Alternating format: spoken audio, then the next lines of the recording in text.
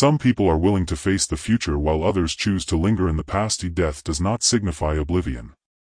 The sun had just slipped below the horizon and the wind carried a chill. Looking up, one could see crimson clouds of fire suspended overhead. Sasuke stood alone upon the Hokage Rock, quietly gazing down over the entire village of Konoha. The wind grew stronger, lifting his silver hair and whipping his black robe in the harsh gusts. From afar he appeared ever more thin and frail. In his youth as a member of the Uchiha, he experienced the extremes of joy and sorrow far too early. Born into a prestigious clan, he had loving parents and an elder brother who cherished him dearly. As the youngest son of the Uchiha family, he was deeply adored by all his clansmen. In his small heart his brother was a sky that would never collapse, under which he could remain forever innocent. At the same time, his brother's excellence deeply stirred him. The innate pride of the Uchiha running in his bones would not allow him to be forever overshadowed by that radiant light. He longed to become stronger and longed even more to see pride flicker in his father's eyes because of him. Thus in his heart he set his brother as the goal he would pursue, and he kept working tirelessly in silence. Yet on an ordinary night everything turned to foam and vanished. That night he lost the parents who loved him, the clansmen who cherished him, and the goal he had always pursued. As a boy he lived on, bearing the agony of annihilation, his heart brimming with hatred, for revenge and for the sake of attaining ever greater power. He did not hesitate to sever ties with the comrades who had been by his side day and night, cutting off all bonds. He defected from Konoha, becoming a rogue ninja, and left with Orochimaru. Even knowing Orochimaru's intentions toward him, he still departed without looking back. From then on he cast all those joyful and pleasant memories into the depths of the water. In his youth, once he had accumulated enough strength, he killed his own brother and avenged the hatred that had consumed him.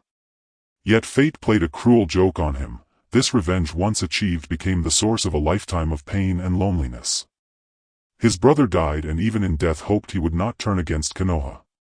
He had lived his entire life driven first and foremost by hatred, only to find in the end that there was no village to return to, no clan, no family, no brother. The true enemy Danzo was also slain by his hand. After personally killing his foe, he drifted for a long time, lost and numb.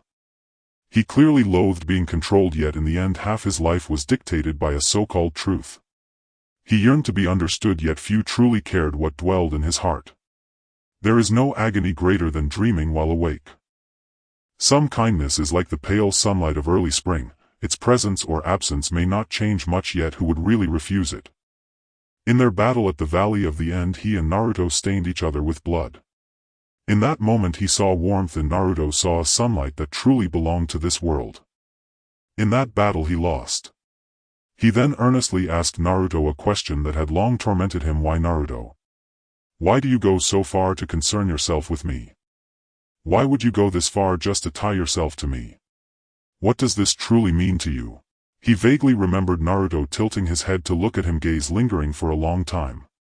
Those bright blue eyes were clear and luminous, reflecting only him. Because we are friends.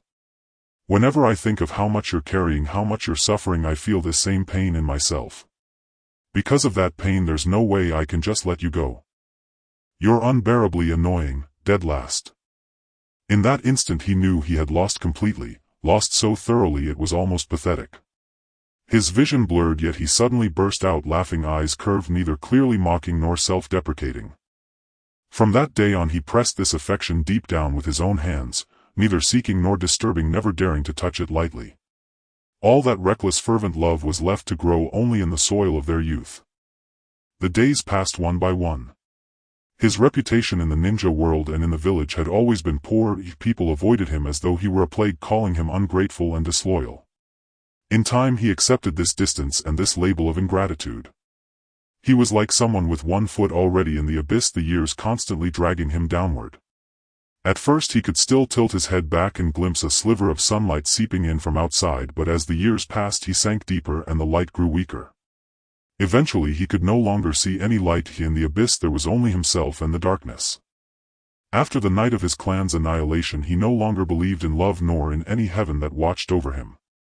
All he wished to pursue was revenge. Yet after suffering countless hardships, breaking free while covered in wounds, stumbling and crawling out of the abyss to exact that so-called vengeance, he found in the end that it had all been for nothing. Though he felt affection for Naruto, that person was too distant, too blazing. Sasuke neither dared nor wished to draw near. Even the sun will burn you if you merely gaze at it. It may be warm, but it is also blinding.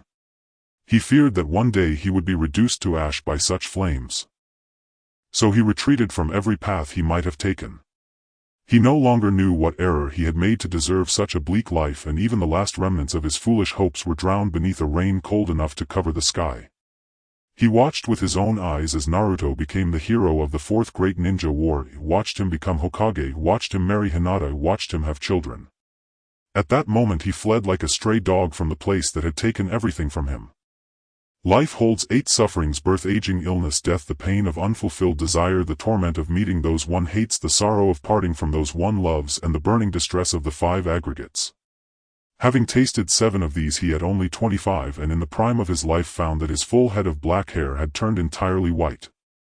In the end, time had worn away all the sharp edges of the boy he once was. Recently Naruto's urging had grown ever more insistent, and there were matters he needed to convey face to face. After 8 long years, Sasuke was finally compelled to step once more onto this long-forgotten land. It felt like another lifetime to him. This place was so strange he could scarcely recognize it. Suddenly a sharp pain lanced through his heart. His body swayed, he bent over and coughed a few times, a trace of bright red slowly seeping from the corner of his lips. He lifted a hand and wiped away the blood. Years of constant battle, the excessive depletion of chakra, the toll taken on his life, and the strange energy of the Kagaya clan had all driven his body into premature decline. At first it had been only occasional pain in his limbs, then the gradual failure of his kidneys and lungs, followed by severe bouts of coughing blood and stabbing pains in his heart. These were harbingers of death. No one understood better than he what they meant. Sasuke did not fear death, he was merely greedily unwilling to leave before bidding farewell in person to the dear friends and teachers of his past. Once everything was settled, he thought it would likely be his time as well. Drawing his robe tighter around himself, Sasuke leapt down from the Hokage Rock. The wind howled past his ears, and in the deep pool of his heart, silent for so long, a faint ripple finally appeared. "Hey! Long time no see, Sasuke." Just as his feet touched the ground, a voice lazy to the extreme sounded from behind him, familiar yet tinged with strangeness. Even after 8 years the owner of that voice still spoke in the same languid, unmotivated tone. Without turning, Sasuke already knew who it was. He parted his somewhat parched lips and rasped, "Long time no see, Kakashi-sensei. Well, you recognized me so quickly. You're still the same as back then, not adorable at all." Kakashi leaned against the wall, listless as ever, eyes on the Ika book in his hand, yet still freeing one hand to greet Sasuke. Without his noticing, winter had quietly arrived, and this child had come just as promised. With a soft snap he closed the book. Kakashi lifted his head to survey the student he had once been most proud of. Uchiha were born with black hair and dark eyes. The Sharingan granted them great power, but at the same time altered their nature, making them obsessive and extreme. Looking at the drastic changes in his student, Kakashi's expression stalled. Light flickered in his eyes, anticipation, joy, shock, sorrow, bitterness, helplessness, before it all dissolved into a soft sigh. In this world nothing wounds more deeply than the words utterly powerless. Perhaps they had all been wrong. As his own teacher once said, so long as the ninja system exists in this world there may never be a truly peaceful order. This child had endured far too much pain. For things to reach this point, Konoha, Uchiha Obito, Uchiha Itachi, and this entire era all bore an inescapable share of the blame. Sasuke's transformation was visible to the naked eye. Kakashi opened his mouth as if wanting to say something, but when the words reached his tongue his throat only felt parched and bitter. He closed his eyes and drew in a deep breath. In the end he did not pry. Everyone is entitled to their secrets, he was no exception. What one does not wish to say should not be forced from them. What one wishes to share will be spoken in time. Why waste words and provoke irritation? The two of them strolled unhurriedly along the streets of Konoha, the familiar cries of vendors ringing in their ears. After so many years away, Sasuke felt an unfamiliar sense of ease settle over him. Well now, all these years you never came back to Konoha. That guy Naruto has been nagging in my ear every 3 or 4 days, and only when we got word you were returning did he finally calm down. He was absolutely overjoyed. Kakashi spoke with a helpless air, his whole person looking even more slouched and listless. The exposed, dead fish, I half-lidded as he glanced at the scenery along the street. Look, he said, someone's coming. At his words, Sasuke followed Kakashi's line of sight. Beyond the ebb and flow of dozens of passers-by, he saw a girl with cherry-pink hair walking toward them. Across the crowd his gaze met hers from afar. Though they were at the same flourishing age, he had already begun to walk toward death, while the girl before him had grown her hair long, blooming as brilliantly as cherry blossoms in spring. Her demeanor still faintly retained the air of a young maiden. Sasuke was the first to greet her. It has been a long time, Sakura. Sasuke-kun. Haruno Sakura's voice trembled, her eyes turning slightly hot. She closed them for a moment, drawing in a deep breath, and stared in disbelief at Sasuke's head of silver hair. The joy of seeing him again had already been replaced by mounting worry. Her voice shook as she pressed him, "Is there somewhere you feel unwell? How could you come back without saying a word? Why don't I examine you first?" Genuine concern was what touched people most. Sasuke felt a faint warmth rise in his chest. Seeing her eyes redden with the shimmer of unshed tears, he quickly tried to reassure her, "It's from overusing chakra. Don't worry. I am fine." The slight pause in his words was easily picked up by Haruno Sakura. As the disciple of Senju Tsunade, one of the legendary Sannin and the inheritor of her teacher's mantle in the medical arts, she was now an outstanding medical ninja. Naturally, she could see that there was something different about Sasuke. Sakura clasped her hands together, forcing herself to stay calm. She did not press Sasuke on why he was trying to hide it. Sniffling lightly, she squeezed out a strained smile, her voice hoarse. "Welcome back, Sasuke-kun. Well then, since Sakura is here, I have some matters to deal with, so I'll be going on ahead." His palm was warm as the man's calloused hand ruffled Haruno Sakura's hair. He leaned close and murmured a few words in her ear. Before the two of them could react, there was a soft bang and Kakashi vanished from the street in an instant. After a long separation, young people ought to have a proper talk. He would not intrude. Besides, he trusted this child Sakura. The usually indifferent Uchiha was momentarily taken aback, briefly lost in thought. Faced with Kakashi Sensei fleeing right after they met, he felt more or less helpless, with a faint trace of regret mixed in. Then he suddenly noticed Sakura staring blankly at the spot where Kakashi had disappeared, a faintly unnatural blush on her face. Sasuke was dazed for a moment, then understood and smiled. "So that was it, no wonder. Forgive me for making you laugh, Sasuke-kun," she murmured. Haruno Sakura wiped the tears from the corner of her eyes. Seeing Sasuke staring at her, her face instantly reddened to the tips of her ears, a far cry from her once hot-tempered, violent self. These years the village has developed so quickly. Every so often it changes completely. Those living inside hardly feel it, but people who leave and only return after 3 or 5 months often find it strange. The two of them chatted in fits and starts about their past and the experiences of these years. For the most part Sakura was the one speaking, while Sasuke listened, occasionally replying with a word or two. By the time they reached the base of the Hokage Tower, dusk had faded and night had fully descended. Looking up, they could see the warm orange light spilling from the office windows above. A stray night breeze swept past, ruffling the loose strands of hair on his forehead. Haruno Sakura lifted her head to glance at the Hokage's office, then her steps suddenly halted. She looked toward the man beside her. Reflected in his eyes by the lamplight were things half real, half illusory. Though he stood so close, he somehow felt very far away. She hesitated for 2 seconds, then lifted a hand to tuck a loose strand of hair behind her ear, letting out a faint sigh. "I'm sorry, Sasuke-kun. I can only see you this far. You're going to see Kakashi Sensei, aren't you? There is no need to apologize. If anyone should apologize, it should be me. Thank you for walking this way with me, Sakura." At his words, Sakura's face flushed red in an instant. She opened her mouth wanting to refute him, but after a moment's hesitation she silently lowered her head and bent at the waist. "Pardon my rudeness." With that she turned and walked away quietly. She had barely taken a few steps when Sasuke's voice called after her from behind. "Sakura. Is there something else, Sasuke-kun?" She turned back to see Sasuke standing in the dim light, the interplay of light and shadow tracing the tall lines of his figure. For a brief instant as Sakura looked at him like this, she felt that he had not changed much at all. Something that flowed from his very bones was no different from 8 years ago. A cold wind blew past, damp at its edges, lifting the long cherry-pink hair of the girl. Sakura did not make a sound to disturb him. After a long moment Sasuke said heavily, "I'm sorry." Though the words came without beginning or end, the girl froze where she stood. Her mouth fell open at a loss for what to say. All she could hear was the thudding of her own heartbeat. In that instant it felt as if the entire world had come to a standstill. After a long time a dazzlingly bright smile bloomed across Sakura's face. "There's no need to apologize. In fact, I've always wanted to thank you face to face, Sasuke-kun. Thank you for teaching me how to be brave, even if all I ever chased was only your back."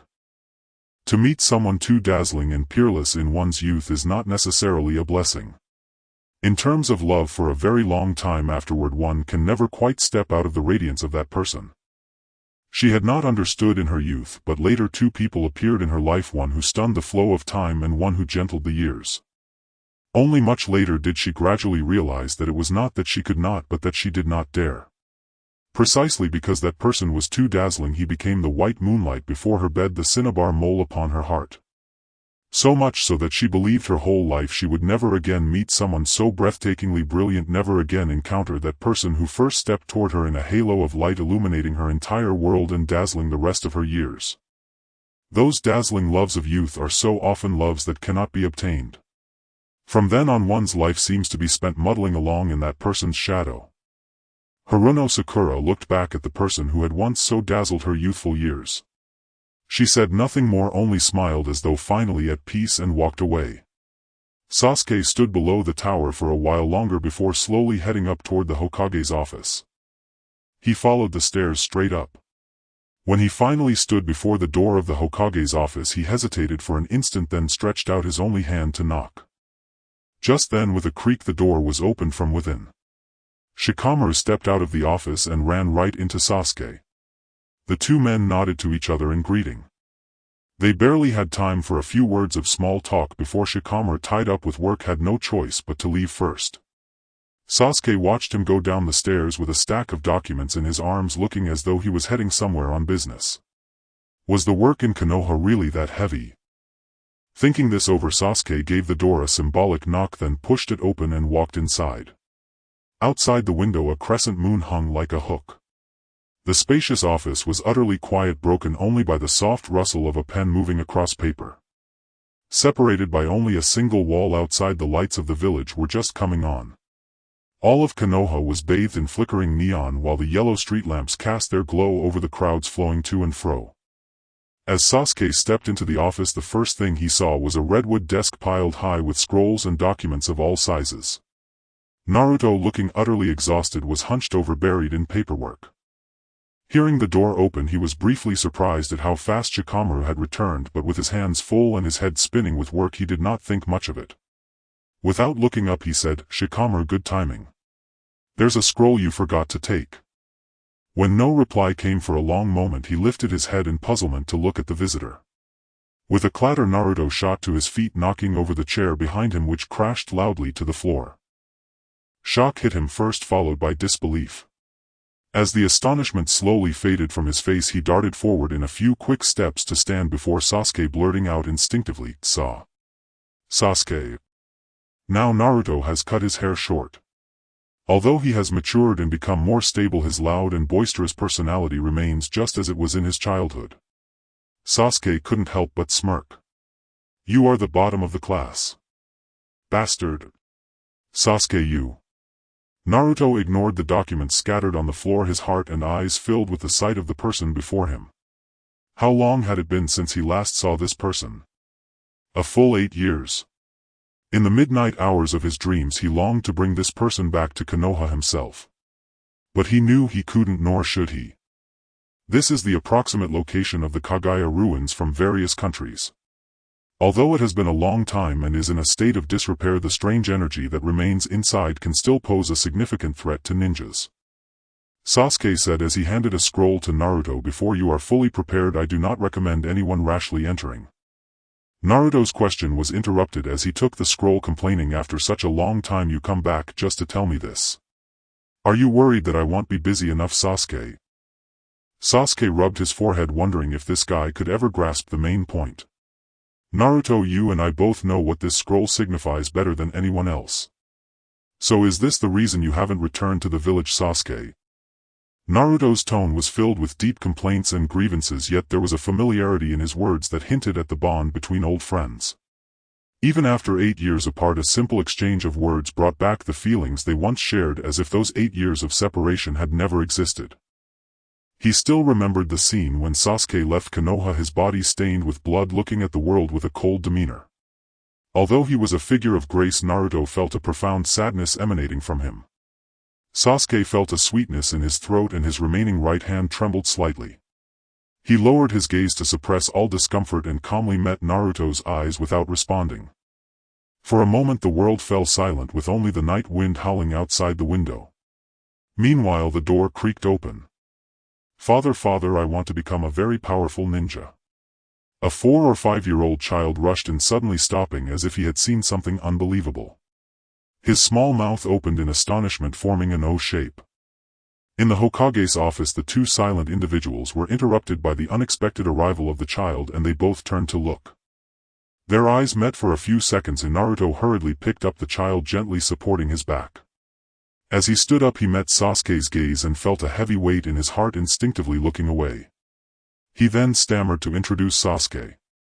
This is Boruto, my child. When Sasuke saw the child, apart from his initial surprise, he was left with indifference. There was no heart-wrenching reaction as he had imagined. He had already let go, leaving only a bond that was hard to sever. Boruto leaned on his father's shoulder and turned his head. His eyes, so similar to Naruto's, were filled with childlike wonder as he looked at the dark-haired Uchiha. In a sweet voice he pointed at Sasuke and asked, "You are the ninja uncle in my father's photo, right? Can you teach me ninjutsu?" After he finished speaking, he gazed with eager anticipation at the person exuding an aura of strength. When he saw Sasuke staring at him without agreeing, the child's excitement gradually waned. He reached out his soft fingers to tug at Sasuke's bangs, giving them a gentle shake. Sasuke instinctively wanted to step back but was firmly held back. Allowing Boruto to tug at his hair, he looked at the exquisitely delicate child and unconsciously softened his expression, reaching out to ruffle the child's golden hair. "Wait until you grow up. You are still too young now." It was a promise that couldn't be considered a promise, for no one understood his current situation better than he did. Upon receiving the answer, Boruto's face lit up with joy. Though it was just a promise, it was enough for him. He opened his mouth as if to say something, but Naruto interrupted him first. "So Sasuke, when are you getting married? I'm super worried about you being out there alone all these years."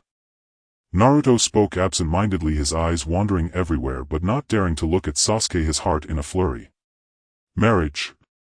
Sasuke's gaze shifted to the window where the night view of Konoha was peaceful. It was a scene he hadn't seen in a long time, filled with the lights of countless homes, the bustling human world, and something Naruto wished to protect for his entire life, yet he had no home. "Do you hope that I will get married, Naruto?" "Of course I hope so." As he said this, Naruto felt a bit guilty, but recalling the situation caused by Itachi and Konoha, the guilt that should have been there slowly turned into confidence. He said, "I just think you should settle down, Sasuke. I've often thought of you leaving with Orochimaru without a second thought. Every time I think of you out there unrestrained and reckless, I worry. So please stay, Sasuke. I don't want you to leave again." After saying this, Naruto looked at Sasuke with eager anticipation. That gaze was so focused that for a moment Sasuke felt that perhaps Naruto had a slight fondness for him in his heart. The silent stare was something he had pondered over for so long, whether it was a foolish fantasy or a self-indulgent thought. Was the bond in Naruto's eyes too intense, making it easy for someone to misinterpret? "Naruto, you should go back." When he said this, Sasuke's expression was calm and the softness in his eyes gradually faded until they became as still as a pond. It was too late, everything was too late. In the next moment he disappeared straight from the Hokage's office. SAS. Suk. Naruto stood frozen in place, his outstretched hand stiff in midair. He stared blankly at the spot where Sasuke had vanished, reflecting on that resolute figure as a sense of emptiness filled his heart. An indescribable melancholy spread within him and he vaguely felt as if he had lost something. Father, mother is still waiting for us downstairs. You need to hurry. Boruto tugged at Naruto's hair looking as if he had suffered a great grievance urging him to go downstairs. The pain on his head instantly snapped Naruto out of his reverie. Ouch, Boruto, let go. He peeled Boruto off himself, grabbing him by the back of his collar and lifting him up. Without pausing to ponder why he felt melancholy, he cast it aside. The wind stopped, the clouds dispersed. As he stepped out of the Hokage building, a woman was quietly waiting under a distant street lamp. Naruto walked a few steps closer and scratched his head. Hinata, why are you here? I mean, why did you think of coming to pick me up today? Don't get me wrong, I just wanted to ask. Naruto felt like he was stumbling over his words. As he looked into Hinata's eyes, he found it increasingly difficult to continue, his heart filled with mixed emotions.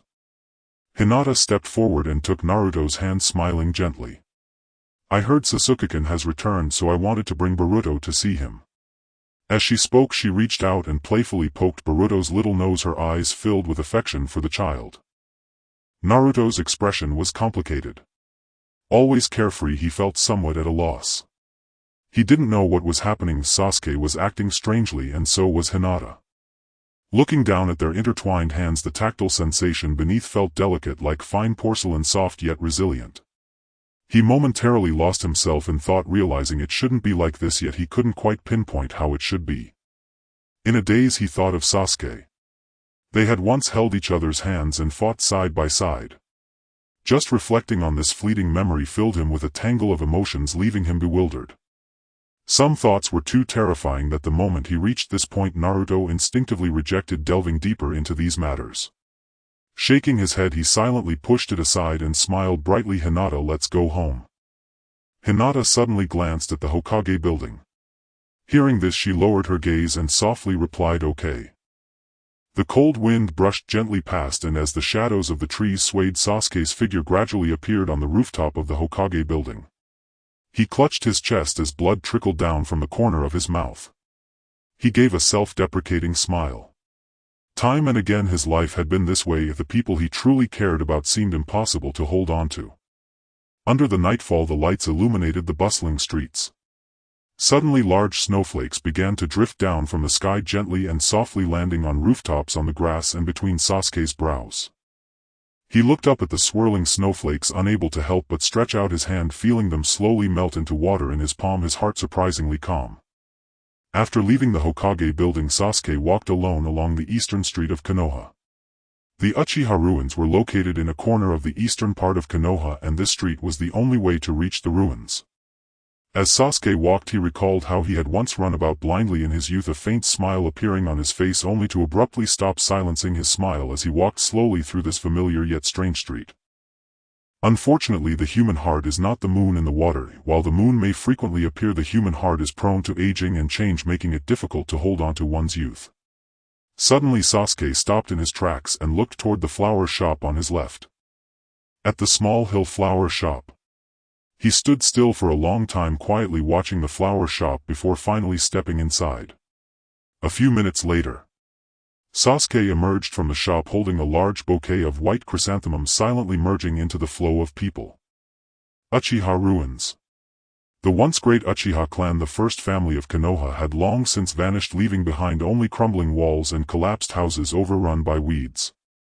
As he walked through the ruins, it felt as if a piece of his heart had been hollowed out, unable to recognize where had once been his home. Sasuke walked quietly, and with each step joyful memories flashed in his mind, each scene contrasting sharply with the present desolation repeatedly tormenting his already battered heart.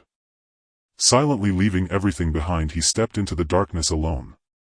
The deepest part of the ruins was the resting place of the Uchiha clan, and he squatted before his parents' gravestones, gently placing the bouquet down and reaching out to caress the cold stone, thinking that it wouldn't be long before he would reunite with them.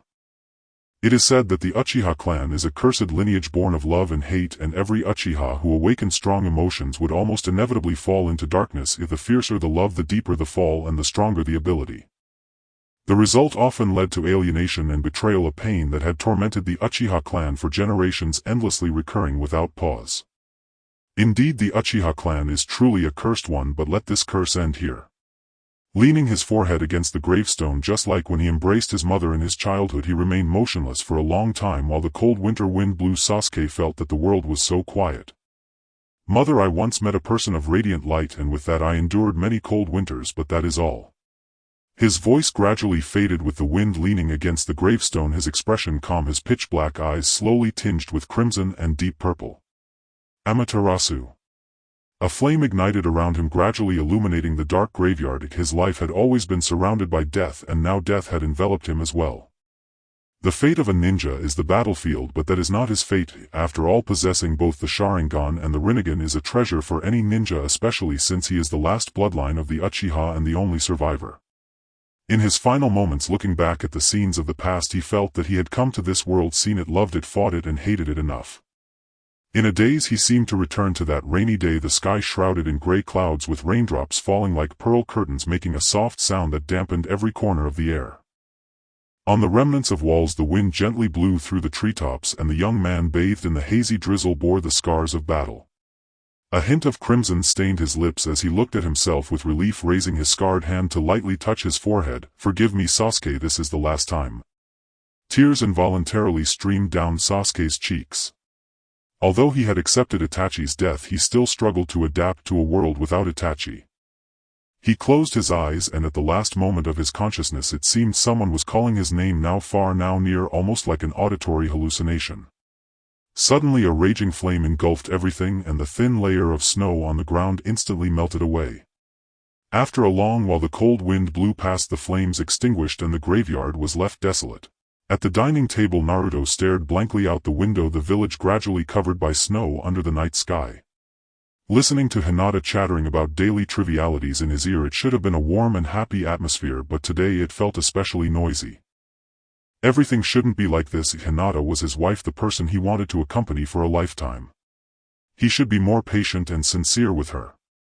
Seeing Naruto remain motionless with chopsticks, a worried expression on her face as she stared out the window, was she worrying about Sasuke-kun? Her hand subconsciously clenched tightly, her heart tightening. Couldn't he just keep watching her? She reached out to smooth his tightly furrowed brows, her eyes filled with worry and unease. Naruto. Is something wrong? I'm fine, don't worry. His words abruptly stopped. Naruto, take me to see that little brat from the Uchiha clan. The voice of Kurama suddenly echoed deep within his consciousness. Naruto's pupils tightened. Is something wrong with Sasuke? He instinctively asked, feeling an inexplicable unease in his heart. Whenever it came to matters regarding Sasuke, Naruto would become different, stubborn and single-minded. Even if he hit a wall, he wouldn't turn back. No one understood Naruto's situation better than the Nine Tails. When that little brat from the Uchiha clan defected from Konoha, Naruto would rather see that brat's limbs broken than let him go, even if it meant using the power of the Nine Tails to bring him back to Konoha. Looking back, Kurama couldn't help but feel a pang of emotion. If their bond had probably long surpassed mere friendship. With Naruto's obsession with Sasuke, if it were himself, the Nine Tails could only feel a chill run down his spine, an inexplicable sense of dread.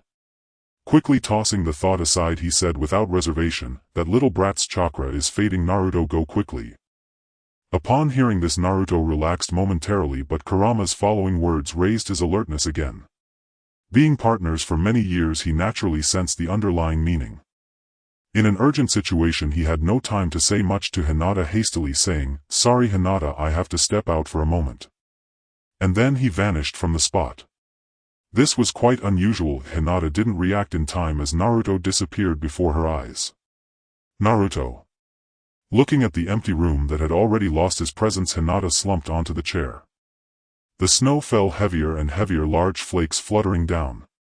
Naruto swiftly moved between the houses, sensing Sasuke's chakra like a dying flame ready to extinguish with the slightest misstep. At this moment his unease reached its peak, as if something was slipping away from him, leaving his heart empty. As the strongest force in the ninja world, he clutched his chest and stumbled forward like a child, disregarding everything. Suddenly he sensed something and looked up. That direction was the Uchiha ruins. The journey did not take long, but for Naruto it felt like the longest road he had ever walked. When he arrived at the graveyard, disheveled and breathless, he saw a solitary figure standing quietly before the two gravestones in the center of the graveyard, buried by the wind and snow. that was Sakura. Naruto rushed through the gravestones to Sakura's side, looking at the person standing there alone. His eyes. Were they crying? Sakura. A sudden panic surged within him. Who was he? Too late. In the year of my 63, Sasuke opened his eyes. Sunlight streamed into the classroom through the transparent glass, reflecting a halo off the pristine white walls. A gentle, refreshing breeze brushed against his cheek, and the fragmented chatter of boys and girls reached his ears. Naruto, sit properly. Why is it that only our teacher from Team 7 hasn't arrived yet? The other groups are with their new teachers, and even Iruka-sensei has left. How would I know?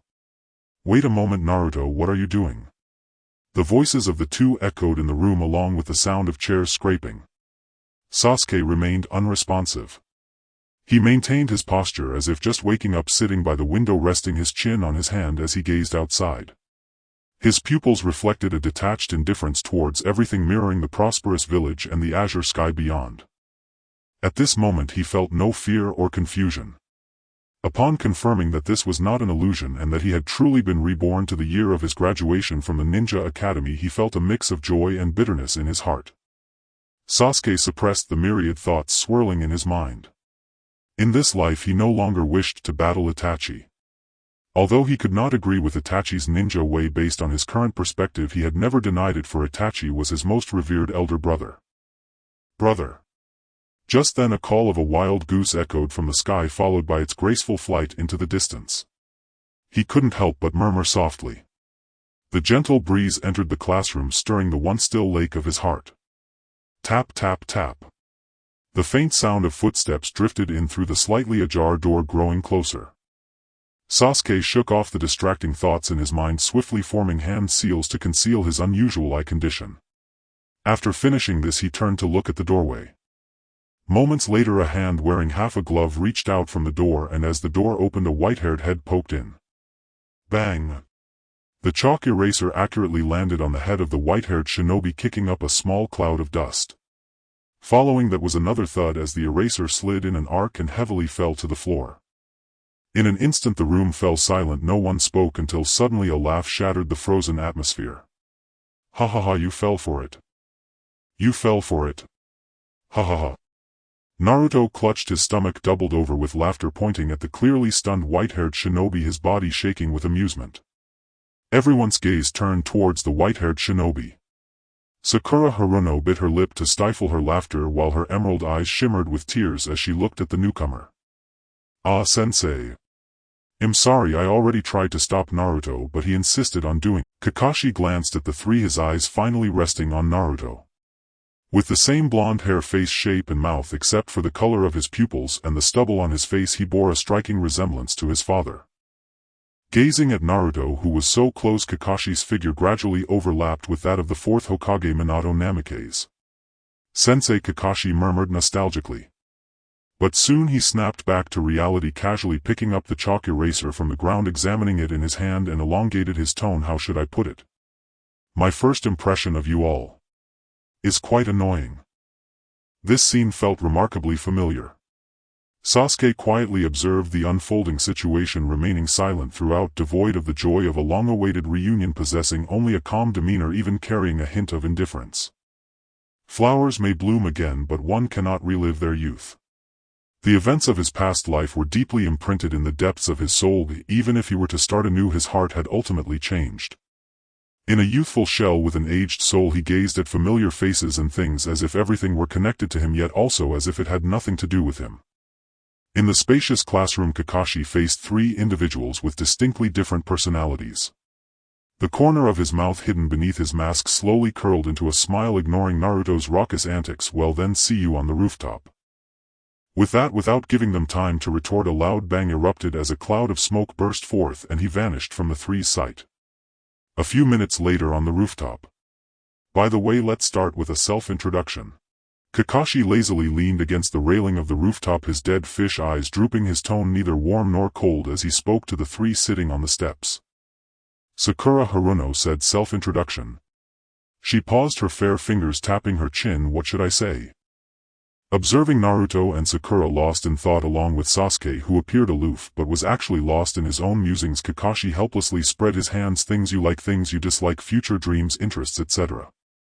That's about it. Wait a moment. I feel like it would be better if the teacher introduced himself first. Naruto sat cross-legged, gripping his ankles, looking up with squinted eyes at the white-haired shinobi who radiated a sense of unreliability. Me. Kakashi pointed at himself with an air of nonchalance. My name is Hatake Kakashi. As for what I like and dislike, I don't want to tell you. Upon hearing this, Sakura rolled her eyes and whispered to the two beside her, what is this? In the end, all we know is his name. How is that any different from saying nothing at all? Naruto wholeheartedly agreed with Sakura's words, nodding in agreement. Yeah. Sasuke did not participate in their discussion. He quietly watched Kakashi, who still had one dead fish eye open, appearing utterly disinterested. If someone unaware encountered this guy, unless they saw his ninja forehead protector, they would surely doubt whether he was truly a ninja. Kakashi crossed his arms against the railing, reminding them, now it's your turn. Before anyone could speak, Naruto shot up his hand, eager to answer. Me. Imuzumaki Naruto. What I like is instant ramen, but what I love even more is the Ichiraku ramen that Iruka-sensei treats me to. What I hate is waiting 3 minutes for the ramen to cook. My interest is competing with others in eating ramen, and my dream for the future is to surpass the Hokage. As he spoke, a confident smile graced Naruto's face, completely undeterred by the harsh words of the villagers. Watching such a Naruto, Sasuke felt a momentary daze, as if he were seeing that guy who had already become the 7th Hokage, equally radiant and brilliant. I see, no wonder he's the teacher's son. Kakashi said with a look of satisfaction, then his gaze turned to the only girl among the three. Alright, next. Upon noticing the attention, Sakura Haruno didn't feel shy at all. Instead, she winked at him, her eyes filled with joy. My name is Haruno Sakura. As for what I like, or rather who I like is... She glanced at Sasuke in the distance, then quickly lowered her head, her fair face flushed with an unusual redness, twisting the hem of her clothes shyly. As for my interests, my dream for the future, the person I dislike is Naruto. The girl's words struck Naruto deeply, as being told by the girl he liked that he was someone she despised was a significant blow for him, who was just beginning to understand love. Sasuke folded his hands in front of him, a smile curving at the corner of his lips. It was rare to see Naruto in such a predicament. As for the girl's affections, even if given another chance he could never accept it, so he chose silence. Kakashi leaned on one elbow, observing the scene before him, pondering. For girls at this age, love seems to be more important than ninjutsu. The last one. As soon as the words were spoken, all eyes focused on Sasuke's face. After a few seconds of silence, Sasuke finally spoke amidst the burning gazes, his voice soft and hoarse. My name is Uchiha Sasuke. There are many things I dislike and nothing I particularly like. My dream is to become stronger and to find that man. He was supposed to be a vanishing spirit reborn in this era due to a twist of fate. Killing those enemies and protecting his only family member were the things he most wanted to do upon his return. Though he had come to terms with the past, Itachi's death was like a storm, leaving him in a lifetime of solitude. Sasuke, you. Naruto murmured softly, feeling that this version of Sasuke was extremely unfamiliar. Clearly it was still the same person, yet it felt strangely different, as if something had changed.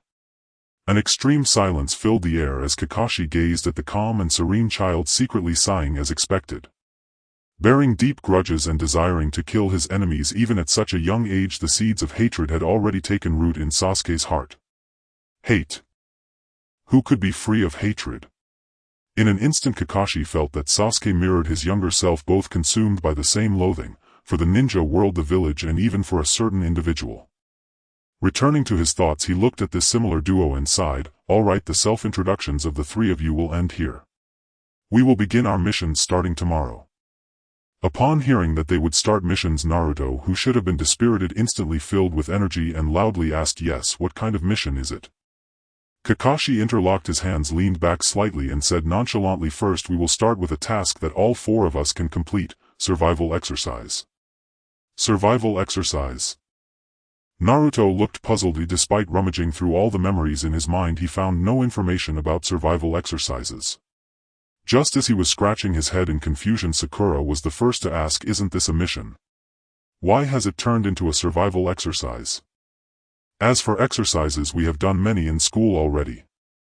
Realizing that one or two were misunderstanding and mistook the minor skirmishes in the ninja school for this exercise, Kakashi's gaze grew sharp as he stared at the three, reminding them this is not an ordinary exercise. Although Naruto was somewhat slow to react, it didn't mean he was foolish. He immediately raised his hand to ask, "Then what kind of exercise is it?" "I think you should be prepared to drop out," Kakashi said calmly. "Among the 27 graduates, only 9 will be recognized as genin, while the remaining 18 will have to return to school for further training. This means that this exercise will have an elimination rate exceeding 66. His tone wasn't harsh, but each word carried a threatening weight, echoing in everyone's ears. Naruto, who almost didn't graduate from the ninja school, felt as if he had been struck by lightning upon hearing Kakashi's words, his entire demeanor flaring up like a cat whose fur had been ruffled, shouting, "How can this be? I worked so hard. So why is there a graduation exam?" Kakashi replied, "Well, that's just to select those who might become genin. In any case, tomorrow at Training Ground 7 I will assess whether you qualify. Remember to bring your ninja tools and gather at 6 in the morning." The four stood three-seated. The atmosphere was very calm, yet something peculiar and indescribable brewed in the air. Looking at the three lost in thought, Kakashi yawned and was about to leave. Just as he stepped out, he suddenly paused, turned to glance at the three and smiled faintly. "All right, dismissed." Saying this, he turned his back to everyone, waved his hand, and leaped directly onto the distant rooftop, not looking back as he added, "Oh, remember not to eat breakfast, you'll throw it up." Naruto remained in place watching Kakashi leave. After he completely disappeared, he lamented, "What is this all about?" Sasuke, with his fingers crossed, remained silent. A gentle breeze swept by, bringing the scent of fresh air and sunlight. He closed his eyes, letting the lazy moments flow through his fingers. After a while he hoarsely said, "I have things to do, see you tomorrow." Rising, he glanced at the other two before turning to leave the rooftop. Just as he took a step forward, Sakura quickly stepped in his way. "Sasuke-kun, let's discuss tomorrow's exercise first." Though she said her beautiful eyes were fixed on him, direct and heated, clearly showing her ulterior motives, completely ignoring the ninja standing beside her. "Sorry," Sasuke said. Sakura didn't quite catch on what. "I have things to do." Sakura was stunned, watching Sasuke furrow his brow, and after a long pause he slowly added, "You and Naruto discuss. He'll try to cooperate with you in the morning." Sasuke had always been someone of few words, and this was already his limit. Naruto, who had felt a bit displeased seeing Sakura deliberately stop Sasuke while ignoring him, instantly became excited and shouted upon hearing that he would discuss the exercise with Sakura. Hey Sakura. Shut up, Naruto." Seeing the two about to argue, Sasuke seemed to foresee something, shook his head, and immediately used body flicker technique, disappearing before them. As the sun set, the sky was tinged with an orange glow. Walking through familiar streets under the twilight, from bustling shops filled with people to the deserted and ignored corners, Sasuke finally stepped into the Uchiha clan grounds marked by yellow caution tape. Suddenly his steps paused for a moment, then he continued as if nothing had happened. "It was merely a few mice hiding in the shadows, not worth worrying about." Crossing the caution line, what came into view was no longer the dilapidated ruins, but the buildings unique to the Uchiha clan, uniform and orderly, with red and white clan symbols painted on the walls of each structure. The hometown from his memories had long faded and aged in the sediment of time. Now grown up, he often recalled his childhood, looking through those memories at the familiar faces and the words of concern directed at him. In the midnight dreams he once stood atop Hokage Rock, overlooking the entire Hidden Leaf village, the lights of thousands of homes spread out before him, yet in this vast world not a single family member was in sight. Sasuke walked forward in silence, his youthful face marked by indifference. Perhaps he had never left his hometown, but he could never return home. The shops that once belonged to the Uchiha were long closed, their signs faded, windows shattered, and walls covered in mottled graffiti stained with dirt and dust. This desolate and abandoned site stood in stark contrast to the former prosperity, resembling a distant dream. Rustle, rustle. No matter how long the road is, it has an end. Sasuke stopped, looking up at an old building neglected for years, with peeling exterior walls and mottled bricks. A potted plant at the entrance thrived in the wind, and a large red umbrella stood quietly to one side. A gentle breeze blew by, causing the wind chime under the eaves to chime, and the red umbrella swayed gently as if a couple had once stood beneath it gazing lovingly at their departing child. Ding ding dong. The clear sound of the bell floated up with the wind resonating between heaven and earth. Father, mother. The voice was light-filled with longing yet scattered with the breeze. At the top floor of an apartment in Konoha. After the massacre of the Uchiha clan, the clan's territory was sealed off. As the last surviving member, Sasuke moved into a penthouse apartment. Upon opening the door, he was greeted by a bedroom with a minimalist style, clean and tidy. Everything was neatly arranged, the furniture was sparse, with the bed being the largest piece, and there was a small balcony outside. After leaving the clan's territory, Sasuke returned directly to his apartment, slamming the door shut.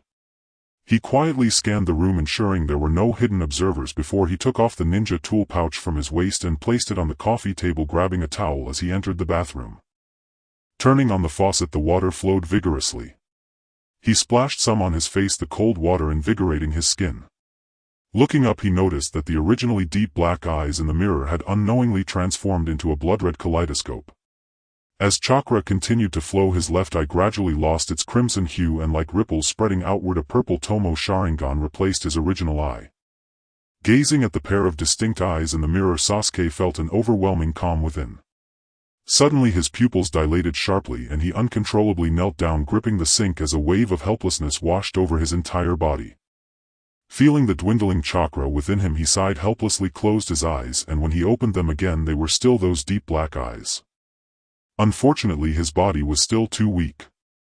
Even with his rich combat experience and the numerous powerful jutsu he had learned, he was unable to perform or keep up with the demands of battle in this frail body.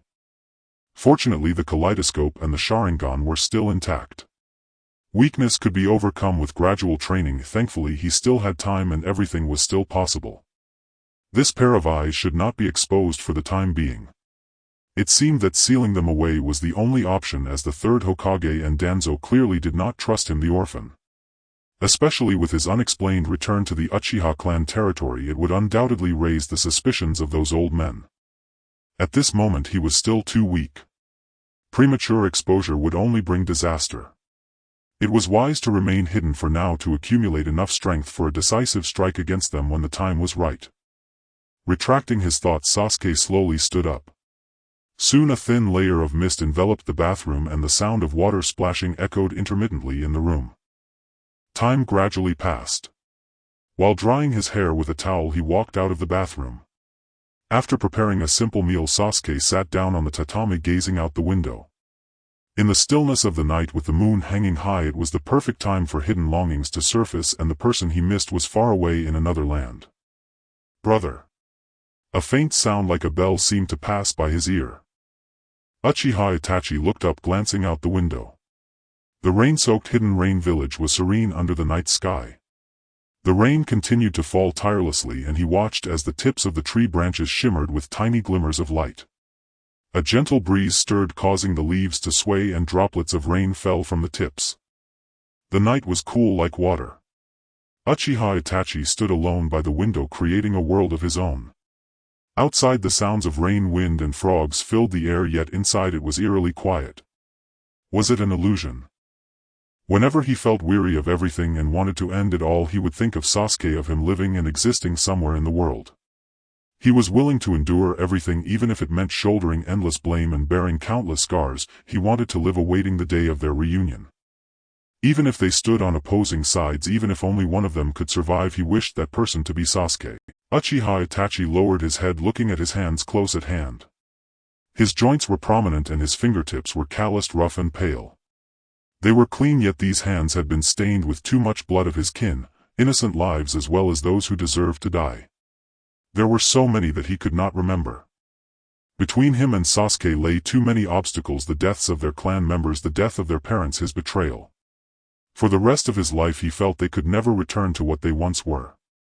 Perhaps that was for the best. Hatred was always better than love. This world was too cruel, with countless filthy things accumulated over time on this land like an incurable affliction. For Sasuke, was he not also a part of that affliction? The next day the morning light gently spilled in, and a hint of pink began to appear on the horizon. The quiet streets remained immersed in tranquility with only the occasional chirp of birds and the rustling of leaves in the morning breeze. Stepping through the morning mist, Sasuke arrived promptly at training ground number 7. He glanced at Naruto and Sakura, who were clearly not in the right state, likely due to not having breakfast after waking up early. Retracting his gaze, he silently sat cross-legged under a tree, closed his eyes and willingly fell into meditation. Sasuke was keenly aware that as long as it wasn't a particularly pressing matter, Kakashi would usually be late with a variety of excuses such as, "I got lost today, I lost my way in life today, I overslept, oh I'm late again, I helped an old lady cross the street today, I was approached by a girl on the road today, I helped an old woman on the road today, I was just helping an old lady carry something." Thinking of Kakashi's unreliable excuses made Sasuke feel overwhelmed, shaking his head to shake off the distracting thoughts. Instead of wasting time, he would rather improve himself first. As the sun slowly rose, dispersing the morning mist, the remaining humidity in the air gradually evaporated and time flowed by quietly. Sunlight filtered through the gaps in the leaves, casting dappled shadows. A gentle breeze passed, and amid the swaying tree shadows a certain late ninja greeted the three without guilt. "Hey everyone, good morning." Upon seeing the newcomer, Naruto and Sakura sitting on the grass instantly broke their composure, pointing at Kakashi in unison, exclaiming, "Too slow." Kakashi smiled, his eyes curving like a crescent moon. "Ah, that's because a black cat crossed my path." Hearing this, Sasuke couldn't help but facepalm. He knew it would be like this. The reason Kakashi was always late was simply that he was living a life similar to Obito's. Many of his habits mirrored Obito's, including being late, and even his excuses for being late were similar. In reality, Kakashi was late because he was reminiscing about Obito at the memorial stone. Looking at Naruto, who seemed somewhat dissatisfied, Kakashi felt no guilt whatsoever. Clearing his throat, he said, "Well, that's it." He took out a set alarm clock and placed it on a wooden stump, staring intently at the three with a more serious tone. "I've set the time for noon. Your task is to snatch these 2 bells from me before noon." As he spoke, he held up the only 2 bells he had, shaking them in front of the three. A gentle breeze blew by, and the pleasant sound of the bells echoed throughout training ground number 7.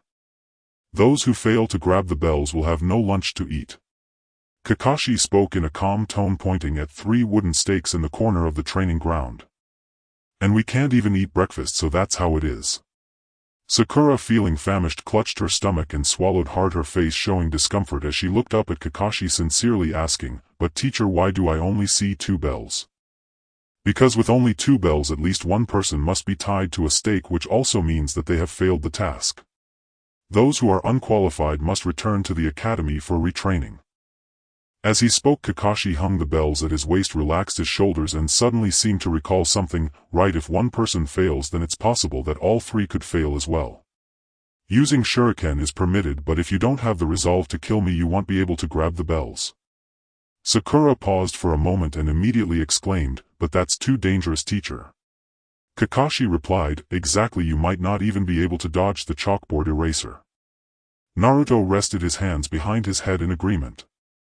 Sasuke remained silent, instinctively tightening his grip on a kunai, his facial muscles tense, his back taut beneath his blue t-shirt like a bowstring pulled tight.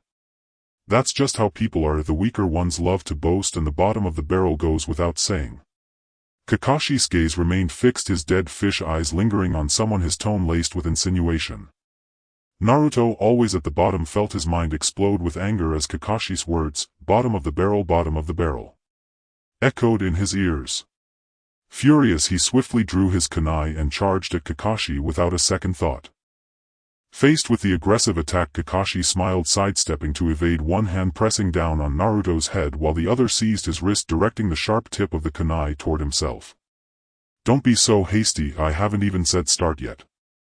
The kunai was just a few centimeters from the back of his head. Naruto shuddered, feeling a chill run down his spine, breaking into a cold sweat. He opened his mouth as if to say something, but Kakashi interrupted him. "It seems you have intentions to kill me. I think I might actually like you all a bit. Let's begin. Ready, set, go." As soon as the words left his mouth, Sasuke quickly vanished from his spot. When he reappeared, he was crouched on a tree in the lush forest, parting the dense foliage to look at the vast training ground where only Kakashi remained. Rustle, rustle. A gentle breeze occasionally blew, creating sounds akin to ocean waves crashing among the leaves. Sensing the chakra around him, Sasuke was momentarily taken aback, then raised his head to scrutinize Naruto hidden among the trees, his gaze filled with undisguised astonishment. Realizing that something was about to happen, a chill shot through him and his body involuntarily trembled as he swiftly formed hand seals, shouting, "Shadow clone technique." With a bang, two identical copies of himself appeared beside him.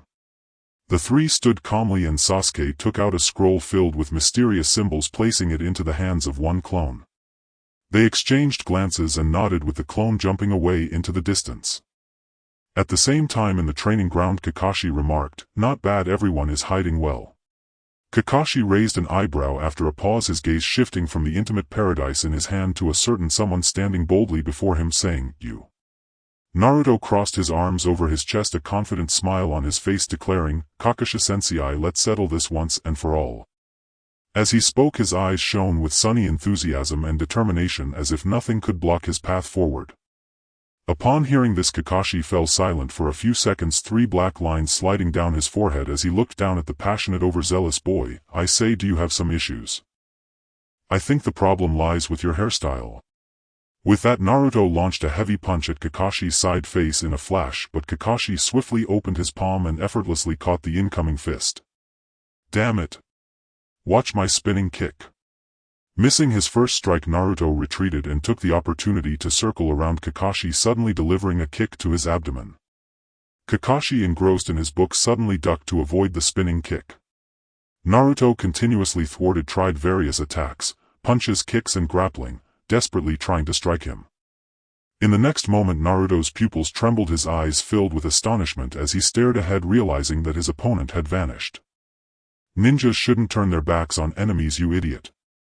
Kakashi's indifferent voice rang in his ears, causing alarm bells to go off in Naruto's mind. His lips trembled slightly as he felt a tightness in his throat, unsure of what to say. "Kakashi, the strongest secret technique of the Leaf Village, 1,000 years of pain." Sasuke, fire release.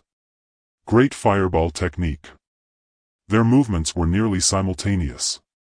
A wall of fire shot up between Naruto and Kakashi in an instant. Kakashi squinted, surprised as he halted his actions. After all, a genin shouldn't possess such ninjutsu, as their chakra isn't sufficient to perform it. What a super idiot. Sasuke muttered under his breath, glaring at the bewildered Naruto still standing in place. Frustrated, he let out a huff and resigned appeared beside him, yanking his collar and swiftly disappearing from the open area. Even with the fire wall between them, Kakashi kept his eyes on the actions of the two, finding it quite interesting. Just as he got up, he heard a whistling sound from behind him as a kunai flew past his ear. Before he could react, a second kunai followed, shooting straight for his chest. In a flash, Kakashi's expression changed and he spun around, kicking the kunai away midair. Seeing his agile movements, Sasuke, hidden in the shadows, wore a faint smile, thinking now's the time to act. Dozens of white lights shot towards him. Kakashi hurriedly ducked to avoid a kunai, but suddenly felt a sharp pain in his chest. Looking down, he frowned as he found two kunai lodged deep in his chest, protruding by 2 or 3 inches.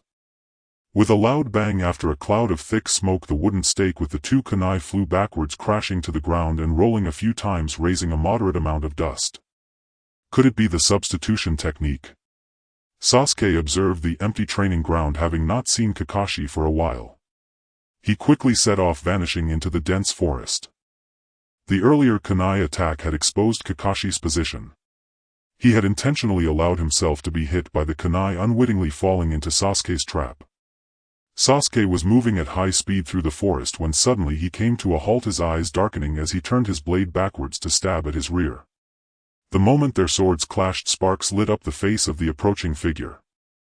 Kakashi smirked, asking, "Sasuke, are you looking for me?" The bushes rustled with the footsteps of the newcomer. Sasuke turned in response to the sound, and before Kakashi could speak again, he delivered a powerful kick to the person approaching. Thud. The mighty impact knocked down a giant tree that 2 people were embracing. Kakashi turned his face to dodge, looking at the giant tree that took the hit for him, instinctively retracting his smile. "It seems you are prepared to kill me." Sasuke did not answer, not giving him a moment to breathe.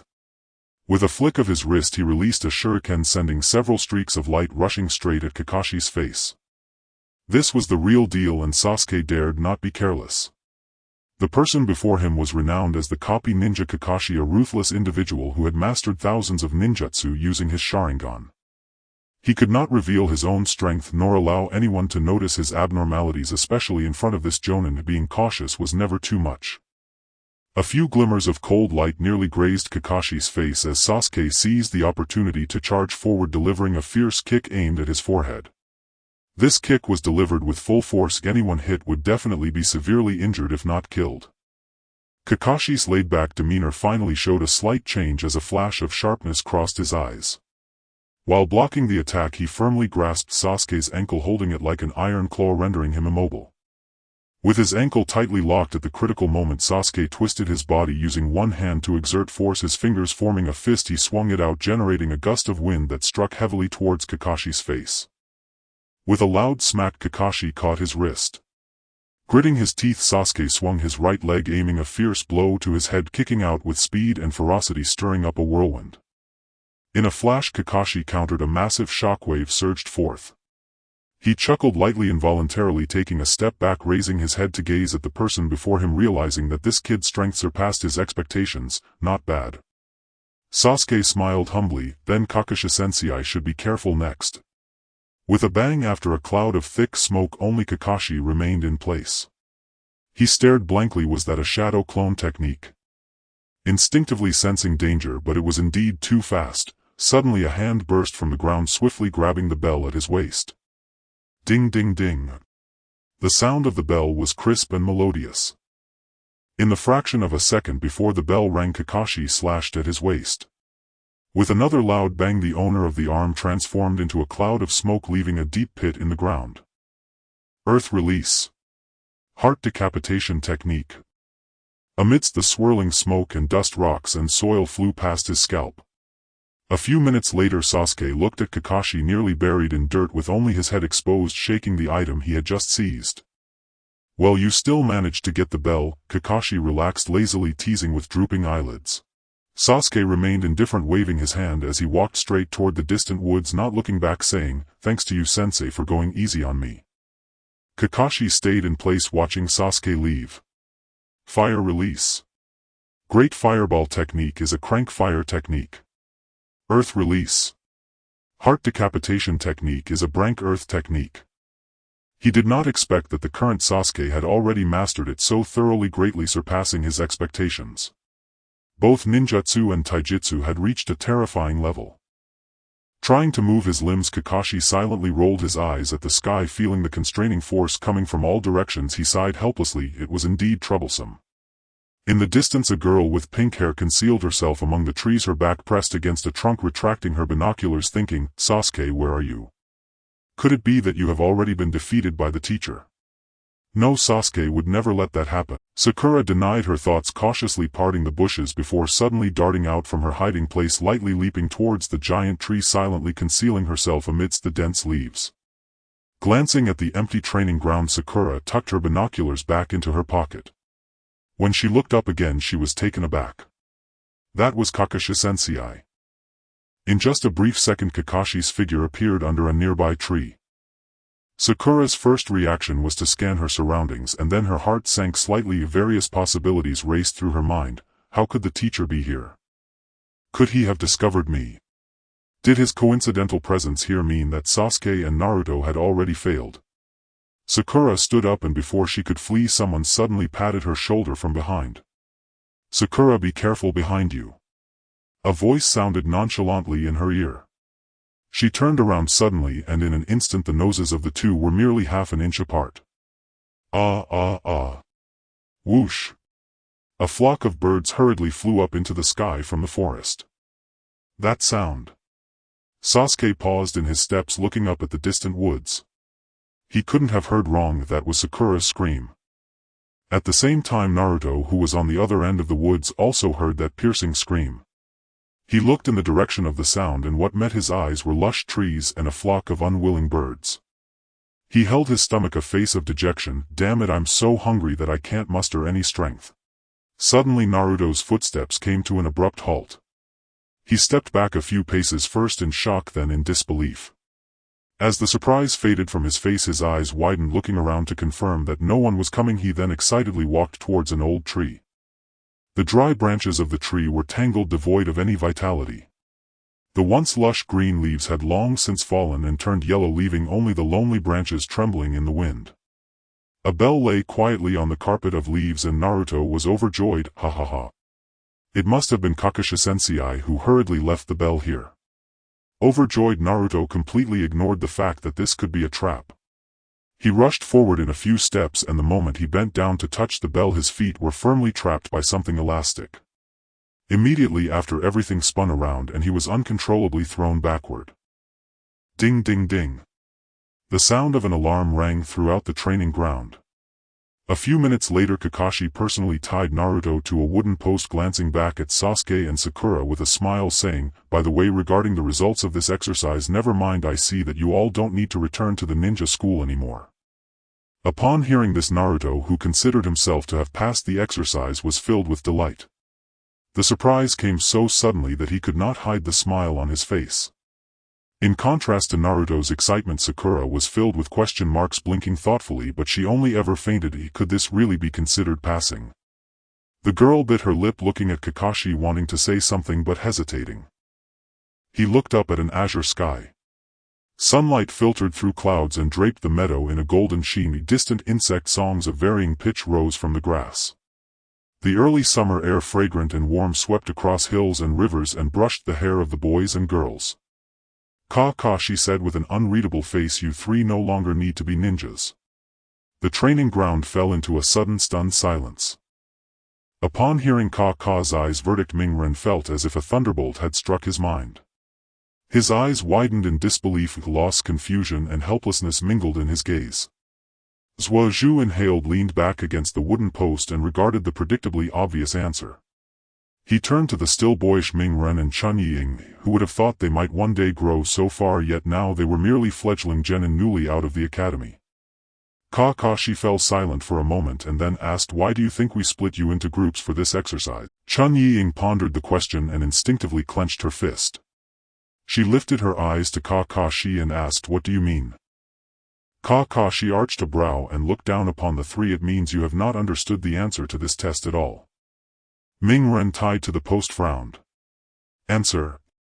"Exactly, the answer that decides whether you pass this test." Chun Ying said in puzzlement that she had been about to ask that very question earlier.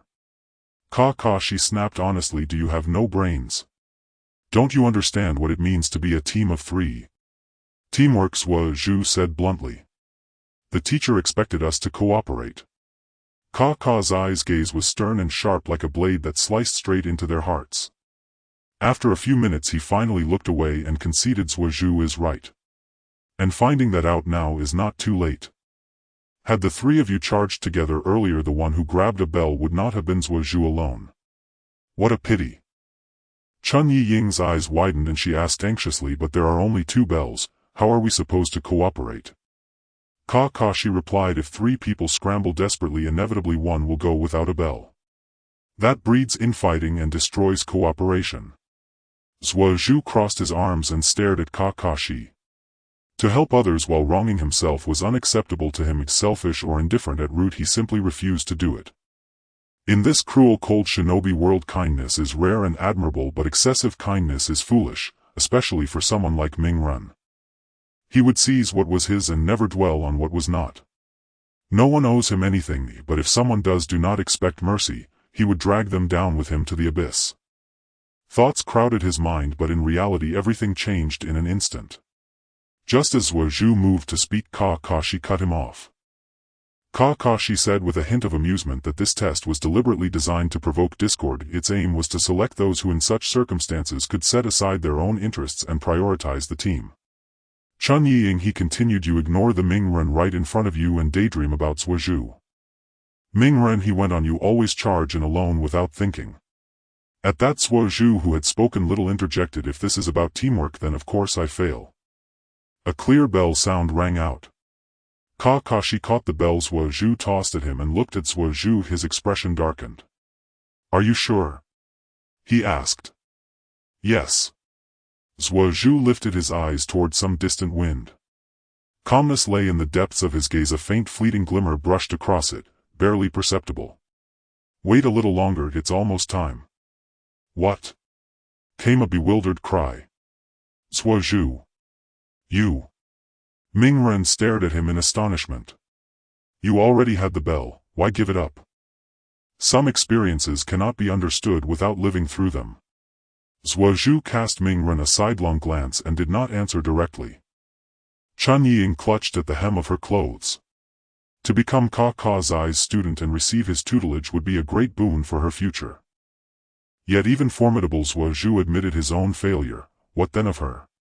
After a moment's struggle, resolve filled her eyes and she bowed deeply to Kakashi. Teacher, my strength is the weakest among the three. I should be the one to return to the academy. Mingren looked up in shock at the Chun Ying standing in the sunlight so different from before. He felt with sudden clarity that something quiet and inexorable was changing, and he neither could nor wished to stop it. At last someone had acknowledged him. Though he did not want to disappoint Lu Ka, he would not deceive his own heart. He turned to Kakashi with uncharacteristic seriousness and said, I will also return to the academy even if I remain a genin for life. Zai's eyes were cold as a winter lake, icy fathomless. He watched the three of them with an impassive calm that carried beneath it a faintly fierce undertone, as if some sudden flash of bloodlust might erupt at any moment. Is there anything else you wish to say? When Kakashi released that barely concealed killing intent, a heavy pressure washed over them, making their skin crawl. Chun Ying's face tightened, her heart pounded. She gripped her fists and met his gaze as if facing a savage beast. Cold sweat beaded on her brow and ran down, dampening a lock of hair at her temple. Mingren's lips went pale. He averted his eyes in panic and spoke in a tremor, but... The sky that had been clear and bright darkened as if in a breath. Thunderclouds rolled in and covered the sun. Zhuozhu having glimpsed scenes of carnage before, faintly scented blood in the air. A flock of crows circled above, their harsh cries rasping through the air and making the skin prickle. As Kakashi stepped closer, Zhuozhu's composed expression finally shifted. He instinctively tightened his hand around the kunai at his waist and let his bangs fall to partly conceal his sharp eyes. Even though he knew Kakashi would not strike, he felt threatened. Time seemed to freeze until the tense atmosphere reached an absolute stillness. Then Zai's voice, laced with amusement, reached their ears. You are all qualified. Mingren froze where he stood, eyes wide, disbelief stamped across his face. His mind thundered. He had passed. He had truly passed. Chun Ying breathed out in relief and asked in confusion why. Kakashi answered, because the children before you were obedient kids with no independent thought. Ninjas must judge calmly and rationally. Those who break the rules and ironclad laws of the ninja world are deemed worthless. However, those who fail to value their companions are even worse failures. As he spoke, Kakashi looked up into the distance, his eyes still filled with mirth, as if in contemplation, yet also carrying an endless sense of longing. The gray sky suddenly cleared and sunlight poured through the clouds, bathing the earth in warmth.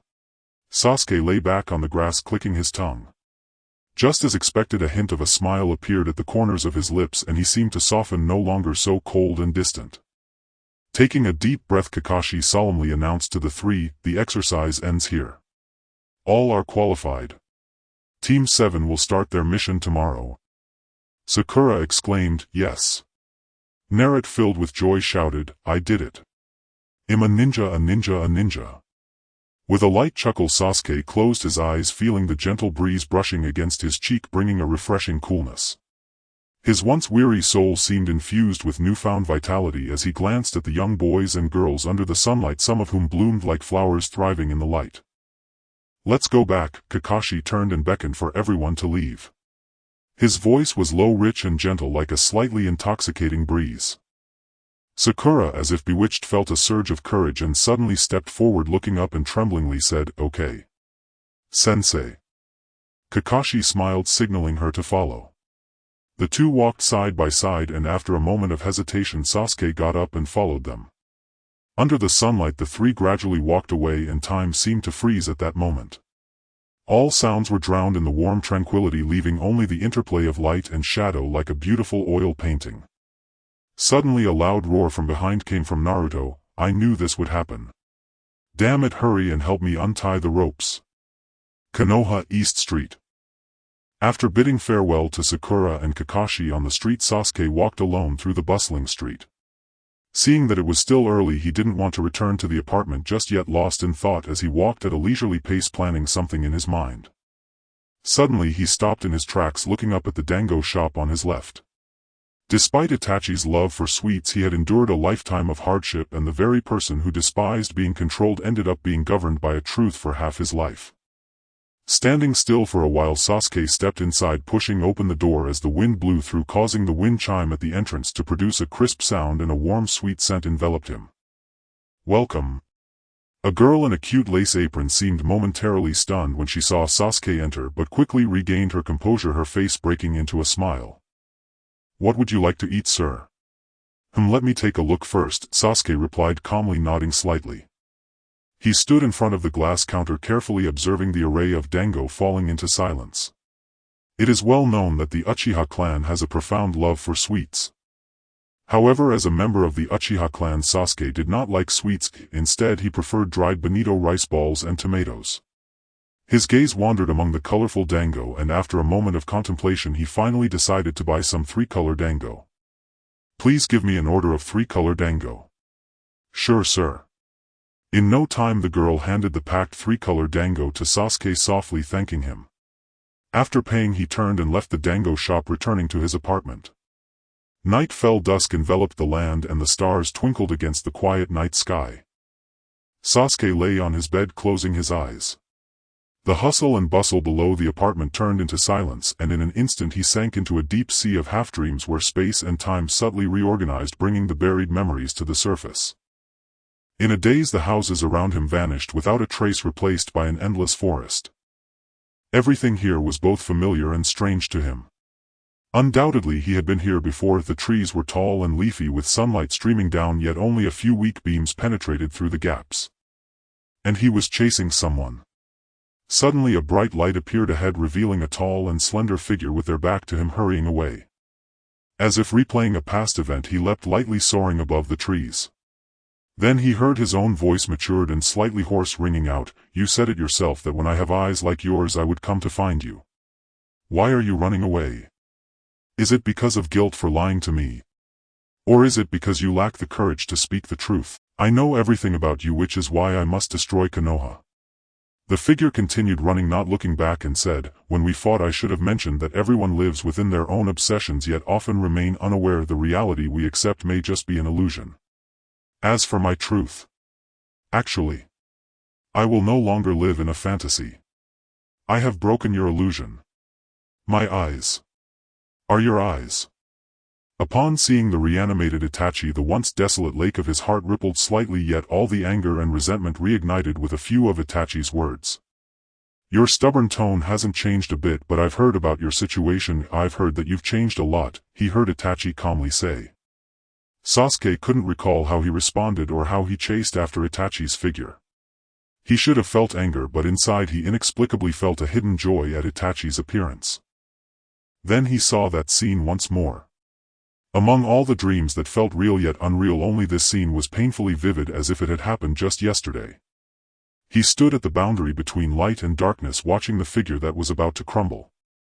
However, he could not step forward, could not approach. Even a distant glance felt like a rare luxury. Goodbye forever, brother. As the technique of reanimation was undone, those who were reanimated had their souls gradually detached from their bodies. Itachi gazed at Sasuke with blurry eyes, struggling to control his wavering body as he stumbled toward him. "It's not too late. I can feel my consciousness fading. Before we part, I want to tell you the answers you've been seeking. I no longer need to lie. On the night we parted, what I did was, as Afei and Danzo said, to let you see the truth of everything." Itachi suppressed the myriad thoughts within him, slowly closing his eyes.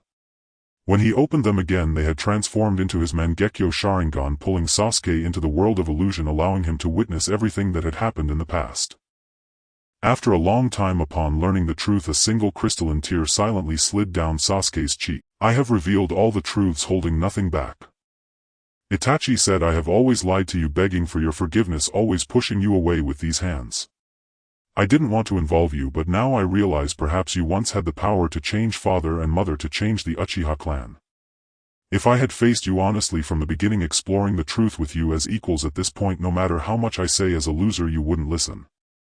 So this time at least I want you to understand a bit more of the truth. It's okay if you never forgive me. His fingers gently brushed against Sasuke's reddened eyes, his calloused hand cradling the back of his head as Itachi pressed his forehead against Sasuke's, offering a silent smile. He raised his head slightly, his lips brushing against the space between Sasuke's brows. No matter what you become in the future, I will always love you. Sasuke gazed at Itachi in a daze, as if the person before him were just as he used to be. It seemed that whether he hated or loved him mattered not at all. He sought a clear conscience while leaving others in the world in anxiety. Itachi, whether alive or dead, inspired far more hatred than love. Sasuke's eyes were slightly red, yet his expression was calm as he stared at Itachi, suddenly feeling it was all absurd. All along he had harbored hatred for the death of his clan, despising Itachi for his deceit and manipulation. This hatred had persisted for 10 years, yet one day he learned the truth. Itachi had concealed the massacre of the Uchiha clan to protect himself. To protect Konoha and himself, Itachi chose to annihilate his clan. Itachi was justified in everything, but what about him? Oblivious like a fool, he knew nothing, played like a clown, covering up the fear and pain brought by the night of the massacre through hatred. After all this time, what did his hatred amount to? At this moment he clearly realized that anyone could hate Itachi, but he could not because he was among the privileged. Sasuke looked up suddenly, seeing Itachi enveloped in a white light. Only then did an endless sadness surge within him. His fingers trembled slightly as if wanting to touch the person before him, yet before he could raise his hand the farewell had quietly arrived. With a buzz the white light suddenly brightened, papers fluttering as Itachi broke free from his physical constraints, floating in the air as a spiritual entity. He looked at Sasuke with gentle eyes filled with reluctance, longing and emotion Sasuke's age could not comprehend. Sasuke's heart raced, his eyes in disarray. Watching the gradually transparent figure, he knew this time it was truly a final farewell. Helpless, he could only watch Itachi leave, stepping onto the path of the departed. A gentle breeze blew, lifting the stray hairs from his forehead, swirling about. For a moment his vision blurred, then suddenly the bright light emerged, a ball of milky white energy enveloping Itachi's soul, slowly ascending towards the azure sky. Brother! Sasuke stood frozen, his outstretched hand halted in midair, staring at the light merging into the sky. He clenched his chest, a feeling of sorrow overflowing in his heart. Tears slid down his expressionless cheeks. With Itachi's departure it felt as if a part of his heart had also hollowed out, filled with regret, unwillingness, helplessness and confusion, weaving a tightly sealed net that trapped him within. The place where those who miss him reside is his home, yet he has no home left. In the deep of night the moonlight flowed like water, softly spilling onto the earth as if draping everything in a layer of silver gauze. The clamor of the day had already quieted down. Konoha village fell into a brief tranquility, with only the occasional sound of wind and distant barking breaking the silence of the night. Sasuke half sat up, greeted by the familiar apartment. The room was silent, the curtains billowing in the wind, and the moonlight poured onto the floor, leaving a bright white spot. He covered his face, tears slipping through his fingers, drop by drop sinking into the bedding, falling deep into his heart, carrying endless sorrow and longing soaking into the blanket. He did not know why he was crying. Clearly Itachi was still alive, living somewhere in the world. But in the silence a cold frost-like face faintly emerged before him, yet those eyes carried boundless affection and reluctance, gazing at him. Although reborn, Sasuke appeared as a youth, yet within him resided the soul of a 25-year-old. He had grown accustomed to life and death, having tasted the sweet and sour of the world. Life has 8 sufferings: birth, aging, sickness, death, unfulfilled desires, encounters with resentment, love and separation, and the burning of the 5 aggregates. Among these 8 sufferings he had tasted 7, which is why since his resurrection the emotions of joy, anger, sorrow and happiness in his heart were not so genuine and vivid, always seeming to be veiled by a false mask. But at this moment his face unexpectedly revealed such confusion and pain, raw and straightforward. Only at this moment did he truly resemble a young boy who had lost his loved ones without parents or kin, not even a clan member, just him all alone. Caw, caw, caw. Outside the window the moonlight softly fell, a completely black crow perched on the balcony railing, emitting a series of hoarse cries. Whether by coincidence or accident, from the blood-red sunset to the deep silence of the night, it had quietly stood there, peering through the curtain's gap, its eyes watching the person inside for a long time. Sasuke turned to look, and in the dim moonlight the crow seemed to merge with the night, a pitch-black mass with only its eyes standing out. The moment he locked eyes with it, Sasuke tightened his grip on his chest, for it was a crow with blood-red pupils. The person and the bird stared at each other for a long time before Sasuke was the first to avert his gaze. He could not decipher what he felt for Itachi now. Was it hatred? Surely it was hatred, but it was mixed with too many other feelings. Turning back, he collided once more with those blood-red pupils. Sasuke's lips moved, murmuring something almost inaudible. The night wind gently blew past, carrying his words away with it. Time slipped by like a white horse passing a gap. A month passed in the blink of an eye. In a training ground in Konoha. Swish, swish, swish. With a series of crisp sounds of piercing air resonating through the training ground, Sasuke stood dozens of meters away from the wooden target, grasping a kunai in his left hand and a shuriken in his right, simultaneously throwing them. Thud. Thud. Thud. Echoed in unison, all the kunai and shuriken striking the center of the wooden target. With a light gasp, Sasuke looked up, sweat trickling down his chubby cheeks to his jaw, each drop sinking into the grass. He raised his hand to wipe the sweat from his forehead, his gaze directed at the distant Hokage Rock. In the first month of being a genin, aside from using shadow clone jutsu to follow Naruto and the others on daily missions, Sasuke was either training or on his way to train. Like in his previous life as a low-ranking ninja, the tasks they could accept were mostly drank, mainly involving trivial matters in daily life such as looking for cats and dogs, taking care of children, investigating the whereabouts of pets, conducting character investigations, picking up trash, helping to dig sweet potatoes, or babysitting. Though somewhat tedious and uninteresting, it provided Sasuke ample room for growth. "Ah, my adorable little tiger. I'm so worried about you." A woman in her 30s, dressed in luxurious attire and slightly overweight, cradled a large orange cat wearing a big red bow. Meow. A melodious yet sorrowful voice echoed throughout the Hokage building as tears streamed down the large cat's face, thrashing in the woman's arms. Sasuke silently averted his gaze. Aside from the summoning beast, it was the first time he had seen the phrase "life is devoid of romance" etched on a cat's face. "With such a master, it's no wonder it wants to escape," Sakura murmured softly, her expression filled with compassion and reluctance as she observed the large cat. Though her voice was quiet, the others present were ninjas, all of whom were sharp-eyed and sharp-eared except for the woman from afar. Even with her lowered voice, Sakura's words reached everyone clearly.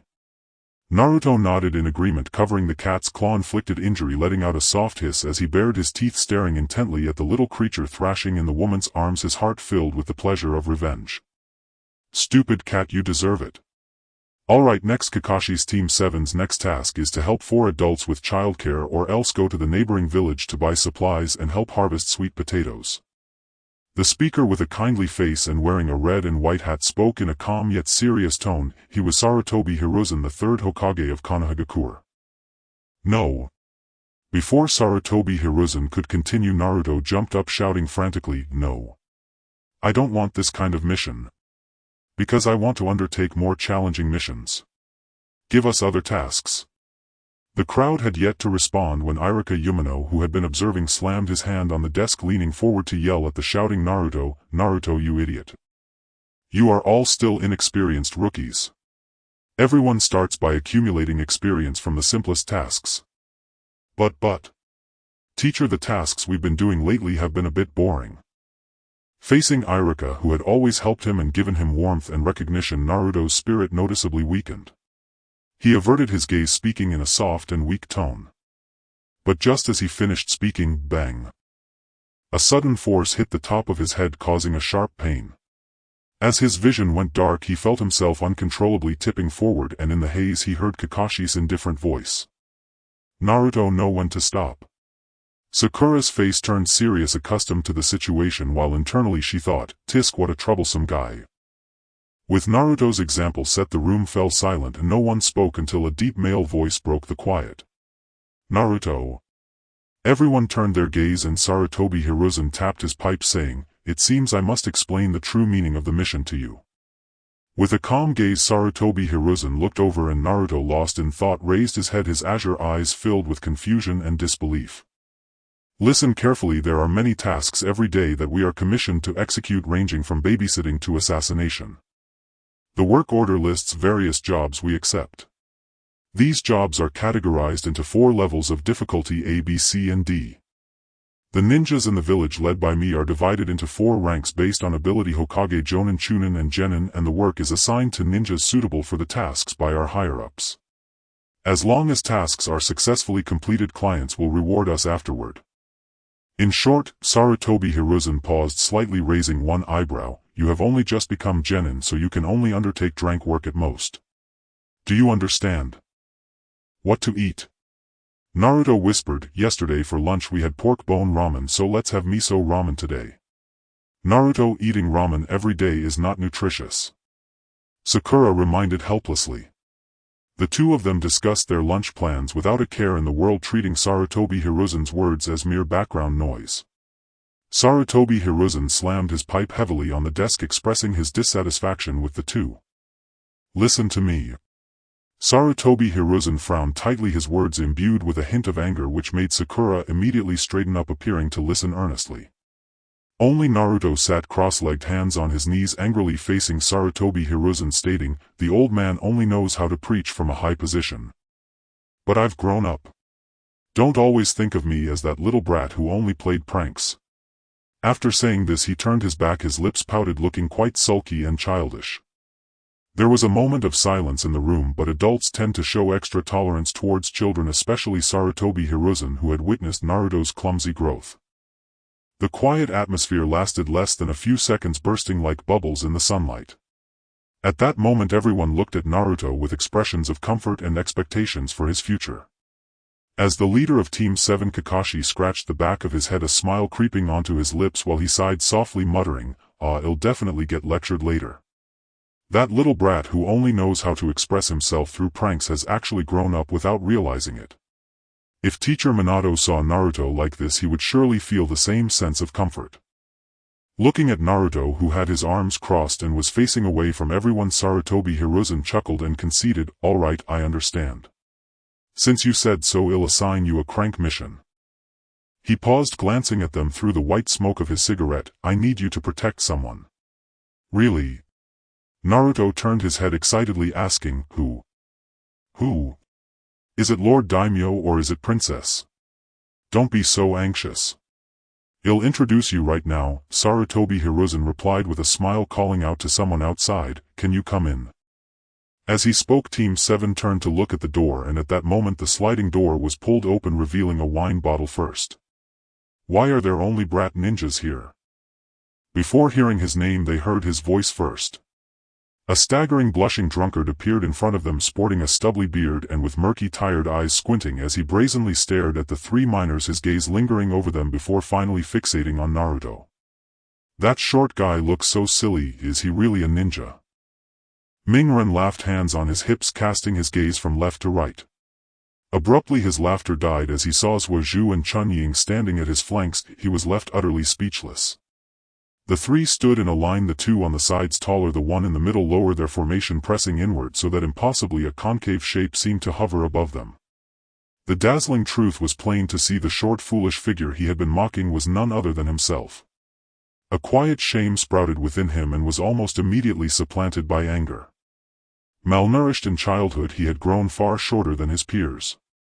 Now in front of everyone the client had singled that out. Surely Chun Ying would look down on him for it. "Damn that old man. I will kill you," Mingren cried, swinging his fist heedless of consequence. Suozhu reached out, seized Mingren by the collar and hauled him back to the group.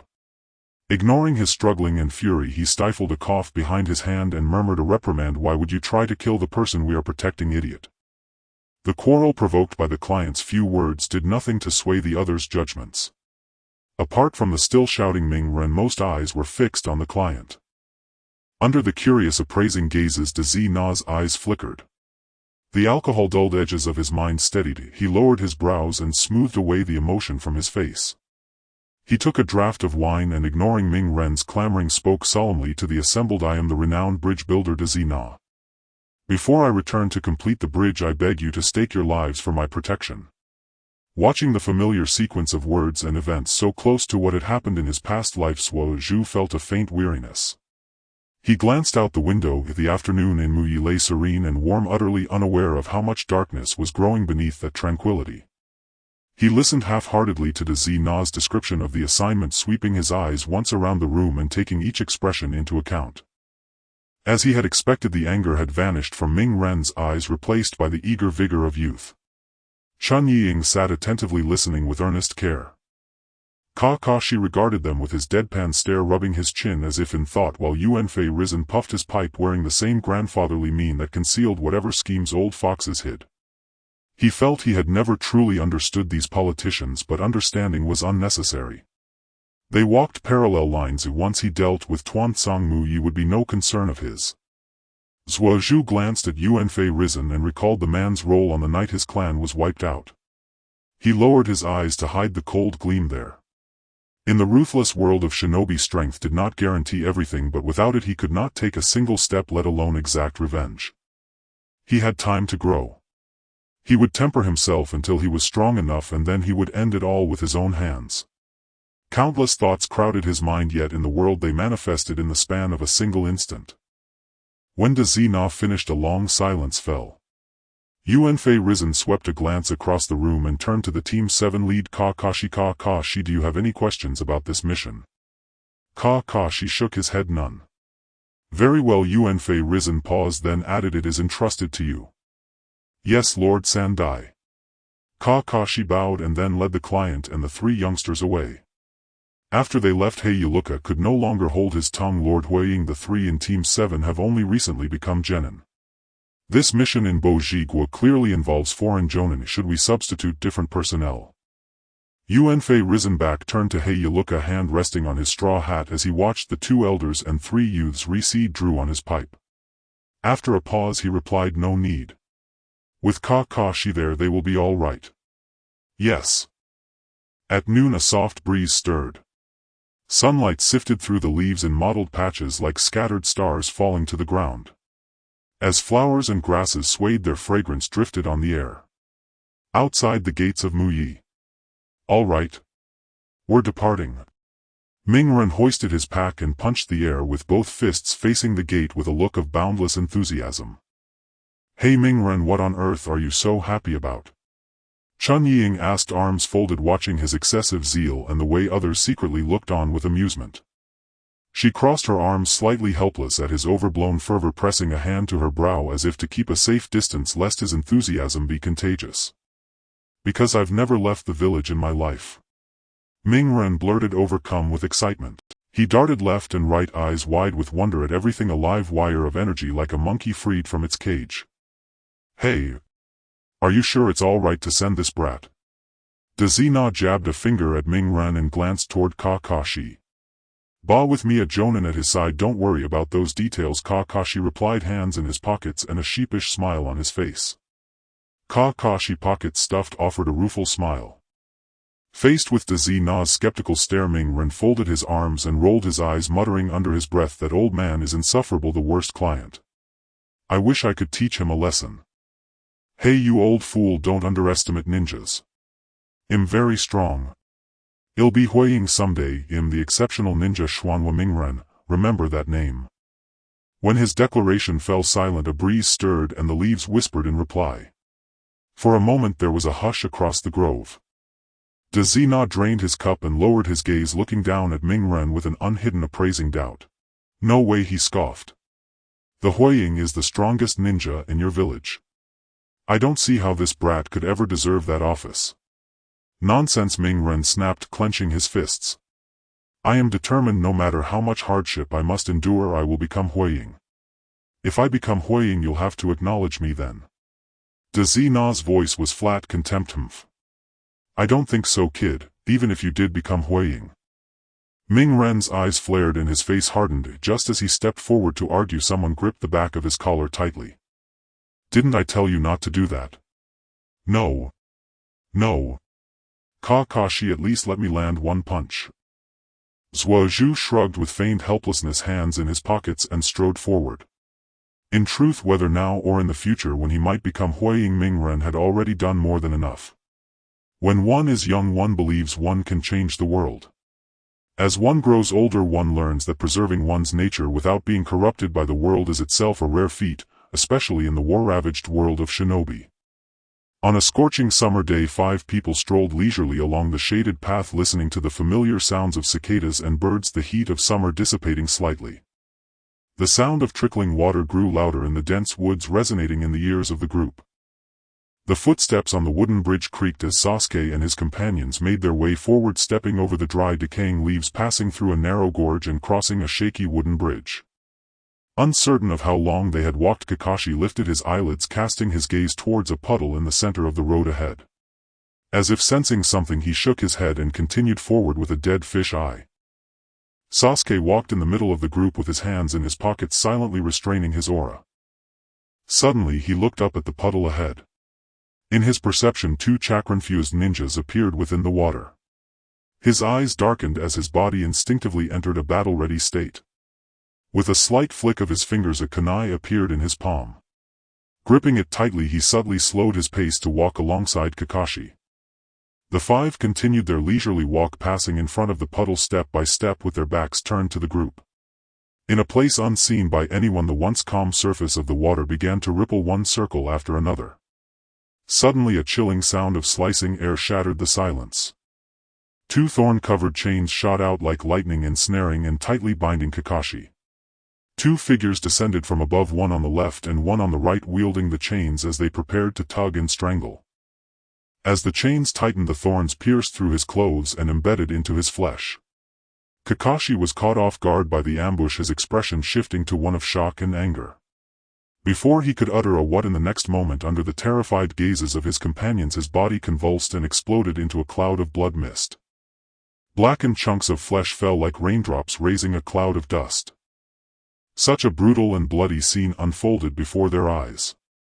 Faced with the shock of death, Haruno Sakura's eyes widened in disbelief as she stumbled back, unable to accept that this was real. Kakashi Sensei was renowned as the #1 technician of Konoha. He couldn't just die like this. Kakashi Sensei! Naruto exclaimed, about to step forward, but his body suddenly froze as if paralyzed by an unseen pressure, his keen senses alerting him to the surroundings. "You are the second." A chilling voice came from behind. Naruto turned to see 2 shadowy figures approaching, the chains swirling as the sound of slicing air followed closely, the sharp thorns aimed directly at his vital points. "Naruto, get down," Sasuke warned. Clang! Clang! The shuriken met the chains in midair with unstoppable force, producing a small burst of sparks upon impact. The sharp sound echoed through the air, and under tremendous inertia the shuriken pinned the chains firmly against a tree. Thud! Thud! On the tree the arrows embedded deep, causing the 2 figures to take a half-step back. Sasuke snorted coldly. Seizing the opportunity, he pushed off the ground and sprang towards one of the attackers, delivering a powerful kick to the face of the one charging at him, sending the attacker flying. Seizing the opportunity, he aimed to take their life. Without giving the opponent a moment's respite, Sasuke flipped his wrist, sending the kunai flying into the opponent's throat. The crimson boiling blood splattered as the person fell backward before they could even let out a scream. "So powerful," Naruto blurted out unconsciously. As he lifted his head, he saw another figure breaking free from the chains, racing towards Haruno Sakura and Tazuna not far away. "Sakura!" An unspoken alarm pierced the air. At that moment Sakura immediately stood in front of Tazuna, gripping the kunai tightly. Seeing the enemy closing in within 5 or 6 meters, she shouted, "Old man, retreat quickly." Sasuke suddenly turned around, swiftly appearing at the left side of the enemy. He executed a spinning kick, sweeping towards the enemy's lower body and knocking the approaching opponent to the ground. Whoosh! A kunai whizzed past Tazuna's ear, shooting directly at the enemy's chest, blood splattering and soaking into the ground. The enemy clutched his chest, staggering from the intense pain. Just as he was about to turn around before he could utter a sound, his body uncontrollably fell forward. As the dust settled, the bushes swayed with Kakashi's footsteps. The group turned to the source of the sound, and upon seeing Kakashi, Sakura was momentarily stunned, her hand gripping the kunai, trembling with excitement as joy sparkled in her eyes. "Kakashi Sensei! You're alive!"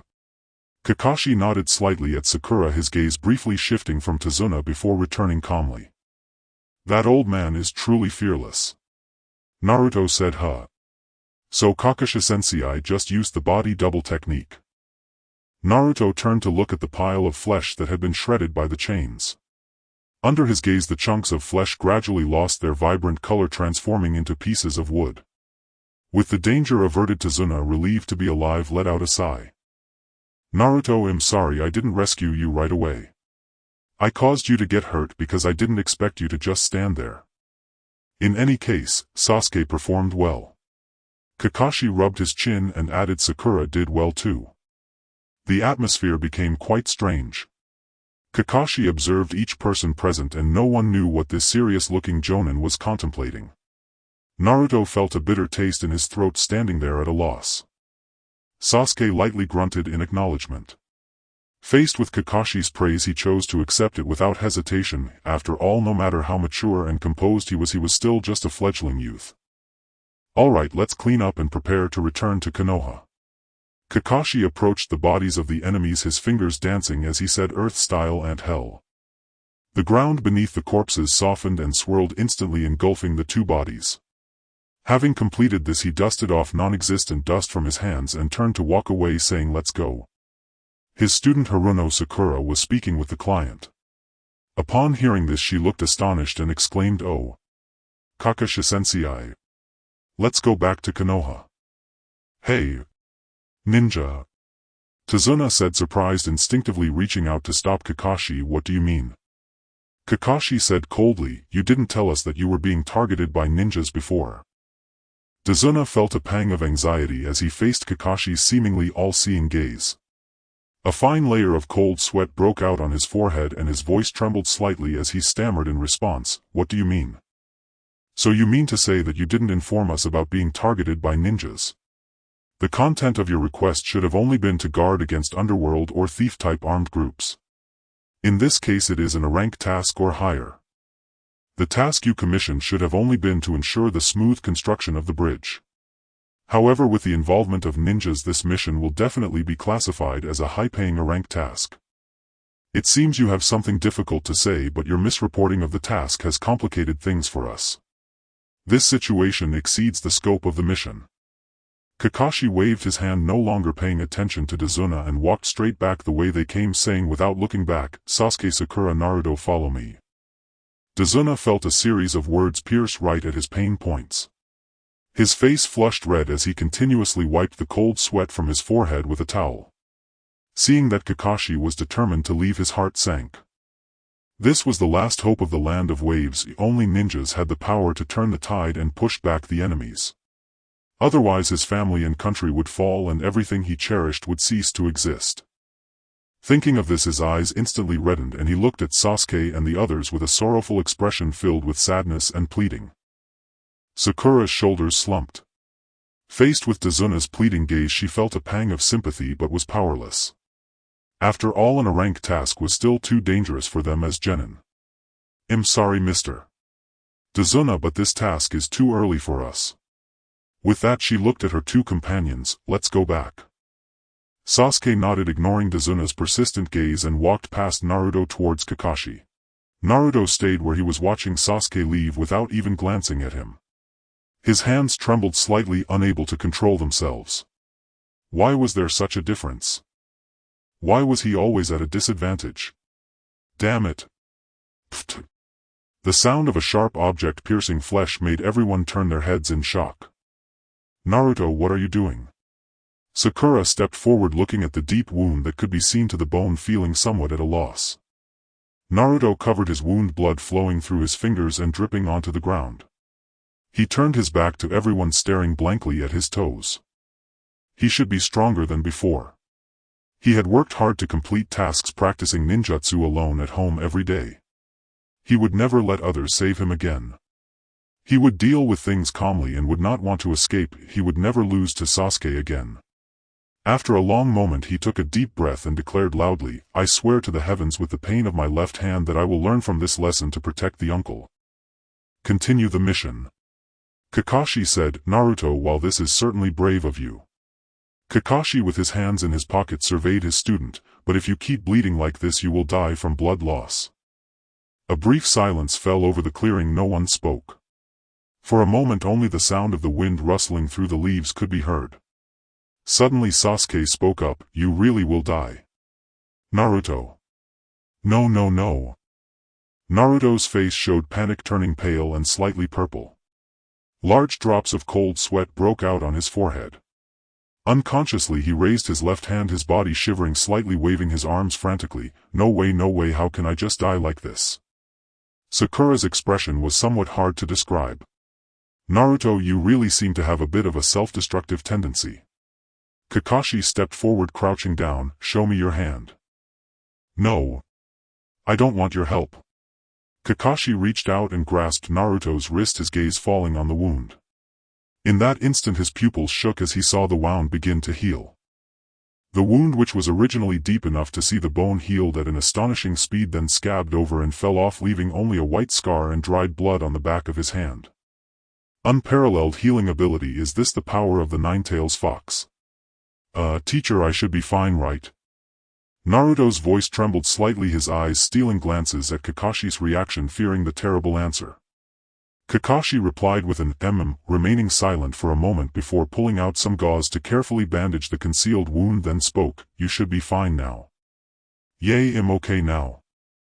Naruto, who had been listless, suddenly became like a wild horse released from its reins, turning and running away the moment he received the answer. Once he was far away, he waved at them from a distance. "Hurry up, Kakashi-sensei, we still have to continue the mission." Kakashi sighed, "Let's go." Upon hearing this, Sakura hesitated for a moment before following suit. In the distance the sounds of birds chirping echoed through the woods. The air was fragrant with summer and flowers sweeping across the plains and rivers ruffling Sasuke's short hair. He glanced at Kakashi, their eyes meeting in the air.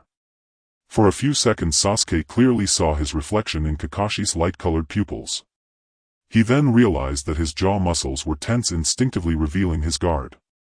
At his current age this was actually inappropriate. The person before him was his teacher, he should not be on guard. Suddenly Naruto's loud and small voices called from a distance. Sasuke was the first to look away and stepped forward. As they brushed past each other, Kakashi said in a voice only Sasuke could hear, "Don't let hatred blind your eyes. Your heart should not only contain your clansmen, but also not just harbor hatred." Sasuke paused for an instant, his eyes flashing with a brief scarlet. He then continued walking nonchalantly, unseen by anyone else, his hand clenched into a fist, his knuckles turning white from the force. Such familiar words, he had once admonished himself in the past, but what was the use of that? Although he felt grateful to Kakashi for his care and guidance during his weak moments, he had no interest in this person, including his thoughts and past. His tragedy, his magnanimity, his willingness to let go of all hatred and choose to reconcile with himself and Konoha, this was his matter and had nothing to do with him, the Uchiha. The higher-ups of Konoha wielded the knife to exterminate the Uchiha clan, and his closest brother bore an unclean reputation for the village. Yet they raised the banner of the will of fire to advise him not to let hatred blind his eyes. What kind of reasoning is that? To kill is to pay with one's life, to owe is to repay one's debts. Such is the simplest of truths.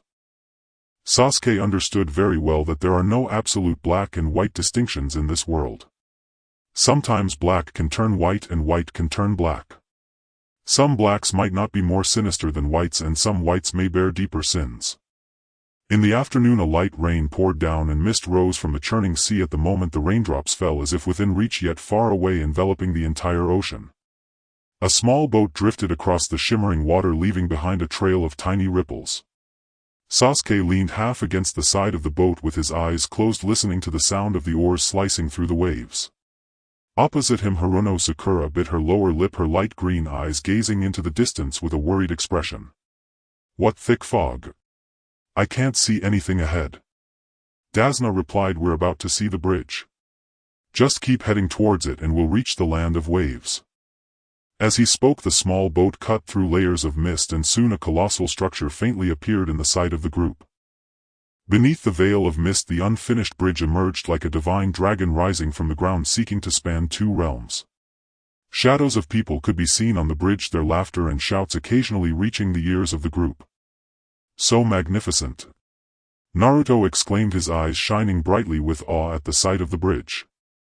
Dasna immediately lowered his voice and scolded, "Hey, kid, you better keep it down. If they find us, it's all over." Upon hearing this, Naruto's face turned pale and he quickly covered his mouth, beads of cold sweat forming on his forehead as he sneaked glances at the others. Kakashi asked, although the boat is about to dock, there's something I need to ask you first. Who are the people you fear and what are their intentions? If you don't answer, our mission will end after we get you to shore. The boat fell silent, no one spoke.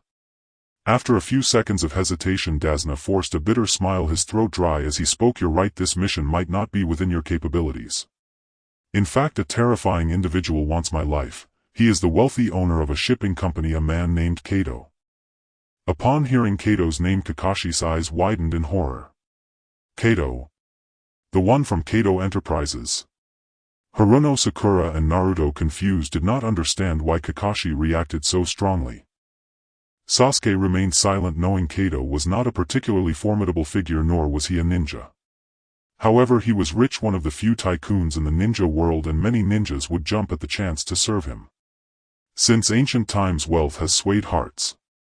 Rather than saying Kato had his eyes on Dazna, it would be more accurate to say he was targeting the entire land of waves, with Dazna merely standing in his way. Before anyone could speak, Naruto suddenly raised his hand. Who is it? What's going on? That's right, Dazna affirmed Kakashi's words, continuing on the surface. Kato is the president of the shipping company, but he secretly smuggles contraband with the mafia and ninja, even encroaching on other countries. He is nothing but a greedy villain who stops at nothing for money. According to Dazna, about a year ago Kato set his sights on the land of waves, using money and violence to quickly seize control of all transportation on the island. For an island nation like the land of waves, controlling its maritime traffic equates to controlling the nation's wealth, politics and everything about its people. The bridge under construction directly connects the continent to the land of waves. If completed, it would break Kato's blockade, allowing trade to continue. No wonder Kato wants to eliminate Dazna, even going so far as to employ ninjas. As for why Dazna had to falsely report the mission's difficulty, it was simply due to a lack of funds. According to Sasuke, the land of waves is a very impoverished nation, with even the Lord having little money, let alone ordinary people. The commission for a brank mission is substantial, and the land of waves currently cannot afford it. Unable to afford it and unwilling to fall under Kato's rule, Dazna had no choice but to falsely report the mission's difficulty, a desperate gamble. At that moment Dazna's expression was calm and he spoke sincerely. If you terminate the mission after we land, I will surely be killed on my way home. You don't need to care. Even if I die, the only one who will mourn for me is my grandson, who is under 10 years old. Oh, and my daughter will hate the Leaf Ninjas for the rest of her life, living in solitude. Upon hearing this, Sasuke felt a ripple in his heart, sighing inwardly, this is a ploy. He was exploiting the compassion that lingered in the hearts of Sakura and the others. In his view, Dazna was gambling on that flicker of unextinguished kindness within them. The inexperienced young people, brimming with ambition, were unaware of the world's evils and harbored a degree of goodwill towards the weak. Unlike Kakashi, who had rich experience, was adept at navigating situations and skilled in playing the fool or shifting concepts to achieve his goals, often avoiding the weak. Haruno Sakura sighed while Naruto stared blankly, shaking his head, feeling he needed to think more deeply. Sasuke closed his eyes, choosing silence. In his view, this trip to the land of waves was essential. As expected, Kakashi lightly tapped his forehead protector, pondering for a long time before finally shrugging, his tone filled with resignation. Well, there's no other way. We'll just escort him to the end. Having prepared himself for rejection, he contemplated how to avoid the ninja's assassination and drag Kato down to the river of three paths with explosives.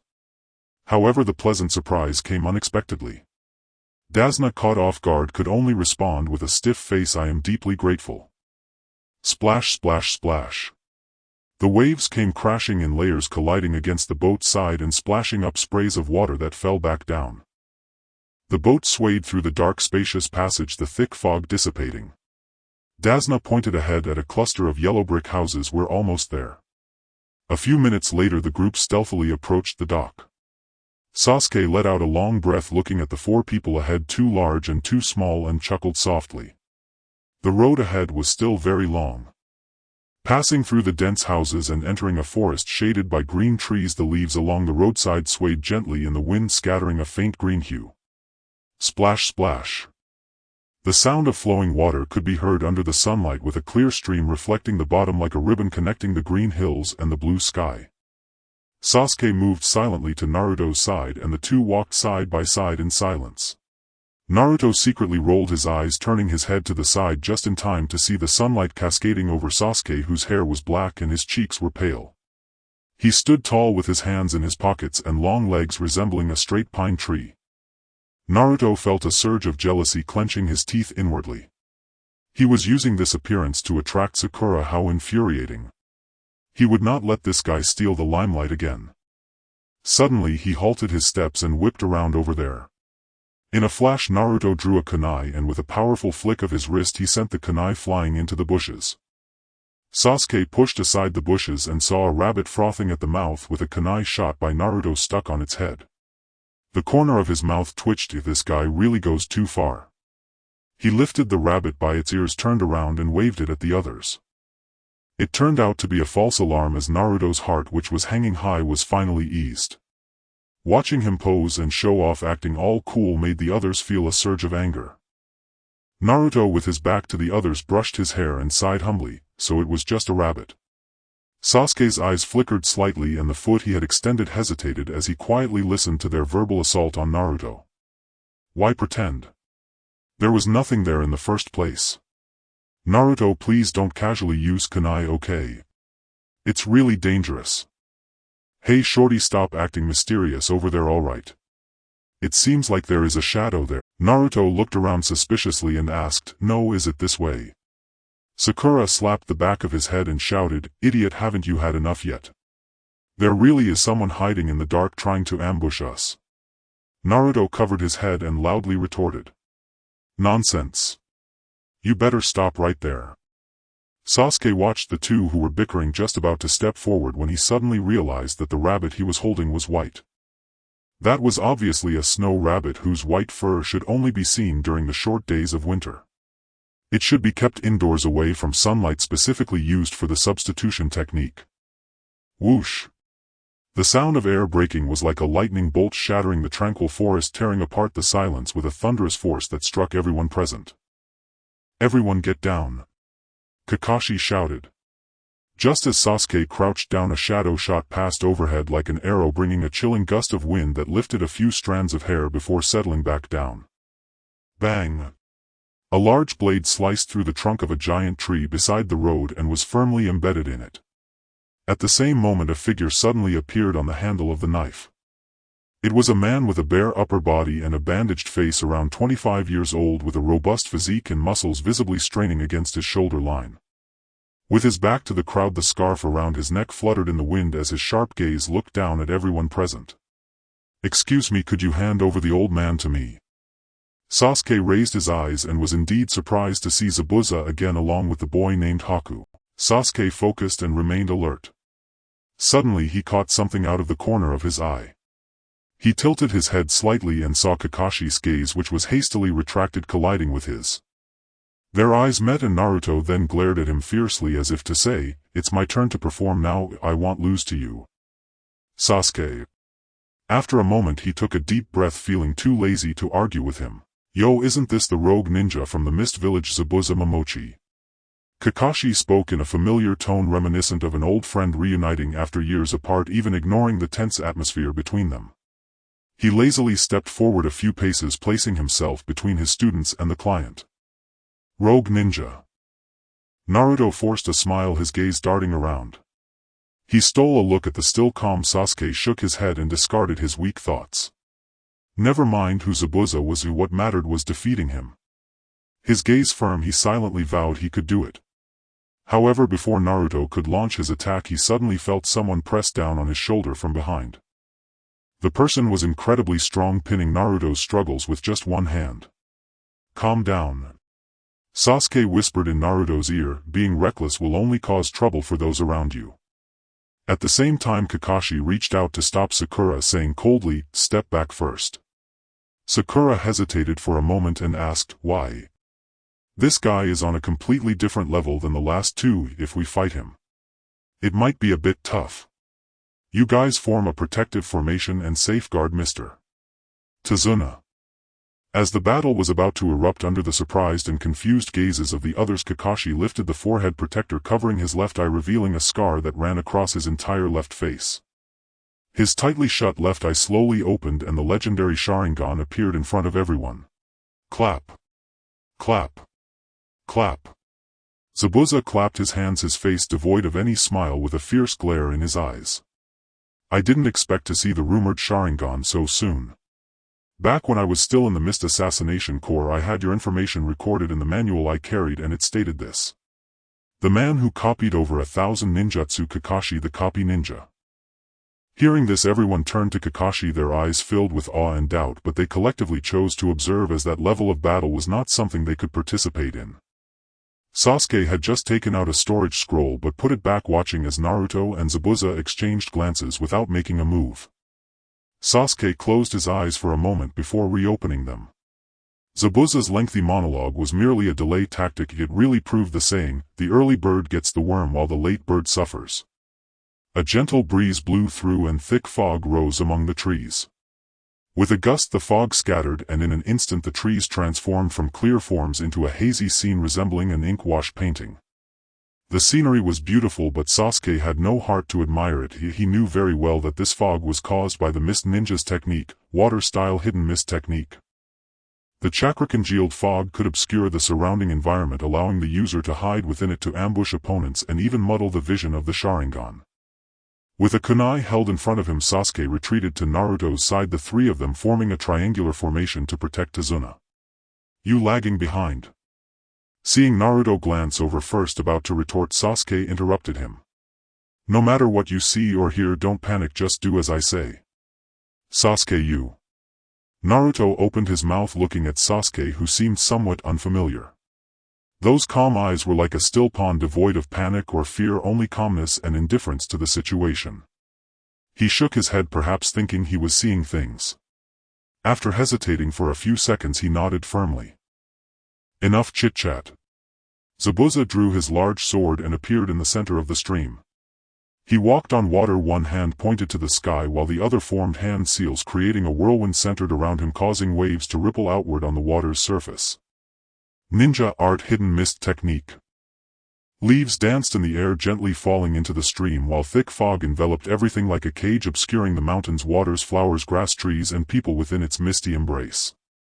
The dense fog spread, making everyone feel as if they were trapped in a chaotic dream where everything became indistinct and all that could be seen were vague silhouettes of people and objects. Kakashi stood in the center of the clearing, his posture relaxed, yet his body was as tense as a drawn bow, for Zabuza's strength was not to be underestimated, especially given his proficiency in assassination. Scanning the surroundings for hidden enemies within the fog, Kakashi walked calmly forward. Teacher. Sakura's face revealed worry as her gaze closely followed him, watching the figure grow increasingly distant, a flicker of unease and anxiety flashing through her heart as she instinctively called out. Kakashi paused slightly, saying, Well, it seems I've made my students worry for me. I really must be inadequate. Don't worry, even if I die I will protect your safety and I will never let my comrades be killed. With that he formed hand seals, and from his being blue chakra coalesced into a vortex, sweeping away the surrounding fog with the force of a tempest, clearing a large open space where the mist had been. Not necessarily, Zabuza whispered from behind the group, the facts and outcomes often contradict expectations, right, little brats? The large blade gleamed with a cold light, tearing through the air as it lunged toward Sasuke and the others with the ferocity of a mountain crashing down, aiming to cleave them under its edge. In a split second Sasuke turned and thrust, striking Zabuza in the abdomen, the immense shockwave sending him stumbling back half a step. Zabuza's eyes widened in shock. You. Tick-tock. Tick-tock. Tick-tock. The shuriken propelled by Sasuke's force was clearly aimed at a water clone. Suddenly a chill gripped his neck as a deadly aura locked onto him. Sasuke, behind you. Naruto exclaimed in shock. Just as Sasuke was about to turn in a flash, Zabuza closed and swinging his weapon, the blade spun in a half circle, cutting through layers of air with a thunderous might, aiming for Sasuke's vital spots. Die. Clang. The sharp sound of the shuriken colliding with the blade echoed through the air.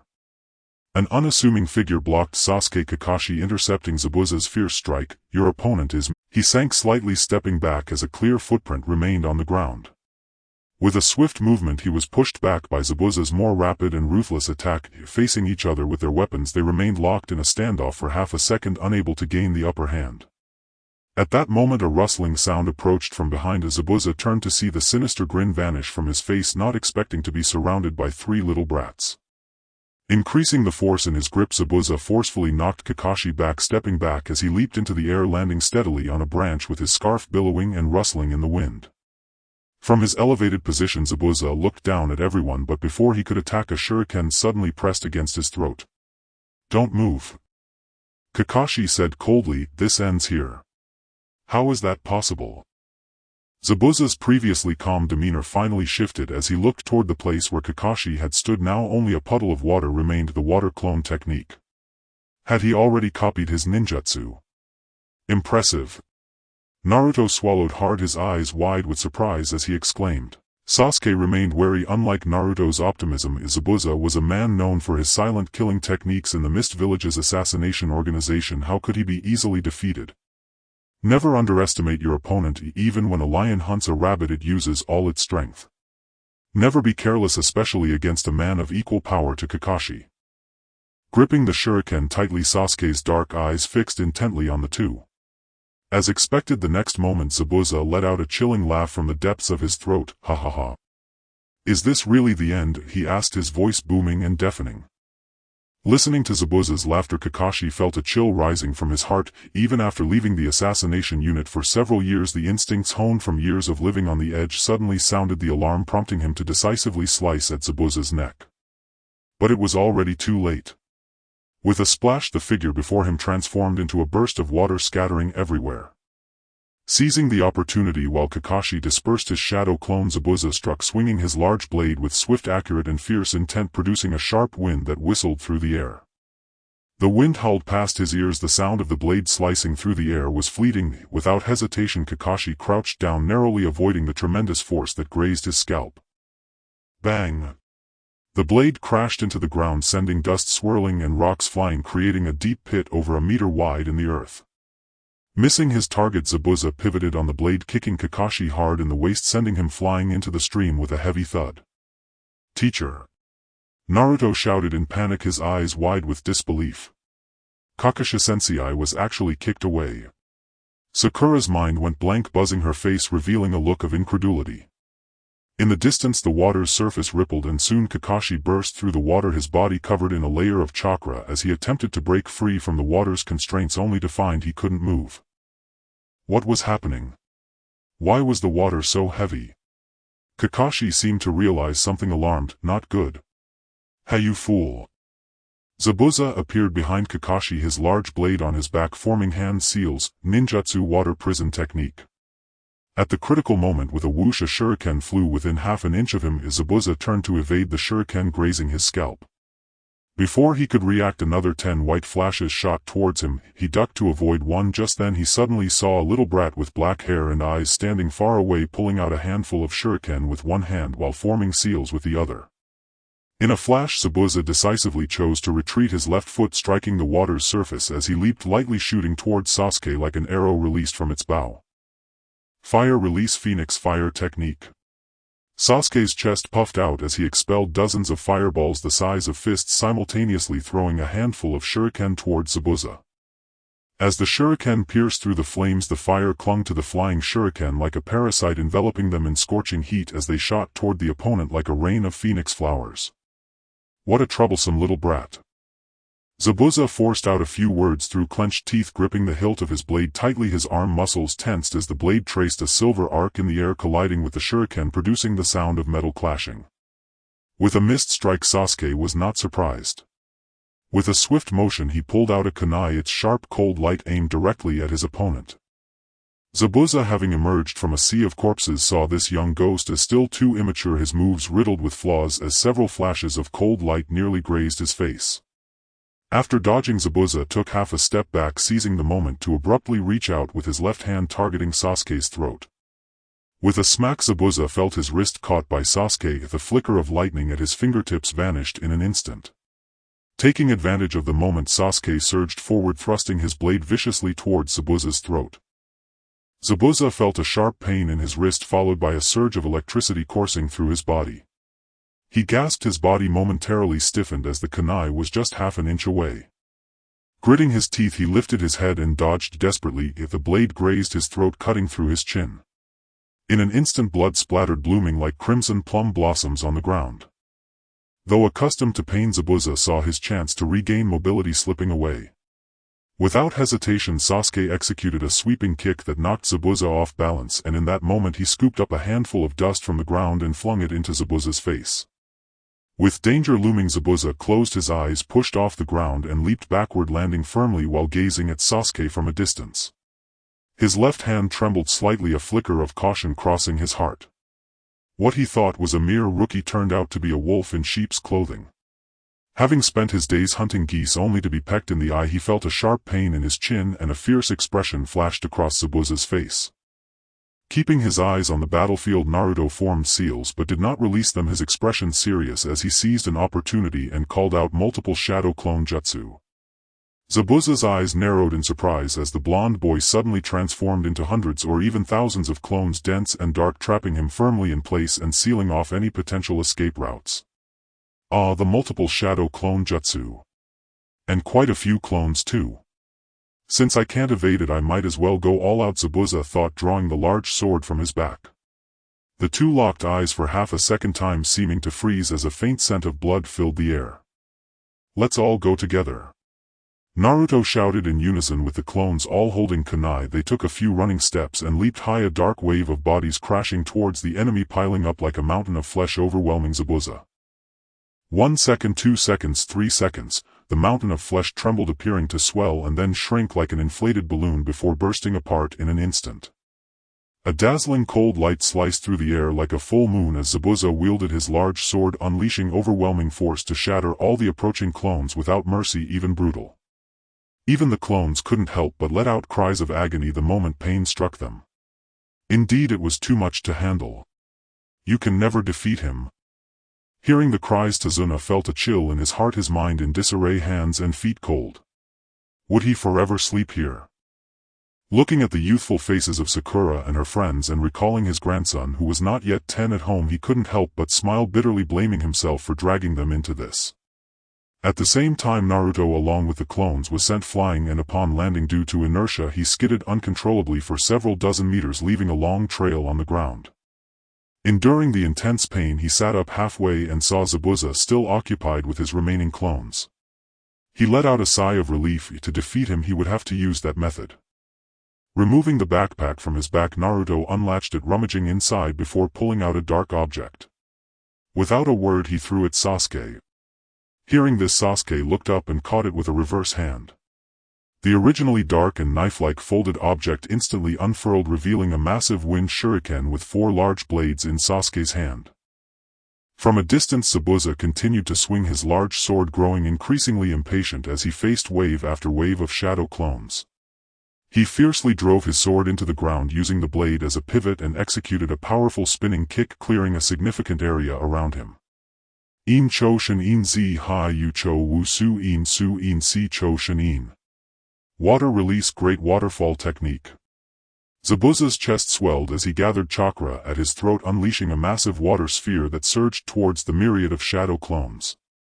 Wherever the waterfall flowed, the shadow clones retreated in defeat, transforming into smoke, momentarily obscuring everyone's vision. This was the moment Sasuke had been waiting for. Gripping the wind shuriken, he activated the body flicker technique. With a whoosh, he instantly appeared in midair, launching the wind shuriken towards Zabuza with the force of a whirlwind. Facing the wind shuriken that charged at him with thunderous might, Zabuza showed no signs of panic.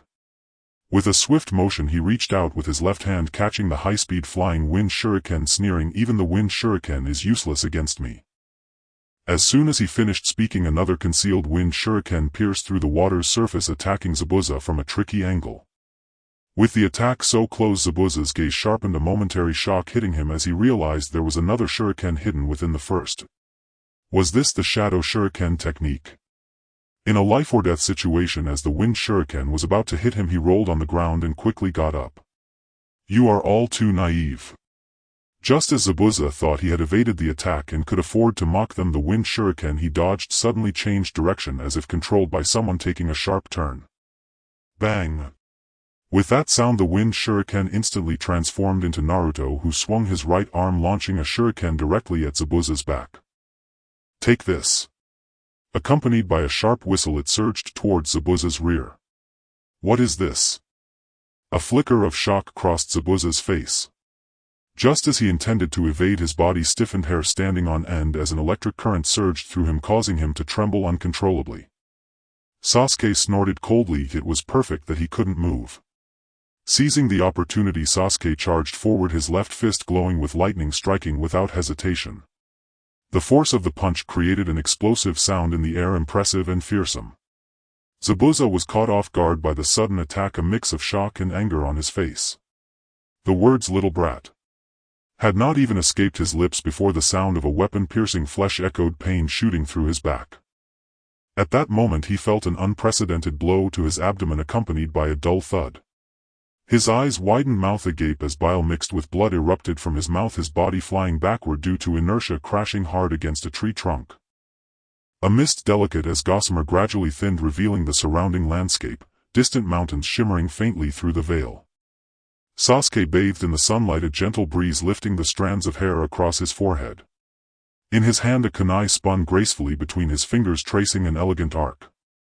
This battle ends here. Ani's face was cold, his pupils deep and detached, reflecting Zabuza's battered, disheveled visage as he strode forward step by measured step. Cough, cough, cough, and Zabuza staggered upright despite searing pain, bracing himself against a tree trunk. His eyes burned crimson as he choked violently. Brat. I truly underestimated you. Sasuke said nothing. In one fluid motion he lunged, cold steel flashing from his kunai, catching the wide, startled gaze of his opponent just half a step away. Suddenly a sharp gust struck his back. Without thought, Sasuke threw himself forward. Two needle-like projectiles whistled past his skull, shearing off strands of hair before piercing Zabuza's throat with unrelenting force, sinking deep with twin muffled thuds. Blood erupted, scarlet droplets scattering like stars across the air as Zabuza collapsed, sending up a soft cloud of dust. In an instant Sasuke appeared beside Sakura, using the body flicker technique, shielding Tazuna within his protective stance.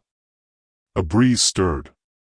Before anyone could blink, a figure materialized beside Zabuza, face masked, cloak flaring softly in the wind, his icy gaze sweeping over them all without restraint. Rustle, rustle, rustle. And the leaves trembled. Sasuke and the others' tensed eyes locked on the intruder. Silence fell. Naruto stood frozen, staring unblinking at Zabuza's lifeless form. Impossible, and no one answered. Every pair of eyes remained riveted upon the masked figure. After a long heavy pause, the figure knelt amid their burning gazes, gazing down at Zabuza with utter stillness. Then two fingers pressed gently to the slain man's throat, held there for a breath, before he rose and bowed slightly toward the group. I am profoundly grateful. I have waited long for someone who could end Zabuza's life, and you're from the Kirigakure Hunternin division. A voice cut him off. Null turned, and gasped in unison, Kakashi sensei. Kakashi's drenched and disheveled Kakashi stood tall, hands tucked casually into his pockets, his deep shadowed eyes piercing effortlessly through the crowd to fix upon the masked figure. Impressive. You saw through me at a glance. He lifted his head, unfazed by exposure, his tone calm, unruffled, devoid of anger or haste. Hunternin division. Naruto frowned, racking his memory in vain. Noting his confusion, Sakura immediately explained. The Hunternin are elite operatives tasked with eliminating rogue shinobi, those who've defected from their villages carrying secrets that must never surface. She slapped Naruto's head lightly. This is standard knowledge. Try studying once in a while. Indeed. My mission is to hunt down deserters. He spoke flatly, like a puppet severed from emotion, his hand stained crimson yet his heart untouched by mercy. Naruto stared first at Zabuza's fallen body, then at the masked stranger, and felt a sudden sharp constriction in his chest, an indescribable ache blooming at the core of his being. As he stepped forward, Sasuke quietly raised a hand to stop him. Shaking his head, Sasuke signaled Naruto not to act rashly, then simply watched, silent and watchful, as events unfolded. Their group was mismatched, old and young, wounded and weary. To provoke conflict now without revealing true strength would be perilous in the shinobi world. Desperate trades, life for life, were all too common in crisis. Your confrontation ends here. I must remove this corpse swiftly, it holds far too many secrets. Kneeling, he hoisted Zabuza's body alone, one arm cradling the upper torso, the other forming a single swift hand seal. And then I take my leave. At his words a whisper of wind rose, leaves spiraled upward, drifting slowly downward, then in the blink of an eye only Sasuke's team remained. Kakashi stood beneath the dappled shade of a tree gazing toward the amber-hued sky. A flicker of exhaustion crossed his youthful handsome face. He pulled his headband low, covering his Sharingan, and rallied his resolve. Our mission isn't over, we must deliver Tazuna safely home. Sasuke showed no surprise, only a quiet neutral haha, my apologies everyone. Please come rest at my house. Tazuna, the beneficiary of their efforts, laughed heartily, adjusting his fisherman's hat with a warm genuine smile as he extended his invitation. Naruto crouched on the ground crestfallen, his small face slack, ears deaf to Tazuna's words, as his fingers dug absently into the earth, muttering softly under his breath. Kakashi merely placed a hand atop his head. Come on, cheer up and move out. Then Naruto wilted like a wilted stalk, rising slowly, head bowed, trailing silently behind Kakashi. Chirp, chirp, birdsong echoed through the forest, soft, scattered, alive. After only a few steps Kakashi halted, his pupils contracted, his limbs turned leaden, vertigo seized him and darkness swallowed his vision as he pitched forward helplessly. Kakashi-sensei, and at the moment his body neared the earth Sasuke caught him, steadying the unconscious man. Sasuke knew instantly it was chakra depletion, and the toll exacted by the Sharingan. Sakura and Naruto stared stunned, then rushed forward. Sasuke knelt, hoisted Kakashi onto his back and turned to Tazuna. Please lead the way, Mr. Tazuna. Yais, of course. Tazuna drew a steadying breath, then strode ahead without hesitation. For hours they pressed on, alternating the burden of Kakashi's weight racing against dusk, until as night descended they finally reached Tazuna's home. A two-story wooden house stood beside the sea, endless waters stretched before it, dense green forest rose behind. The sun sank low, gilding the horizon with star-like embers. Tazuna pushed open the door and called inward. Tsunami. Inari, I'm home. A crash of shattering porcelain echoed, then rapid footsteps thundered closer. With a loud bang the inner door flew open, and a woman nearly 29 burst forth, energetic, urgent, breathless.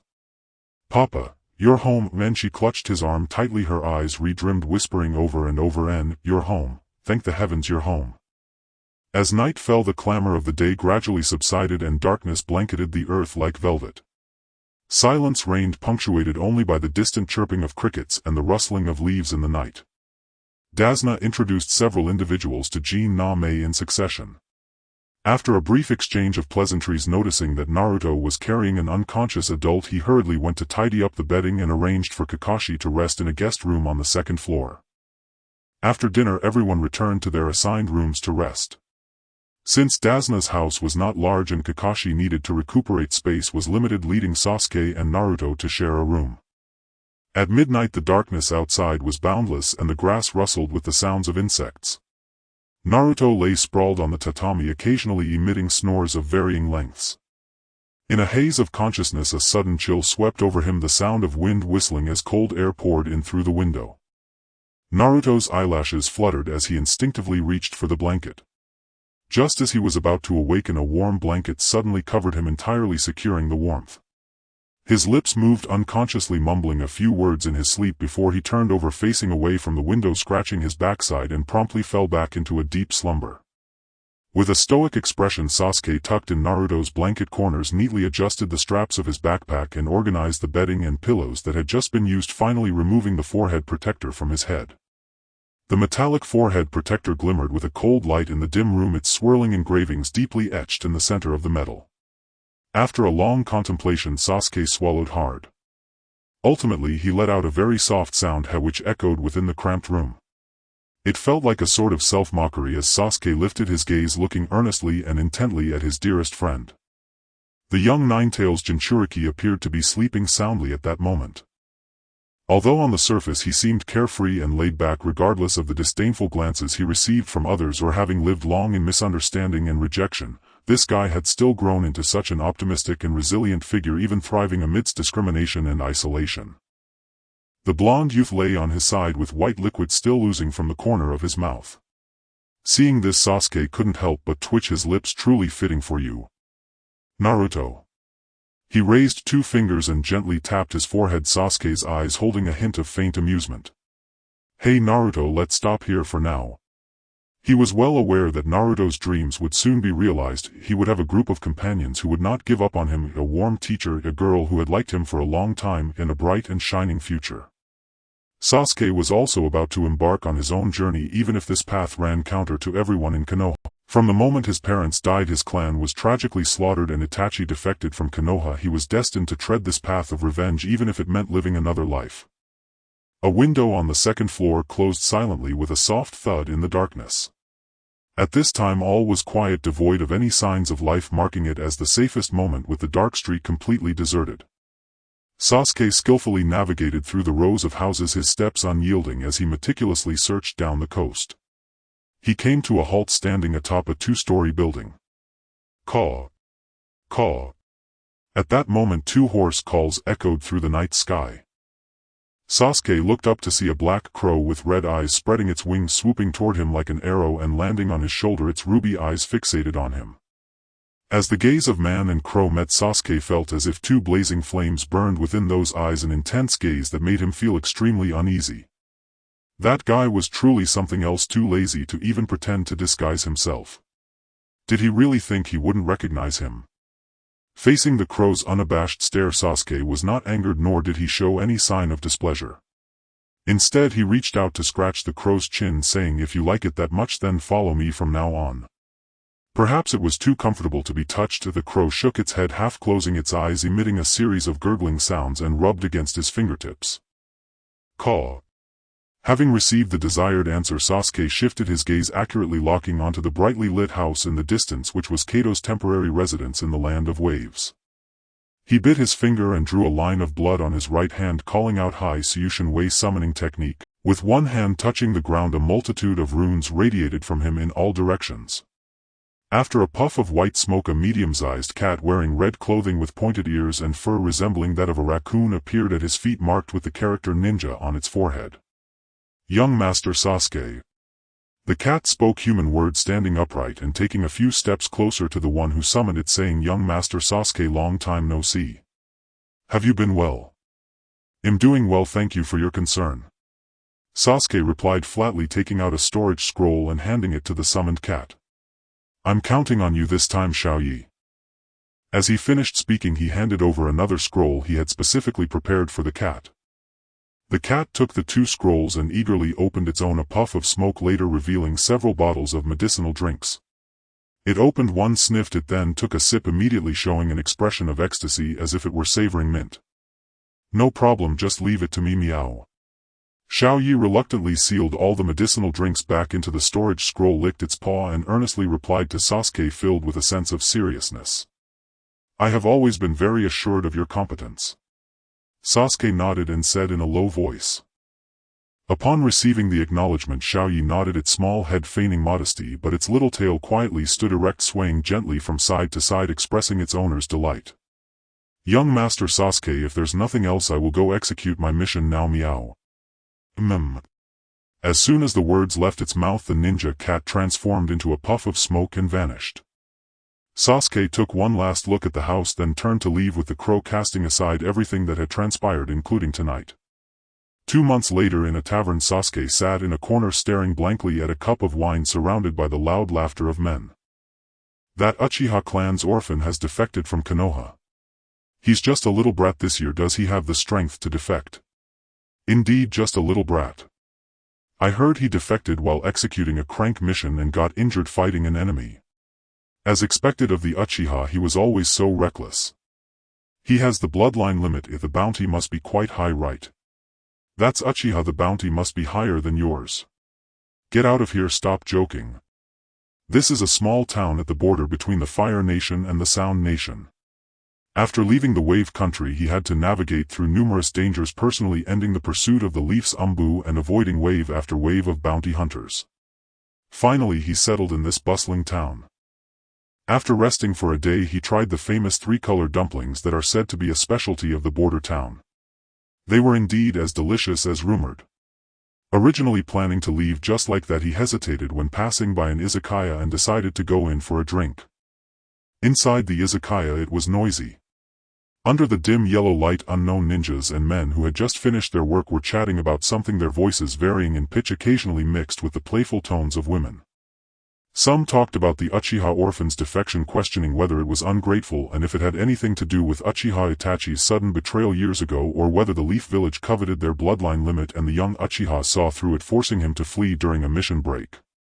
Others mentioned the Chunin exams taking place in the Leaf Village with the final results about to be announced. The countries involved include the Hidden Leaf Village, the Sand Village, the Rain Village, the Grass Village, the Waterfall Village and the Sound Village. Conversations about which feudal lord married a beautiful woman or where a tailed beast had appeared went on. Sasuke stared at the shallow layer of alcohol left in his cup, feeling slightly tipsy as he heard the name of that person once more, and he found tonight's drink to be unreasonably bitter. As he pushed open the izakaya door, a breeze flowed in, causing the wind chime at the entrance to ring with a crisp sound. The fresh air dispelled the smell of alcohol clinging to Sasuke. He stood under the eaves, a crow perched on his shoulder, as the staff respectfully bid him farewell, saying, "We look forward to your next visit." The afterglow of the setting sun gradually vanished into the horizon, and the town's lights quietly blossomed, resembling countless stars falling into the human realm. Sasuke put on his straw hat and walked out of the dark alley where the izakaya was located, merging into the flow of people returning home. Before him lay a bustling marketplace, and he followed the crowd forward, surrounded by the sounds of shouts, sales pitches, and conversations. In the crowded market there were plenty of splendidly dressed wealthy individuals, well-dressed merchants engaging in lively conversation, innocent children still retaining their naivety, and ordinary people going about their busy lives. Such is the myriad of human experiences. Despite being in such a noisy place, Sasuke never considered staying. One's life is far too long enough for past memories, emotions and psychological imprints to fade and be beautified with departure, even to be repeatedly sublimated. Suddenly a sound different from the usual clamor emerged from the crowd, like a refreshing spring injected into a noisy melody, quiet yet breaking the original uproar. The melodious sound of a guchin came closer, followed by the voice of a poet chanting. "Once I too thought about ending everything. Because the black-tailed gull cries sorrowfully at the dock. As the waves rise and fall they peck at the past and fly toward the distance. Standing before the stove at the wooden station, yet with no place in mind to go. Today feels just like yesterday. Tomorrow I wish to change something. I must take action now. I know, but once again I too thought about ending everything. Because my heart has long been empty. The reason for crying due to dissatisfaction must be because of a deep desire for richness and fulfillment." Sasuke's footsteps grew slower, ultimately stopping in a wide square surrounded by a flowing crowd in a corner where no one was present. An elderly man in his 60s with white hair, dressed in a light gray kimono and a samurai sword at his waist, sat on the ground, his expression lost and empty. His hands kept plucking the strings of a guchin, intermittently singing. It seemed he was recounting a past story or reminiscing about something. Sasuke could not fathom any of it. His fingers trembled slightly, tears welling up in his eyes. The calm he was striving to maintain felt so fragile amidst the singing of the minstrel. If only this moment could last forever before he killed Itachi, then perhaps there would be fewer regrets in life. During the darkest times of his past life, the hardest thing to endure was learning the truth and walking through the long night alone.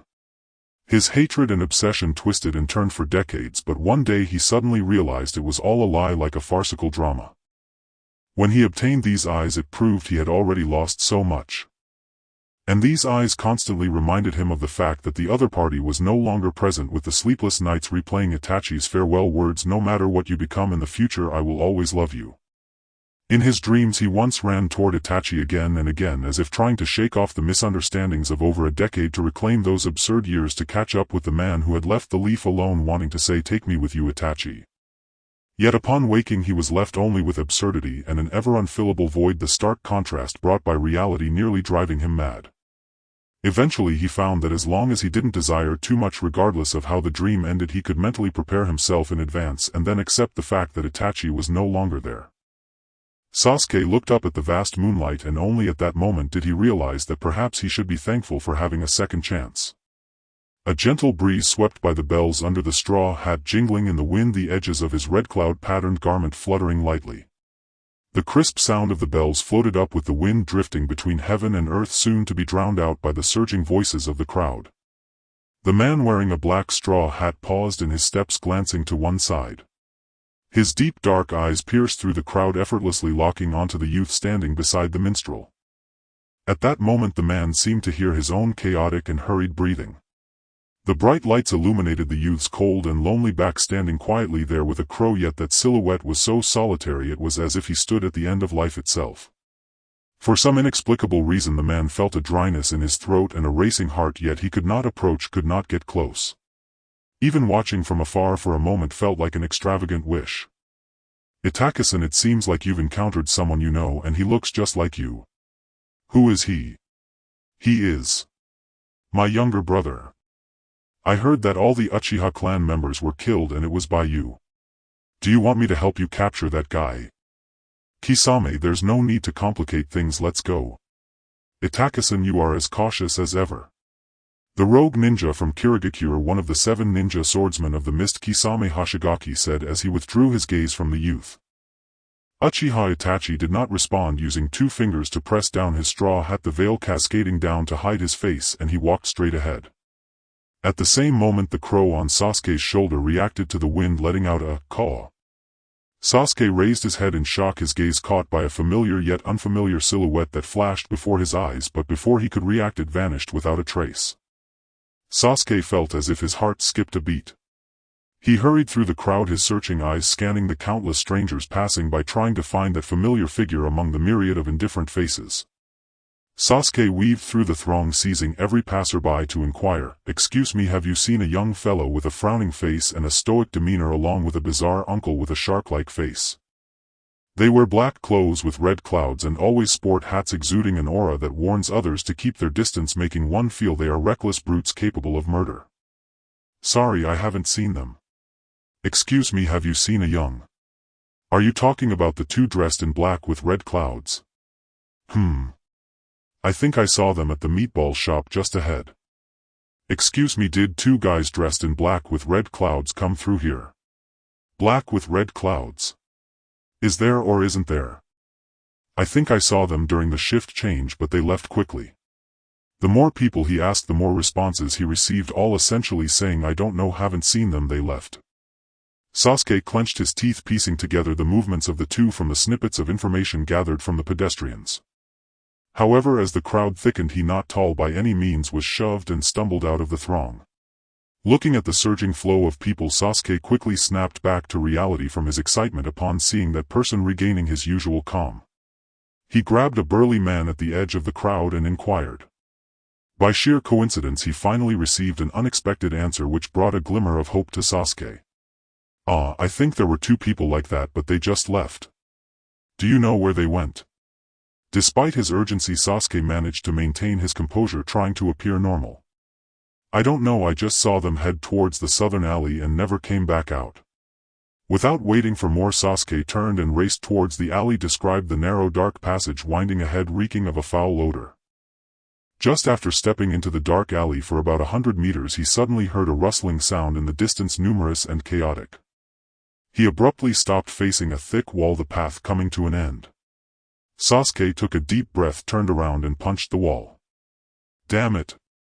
Memories rushed back to a morning many years ago, with a gentle breeze carrying a slight chill inside the Uchiha residence.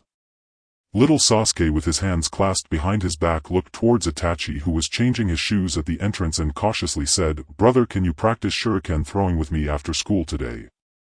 Itachi paused, his upper body hidden in shadows, his expression unreadable, turned his head to glance at him and replied, "I have things to do, just ask father to guide you." "But compared to father, your shuriken skills are superior." "Even I can see that. Why do you always treat me like a troublesome kid?"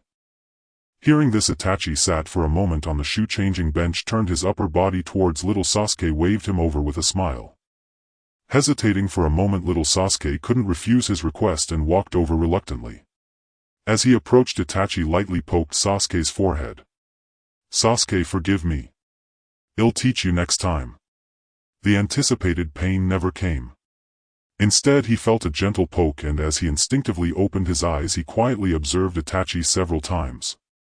The familiar figure reassured him amidst his unfamiliarity with Itachi's changes. "I don't have time to practice with you today." Itachi wore his usual smile, yet an unshakable sadness enveloped him. His pitch-black eyes reflected a desolate wasteland where no light shone. Having said that, he stood up heavily and walked towards the door, leaving behind a weighty shadow.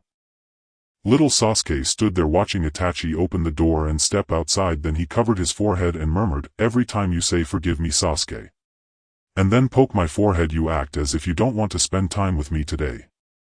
"Caw." The crow's cawing snapped Sasuke back to reality. "I'm fine." He patted the crow's head, indicating he was okay, urging it to quiet down. At this moment, Sasuke was still in the dark alley. Before he had much time to react, the sounds from the shadows grew closer. He looked up to see flickering lights in the narrow alley, revealing the outlines of more than 10 individuals, a group that firmly blocked the exit, their greedy or longing gazes fixed upon him. As they were about 7 or 8 steps away from Sasuke, they all stopped, with one person leading the group throwing a handful of white powder. As soon as the powder was thrown, Sasuke caught a whiff of a pungent smell, lime powder. Yet he did not dodge as the 5 had expected, but simply shook his head and closed his eyes. Lightning released Chidori. A surge of lightning erupted in the dark alley. As the smoke cleared, only Sasuke remained standing, while those who had intercepted him lay on the ground, their bodies charred and exposed, occasionally twitching with crackling electricity. The chilling screams and muffled groans echoed in his ears. Sasuke's face, typically silent and stoic, revealed no sympathy for the group, only indifference lingered. With a casual glance at the 10 or so people on the ground, he walked straight towards the alley's exit. As he was about to pass by the group, a battered hand trembled, grasping the corner of his robe, struggling to speak. "Help! Help! Me!" Sasuke did not respond, his emotionless gaze locking onto the man, dark and cold, akin to an invisible net threatening to pull anyone who locked eyes with him down into the abyss. After an unknown amount of time, the black-haired Uchiha emerged from the dark alley, a crow perched on his shoulder, expressionless as he waved his right hand towards the dark alley behind him and turned to leave this place of chaos. 3 days later. The lookout tower of the Konoha village gazed up at the duty room. The sunlight streamed brightly outside, and the chirping of insects came from the treetops. What bad luck! To be on duty on a day like this. I really wanted to watch the Chunin exams. Stop complaining. The Chunin exams are held twice a year, so there will always be more chances to see them. That's true.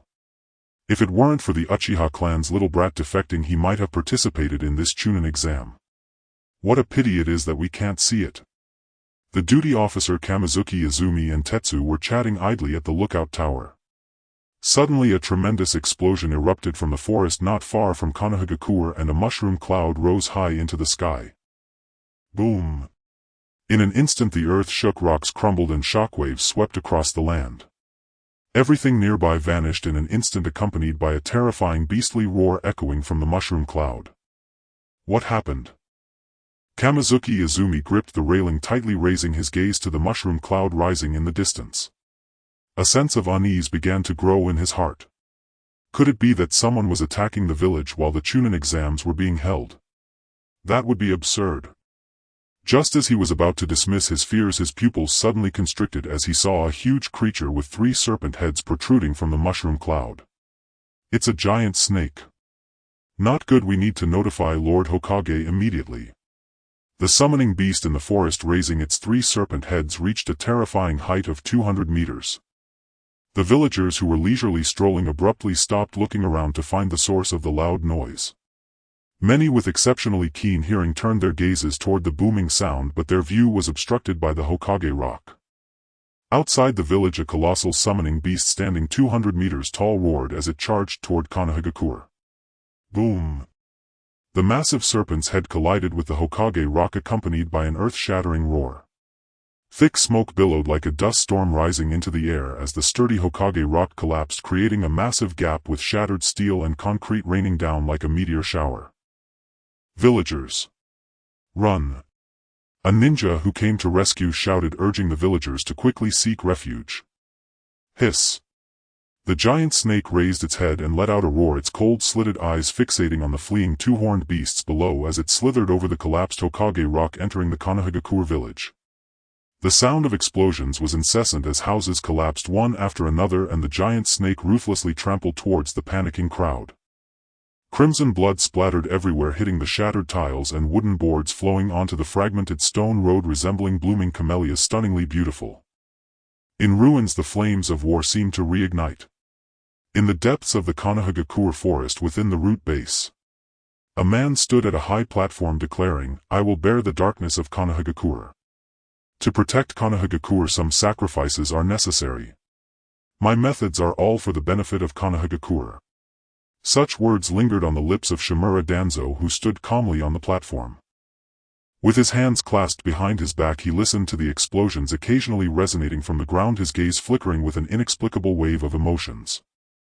That guy Hiruzen should have already encountered his former good student. After so many years, they must have quite a bit to talk about. "Don't let me down, Orochimaru," Danzo muttered to himself. Just as he finished speaking, a root ninja in a black outfit and mask knelt on one knee and asked, "Lord Danzo, should we go help the villagers?" Danzo pondered for a moment, glancing at the hundreds of subordinates standing below, and said in a deep voice, "Yes, you should go now, but only act when it is most dangerous. People only remember gratitude when they are saved at the brink of life and death, and they will firmly engrave that gratitude in their hearts. After all, people are forgetful, and if the impression isn't deep enough, the speed of being forgotten is incredibly fast." After running through his thoughts, Danzo waved his hand saying, "Go." Yes. Hundreds of root ninjas responded loudly in unison and then quickly dispersed like a tide, leaving only a few root ninjas standing still. At the entrance of the root base, the duty officer watched as hundreds of ninjas rushed out. His face behind the mask was filled with indifference, as if he were a puppet methodically guarding the entrance. Rustle, the fallen leaves rolled with Sasuke's footsteps. The duty officer turned at the sound, and before he could utter a word, a cold hand silently grasped his throat. Crack! The hand tightened cleanly and blood dripped from the duty officer's mouth as he slumped limply to the ground. Sasuke, expressionless, shook his hand, propping the lifeless duty officer against the door in a seated position, then stuffed a handful of explosive tags into the folds of his clothing. With a click, the large stone door of the root base opened silently. At this moment, with personnel scarce and patrols absent and the replacements dispatched to rescue people, it was the easiest time to breach the base with the dark passageway completely empty. Sasuke swiftly navigated through the dark passage, treading lightly as he carefully searched down the rows of doors. Interrogation Room, Intelligence Department, ANBU Training. Sasuke halted, hiding in a corner. Inside the hall, Danzo sat quietly on a chair, his fingers intertwined rhythmically, his mind constantly contemplating something. After a few moments of silence, he let out a soft sigh. "Tobirama-sensei, I don't blame me for being ruthless. Everyone ages, and Hiruzen is already old. Nostalgia, sentimentality, and being too soft-hearted are the greatest taboos for those in power. Over the years, the village has been gradually weakening under that guy's rule. It won't be long before it is reduced to a point where even insignificant ninja villages can tread upon it. Hiruzen is not the best candidate for Hokage. I, Danzo, am the most suitable person. Under my leadership, Konoha will return to the glorious reign of the first Hokage. Tobirama-sensei, I will prove to you that your choice of Hiruzen over me was a mistake. With everything in place, all that's needed is the east wind. I'm sorry, Hiruzen, but your era should come to an end. Lord Danzo." The ninja beside him suddenly spoke, interrupting Danzo's thoughts, and said in a deep voice, "The intelligence department has reported that the third Hokage has been trapped in the Four Purple Flames formation, but Orochimaru needs us to send more reinforcements." Danzo raised his gaze, subconsciously stroking the cane in his hand, deep in thought. Orochimaru is indeed an insatiable guy. Well, we'll trust him this once. You all go, and remember to keep a close eye on that guy. Lord, your safety. Danzo waved his hand, cutting off his subordinates' words, signaling them to leave. Yes. A dozen root ninjas responded in unison and instantly disappeared from the hall, leaving Danzo alone sitting in the chair. With a soft click, the vast hall of the base fell silent, the bright lights still shining. Danzo absent-mindedly tapped his middle finger against the armrest, lost in thought, a vague sense of unease lingering in his heart. He pondered that Orochimaru must have ulterior motives beyond just the daybreak. The light suddenly dimmed and Danzo's brow furrowed as he stood up to block the fierce attack rushing towards him. Earth-style earth flow wall.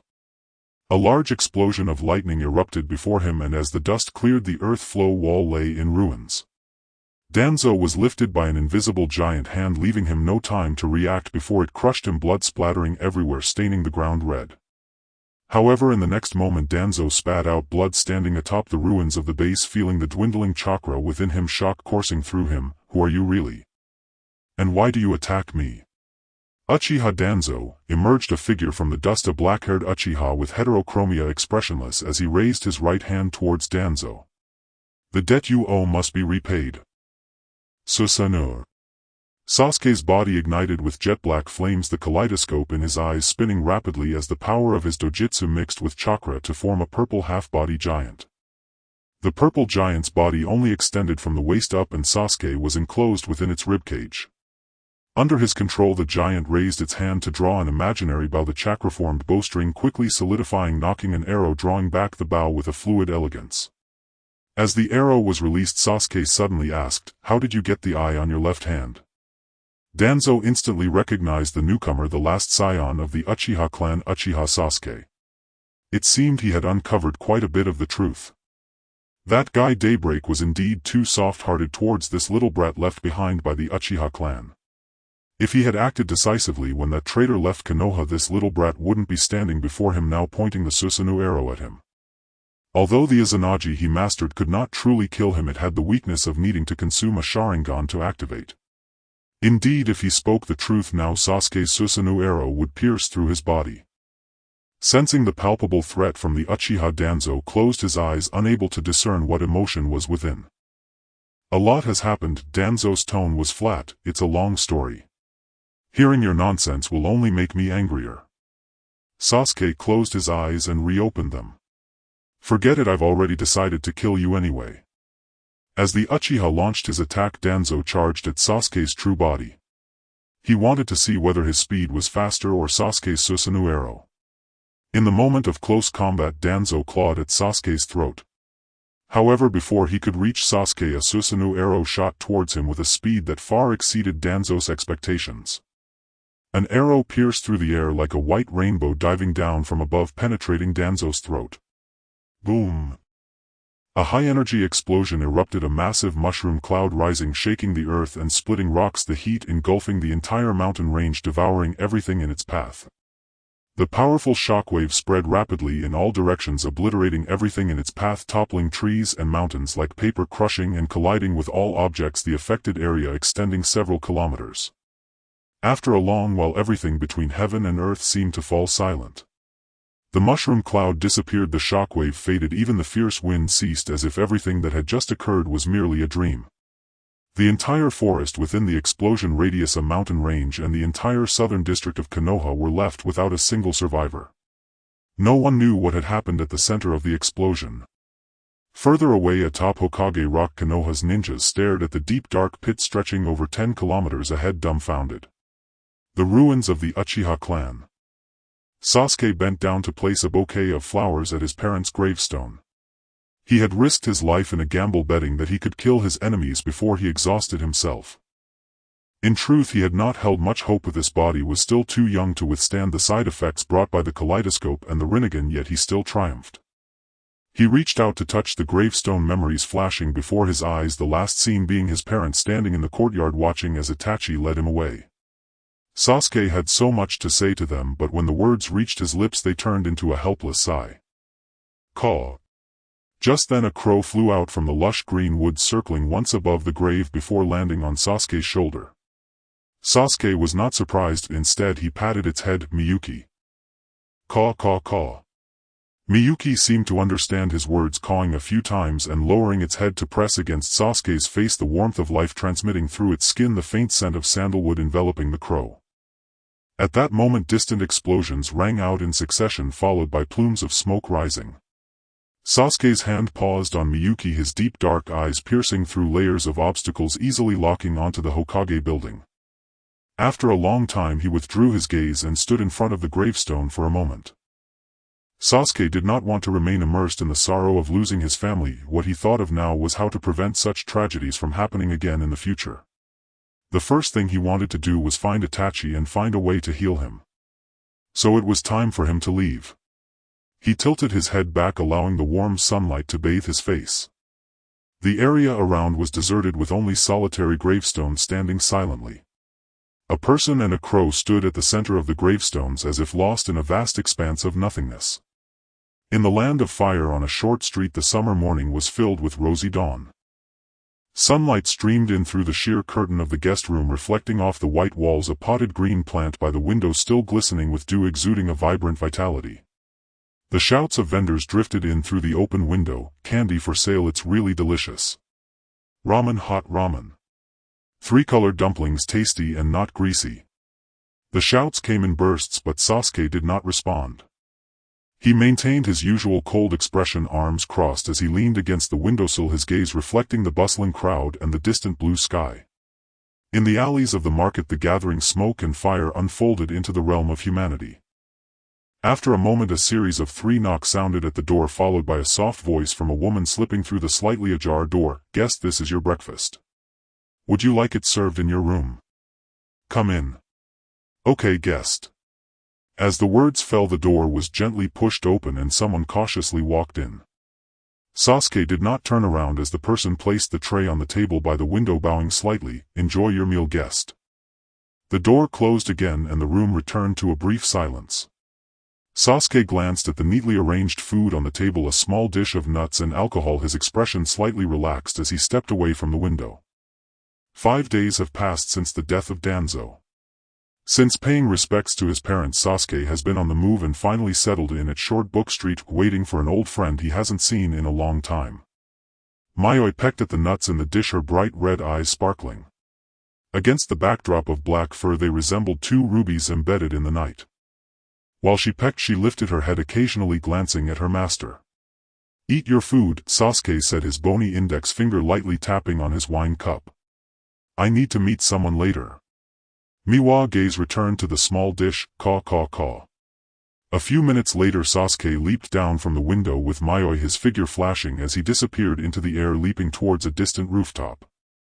At Short Book Street, outside the castle, 2 men and 2 women were engaged in a fierce unknown battle. The sounds of clashing metal, collapses, screams and cries for help echoed continuously. The most striking sight was at the center of the castle, where a massive snake adorned with purple scales and black patterns let out a roar towards the sky, its long dragon-like horns and gigantic body rising from the ground. "Wan Shi!" Hiss! Wan Shi roared, its tail sweeping to destroy nearby buildings, pushing back the invading enemies, and then engaged in a fierce struggle with another slug of similar size. Wherever these colossal beings passed, houses collapsed, the ground sank, vegetation withered, and crowds scattered. Once everything calmed down, the once mighty castle had turned into ruins. The remaining structures were on the verge of collapse, dilapidated and broken. A gust of wind blew, causing tiles to fall, leaving only a shattered frame. 10 meters away, 2 groups of people faced each other across a small patch of open ground, the atmosphere tense and quiet with no one speaking. Suddenly a female voice filled with resentment and a hint of questioning broke the silence. "Are you planning to destroy the Hidden Leaf Village?" Orochimaru's lips curled into a smile, his snake-like vertical pupils coldly fixed on the speaker, Ino, or rather more accurately on Tsunade behind her. Ino stepped back slightly, prompting Orochimaru's gaze to follow her movements, never once looking directly at Ino. Seeing Orochimaru smile without responding, one of his subordinates who had silently followed him coughed lightly, keeping his gaze firmly on Tsunade. Rather than answering Ino's question directly, he asked, "What is your response?" The speaker was a handsome man with a gentle demeanor, wearing black-framed glasses. His tone was neither hot nor cold, one of Orochimaru's most trusted confidants, Kabuto. This seemingly absurd statement carried a deep understanding between both parties. Tsunade's pupils trembled, biting her lip tightly, beads of cold sweat gradually appearing on her forehead. After a long silence she finally closed her eyes as if the world had paused in that moment, the noise around her fading away, her thoughts drifting back to a distant past. The cicadas in that summer were louder than in previous years. The trees outside the training ground grew wildly yet could not block the blazing sun. Beneath a giant tree that three people could barely embrace, Tsunade smiled gently and reached out to stroke the head of a young boy. On the enormous open balcony on the second floor, sunlight poured down. Kato leaned against the railing, lovingly gazing at his lover, softly calling, "Tsunade." Scenes of warmth and happiness flashed rapidly through her mind, ultimately freezing forever at the moment of their deaths. Regret, pain, guilt and self-blame nearly filled Tsunade's heart. Lady Tsunade. The scene shattered and Tsunade jolted awake only to see Ino looking at her with concern, appearing somewhat restless. Lady Tsunade. Ino urged anxiously, sincerely advising, "You must not be deceived by what was just said. Your brother and uncle would never wish for you to do this. Their wishes. Lady Tsunade, have you forgotten your own wishes and dreams?" Ino stepped forward, but upon seeing Tsunade's unpleasant expression and her extremely sorrowful eyes, she froze, her gaze dimming. Almost to herself she murmured, "I understand what you're thinking. Although you may seem like this now, in reality." Tsunade remained silent, her head bowed, and no one knew what the legendary princess of the Senju clan, one of the Sannin, was truly thinking. "Please, you must stay clear-headed. You're—" Ino stopped talking.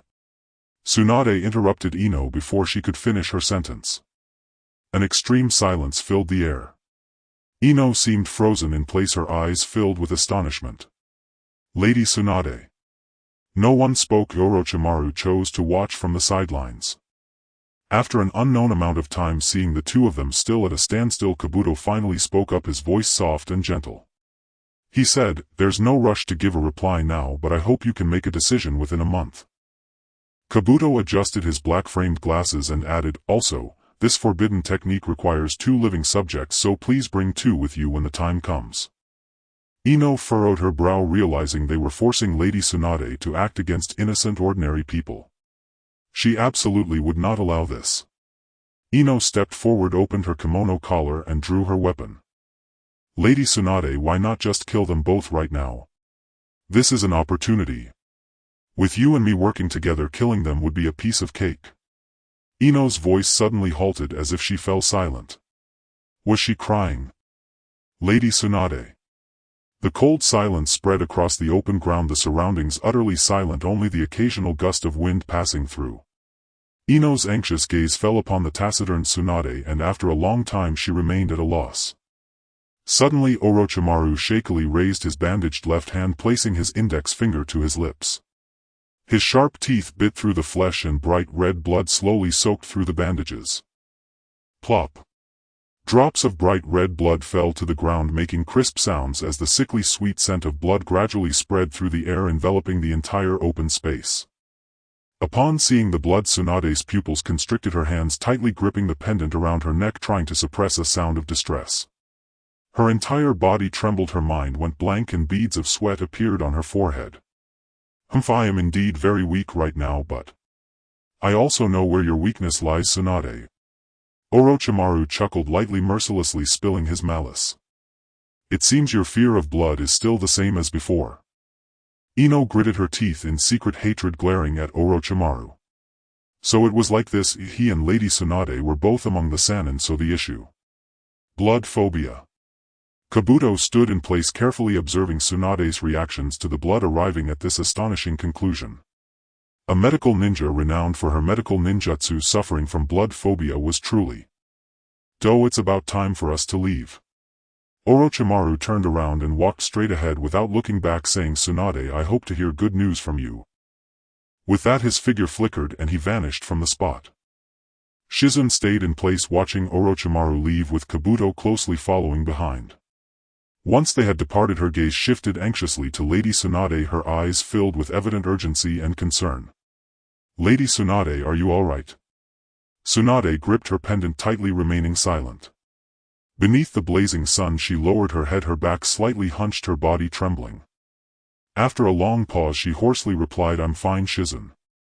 The narrow alley was sparsely populated, old yet full of character, with wind chimes swaying under the eaves adding a touch of liveliness to the tranquil passage. Caw. A crow on the eaves cawed towards the sky. Having followed for so long, isn't it time to show yourself? Orochimaru halted his steps and looked back at the alley behind them, surprised that the other party was following so closely. Were they a novice or planning to attack? Lord Orochimaru. Kabuto, walking behind, immediately drew his weapon, positioning himself protectively behind Orochimaru. The surroundings were eerily quiet, a gentle breeze blowing through. The wind chimes under the eaves chimed in the breeze, and the soft sound echoed through the alley as the black fabric of Kabuto's clothing fluttered. It's rare to see you in such disarray, Orochimaru. Sasuke leaned against the wall, arms crossed, speaking nonchalantly, yet his tone carried a strong sense of irony. Kabuto adjusted his glasses, a glint of cold light flashing across the lenses as he recognized the newcomer Uchiha Sasuke. Orochimaru. His feminine face turned blue-red and purple, resembling a chaotic dye factory. After a long silence he finally spoke. In life 9 out of 10 things do not go as one wishes, and I am no exception. So what does Sasuke-kun, who has been tailing me, want? Sasuke replied, I need you to heal someone. Orochimaru raised his head, looking down at Sasuke, whose eyes were filled with an unmasked scrutiny and cold skepticism. Sasuke-kun, Orochimaru seemed somewhat helpless. Having followed me for so long, you should understand my current condition. A person whose hands are almost rendered useless cannot help you save anyone. May I ask, Sasuke-kun, how do you judge that I can heal that person? After all, Tsunade of the legendary 3 is much better at healing than I, who specializes in human experimentation. Sasuke's chiseled face bore no expression. Why seek Orochimaru? It was simply because he needed someone who could heal Itachi. Tsunade was indeed a good candidate, but unfortunately Sasuke stood in opposition to her, and soon she would return to Konoha to become the 5th Hokage. Regardless of her status or for the sake of Konoha, Tsunade would never treat a notorious rogue ninja who had fled for many years. With Tsunade ruled out, Sasuke could only turn his gaze to Orochimaru. Although Orochimaru's strength was somewhat lacking and his gaze often drifted to Wakanoshire, he did possess a powerful intellect, excelling in ninjutsu research and development, particularly in sage arts and human studies. With a mind racing through countless thoughts, Sasuke snapped back to reality for just a brief moment, suddenly flashing beside Kabuto, not giving him time to react as he struck a knife-hand blow to the nape of his neck. Kabuto's kunai swung midair, fell to the ground with a clang. Suddenly darkness engulfed him and his body uncontrollably collapsed forward, hitting the ground with a thud, raising a small cloud of dust. Circumventing Kabuto, Sasuke activated his Sharingan as he stepped forward, gradually closing in on Orochimaru. Seeing that Sasuke possessed a Mangekyo Sharingan and another purple 6-pointed star embedded in his left eye, taking on a violet 6-pointed star form, Orochimaru was quite surprised. What a surprise, Sasuke-kun! Orochimaru planned to forcibly break through the illusion, but he realized his hands were nearly paralyzed and he could not channel chakra through his veins, making it impossible to perform ninjutsu. Sasuke wove a future he had experienced using his Sharingan. Orochimaru did not resist, although this Uchiha was somewhat unexpected. Sasuke sought him out for a reason, surely not merely to cast an illusion on him. What he first saw was himself looking down from the treetops, the layers of disguise peeling away to reveal his true face, grinning with an exaggerated and grotesque smile, a long tongue flicking out. Before him the black-haired reedy Uchiha was half kneeling on the ground, pressing desperately on his neck, where a wound resembling that of a snake bite appeared with a pitch-black 3-tomo seal imprinted on the back of his neck. Sasuke looked up, his eyes filled with unrestrained hatred, locking onto Orochimaru. Sasuke. What have you done to Sasuke? Tell me.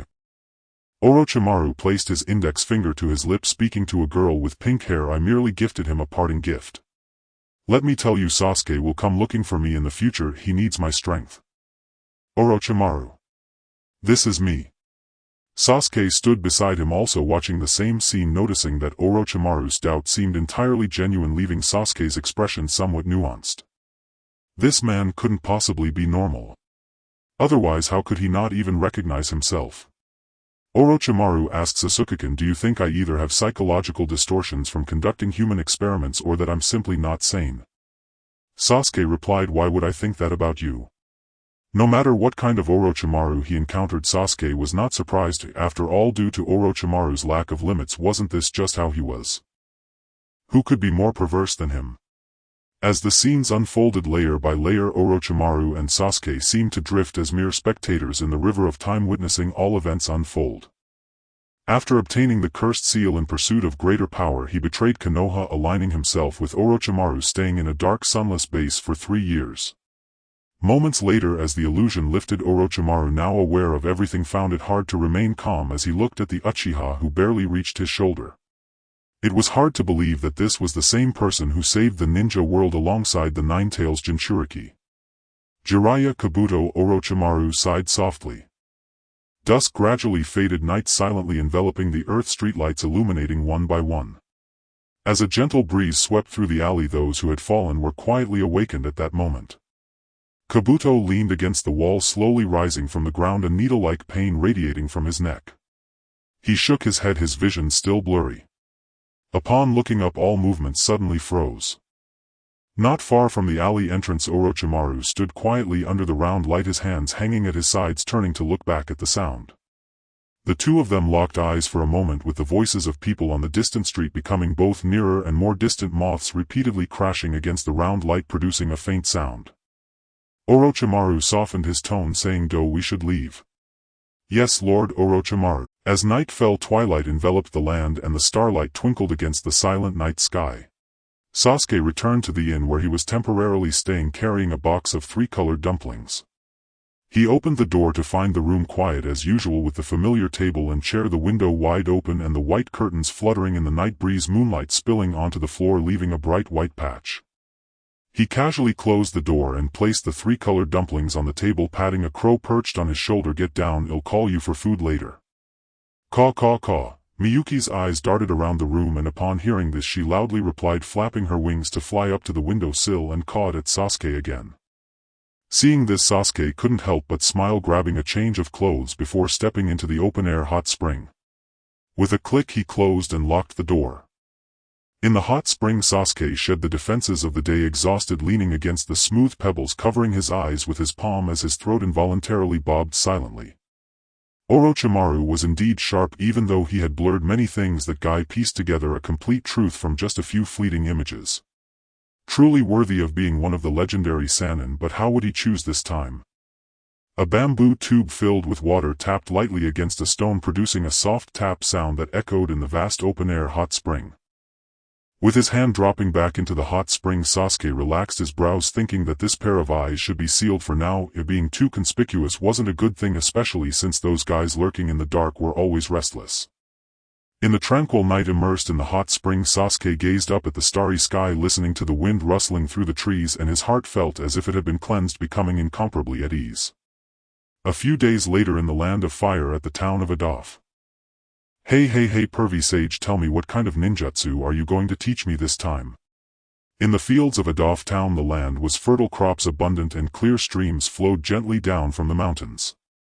Naruto chattered as he hovered around a white-haired black-eyed uncle. "Oh pervy sage, please tell me, okay?" Jiraiya stopped walking, turned to face Naruto and spoke, "You keep calling me pervy sage, you should know that I am quite a formidable person, right?"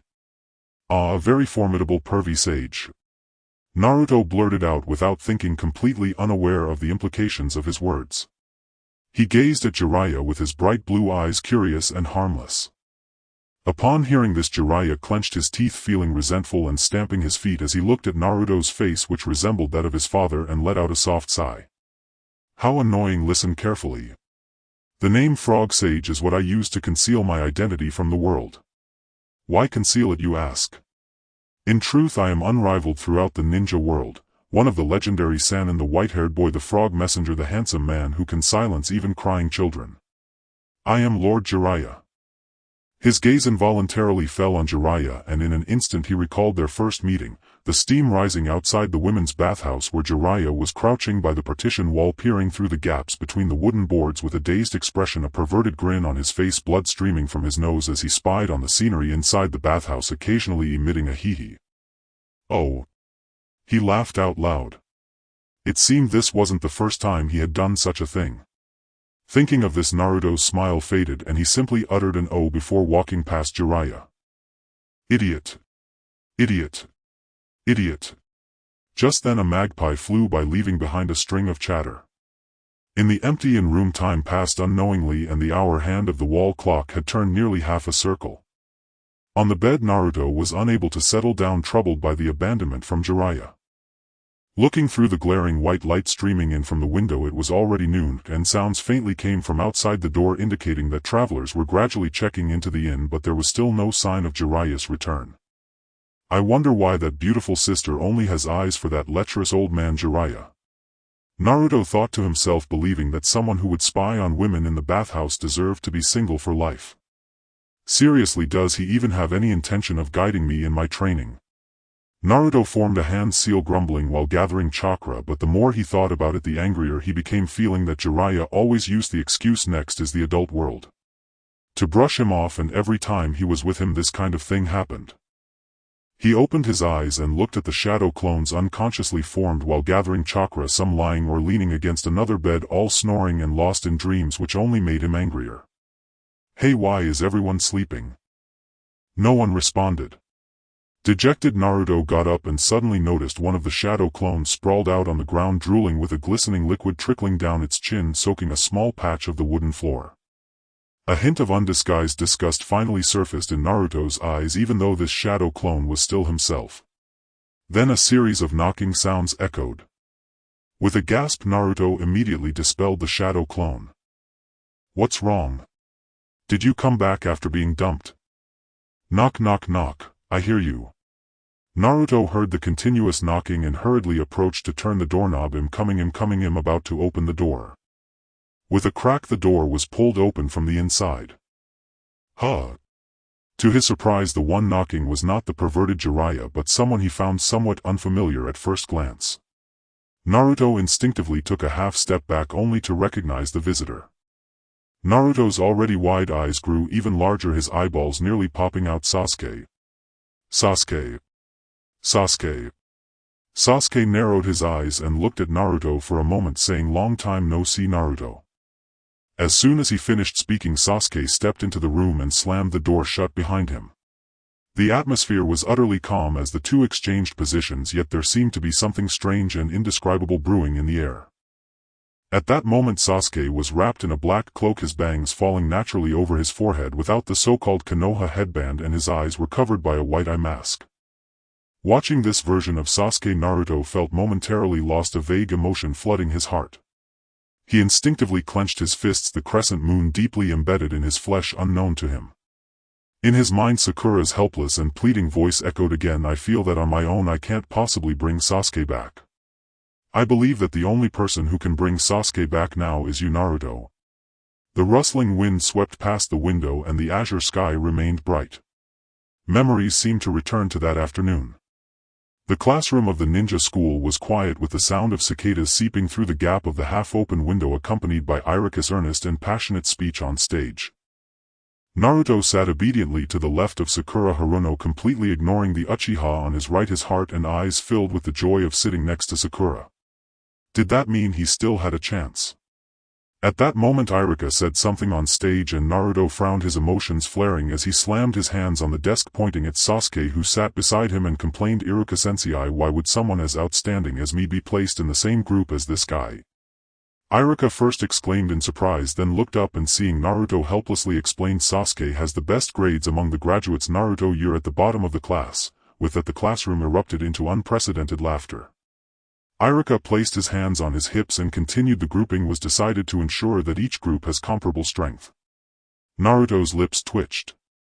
"Listen, as long as you don't hold me back, that's enough, bottom of the class." Sasuke leaned his elbow on the edge of the desk, speaking bluntly without ever looking directly at Naruto. Compared to the trivial mockery, being completely ignored by Sasuke was even more infuriating. Did he, in the eyes of the Uchiha, seem like trivial dust? Memories of the past surfaced before Naruto's eyes. They had once playfully fought and had mutual disdain, yet they had also fought side by side, trusting each other's backs. However, the memory ultimately froze on that night they arrived in the land of waves, the images fragmented.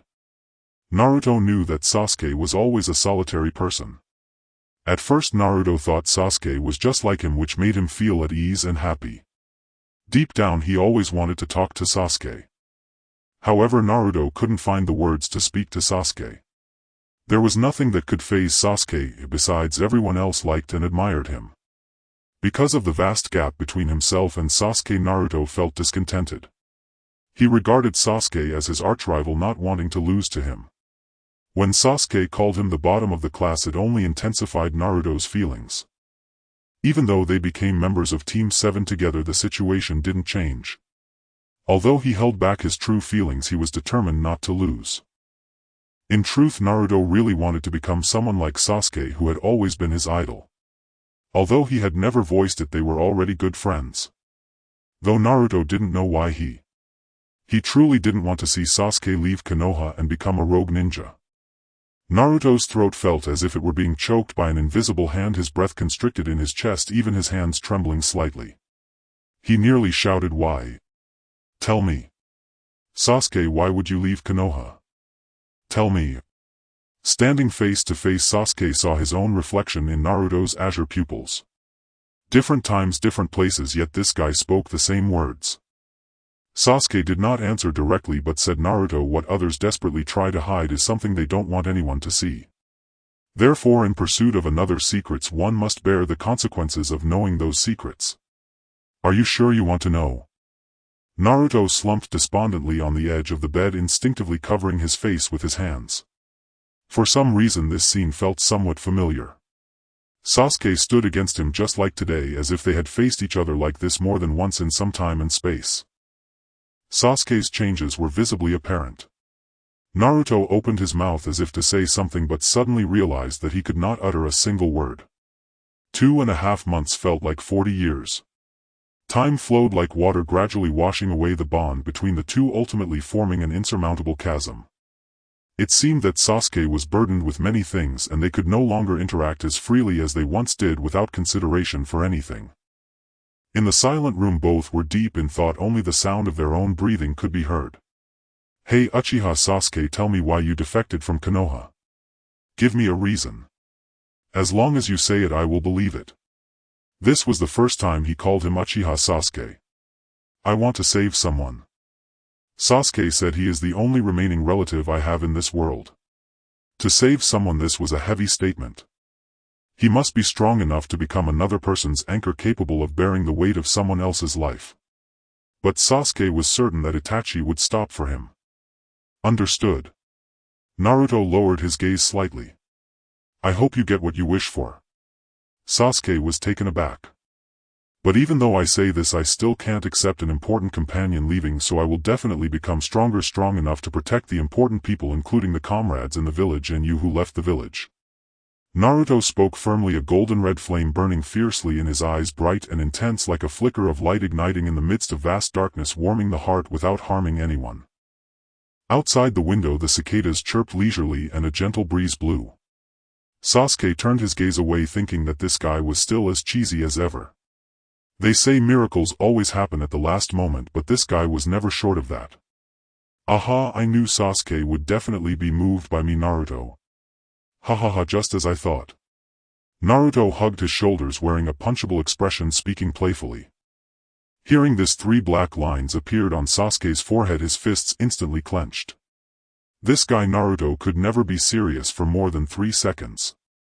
Taking a deep breath, he decided not to argue with this person. He suddenly asked, "Are they doing well?" This question seemed absurd, but Naruto understood what Sasuke meant. Thinking of the current situation in Konoha and of Kakashi-sensei, who lay in bed and had not yet awakened, Naruto's expression darkened. Kakashi-sensei was injured by 2 foreign ninjas and has been staying in the Konoha hospital. Sakura has been taking care of Kakashi-sensei and is very worried about you. Damn. Those 2 are so arrogant. If I run into them, I will definitely break their legs. This anticipated response did not surprise Sasuke. The foreign ninjas Naruto mentioned must be Itachi and Kisame. He didn't expect them to act so quickly. "By the way, Sasuke, did you come specifically to find me?" Naruto jumped up quickly, closing the distance to Sasuke, staring at him intently. The 2 were only half an arm's length apart, their warm breaths brushing against Sasuke's face. Sasuke stepped back slightly, hands raised in a surrender gesture, his eyes hidden beneath his scarf narrowing slightly. Unfortunately, Naruto, I'm just waiting for someone. The sunlight outside was bright and a gentle breeze brushed against the face, bringing a refreshing coolness that momentarily made one forget the summer heat. Naruto momentarily didn't know what to say, feeling a bit awkward. He stumbled back a few steps and sat back on the bed, rolling around with a flushed face, grumbling, "Sasuke, you bastard." Sasuke smiled and shook his head. Naruto was just a novice youth now, being straightforward and candid was not a fault. Sasuke chuckled inwardly, but his expression turned serious. He calmly said, "Naruto, from now on if you encounter anyone wearing black clothes with red clouds, keep your distance. Their sole purpose is to capture tailed beasts." After saying this, he raised a finger and pointed it towards Naruto's abdomen, warning, "Don't be careless, you could die. I suggest you stick close to Jiraiya while improving your own strength," Sasuke said. "This world is too complex, filled with countless murky things that have long accumulated underground like an incurable ailment. Some believe that through pain the world will cherish peace, thus capturing a powerful tailed beast to use war as a means to destroy the 5 great nations and quell the chaos in the ninja world." Naruto's gaze flickered as he subconsciously pressed on his abdomen, feeling the approach of the great 9-tailed fox within him. Sasuke's words seemed to carry a deeper meaning. Why was he telling him this? He looked up and met Sasuke's smiling gaze. Naruto suddenly fell silent. After several seconds he squinted his eyes and said, Hey Sasuke, do you know something?" Sasuke remained indifferent under Naruto's scrutinizing gaze, taking a few steps past him to open the window. The fresh morning air rushed in, sweeping away the odor that had fermented in the room for half the day. Sasuke stood by the window and said, "I do indeed know quite a bit." Naruto, who had already stood up, hesitated slightly upon hearing this. "Does it have something to do with me?" "It does indeed concern you." Naruto pondered for a moment. However, Sasuke changed the topic. "The person I'm waiting for has arrived." "What?" Just as Naruto was about to inquire further, a sudden knock on the door interrupted him. Knock, knock, knock. Footsteps faintly echoed from the doorway. Sasuke turned around, raised his chin and gestured for Naruto to open the door. "What the heck, I knew you'd make me do this. How lame." Naruto glanced at him. Sasuke leaned against the windowsill. Even with a strip of cloth covering his eyes, he could tell this guy was intently observing him. Annoying. This guy showed no intention of speaking. Knock, knock, knock. Naruto rolled off the bed like a carp, ruffled his disheveled hair from rolling around, sluggishly shuffled in his slippers and tiredly said, I'm coming. Just opening the door for you, seriously." Having confirmed that the person outside was who Sasuke was waiting for, Naruto stepped forward to crack the door open. Ugh. Unexpectedly, the one knocking was a man in his 20s, dressed in a black robe adorned with red cloud patterns, with a collar obscuring the lower half of his face. The man had a handsome yet stern face with long black hair and deep crimson Threedemo Sharingan eyes beneath thick eyebrows, accompanied by dark circles and a cold expression that exuded a mysterious and profound charm. Naruto suddenly locked eyes with the man, as if struck by a thunderous shock in his mind, with every hair on his body standing on end, every sense screaming to flee from this person. Danger. Danger. Looking at the face that bore an uncanny resemblance to the one inside the room, he thought, who is this? What connection do they have to Sasuke? And that pair of Sharingan eyes looked just like Kakashi's. Uchiha Itachi narrowed his eyes, looking down at Naruto for a moment before speaking. "Uzumaki, Naruto, please come with us." Naruto remained silent, his facial muscles tense, his shoulders and back taut beneath his clothes like a tightly drawn bowstring. After a full 10 seconds of silence, footsteps approached and halted behind Itachi. Then a hoarse, deep voice echoed, "I didn't expect that the Nine-Tails was inside such a small brat." Kisame glanced around before fixing his gaze on Naruto. Let's head outside." Naruto gripped the doorframe tightly, his face filled with wariness as he stared at the two of them. Who exactly are they? How do they know about the Nine-Tailed Fox? They are definitely not to be underestimated. He mustn't let Sasuke in the room be discovered. Having promised to protect Sasuke, Naruto resolved himself, lowered his head and softly said, "All right." After saying this, he fixed the doorframe silently and stepped out into the corridor. Kisame smirked, reaching back to grasp the weapon slung over his shoulder. Itachi letting him run around is quite troublesome. How about we just chop off one of his legs? That should be more prudent, right? Naruto looked up at him, a hint of panic flashing in his eyes. What is he talking about? I'm making my move now. Kisame stepped forward, each step seemingly stomping on Naruto's heart, his voice laced with amusement as he swiftly drew his sword. Bang! The door slammed heavily against the wall, producing a harsh clang. Long time no see, Sasuke. Itachi looked up, his gaze crossing over Naruto to land on him, his tone carrying a softness that even Itachi himself had not realized. A glimmer of starlight accumulated during his darkest years. In the distance, a striking figure appeared in the sight of everyone. Sasuke leaned against the doorframe, his eyelashes trembling slightly as if struggling to suppress the turbulent waves within. His bangs fell down, obscuring his brows and eyes, revealing only his straight nose and tightly pressed lips. After a while he took a deep breath and then parted his honey-colored lips, saying, "Long time no see, brother." Upon hearing this address, Itachi froze as if time had stopped at that moment. This familiar voice seemed to transcend long years, quietly unlocking the heart that had been sealed away. He hadn't heard this address in many years. Throughout this long time he had envisioned countless times the scenario of hearing this voice again, yet it could never happen at this moment. His heart was filled with complex and indistinguishable emotions. Sasuke seemed to have grown taller and matured. He was no longer the child who could only cry. The air seemed to thicken and the atmosphere between the two became extraordinarily eerie. Naruto and Kisame. The two who had originally been at odds now turned their gazes toward the two brothers in unison. Sasuke silently observed Itachi. He knew that the person before him was undergoing an unspeakable inner turmoil, but once this person regained their composure they would still follow the path they had originally planned. Some paths once taken cannot be retraced. Irresolute individuals may sever their own feet, yet their hearts will still continue to move forward. Itachi had expected Sasuke to charge at him, shouting and yelling like he did in his childhood, but this time he remained remarkably calm, his beautiful eyes hidden in the shadows behind his eye mask, his expression ambiguous and inscrutable. The two of them remained silent, quietly gazing at each other.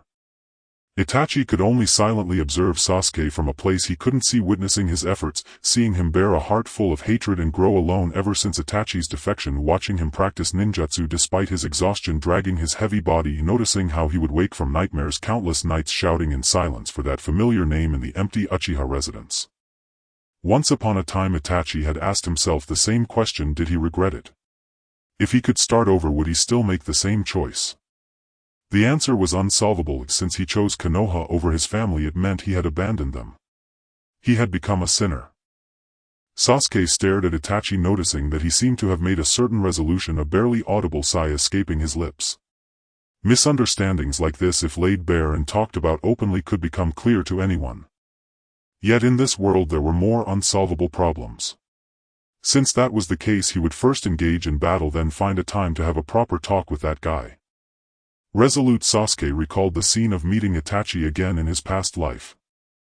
He suddenly lifted his head, his pupils glaring with fierce light filled with overwhelming anger and hatred, the flame of rage in his chest threatening to consume him entirely. "I have done as you said. All this time I have not ceased to hate you. I am alive only to kill you with my own hands." The blinding light illuminated the corridor as Sasuke unleashed a thunderous storm of lightning in his hands, the silver serpent-like lightning flashing repeatedly, followed by the deafening sound of birds' cries. Sasuke. Naruto looked at his frenzied friend. That guy was the one he wanted to save, wasn't he? But why was he attacking? Itachi raised his straight black brows, gazing at the flickering lightning. Chidori. I will kill you with my own hands. Sasuke tightened his face, suppressing any emotions he shouldn't reveal, appearing utterly deranged. With that he struck his fist against the wall, the punch infused with lightning creating a deep crater, sparks flying as he charged towards Itachi. Die. The bond of former kin transformed into fierce killing intent, and in the moment of clash Sasuke's Chidori screeched like a whale, but before he could reach Itachi the latter swiftly seized Sasuke's wrist, diverting the attack with a mere shift of force, the speed far exceeding Sasuke's expectations. Boom! The sound of the explosion echoed throughout the inn. In the distance in front of a booth with rings, a middle-aged man dressed in a red and green kimono with wooden sandals, his white hair tousled, withdrew his gaze and smiled at the charming woman in his arms, pointing at a frog doll on the shelf softly saying, "You want that frog, right?" The woman, weak and soft, leaned against the man, playfully responding with a nod. The middle-aged man took a basketball-sized ring, tossed it lightly and accurately, and snared the frog doll. Seeing this, the woman covered her mouth in surprise, exclaiming, "Sir, you are amazing. I like it so much." Taking the opportunity, she rested her head on the man's chest. "Ahaha, I never miss." Before them the dust swirled as Chidori carved a 100-meter trench in the corridor. Sasuke remained silent, his head hung low. Itachi seized Sasuke's wrist with one hand and grabbed the fabric of his chest with the other, lifting him so that their noses were scarcely half an inch apart. The lightning flickered in his hand until it extinguished. Sasuke clenched his teeth, unable to look directly into those longed-for eyes, fearing he might betray other emotions. What was happening? Naruto felt tense, his face grave, unable to believe what he was witnessing. Sasuke was so powerful yet was captured so easily. Realizing the urgency, Naruto moved his feet, intending to help, but unexpectedly the shark-faced man blocked his path. A spiked weapon crossed in front of him. "Kid, this is a matter between those two brothers. It's not for an outsider like you to meddle." Suddenly blocked, Naruto felt uneasy, suppressing the fear in his heart, quickly forming hand seals, creating a gentle breeze centered around him while the fiery chakra enveloped him, gradually spreading outward. The surrounding space suddenly fell eerily quiet. Kisame's gaze paused momentarily, a hint of faint surprise appearing in his eyes as he observed Naruto narrowing his eyes thoughtfully as chakra began to fill the entire space. After a careful examination, he clicked his tongue and realized, so this is the chakra of the Nine Tails. The situation was urgent. Naruto bit his thumb, drawing a line of blood in his palm, quickly forming hand seals. Ninjutsu. Summoning technique. Too slow. Kisame swung his right arm, the sword in his hand, striking down towards Naruto, its wind carving through the air as if even the invisible chakra was being driven away, instantly dissipating. Naruto widened his eyes in shock, his gaze fixed on Kisame, filled with disbelief and confusion. No, why couldn't he feel the chakra within him? Damn it! Damn it! How could this be? Kisame smirked, saying, "Let me tell you, my Samahata not only cuts chakra, it also devours it. If you let me play tricks, it would be troublesome. Rather than cutting your feet, I might as well sever your hands first. Damn it." Meanwhile, on the other side, Sasuke flipped his wrist, driving the kunai sharply toward Itachi's throat. With a loud crack, Sasuke's wrist was dislocated while Itachi evaded the kunai, delivering a sharp knee strike to Sasuke's abdomen, resulting in a loud clank as the kunai fell.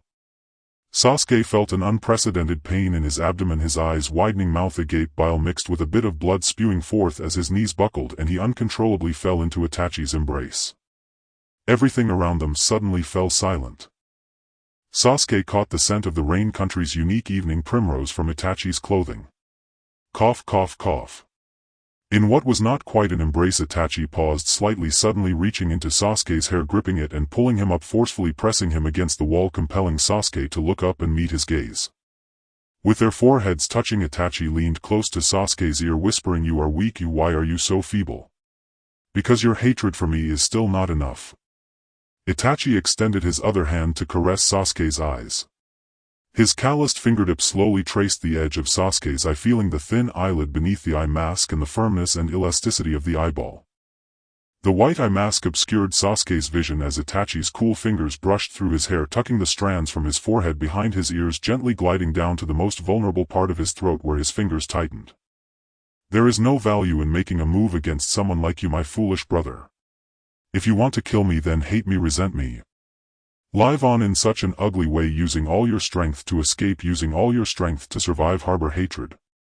Harbor resentment." The pain and suffocation forced Sasuke to open his eyes. The eye mask could not obstruct his sight. He tilted his head slightly, meeting Itachi's gaze. His thin lips were pressed tightly with a hint of indifference, and his nose was proud, exuding a sense of aloofness. The shape of his eyes had a slight upward tilt, giving off an air of coldness. Most striking were the deep tear troughs on his young face, as if they symbolized the hardships he had faced throughout his life. Nothing had changed, yet it felt as if everything had changed. Itachi released Sasuke's hair and removed the eye mask with an unyielding force, compelling Sasuke to confront him. A gentle breeze arrived silently softly caressing Sasuke's cheek and the eye mask fell away with the wind.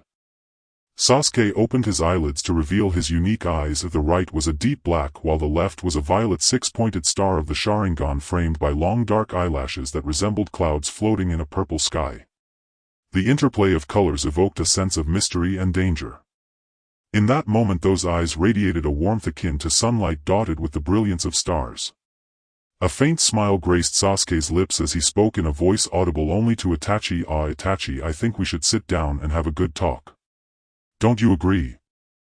Itachi's face was as cold as ice, yet upon seeing Sasuke's Sharingan there was a flicker of change in his expression, revealing a mix of emotions, surprise and confusion intertwined, as countless thoughts flashed through his mind, though it lasted but an instant. He then covered Sasuke's eyes with his hand, the grip that had been around Sasuke's throat shifting to the back of his neck, turning away from Naruto and Kisame silently comforting him as he squeezed him. Sorry, Sasuke. No one knew what Itachi had been thinking in those brief moments. Sasuke opened his mouth seemingly wanting to say something, but Itachi interrupted him. Come with me, Sasuke. As soon as the words left his lips, Sasuke felt a pain in his neck and then he fell into a warm embrace. Sasuke closed his eyes, pressing his face against Itachi's abdomen, the warmth of a human body transmitting through the skin and the light scent of evening primrose enveloped him. In the distance the sound of explosions grew louder, rapidly approaching within the range of human perception. Yet Sasuke heard nothing. It was as if his consciousness was trapped within this comatose body. In a daze the ground trembled as he was gently lifted. It was Itachi.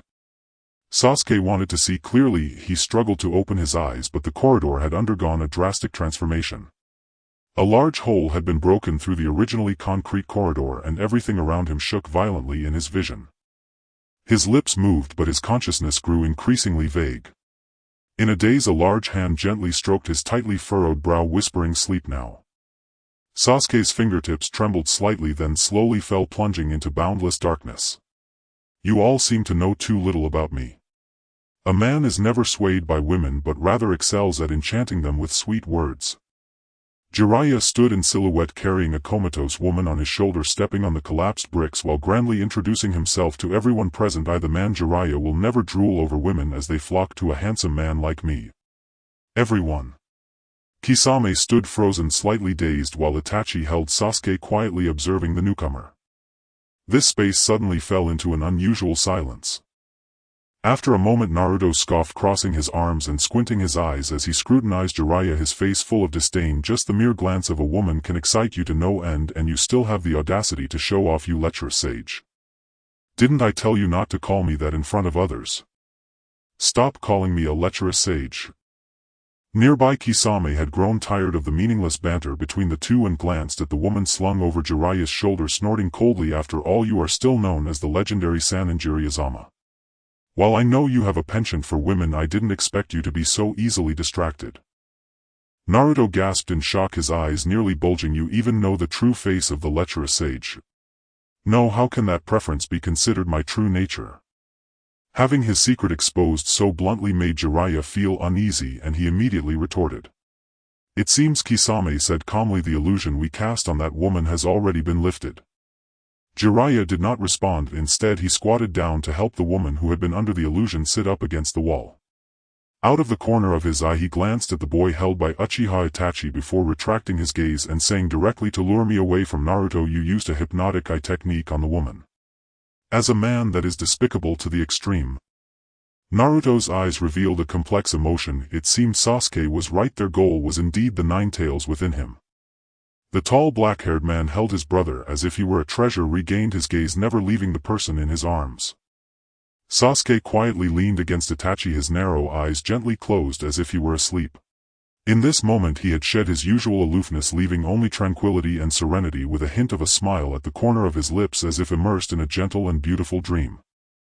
Itachi's gaze remained fixed, slightly tilting his face toward Naruto. Taking Naruto away is the supreme mission assigned to us by our organization Akatsuki. I will not let you take Naruto. That may not be the case. This works perfectly. Gil, take care of the two of you. Jiraiya stood up, his expression as cold as water. The one in Uchiha Itachi's arms must be his younger brother, a child of similar age to Naruto and the only remaining Uchiha aside from Itachi.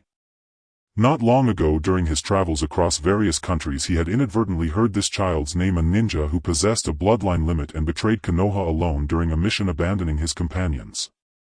Having chosen to defect, why would he seek out Naruto? Could it be because of the Nine Tails? Unaware of Jiraiya's thoughts, Naruto felt a surge of anger looking at Sasuke quietly nestled in Itachi's embrace.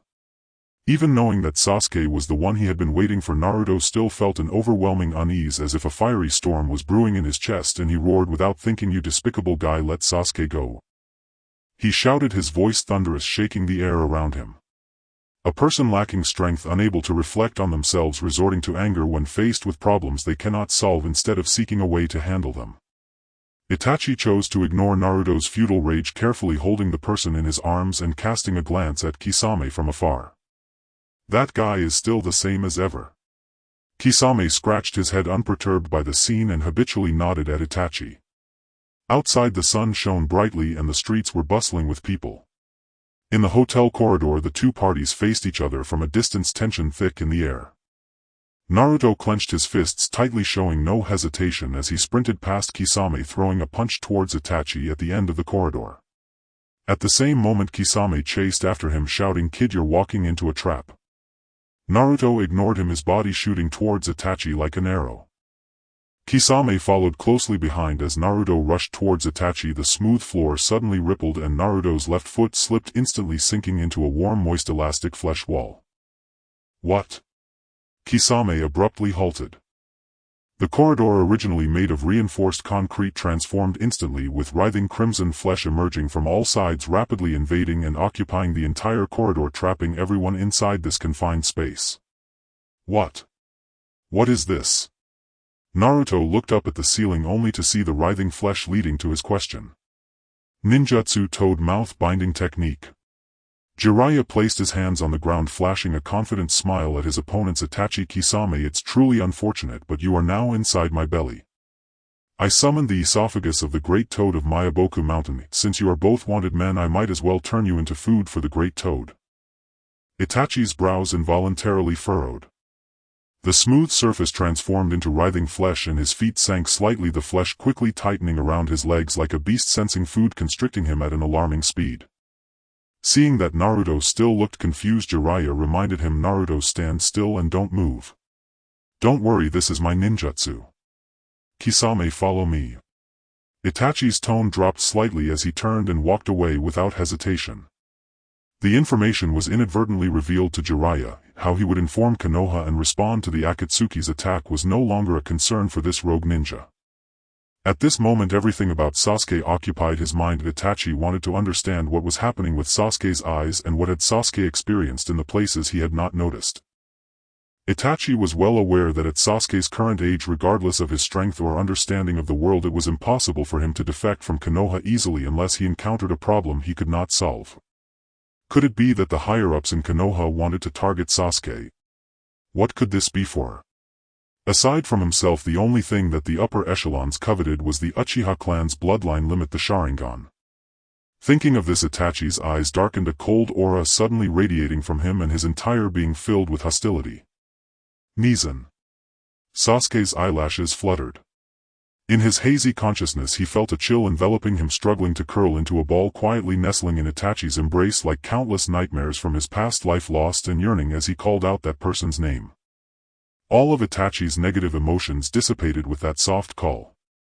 Lowering his gaze, he looked at Sasuke's anxious, sleeping face. At that moment, upon hearing the call, a strange blush crept to the corners of Itachi's eyes. His heart tightened suddenly, his throat constricted, nearly moved to tears, and the once silent lake of his heart rippled. That soft call seemed to transcend past lives and present. It crossed the long and lonely years. It bridged the gap between life and death, and Itachi seemed to have waited for an eternity. "I am here, I have always been here." With emotions swirling in his gaze, Itachi gathered his arms, holding Sasuke tightly as if reclaiming something lost. Taking a deep breath to suppress the turmoil within, he lowered his gaze and gently placed a kiss on Sasuke's forehead.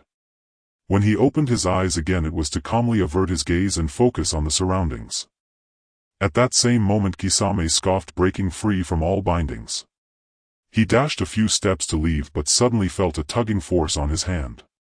Looking back he saw that the handle of his sword Samahata was tightly ensnared. What a hassle! A fierce expression flashed across Kisame's face and with a slight exertion of strength, crack. The flesh tore apart and he hoisted Samahata over his shoulder, quickly turning to follow Itachi ahead. Naruto felt a blur before his eyes. The wind howled as Itachi vanished down the corridor, turning into another hallway, and he realized he could no longer chase after them. It's useless, no one has ever escaped this place so far. Jiraiya gritted his teeth, and the drawbacks of this ninjutsu became apparent. During its execution the user could not move easily. Watching the figures disappear around the corner, he increased the chakra output through his hands. In the next moment the flesh, sensing the scent of blood, swelled as it frantically wriggled into tentacle-like appendages as thick as arms, relentlessly pursuing the two fleeing figures. Kisame rushed through the corridor, but the exit had vanished, replaced by a wall of flesh. At that moment he heard a rustling sound approaching from behind, and when he turned he saw countless bloody tentacles charging towards them. Itachi, the tentacles are faster than us if this continues. Even if Kisame didn't finish, Itachi was well aware as he noticed that the originally deep black eyes of the Uchiha had transformed into a vivid red and fierce Sharingan. Amaterasu. Boom. In an instant the hotel shook and the walls crumbled. At sunset the sky was half-dyed red just as a few geese flew in a line towards the distant horizon. Two figures swiftly navigated between the buildings when suddenly Kisame spoke. Itachi, it seems this kid is very important to you. He is my brother. Well, I know. On a midsummer night heavy rain poured down. The bright moon hung high in the sky, casting its luminous light upon the earth. The village beneath the night sky seemed enveloped by a soft and mysterious mist, while the relentless rain fell like a curtain of pearls from the heavens, dividing the world into blurred fragments. In the courtyard clusters of bamboo stood tall and short, their leaf tips shimmering with tiny specks of light. A gust of night wind swept through, causing the shadows of the bamboo to sway as droplets of rain slid down the leaf tips.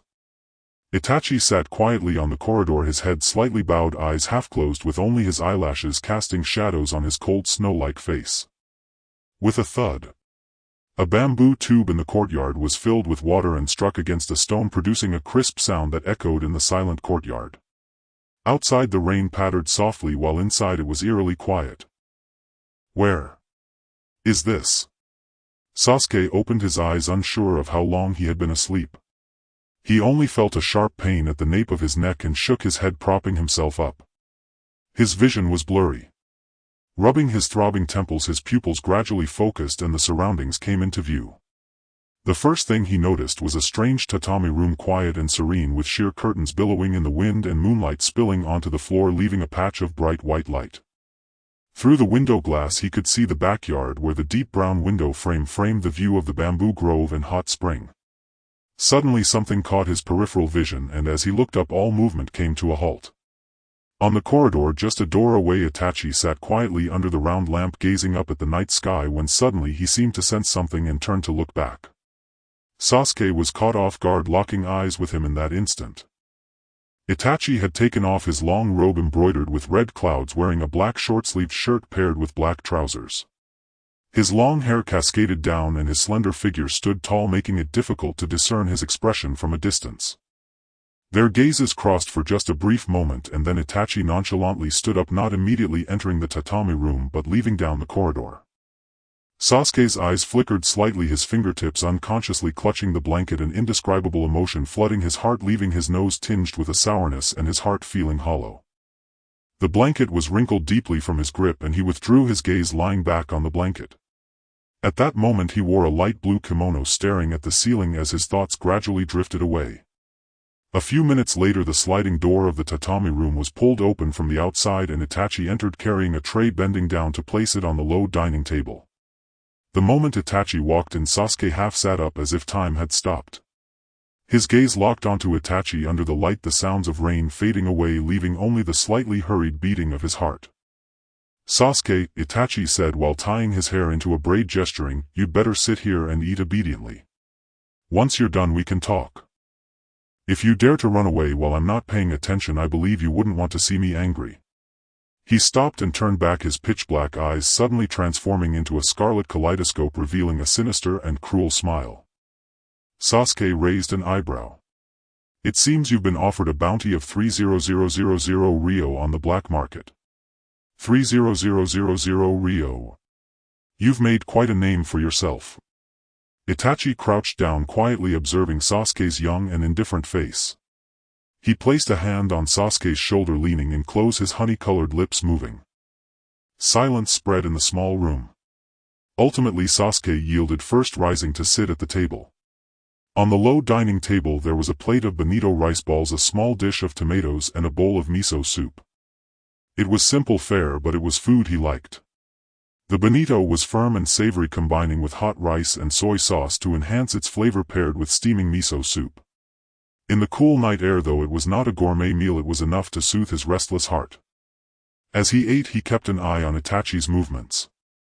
It's somewhat amusing that the past years had stretched long enough that he could no longer recall the details of their time together. While forgetting, he pieced things together, but no matter how he tried to gather or retain them, memories slipped through his fingers like water. In truth, every heart-wrenching story in the world has a warm beginning. Sasuke couldn't help but think this way, for instance, about his past life, short in story summarized in 4 words: turbulent and wandering. Outside, the fine rain fell continuously and Itachi saw Sasuke suddenly staring blankly at the rice ball, his eyes lost in thought. Itachi eased his movements, not disturbing Sasuke. After organizing Sasuke's blanket and pillow neatly, Itachi gracefully left the tatami room. In the silent rainy night, water dripped from the eaves, forming strings of crystal-clear water droplets pattering softly as if time's footsteps slowly moved forward in the silence. Sasuke and Itachi sat together on the corridor, separated by a square tea table. Sasuke held a steaming cup of tea, steam rising from it obscuring his half-closed brow and eyes in the rising mist. No one spoke and the surrounding space suddenly felt exceptionally quiet. It was unclear how much time had passed. With a thud, Sasuke set down his teacup, now utterly calm. Unsure if black and white were quietly watching, he pressed his hands together and activated the Uchiha fire formation on the ground to prevent any leakage of their conversation tonight. The closed red barrier instantly rose, trapping the two inside. Itachi, seeing this, appeared unperturbed as he waited quietly. Within the barrier, Sasuke no longer concealed the abnormality of his eyes. The kaleidoscope and Rinnegan opened quietly as he took the initiative to cast Tsukuyomi on Itachi. Seeing that Sasuke possessed the kaleidoscope Sharingan, Itachi was greatly surprised. His grip on the teacup tightened suddenly, and with a crack the teacup shattered into powder, scalding tea splattering all over Itachi, who remained oblivious. As Tsukuyomi activated, the dark red barrier was suddenly filled with dazzling white light. Itachi felt his body unable to move, his consciousness fading into darkness. Suddenly from the darkness a boy's restrained voice emerged. "Long time no see, Uchiha Itachi." With the boy's voice the darkness gradually brightened. When the darkness fully receded, Itachi found himself in an inn in Atop town. Familiar people and things. Sasuke stood at the end of the corridor leaning against the wall. He must have just engaged in intense physical activity, his hair still somewhat damp with a thin layer of sweat on his forehead. Itachi stood with Kisame over 10 meters away, watching him with indifferent expressions. This time was different from the last. His punches were fierce and merciless. Sasuke's Chidori screamed like a wail, the bonds of past kin turning into sharp killing intent, and with every clash Sasuke found himself at a disadvantage. Itachi's kaleidoscope reflected his three-demo dark red pupils as Sasuke roared in question, "Why did you kill our parents and clan?" Their gazes locked for several seconds and Tsukuyomi severed the dwindling ties of kinship. At the age of 12 Sasuke graduated from the Ninja Academy and formed Team 7 with Naruto and Sakura under the guidance of Kakashi Hatake. During the mission in the Land of Waves, Sasuke fought desperately to protect his dear friend, and despite his outward indifference he gradually built trust with his companions, finding motivation for growth through his rivalry with Naruto. At the age of 12 or 13 Sasuke began to master a rank ninjutsu such as Chidori and participated in the Chunin exams, where he encountered Orochimaru, one of the legendary Sannin. After experiencing the abduction of his comrades and sustaining severe injuries, he expressed his true feelings when faced with the battered Naruto. "I once lost everything. I do not wish to see the most important companions around me die before my eyes." After rescuing his companions, he was cursed by Orochimaru, gaining dark power while facing the risk of falling into depravity. Witnessing Naruto's continuous growth exacerbated his insecurities and anxieties, ultimately leading him to betray Konoha. After the final battle at the Valley of the End with his former dear friend Sasuke sought power by aligning with Orochimaru. At 16 in pursuit of the power to kill Itachi, Sasuke trained under Orochimaru. 3 years later he killed Orochimaru and formed Team Hebe, joining the Akatsuki and clashing with Itachi in a decisive battle. The sky was drizzling lightly and the earth was damp. The once mighty Uchiha clan had long since turned to dust in history. The original ruins had collapsed and shattered, covered in a thick layer of dust, making the emptiness feel even more desolate. Amid the ruins a battered young man leaned helplessly against a wall with a red and white Fan clan emblem painted on the crumbling surface behind him. Itachi, bathed in the hazy drizzle, carried the remnants of battle's smoke and killing intent on him. A drop of crimson fell from the corner of his lips as he staggered like an old man nearing the end of his life, slowly approaching Sasuke. Looking at his exhausted and fearful face, Itachi trembled as he raised his blood-stained left hand and, under the gaze of Sasuke's widened pupils, gently touched his forehead with great difficulty. "Forgive me, Sasuke, this is the last time." With a trace of relief in his smile, Itachi felt that Sasuke had grown into a remarkable adult, allowing him to leave with peace of mind. Even if Sasuke could never forgive him, it didn't matter. No matter what Sasuke would become in the future, he would always love him. The scene rapidly advanced. Dark clouds loomed over the city, heavy rain poured down and raindrops shot toward the ground like arrows, creating splashes that formed a thin mist, blurring the vision and obscuring Sasuke's features. Tears mixed with rain fell and Sasuke could no longer distinguish between rain and tears, seeing everything in a hazy blur. The world spoke of lies, yet only tears would not lie. Itachi's passing awakened the eternal Mangekyo Sharingan, unveiling long-buried truths and the tragedy plotted by the higher-ups of Konoha in collusion with Itachi, leading to the collapse of Sasuke's faith. Joining the Akatsuki to capture the Eight Tails, he participated in the 5 Kage summit to assassinate Danzo, attempting to destroy Konoha. At 17, the Fourth Great Ninja War broke out and Sasuke reunited with Itachi, who had been reanimated. He participated in the war and awakened the power of the 6 paths, achieving the 6 Tomo Rinnegan. After the final battle he faced Naruto in their ultimate confrontation, losing his right arm and resolving his inner turmoil. He reconciled with Naruto, but in order to atone for the harm caused to Konoha, Sasuke decided to leave the village for self-imposed exile. At 18, Sasuke became a wanderer, investigating the threats left by Kagaya Otsutsuki and gathering intelligence related to the safety of the ninja world. At 19. At 20. At 21. At 22. At 25 his black hair turned white, dragging his broken body back to his old home after 8 years visiting his former dear friends and mentors, ending on a snow night in the depths of winter. After a long time the Tsukuyomi was lifted and the Uchiha fire formation shattered, transforming into a myriad of rays of light that scattered with the wind. The rain ceased, the dark clouds gradually dispersed and the moonlight poured through the gaps in the clouds, cloaking everything in a silvery glow.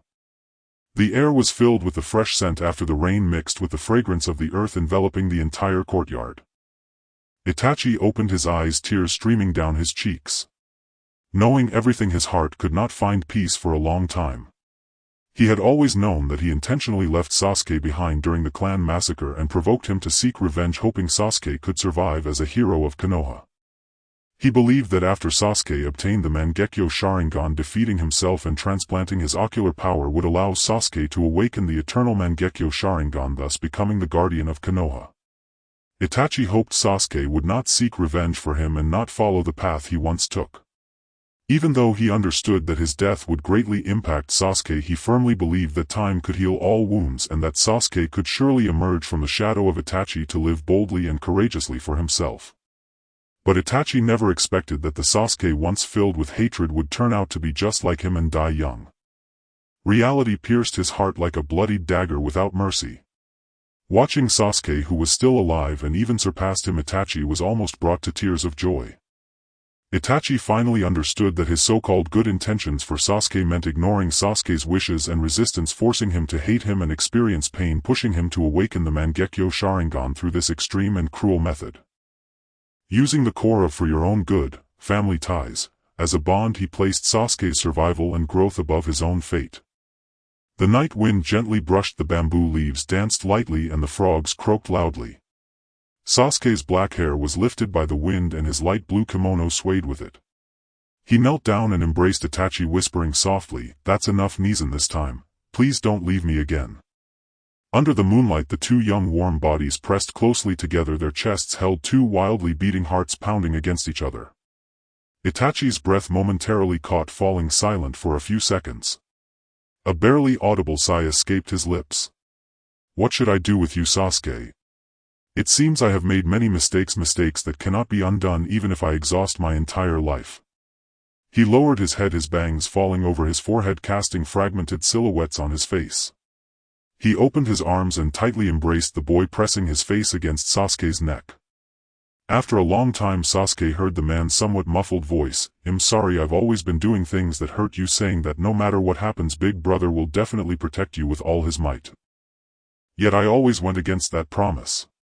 Even so I still want to say, Sasuke, it's wonderful that you can live again." Feeling the moisture on his collarbone, Sasuke couldn't help but recall a remark made by Obito back in the day.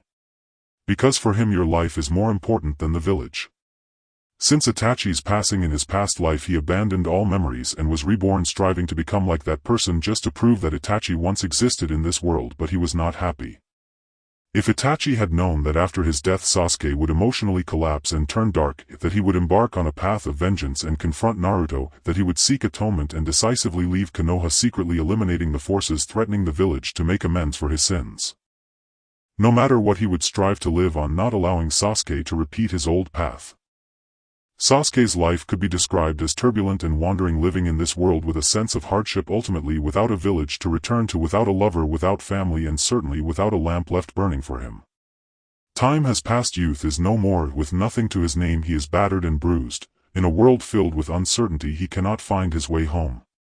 And Itachi is the architect of all this. He choked back his sobs, nearly unable to speak. He tightened his arms again, the warmth of his body pressed through the fabric against his skin, burying his head into Sasuke's neck. What has he done all these years? The faint moonlight outlined the silhouettes of the two embracing, even with the chorus of frogs masking the sound. Itachi's choked voice still clearly reached Sasuke's ears. "Nizan." Sasuke lifted his head and gently called out to Itachi. Feeling a tremor, Itachi's sobbing ceased.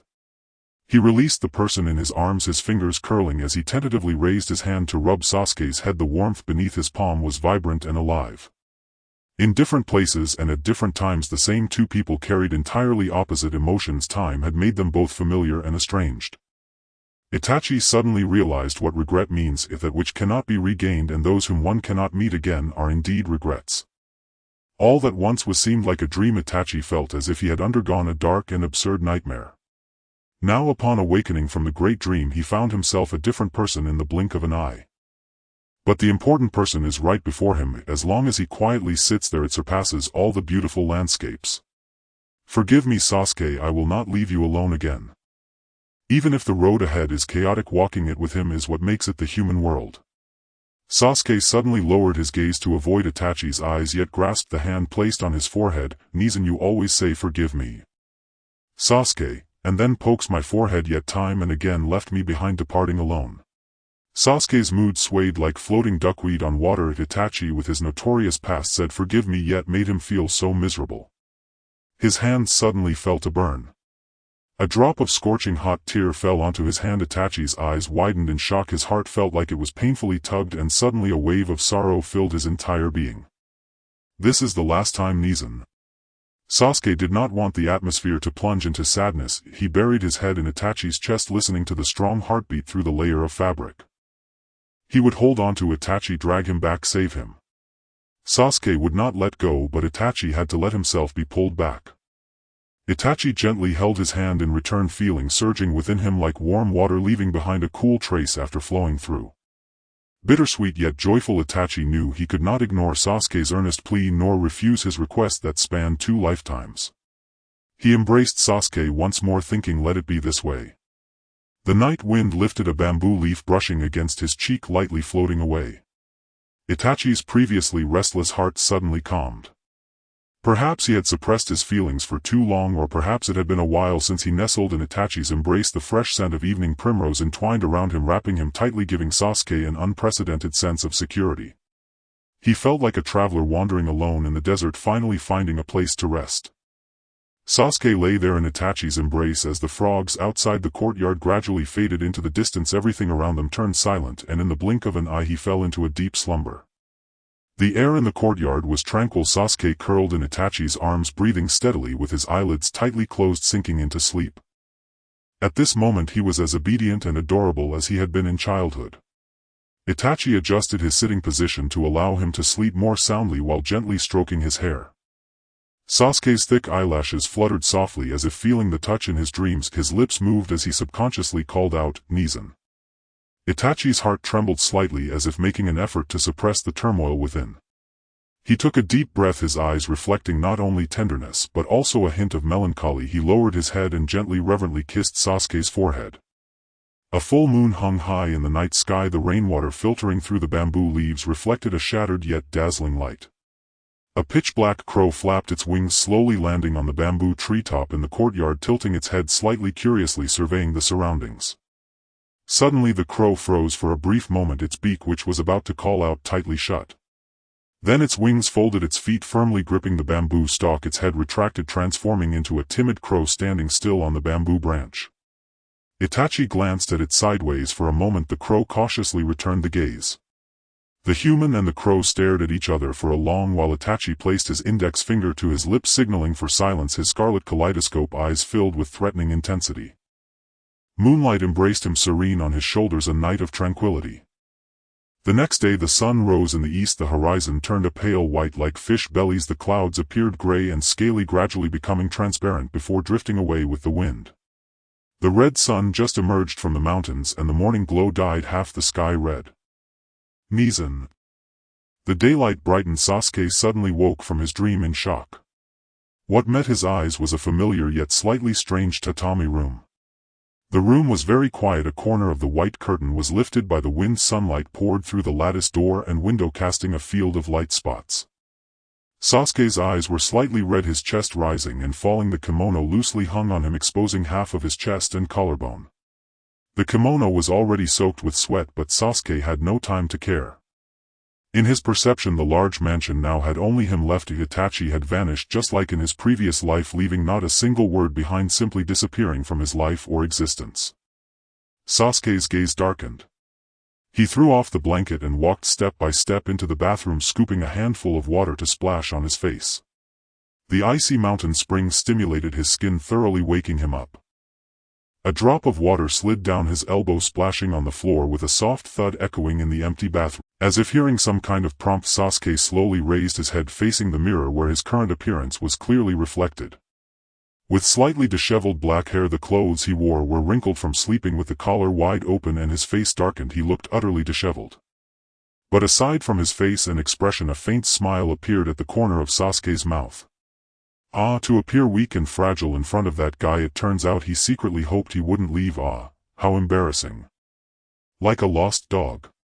He stared at himself in the mirror, slowly narrowing his elongated eyes. At the same moment the black-haired youth in the mirror also narrowed his eyes, a barely perceptible smile playing at the corner of his mouth. He resembled a weak and harmless young boy. Itachi, holding a bag of packed food, teleported back to the room only to find Sasuke no longer in the tatami room. Instead he stood in the courtyard clad in a brand new kimono, gazing up at the sky outside with earnest attention. His hair had been meticulously dried and styled, and his clothing was freshly changed, showing no signs of wrinkles. As he approached, Itachi even caught a whiff of a scent that was strikingly similar to his own. "Sasuke, are you thinking of going out?" The elder Uchiha placed the food on the tea table in the corridor, inquiring with care. "You're back." Sasuke turned around at the words, his purple-black heterochromatic eyes locking onto Itachi. The elder Uchiha's expression revealed a hint of peculiarity, but he said nothing. That look. Itachi had seen such gazes in many people before. Whether it was passionate, reserved, mature, juvenile, resolute, or hesitant, how could it be? It was as if something that had long been suppressed was finally breaking free. Itachi understood clearly what that meant, but before he could ponder further, he saw the black-haired boy suddenly reach out, catching a bamboo leaf, examining it closely in his palm. A hint of violet peeked from behind the bamboo leaf, silently observing Itachi. "Hey Nizan, you won't just sneak away, will you? Let's eat first." Having almost seen through Sasuke's thoughts, Itachi simply knelt beside the tea table, allowing Sasuke to watch him. He could even imagine Sasuke's eye color appearing particularly deep against the emerald bamboo leaf in the backlight. He picked up an overturned teacup, gently grasped the teapot and slowly tilted it, allowing the tea to flow smoothly. The fragrance of tea filled the air, mingling with the rising steam, saturating the entire space. The tea leaves in the cup swirled, and Itachi did not respond to Sasuke's words, merely providing him with a silent presence. Unable to articulate his emotions, all Itachi felt at that moment was one thought. He was still young, perhaps just caught up in a whim. "Hey Nizan." Sasuke, not hearing a response, resembled a child denied candy, complainingly calling out to Itachi. He stepped across the bluestone path in his wooden clogs, took them off, and then sat down across from Itachi, separated by a tea table. A wave of enticing aroma rushed into Sasuke's nostrils, causing his stomach to rumble. Though the sound was not loud, a ninja's senses were exceptionally acute, especially in a spacious courtyard that offered no soundproofing. Sasuke's expression stiffened, feeling as if he were sitting on pins and needles. The remaining shame surged into his mind, and he forced a smile at the corner of his mouth, but his gaze had already drifted away. Ah! The feeling of defeat almost engulfed him. Itachi blew away the rising steam from the cup, taking a light sip of tea. Out of the corner of his eye he caught sight of Sasuke's flushed ears and trembling eyelashes. His fingers unconsciously traced the bottom of the cup, and a warmth he couldn't even explain welled up in his heart. Indeed, such a little guy was quite adorable. "Sasuke, you need to wash your hands before eating." With an empty stomach, Sasuke uttered a quick "oh" to mask his embarrassment. After a moment's hesitation, he decided that washing his hands and filling his belly was more important. "Oh wait." Just as he was about to go wash his hands, Sasuke suddenly stopped, hands clasped in his sleeves.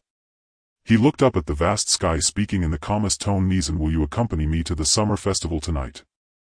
I've always wanted to go with you."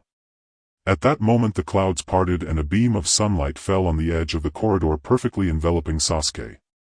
The abundant and radiant sunshine made the upright boy appear as if he were bathed in divine light, looking exceptionally brilliant and bright. Itachi, who was about to say something, found his breath caught, stunned by the vivid image of Sasuke reflected in his eyes. Although he immediately collected himself, some feelings are peculiar. If the more one suppresses them, the more they surge. Like a cicada that has lain dormant for 17 years underground, breaking through the soil to chirp, it resembled a seed forgotten in the earth by time, clinging to emotions for sustenance, silently gathering strength in darkness, awaiting the day it would break free from its cocoon. "Let's finish our meal first." Turning around, Itachi still wore his expressionless face, his gaze resting on the clear tea in his hand. However, Sasuke felt that something was different. "Nizan." Looking at Itachi earnestly, although Itachi did not respond directly this time, Sasuke understood that it was likely an agreement to his invitation, albeit slightly indirect. "Don't think you can leave me behind." With that, Sasuke casually turned into the kitchen. A few minutes later, Itachi placed a steaming bowl of miso soup, grilled fish, tamagoyaki, and rice in front of Sasuke. Sasuke silently stared at him for a few seconds, finally slowly picking up his bowl and chopsticks. While eating, he inquired, "So, what about your partner Kisame? Are you very interested in that guy?" Itachi said abruptly. The words were clearly off, and Sasuke finally sensed something amiss. He raised his eyelids and caught Itachi's dangerous gaze. "What?" Sasuke retorted, "As partners, I thought you would be living together." Just as Itachi was about to say something, a crow's caw rang out from the sky. A larger avian creature landed on Itachi's shoulder, bearing news from Akatsuki, and he retrieved a note from the crow's leg. Unfolding it, he saw a rough line of bold characters. It was from Kisame. The letter mentioned his recent situation, the organization's status, and updates from various ninja villages, concluding with the news that Shimura Danzo from Konoha had been confirmed dead, and the 5th Hokage would soon be appointed by one of the legendary Sanin Tsunade. It also included a mission. Itachi remained silent over the letter until sunset. Finally he returned to the room, found paper and pen, and fluidly wrote a single word: "Good," to send back. He lowered his gaze. Beside him was Sasuke, peacefully sleeping with his face resting on the table. Outside the courtyard the sun was setting, the gentle breeze blew, and time seemed to flow quietly. The distance between him and Sasuke was merely a fleeting moment within reach. "Sasuke, wake up." The orange hue dyed half the sky and Sasuke was awakened by a magnetic voice. He opened his eyes slightly sore and saw a tall figure in the bright corridor. Nizan. Without any thought Sasuke instinctively called out. A broad palm ruffled Sasuke's tousled hair and a gentle magnetic voice echoed above him. Did I not say I would accompany you to the summer festival? If we don't leave soon it will be dark. The summer festival. Itachi desperately searched his mind for related memories, and amidst the chaotic recollections an indescribable heart flutter accompanied by a bitter taste spread from the root of his tongue. It had been a long time since he participated in such activities, so long that it felt like an event from a past life. The clamor of day gradually receded and the sky softened into a pale gray as stars began to twinkle faintly overhead. They walked side by side along a narrow path paved with bluish-gray stone bricks, the familiar chorus of crickets and birds filling their ears. Sasuke spoke intermittently about the years they had spent apart. Itachi listened in quiet, unwavering attentiveness. By the time they reached the city's outskirts, twilight had faded entirely and night had fully descended.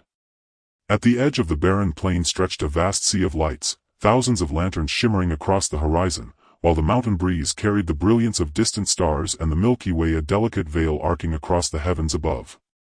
Lanterns blazed brightly across the festival grounds where crowds bustled ceaselessly. People donned vibrant kimonos and strode barefoot, or rather in wooden geta, between stalls brimming with wares. A clear river mirrored the kaleidoscopic sky, and the thronging crowd of 50-odd paper lanterns hung densely from towering bamboo poles, one beside another, forming an endless forest of luminous gold and crimson. Sasuke kept his hands tucked within his sleeves as he walked quietly beside Itachi. Around them surged a tapestry of voices and laughter, until suddenly a child darted between them. Haha, let's go over there, Ren, ah. Yes, wait up, Ren, hey Koiwa, hurry up, Ren, yes. Sasuke and Itachi suddenly called out. Sasuke paused and turned back. There Itachi stood amid the flickering lantern light, his silhouette tall and elegant, carved sharply by shifting shadows. For a fleeting moment Sasuke gazed at him, and felt time reverse as if he were once again a child beneath his brother's watchful care. It was the same summer festival. Their father held their mother's hand ahead of them, while 10-year-old Itachi carried 5-year-old Sasuke on his back, weaving deftly through rows of colorful stalls, glancing back tenderly to ask what delighted the boy clinging to him. A cool night breeze stirred lifting strands of Sasuke's black hair. Around them people hurried past, yet Sasuke remained silent, unwilling to break the hush that settled between them. After a long pause Itachi's voice came low and tender, like the intoxicating breeze of this very night. I suppose now Sasuke won't worry anymore that I'll slip away without a word. He extended his right hand, solemn, patient, poised like a gentleman awaiting an answer to a confession in some timeless film. His palm was fair and slender, his fingers long and defined, calloused at the tips from years of gripping weapons. This man bore a history of broken promises. Sasuke ought not to trust him again. Yet perhaps the moonlight tonight was too gentle, or perhaps, just for this moment, he was bewitched, dazed, surrendering. His hands slowly slipped from his sleeves. He stepped forward and placed his own within Itachi's. Amid the surging crowd Itachi clasped Sasuke's hand tightly, guarding against the risk of being swept apart. Their palms met and Sasuke's heart skipped, then he tilted his head, meeting Itachi's upward gaze as the elder bent slightly toward him. Itachi stood serene and soft, his deep obsidian eyes reflecting only Sasuke, and beyond him the radiant lantern-lit night. That gaze was an ancient, unchanging lake, crystal clear and boundless, welcoming him wholly into its still sacred depths. Sasuke smiled faintly, as if in that instant every question he had ever carried found its quiet, inevitable answer. One day time would part them, but until that day arrived they would remain together. He gently shook their joined hands, his smile warm and effortless, brimming with quiet fulfillment. Let's go, Nmm. Nizan, what shall we do next? Let's eat soba, all right. They strolled onward down the street, flanked by stalls of every kind: goldfish scooping, grilled squid, takoyaki, fried rice, soda stands, skewered meats, the variety dazzling, abundant, alive. Visitors held glowing Hotarukakan lanterns pressed close in shared delight. Children's laughter, lovers' murmurs, polite adult exchanges, flattering banter, vendors' cheerful cries, all wove together into a living, breathing portrait of humanity. Amid the shifting crowd, Sasuke paused before a mask vendor's stall drawn to the masks displayed there. They were a pair of fox masks, white base delicately outlined in gray and indigo. The fox's features were exquisitely rendered, ears perked playfully, gemstones set into their faces catching the light, luxurious yet refined. Do you like them? These are our family's exclusive fox masks. Only one pair was ever painted, and the vendor, noting the two distinguished-looking guests, approached eagerly to promote his wares. Sasuke nodded, reached out and lifted the smaller mask, placing it over his own face. Then with a subtle brush of his fingertip against Itachi's palm, he seized the larger mask and slid it smoothly onto his brother's face. Darkness fell over Itachi's vision, but he did not flinch. Instead, he lowered his lashes with a quiet, indulgent smile and bent gently, allowing Sasuke to settle the mask upon him. "Nizan, this truly suits you." His eyes crinkled at the corners as he grinned, harmonizing perfectly with the fox mask. Itachi lifted his free hand and lightly tapped Sasuke's forehead with two curled fingers. "And it suits our Sasuke just as well," and with that he slipped several yen notes into the vendor's palm and tugged Sasuke onward. The night was long, and they still had so much time. Two masked figures blended unremarkably into the festival's kaleidoscope. They wandered, watched fire-breathing acts, scooped goldfish, ate soba, tried archery, played ring toss, games neither had ever played before.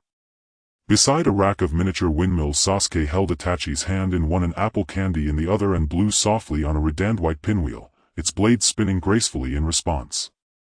Itachi lifted his mask just enough to reveal his lower face, then leaned in and blew upon the same windmill. Its gentle whirring, mingling with the sigh of the breeze, became nature's own lyrical symphony. They exchanged a glance, and laughed unrestrained and warm. Above them a full moon hung high, its silvery light spilling serenely across the earth. A towering vermilion torii gate stood solemnly at the mountain's foot. They passed beneath it, ascending steep stone steps lined with stone lanterns. They purified their hands, tossed coins into the offering box, grasped the rope and rang the prayer bell, its clear chime rising with fluttering five-colored streamers into the wind. Before them loomed the main shrine hall, teeming with people, yet where Sasuke stood silence reigned so profound he could hear the faint hum of insects' wings in flight. Though surrounded by such clamor, it felt as though an invisible barrier had cleaved the world in two realms overlapping yet neither able to enter the other. Not far away beneath the prayer bell, Itachi stood still. He swirled the five-colored streamer in his hand and whispered inwardly, if gods truly existed, if even once in his life they would deign to hear his plea, then let them grant Sasuke happiness. Sasuke descended the stone steps of the shrine as the summer night breeze welcomed him, gently brushing across his face and bringing a hint of coolness. From the corner of his eye he kept watching Itachi, beside him the image of Itachi earnestly praying in the shrine constantly replaying in his mind. He had always known that Itachi did not believe in gods or spirits, so why had he come to worship at the shrine tonight? If he didn't believe, then why pray, and for whom was he praying? Suddenly a deep voice echoed in his ear, "Sasuke, are you curious about what I was praying for just now?" Sasuke turned his head and saw Itachi standing a few steps higher, a slight smile at the corner of his lips, the dim yellow light casting a warm glow upon him. Originally his face gave the impression of being cold and unapproachable, as if he were indifferent to everything in this world, making him seem somewhat distant. Yet at this moment this person was unexpectedly gentle, his gaze fixed intently on Sasuke. In that instant Sasuke found himself momentarily entranced. The starry river reflected in Itachi's eyes was a paradise he had never seen before.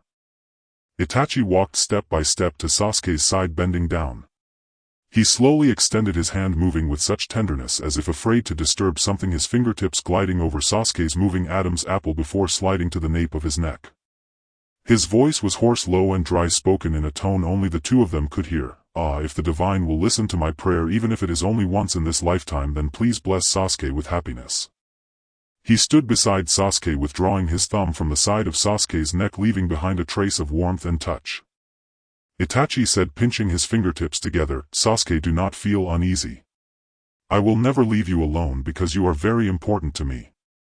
Important enough that he would not hesitate to sacrifice himself." Sasuke was completely stunned. For a moment he suddenly did not know what to say. It felt as if the wind had risen wild and fierce, drowning out the chaotic rhythm of his heartbeat. He gazed into Itachi's gentle eyes, feeling as if something had exploded in his mind, a scorching fire burning within. Unconsciously his hand rose to cover his eyes, trying to hide from that gaze. He struggled to resist, knowing that even a glimmer of hope could lead to pain. In the distance the dark night loomed, and the shadows of Sasuke and Itachi were clearly reflected on the stone steps. Though they were phantoms, they felt more real than anything. He suddenly felt indifferent. Sasuke withdrew his hand, clasping both hands in his sleeves, looking up at Itachi, the thin eyelids outlined by the light into a narrow arc, earnestly engraving Itachi's current appearance in his mind. It was as if he wished time could eternally halt at this moment, making longing and promises no longer like sand in the wind.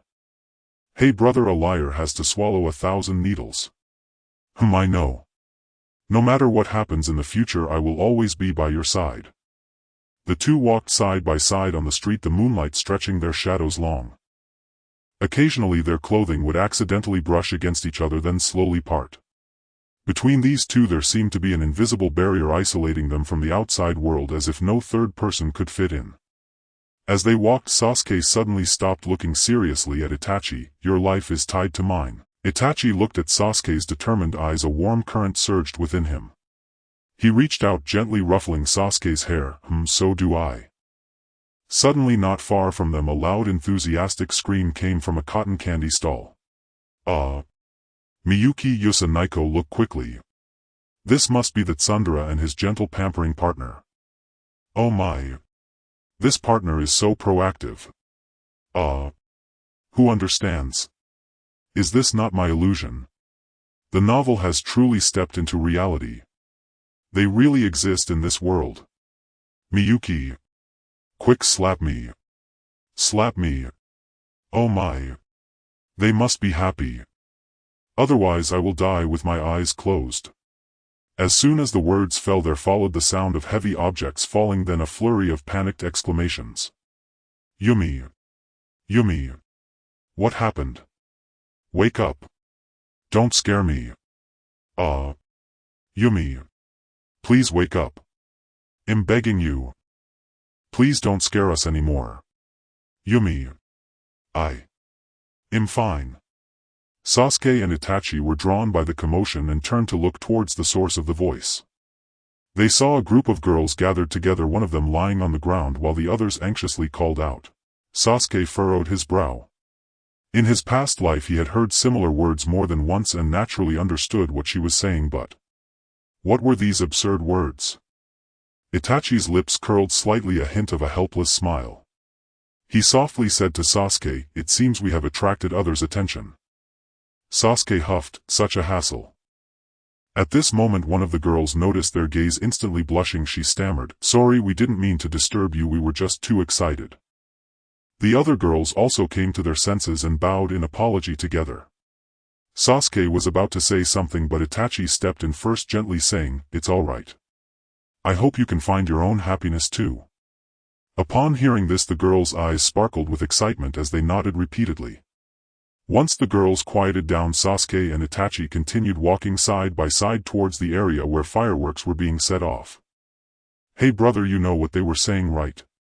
While I don't understand completely, I can roughly guess some of the situation.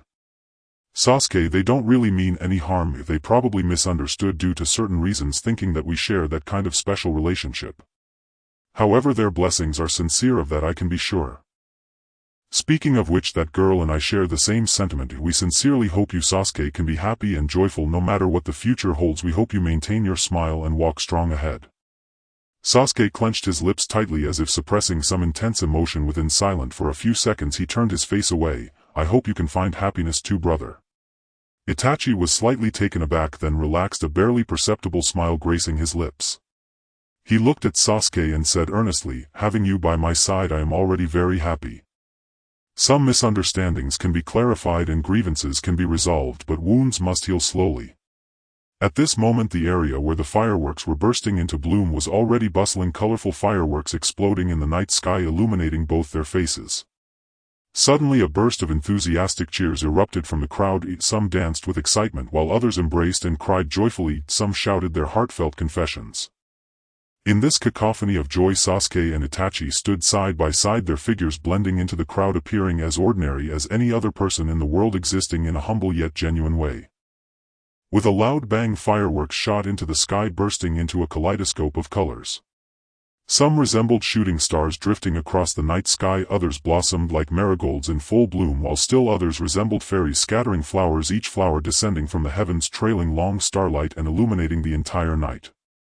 Suddenly a firework exploded above them, showering down brilliant light. Itachi instinctively shielded Sasuke behind him. When the fireworks faded, he realized that he was so close to Sasuke that he could feel each other's breath. Their gazes met and time seemed to stand still. The surrounding noise gradually faded away, and the bustling crowd in the distance appeared to be shrouded in a thin veil, becoming indistinct.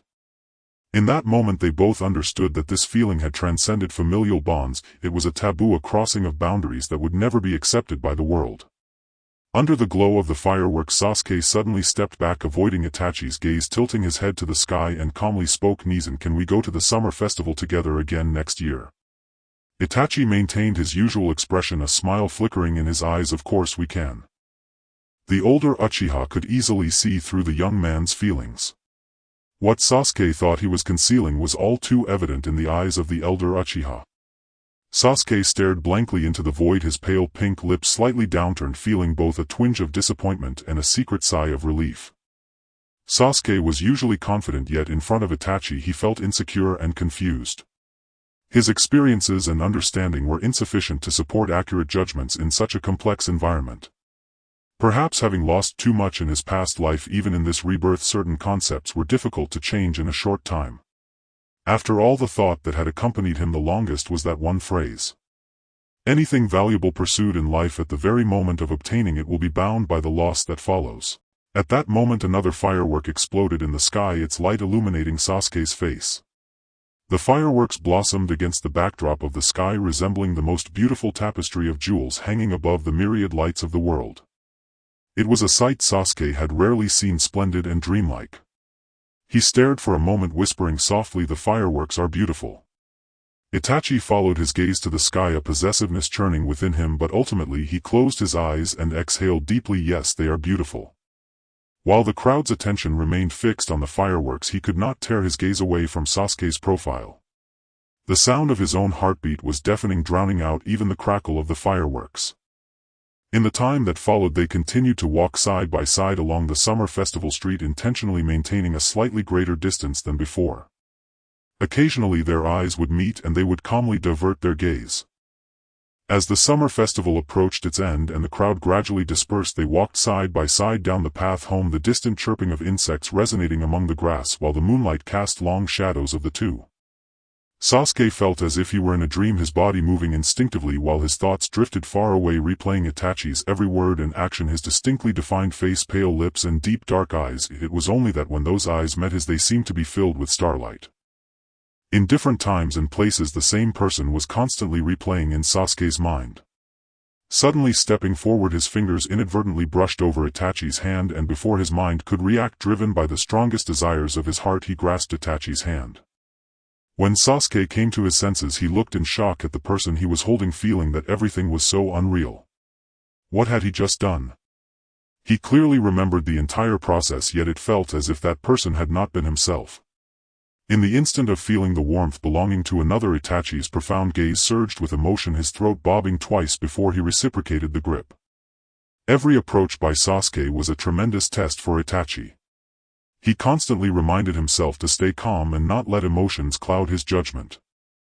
No one understood better than him that during those years of fleeing from Konoha, longing had become a habit, from the spring breeze to the summer rain, autumn frost and winter snow. He thought of Sasuke in spring, summer, autumn and winter. When longing had become a habit, the boundaries of familial love gradually blurred and the madness of possessiveness grew like wild grass. No one was ever content, and he was no exception. Sasuke, trying to withdraw his hand casually as if it were merely an accident, didn't expect that the moment he moved, Itachi gripped him back even faster and tighter, both standing face to face in a moment of stalemate. Sasuke was the first to yield, merely nodding his head forward, raising an eyebrow in a gesture that seemed to say, "Let's go." Neither of them spoke. They simply walked silently on the stone-paved path, feeling the warmth of each other's palms, their heartbeats uncontrollably quickening, silently conveying a myriad of likes. The night breeze gently blew, bringing a hint of coolness from the summer night, while the feelings hidden in their hearts like the dissipating fireworks in the night sky left only faint traces, yet remained indelibly etched within each other. After a long while the entire house lit up with flames. With a bang the courtyard door closed behind Sasuke. Itachi stood under the round lantern with open arms, his eyes seemingly shimmering with the starry sky. "Welcome home, Sasuke." The two exchanged glances for a moment while the distant chirping of the insects in the grass grew near, then faded away, and moths continually bumped against the round lantern, producing faint sounds. Sasuke was momentarily taken aback, then his eyebrows lifted, a flicker of light sparkling in his eyes, and his lips involuntarily curved into a smile. What was he doing saying such things at this moment? It felt a bit too improper. That moment, as the night deepened and the door to home was pushed open, the words "Welcome home." These simple 4 words felt like hot soup in the cold winter, allowing the wandering heart to find its place. Sasuke felt a lump in his throat, almost choking on the bittersweet emotion, and he shifted his gaze to the courtyard, not daring to look at that person even once. He had wandered alone for many years, a time so long that he nearly forgot he once had a home. He forced a smile, his voice hoarse and dry, saying, "Yes, I am back." The older Uchiha seemed to radiate light, and a surge of impulse suddenly welled up in Sasuke. He wanted to pull him in to see that person. But when Sasuke realized it, he had already leapt into Itachi's embrace. One hand wrapped around his waist while the other grasped Itachi's wrist. Itachi stood in the courtyard, and Sasuke could vaguely see the outline of his jaw. The hand he held seemed to move slightly, as if wanting to return the embrace. Suddenly the bamboo grove in the courtyard swayed slightly. "Oh no. Mr. Itachi. I hope I'm not disturbing you." The air seemed to solidify. Itachi and Sasuke simultaneously turned their head. After a few seconds of staring at each other, Itachi took a breath, slowly stepped back, ending the hasty embrace, and then moved forward, shielding Sasuke behind him, asking, "What happened?" Sasuke released his grip on Itachi, walked into the room at a steady pace, calm as ever, as if nothing had just happened. Kisame frowned. "That must be Mr. Itachi's younger brother."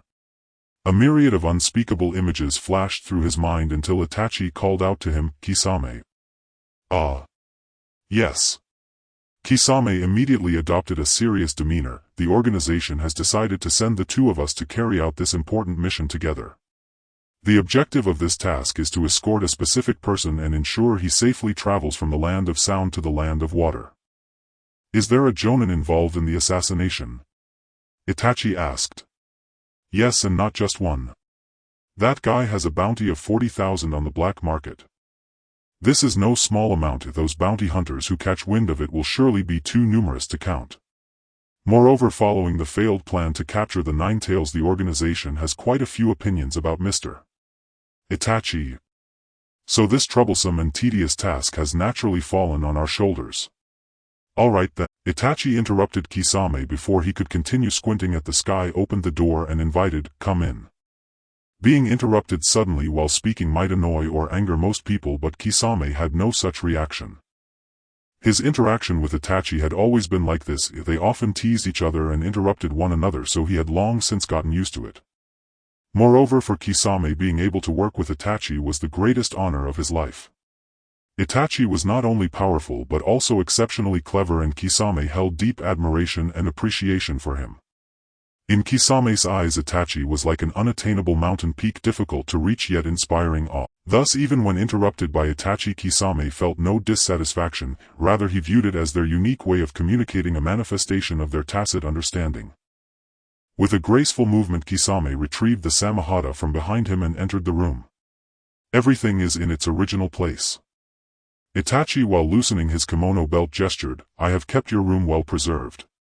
As for any new information, let's find a time to discuss it later. Oh. Right, there's one more thing I must remind you. Please do not bully Sasuke when I'm not paying attention." Kisame raised an eyebrow, seemingly surprised by Itachi's reaction, and after a moment of silence he slowly replied. "Mr. Itachi, I only want to stay here for a few nights." Itachi turned back, paused and smiled gently. Sorry Kisame, little Udu is still young and naively adorable.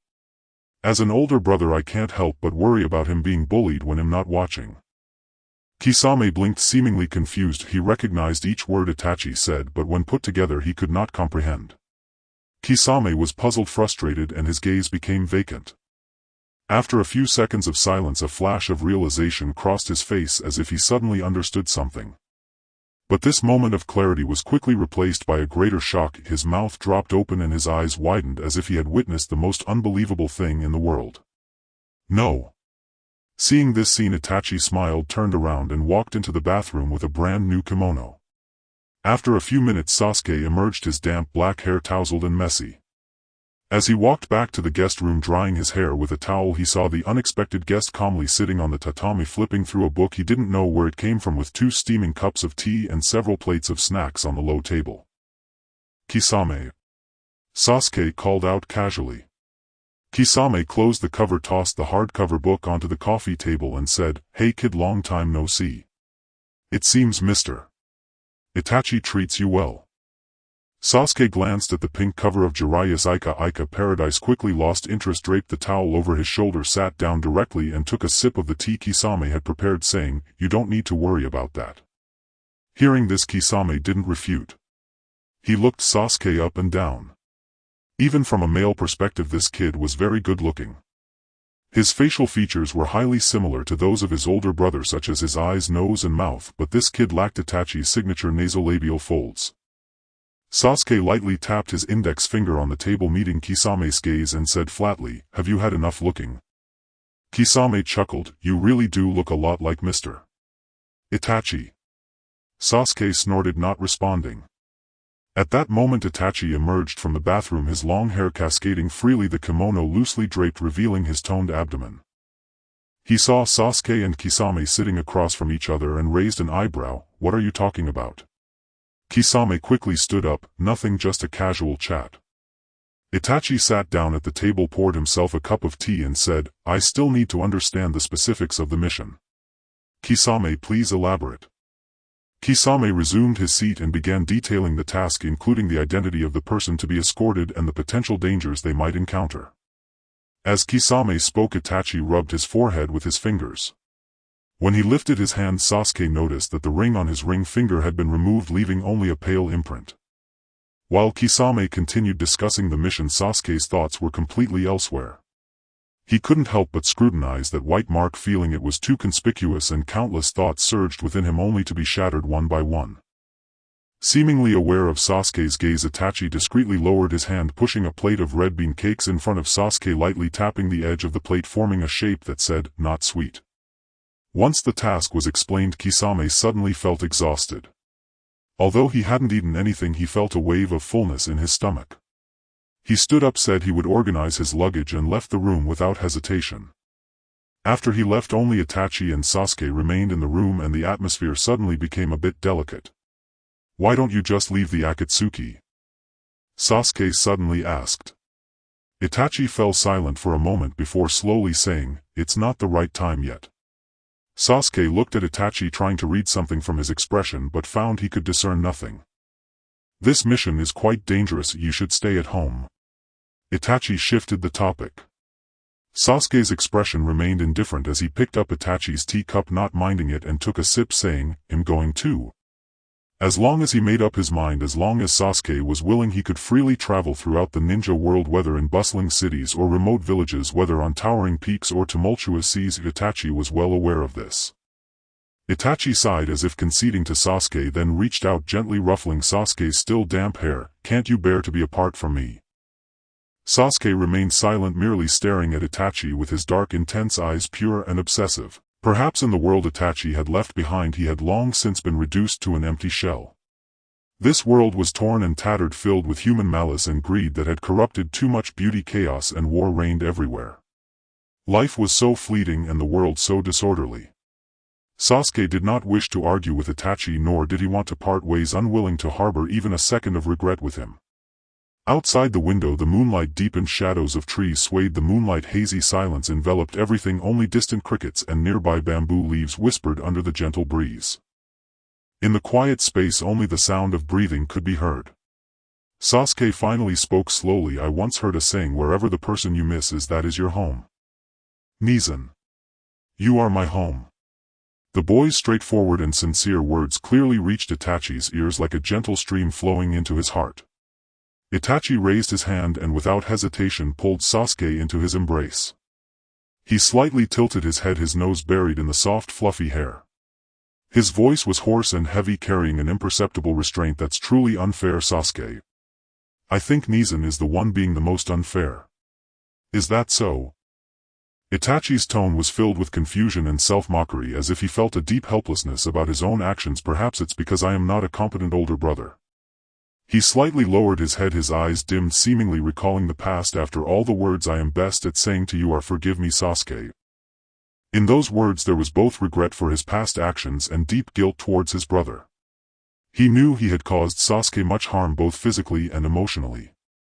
Those wrongdoings were like deep scars etched in Sasuke's heart and also inscribed deep within his own soul. Of course I know about that. I hate you the most. Well, I know our Sasuke hates Nizan the most.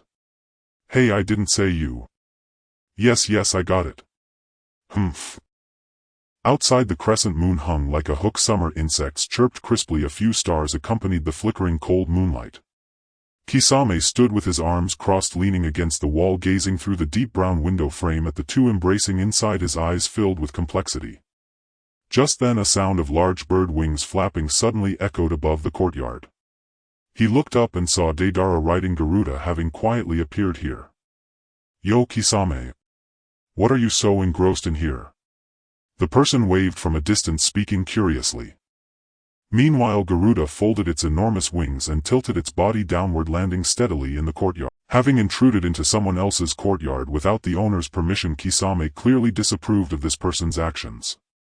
He frowned, turned his head slightly and said in a low voice, nothing, just admiring the moonlight. Deidara did not believe Kisame's words. He dismounted from Garuda, quickly darting to the eaves, following Kisame's original line of sight to the two embracing inside. A meaningful smile crept onto his lips. Oh. Isn't that Itachi? Looks like the feelings run pretty deep. This guy was oblivious to the true relationship of the two inside. How could he not realize it? Kisame shot Deidara a glare, warning, don't say nonsense. Deidara waved his hand dismissively. I'm not saying anything wrong. It's obvious to anyone with eyes what's going on. However, in our situation it's nothing new. The conversation from the courtyard drifted through the slightly ajar door. Inside, Itachi sat upright, placing a steaming cup of tea in front of Sasuke. Eat slowly, he said gently. You don't need to pay any attention to those two outside. His voice conveyed a sense of calm and steadiness, as if the external clamor and disturbances could not affect the tranquility within him. Sasuke leisurely ate his red bean cake, harboring a grudge for being disturbed and unable to spend time with Nizan, but his surface showed no signs of displeasure. As long as they're not enemies, that's fine. The red bean cake had a crispy outer layer and a soft sweet filling, neither overly sweet nor bland. Sasuke chewed carefully, his tongue brushing against the filling stuck to his lips, yet some crumbs remained on them. Itachi coughed lightly, covering his mouth, his gaze inadvertently falling on the crumbs at the corner of Sasuke's lips, his throat involuntarily bobbing. He reached out, gently wiping away the crumbs from the corner of Sasuke's mouth, the action tender and natural, as if it were the most ordinary thing. Sasuke paused for a split second, then swallowed the red bean cake in his mouth. The ears hidden beneath his hair flushed slightly red. He lowered his head and continued eating the red bean cake, but his movements were slower than before. In the courtyard, after a brief exchange, Deidara waved his sleeve and left with a laugh, as if he had just happened to pass by and coincidentally encountered a long-lost friend, stopping to chat happily for a few moments. Garuda soared into the sky, flapping its wings gracefully, tracing a beautiful arc in the air before vanishing into the vast moonlight.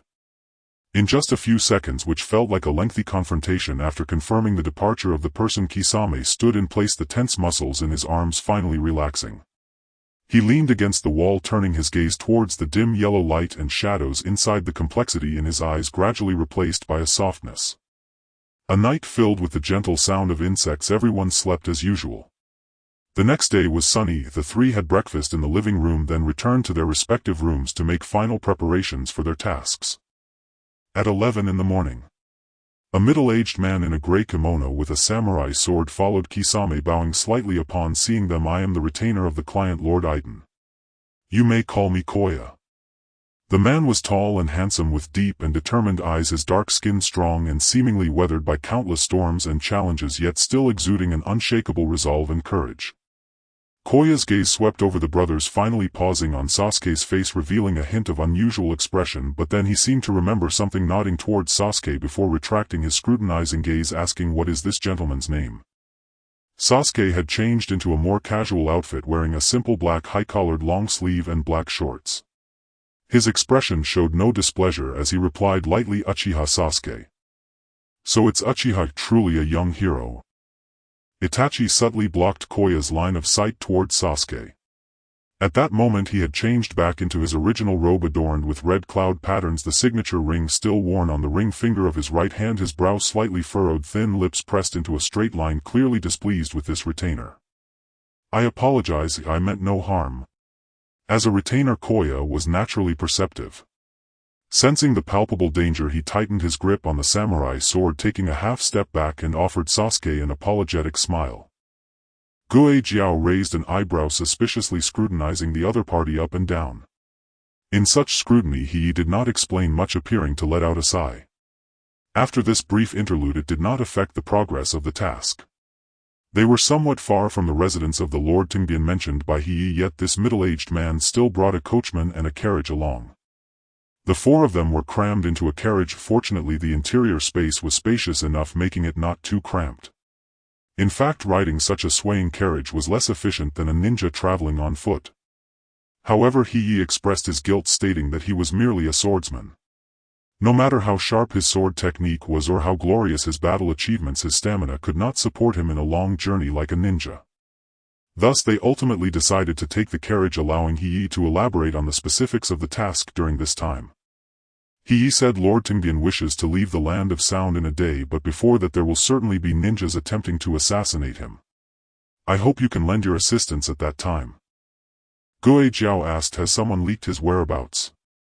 Hiei rubbed the hilt of his sword and sighed, "Yes, Lord Tengbin has always acted meticulously and would not easily have his whereabouts exposed. Logically, such a leak should not have occurred. However, not long ago a servant who had been serving him attempted to climb into Lord Tengbin's bed and was discovered by me. As a result, he was kicked out. Unfortunately, just days after being expelled, his mother at home fell gravely ill and urgently needed money. Seeing his mother's life in jeopardy, that person harboring the thought of, if I cannot have it, no one else can, exerted considerable effort to leak Lord Tengbin's information." He spoke with his eyes downcast and his ears slightly flushed, pausing noticeably when he said, "Discovered by me." Sasuke glanced at him, feeling a stir within. His dark face bore a serious expression, though his gaze occasionally flickered towards Sasuke, pausing for a few seconds before quickly moving away. Itachi asked, "What is it? You seem to care quite a bit about my brother." He paused, his hand resting on the hilt of his sword, and coughed softly to disguise it. "I mean no offense, but please forgive my rudeness."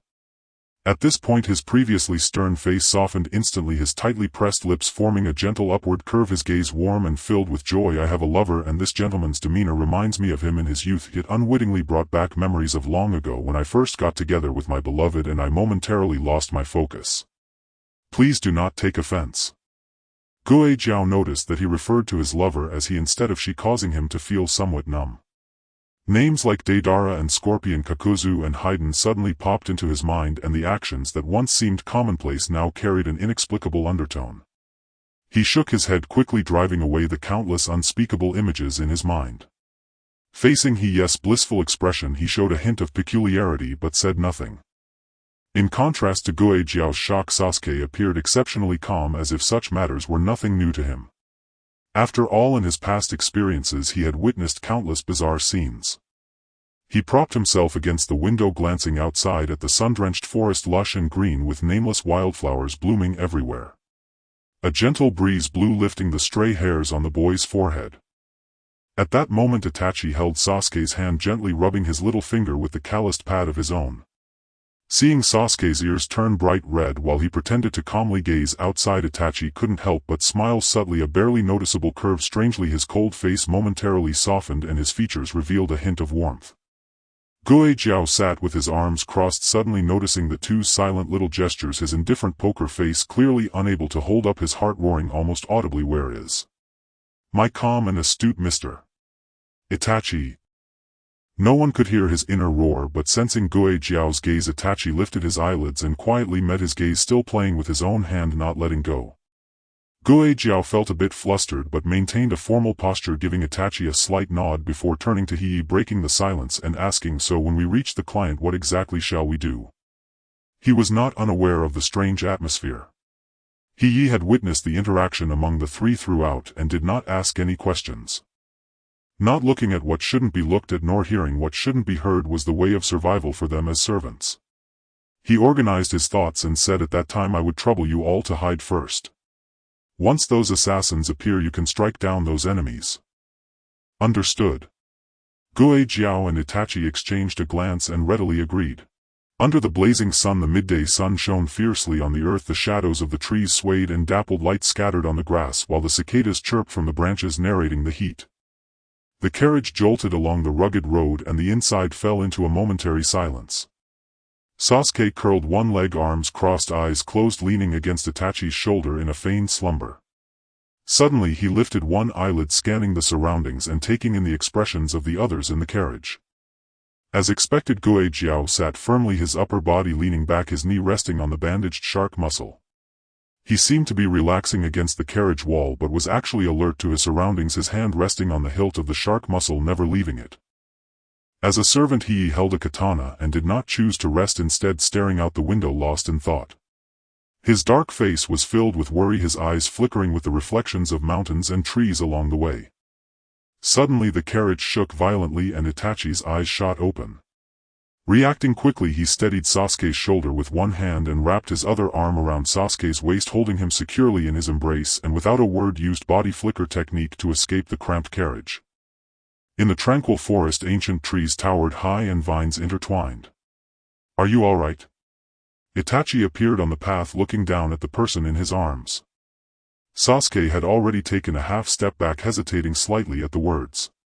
"I am also a strong one. There is no need to protect me all the time, especially since those few small fry are not to be feared, right, Nissen? Mr. Itachi, you are here." Without giving Itachi a chance to speak, Jiao and He emerged from the corner. Upon seeing the two, he slightly nodded to the older Uchiha, then drew his katana, his eyes filled with murderous intent as he gazed towards a certain point, the cold glow flickering in his deep eyes. "Come out, you scoundrels." Ahead on the road an enormous boulder had mysteriously appeared, firmly blocking the cart's path. The surroundings were eerily quiet save for the chirping of insects and the calls of birds echoing through the thickets. Suddenly several shadows emerged from the woods, each attacking the four individuals. Sasuke slightly stepped out of Itachi's protective circle, watching as a ninja charged toward him. With his hands in his pockets and a relaxed demeanor, Sasuke waited until the enemy was just a breath away. As he sidestepped, a cold glint flashed in his hand, reflecting the terrified face of his opponent on the smooth mirror-like blade. In the instant the two figures crossed paths, mud splattered in all directions from the soaked ground and warm scorching blood traced a graceful arc through the air. Accompanied by the sound of something heavy hitting the ground, clusters of pure white wildflowers were stained with drops of vibrant red, appearing both enchanting and eerie under the sunlight. At the same time Kisame swung his samahata, splattering a spray of blood. Itachi unleashed a fire technique, instantly engulfing several enemies in flames, and Kawano's swordsmanship was ruthless as the flickering blade sent enemies tumbling to the ground. A one-sided massacre concluded within just a few minutes. Feeling the warmth on the corner of his eye, Sasuke disdainfully reached out to wipe it away, but as soon as his hand extended halfway, a familiar aura enveloped him. A pair of steady and powerful hands gently yet insistently cradled his face, as delicately as holding a scoop of clear water. The thumb traced the edge of his eye, wiping away the crimson stain. His earlobe was playfully squeezed, causing Sasuke's legs to weaken uncontrollably. The blush on his ears spread rapidly like red ink in clear water, enveloping his entire face in a layer of rosy gauze. "Don't move," Itachi said, his large palm holding the back of Sasuke's neck, his voice laced with amusement as he carefully examined Sasuke's face. The distance between them was so close that Sasuke could easily lean in and kiss Itachi's firm cheek. Sasuke was momentarily stunned. The fierce and merciless demeanor he usually displayed was replaced by a fleeting look of panic and awkwardness. Once he regained his composure, he turned his face away, forcing out a few words through clenched teeth. Nezen. Don't do that.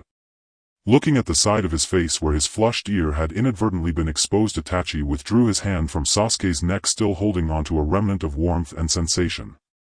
Itachi's lips, previously pursed, slowly formed a gentle curve, his eyes revealing obvious fondness and satisfaction. What's wrong? Does Sasuke dislike Nezen now? Sasuke responded with a silent pause. Just then a loud thud echoed down the path as Kisame used his ninjutsu to bury a dozen corpses underground. Sasuke's gaze flickered to Itachi's curled lips and he awkwardly said, "I will never dislike Nezen." His voice was soft and quiet, easily dispersed by the gentle breeze, yet the conviction in his words left no room for doubt. At the same time a voice from afar called out from Kawano, "Hey, are you all right?" "It's fine," Kisame replied as he hoisted Samehada back onto his shoulder, a hint of disdain in his eyes. He glanced at the two standing in the distance and said, "This is truly surprising. Itachi, we were actually ambushed. I didn't expect these people to be so bold." "Indeed, but we should leave now. If we take too long our client might be assassinated." Itachi took Sasuke's hand. His long robe adorned with red clouds on a black background billowed in the biting wind as they walked towards the cart. As they passed by the boulder blocking the way, Itachi's gaze remained fixed ahead, subtly tilting his face toward the stone. Beneath the sunlight the boulder seemed to ignite, spontaneously eroding away to reveal the original pathway. Itachi lifted the curtain of the cart and leaned down to whisper a few words into Sasuke's ear. Under the astonished gazes of Kawano and Kisame, the young man turned his face away, his lips moving slightly before he delivered a light punch to Itachi's chest, declaring fiercely, "This is not to be repeated." Itachi's face showed no sign of anger. Instead he grasped the fist that had struck his chest and brought it to his lips, placing a light kiss upon it. The young man shot a glare at the older Uchiha, swiftly withdrew his fist as if burned and tucked it back into his pocket before diving into the cart, completely ignoring the two living beings standing in the distance. As the curtain fell back into place, Itachi straightened up. "Kisame, take Kawano away and let the other two hidden ones disappear." As soon as he finished speaking, Kisame's figure flickered and he darted into the woods like a phantom. The sounds of two terrified screams echoed through the forest, scattering countless birds into the sky. Kawano paused, glancing back at the woods behind him, gripping the hilt of his samurai sword tightly. Was this the difference between ordinary people and ninjas? The rustling of branches followed Kisame's footsteps and Itachi raised his gaze. The disparity is too great. Even if more people are added, the outcome likely won't change. True, but no matter how powerful a person is, they will always have weaknesses. Don't be careless, Kisame. But Itachi-sensei. Let's go. Yes. As the sun sank lower, it gradually descended below the horizon, the sky darkening, the last rays of light flickering weakly like an elderly flame stubbornly holding on. The client's residence sat atop a small hill. The trees in front included maple, cedar, beech and cherry trees, both cultivated and naturally grown, forming a lush canopy of ancient trees spanning decades. Outside the walls the cedars were planted in a neat row. When the wind blew they whispered softly. From outside only the gate and roof could be faintly seen, surrounded by a serene green shade under a shroud of silence. Kawano pulled aside the curtain of the cart and stepped down, first encountering a servant who had been waiting for him. The servant, plain in appearance, bowed slightly upon recognizing him as the Lord's attendant. "Lord Kawano, welcome back." Seeing the unfamiliar face, Kawano nudged the hilt of his sword, revealing a small section of the blade. "New here?" "Yes," the servant replied calmly, "I've just been here for a month." "Why didn't I see you before?" "I've always been responsible for internal affairs and rarely showed my face." Kawano nodded, squinting thoughtfully before suddenly asking, "Haven't I seen you somewhere before?" The servant met his probing gaze, trembling slightly, his voice quivering with confusion. I haven't seen you before, my lord." Kawano's face was obscured in the shadow of the setting sun, and no one knew what this favored attendant was contemplating. The servant, feeling the weight of Kawano's gaze, stood frozen in place, panic in his eyes. Not far behind them, Sasuke and the others had exited the cart, all looking over in their direction. Good day, esteemed gentlemen. Upon seeing the three, the man trembled slightly under the naked gaze of Kawa, yet still bowed slightly, greeting them as he spoke. The main hall requests your presence, please follow me. As the sky gradually darkened, the round lanterns under the eaves lit up one after another. Sasuke and his companions followed the man along the winding corridor where wooden eaves connected various rooms leading to the main hall through the garden. The deep brown columns divided and combined the scenery of maple trees and tranquil waters. A tranquil pool mirrored the moonlight and clouds, with a few water lilies and several fish weaving in and out, sometimes still and sometimes darting gracefully. A gentle breeze brushed over, causing ripples on the water's surface as if time itself slowed down. Passing through the garden, two sword-bearing samurai stood at either side of the door outside the guest area. Upon seeing the group arrive, including the attendant beside the main hall, they respectfully bowed and opened the sliding doors. Kawa nodded, accustomed to the situation, and slowly stepped into the Japanese-style room as the sliding door closed behind them with a soft thud. What came into view was a spacious Japanese room composed of tatami mats, shoji paper windows and doors, ukiyo panels, a niche, cloud shelves, and ceiling and floor bags. In the center of the room at the first seat sat a man in his 40s wearing a light gray haori.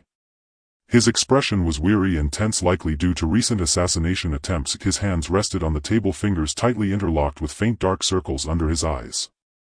Hearing the noise, the man stood to greet them, saying, "Welcome, esteemed guests. I am the client for this assignment, Toban Katsuya." After a few of them took their seats in the niche, Itachi was first, followed by Sasuke and Kisame. Kawa sat opposite him at the tea table, facing each other. Toban Katsuya waved his hand and instantly the sliding door was pulled open from outside, allowing several maids to enter holding trays with teapots and cups. The maids skillfully used the teapot to pour tea into the bowls, with soft droplets falling into the bowls creating a gentle sound. With a soft thud, a steaming cup of clear tea appeared before Sasuke. The tea leaves slowly unfurled in the hot water, releasing a refreshing fragrance that filled the entire room along with the steam. "Please enjoy."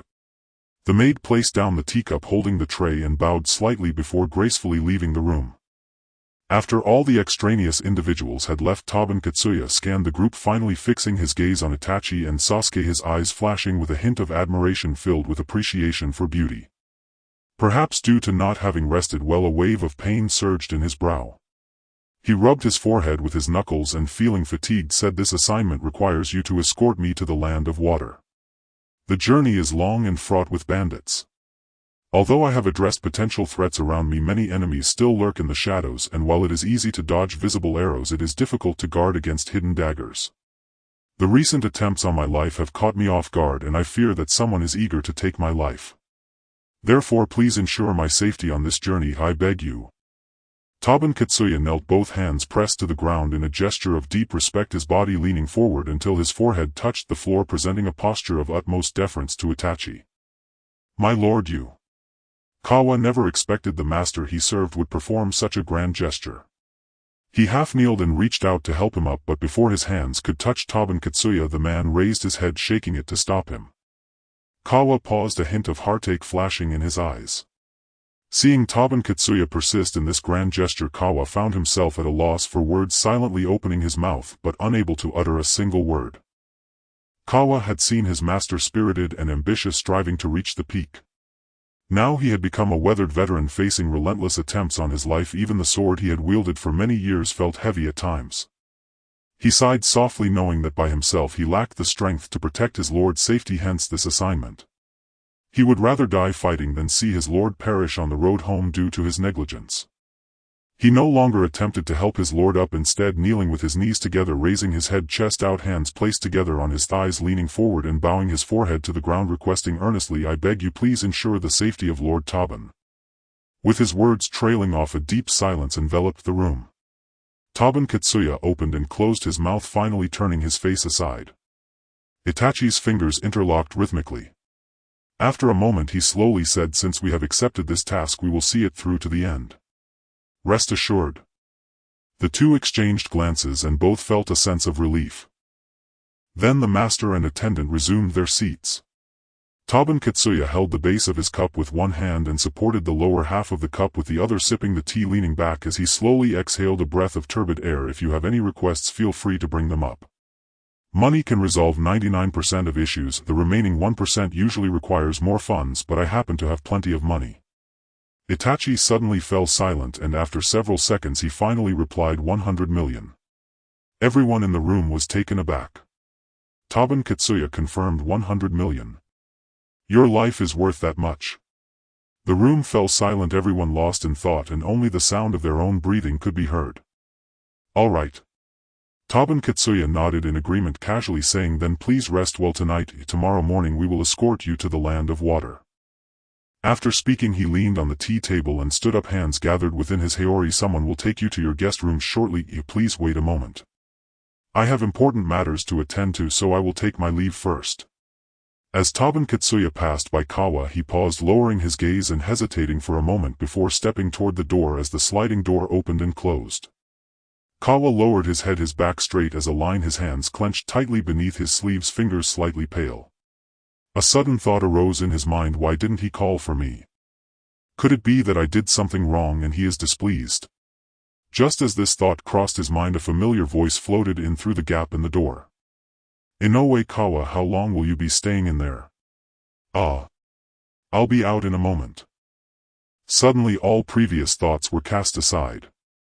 Kawa tightened his grip on the sword at his waist, kneeling up, and with his expression unchanged slightly nodded toward the three, walking steadily toward the door. However, his noticeably quickened pace revealed his urgency. For a moment only Sasuke, Itachi and Kisame remained in the room, exchanging no words.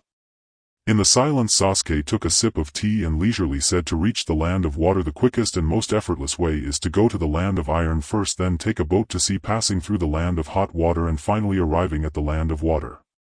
Itachi lightly tapped the edge of his cup with his index finger, deep in thought before suddenly speaking. The land of iron is covered in snow year-round with harsh winters and a challenging geographical environment, but the coastal towns enjoy spring all year round, making them the best ambush locations.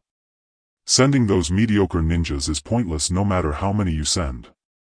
Kisame's shark-like face revealed a terrifying smile that could silence a child's cries as he laughed menacingly. Itachi remained silent for a long while before saying, it's hard to say. Knock knock knock, my lords, an aged voice called from outside the door. Please follow me to your guest room. Sasuke stood up and opened the door. The knocker was an elderly man nearing 70, dressed in a traditional black kimono. Upon seeing Sasuke open the door, he reflexively bowed at 90 degrees and respectfully said, good day to you, sir. Sasuke nodded in silence. This way, please. The man stepped back, revealing the corridor behind him and gesturing for them to enter. After a few minutes Sasuke stretched lazily, sitting on the edge of the guest room's tatami mat, his feet dangling as he quietly admired the scenery in the courtyard. As night fell, the courtyard bathed in the bright moonlight. A gentle breeze stirred, causing the maple leaves to dance. The round lanterns under the eaves swayed gently in the breeze, adding a touch of mystery to the tranquil night. With his hands propped behind him, he tilted his head back to gaze at the night sky. The bright moon shone brightly, the stars hung low, and a profound silence enveloped everything, evoking memories hidden deep within. In the distance the sound of crickets chirped amidst the grass. Sasuke sat on the edge, comfortably propped up with his hands behind him, his head tilted slightly back and his long legs dangled in the air. This posture was reminiscent of his childhood, when he would sit on the edge of home and he didn't even react when Itachi walked by. What are you doing here? Just looking at the full moon. Sasuke paused for a moment. It reminds me of that night. Now I can recall those deeply forgotten details. Inizan was crying back then and I thought I must have seen it wrong, but I failed to notice. In my memories it was also a full moon late at night and everything was silent, as if the entire world had fallen asleep. The moonlight poured down like water, casting a mysterious silver hue over everything. Itachi wore a black high-collared shirt paired with a gray vest, black trousers, and carried a katana on his back, his long hair tied up in a braid. He lowered his head, raised his hands to the top of his head, and deftly tied the Konoha headband around it. As he turned, the clouds parted and the moonlight enveloped his solitary figure. The night wind blew gently, lifting the stray hairs from his forehead. He gazed into the distance, his expression seeming distant as tears streamed down his pale cheeks, shimmering with a faint silver light in the moonlight, expressing sorrow. Sasuke, that is all in the past.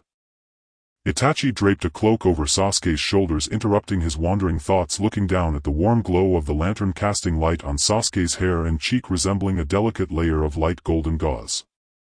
Suffering arises from love, fear arises from love. He found himself somewhat lost, pondering what kind of ending in this life would be worthy of Sasuke's tumultuous past. After all, it was Itachi himself who turned him into such a person. The night wind blew, leaves danced, and the orange-eared maple leaves fluttered down, brushing against his cheeks, body and feet, landing in a still pool in the courtyard. Sasuke looked up and smiled. I know. He always knew. He had just grown accustomed to reminiscing. Since Itachi left, apart from that one eye, the only thing he had left was memories. It is truly sad that even those scattered memories over the years have gradually worn away, becoming faint and even forgotten. Sasuke bent one leg, resting his chin on his knee, the cloak draping down from his shoulder layered on the floor. The light in his eyes flickered as he said without looking back, "Nizan, after we complete this mission, will you accompany me to visit our parents?" At his words, Itachi smiled faintly, but sorrow spread in his eyes. In an instant he returned to calmness, his voice cold yet somewhat hoarse. "All right." Suddenly he coughed twice, a rush of blood surged in his chest and a sweet metallic taste filled his mouth. He clenched his fingers into a fist, pretending to cough again, hiding his hand behind his back, his hand tightly clenched under his sleeve, the nails slowly embedding into his palm, completely unaware. The night wind carried a faint scent of blood. Sasuke lowered his head, staring at the floor as if he had not noticed anything unusual, his tone unchanged. "Nizan, I'm tired." Itachi ruffled Sasuke's hair, his brow relaxing, a smile playing on his lips. "Go to sleep. I want Nizan to stay with me." "All right." This guest room had its own bathroom, and the air was filled with a faint scent of sandalwood, with a complete set of pillows, bed covers and toiletries. After a long journey he had washed up early and went straight to bed. Sasuke lay on the tatami mat with the window open, covered by a thin blanket. Itachi had been hiding his illness, and frequently using the Mangekyo Sharingan caused his bodily functions to deteriorate. Techniques like Susanoo consumed a vast amount of his life energy, compounded by the trauma from the clan massacre and his dual-agent status, which led to immense psychological scars, resulting in a long-term suppression of emotions and a decline in bodily functions. He said he would never leave Sasuke alone again, which surely wasn't a lie. But what about the few other sentences that were brushed over? How much of it was true and how much was false? He had no secrets from Itachi, but did Itachi not trust him fully? Was he not enough for Itachi to entrust his whole heart? Thoughts swirled in his mind. He turned over, and the sound of running water from the bathroom on the other side of the wall came to a stop, followed by the sound of the bathroom door creaking open. The guest room was eerily quiet, yet any small noise was particularly pronounced. Sasuke could even imagine Itachi with his hair down, walking barefoot on the floor. Tap, tap, tap. The footsteps grew closer and Sasuke closed his eyes. Itachi sat down lightly on the tatami mat, carrying the moisture from the bath. With his eyes closed in sleep, Sasuke's already delicate features were softened further by the night, his long curled eyelashes clearly framing the shape of his eyes. His eyelashes fluttered slightly like butterflies eager to take flight, casting butterfly-like shadows on his face. Itachi raised his hand, gently brushing over them, and then swept the disheveled strands behind his ear. The night was deep, with only the shadows of the trees outside gently swaying. Moonlight seeped through the lattice of the window, weaving cobweb-like cracks on the pillows of the two. With shallow breaths beside him, Sasuke opened his eyes. The hazy moonlight filtered through the thin curtains, softly cascading like silver gauze onto Itachi's pale face. He looked at Itachi, a complex glimmer flashing briefly in his gaze. As the thin blanket gently slipped away, his hand involuntarily rose, soon halting in midair, grasping tightly and then releasing, ultimately failing to touch Itachi's cheek. His fingertips were but half an inch away, tracing downwards. The high-arched brows, the narrow and sharp eyes, the two tear troughs, the prominent nose, the slightly pursed lips, his fingers lightly outlining the contours of Itachi's face. He curled a lock of Itachi's hair that hung by the pillow, playing with it for a long while. Supporting himself with his left hand on the bed, he propped up his upper body, his slightly parted lips inching closer to Itachi, the strands of hair dancing in the air, gently brushing across his cheek as their foreheads almost touched. Warm breaths sprayed onto Sasuke's cheek. Amidst the mingling of their breaths, the croaking of frogs and chirping of birds in the courtyard gradually blurred, leaving only the sound of his own strong and powerful heartbeat becoming ever clearer. Underneath the long eyelashes lay layers of dense shadows, the deep eyes reflecting a hint of clarity. He cautiously leaned down, placing a soft kiss on Itachi's forehead. "You fool. As long as you stay where I can see you, that's enough." After doing all this, Sasuke rose and withdrew silently back under the blankets. This time he made no unnecessary movement, simply lying quietly beside Itachi, his hand beneath the covers, maintaining a slight distance, lightly tugging at Itachi's wide sleeves. A gentle breeze brushed past the treetops outside, the leaves rustling like nature's lullaby. Sasuke's eyelids grew heavier, the subtle sounds around him gradually fading away, and before he knew it he fell into a dream. Time cut to, the sun rose, painting the sky with hues of dawn. Sunshine streamed through the gaps in the window frame, casting mottled light and shadow within the room. Itachi's eyelashes fluttered, his palm covering his eyes. After he slightly squinted to adapt to the brightness inside, he slowly opened his eyes without a trace of drowsiness, only clarity and calmness. As he moved his head, a sudden tugging sensation pulled at his scalp. He turned his head, trying to locate the source of the disturbance, only to unexpectedly witness a surprising sight. The young Uchiha was not sleeping on his own pillow, but was instead tightly squeezed next to him. The boy's cheeks were round, the contours just beginning to show, bearing a hint of soft baby fat, with red marks from the pillow still visible on his face. Strands of black hair casually fell across the boy's face, rising and falling with his breath, seemingly sensing the gaze upon him, instinctively reacting to the perceived danger. Without hesitation he threw a punch, the wind from his fist brushing past Itachi's nose, which was easily dodged. At that moment Itachi seized his wrist in a manner that wouldn't harm Sasuke or allow him to escape, his voice low and hoarse. "Sasuke." In his dream Sasuke seemed oblivious, instinctively leaping towards Itachi with the reflexes of a fighter. Crash. Clatter. Minutes later. Hiss. "Neeson, that really hurts." When Sasuke finally woke up completely, he suddenly realized that Itachi had poked his forehead again. He covered his slightly reddened forehead, puffed his cheeks and complained. But as soon as he finished speaking, a moment of silence filled the room, and he belatedly realized how intimate their current position was. Itachi was sitting on the floor, his back against the wall, legs spread wide, one leg extended while the other was bent. Sasuke knelt between his legs, straightening his back, one hand resting on Itachi's shoulder to prevent himself from leaning entirely on the older Uchiha. Sasuke froze for a moment, his ears heating up, pretending to be calm as he withdrew his hand and stood up, turning his head away, spreading his hands towards Itachi sitting on the floor, saying, "Neeson, I'm hungry." "Huh." A light chuckle rolled from his throat as Itachi held his hand, using the force to rise. He glanced at the disarrayed coffee table and blanket, silently covering his eyes as if to cover up a mistake, slowly saying, "The client has prepared breakfast for us, let's change rooms first." In Kisame's room. The maid placed a tray full of food down and gracefully turned to leave.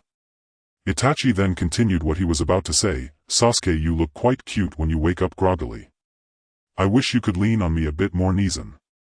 Sasuke picked up a towel, carefully wiping each finger. "San," he gritted his teeth, "don't call me cute or anything." Well, but you really are quite cute." "You fool. I told you not to compliment me like that." "Ah. Indeed. Little Sasuke. You. Huh." Kisame stirred the natto and rice with his chopsticks, the sound of childlike banter in his ears. He maintained a stoic expression, focused on chewing his food, no longer puzzled or lost, for after all it was Mr. Itachi. Soon after he set down his chopsticks and had someone come in to take away the remaining food on his table.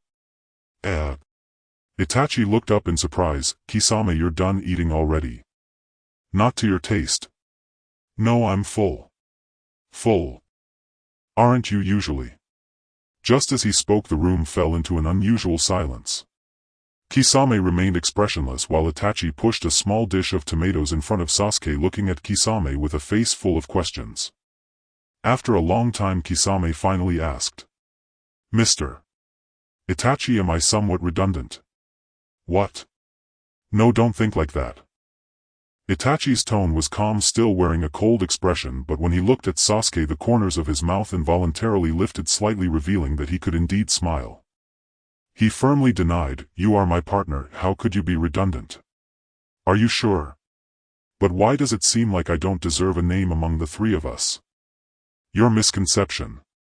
Kisame pressed further, a misconception. Sasuke's hand holding the chopsticks paused in midair as if he realized something, and he raised his head, subtly scrutinizing Kisame for a moment.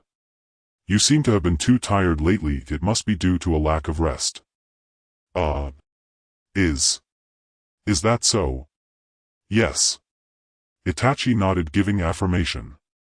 Kisame blinked, his shark-like face filled with confusion. Could it really be that he hadn't rested well yet? Countless thoughts raced through his mind, but he couldn't dwell on them. Knock, knock, knock. My lords, an elderly male voice called. The Lord hopes to meet with you. As expected, the one knocking was the old man who had guided them yesterday. Sasuke set down his chopsticks, casually picked up a napkin to wipe his mouth, and rose to follow Itachi, leisurely making his way to the place where their client awaited. The room of Tobikoi was not far from where they were, separated by several tatami rooms and gardens situated at the center of the estate, likely to showcase the owner's style. Every design in the estate was meticulously crafted, even the inconspicuous flowers and stones were carefully arranged. With layered stones and flowing water, powdery walls and dark tiles, each step revealed a picturesque scene. After walking about 100 meters, they arrived at the tatami room where Tobikoi was. Upon entering, they found Tobikoi and Koyano savoring tea, seated on thick cushions with a low dining table in between. As before, aside from the two of them, there were no others in the room. Sasuke and the others took their seats in turn. Noticing that the people he was waiting for had arrived, Tobikoi politely nodded and gestured to the elder behind them. Seeing this, the man hurried over to Tobikoi, kneeling down on one knee. Tobikoi whispered a few words into the man's ear, and soon after the man left with a serious expression, hurrying away. Once the man left, Koyano stood up and personally poured them some tea.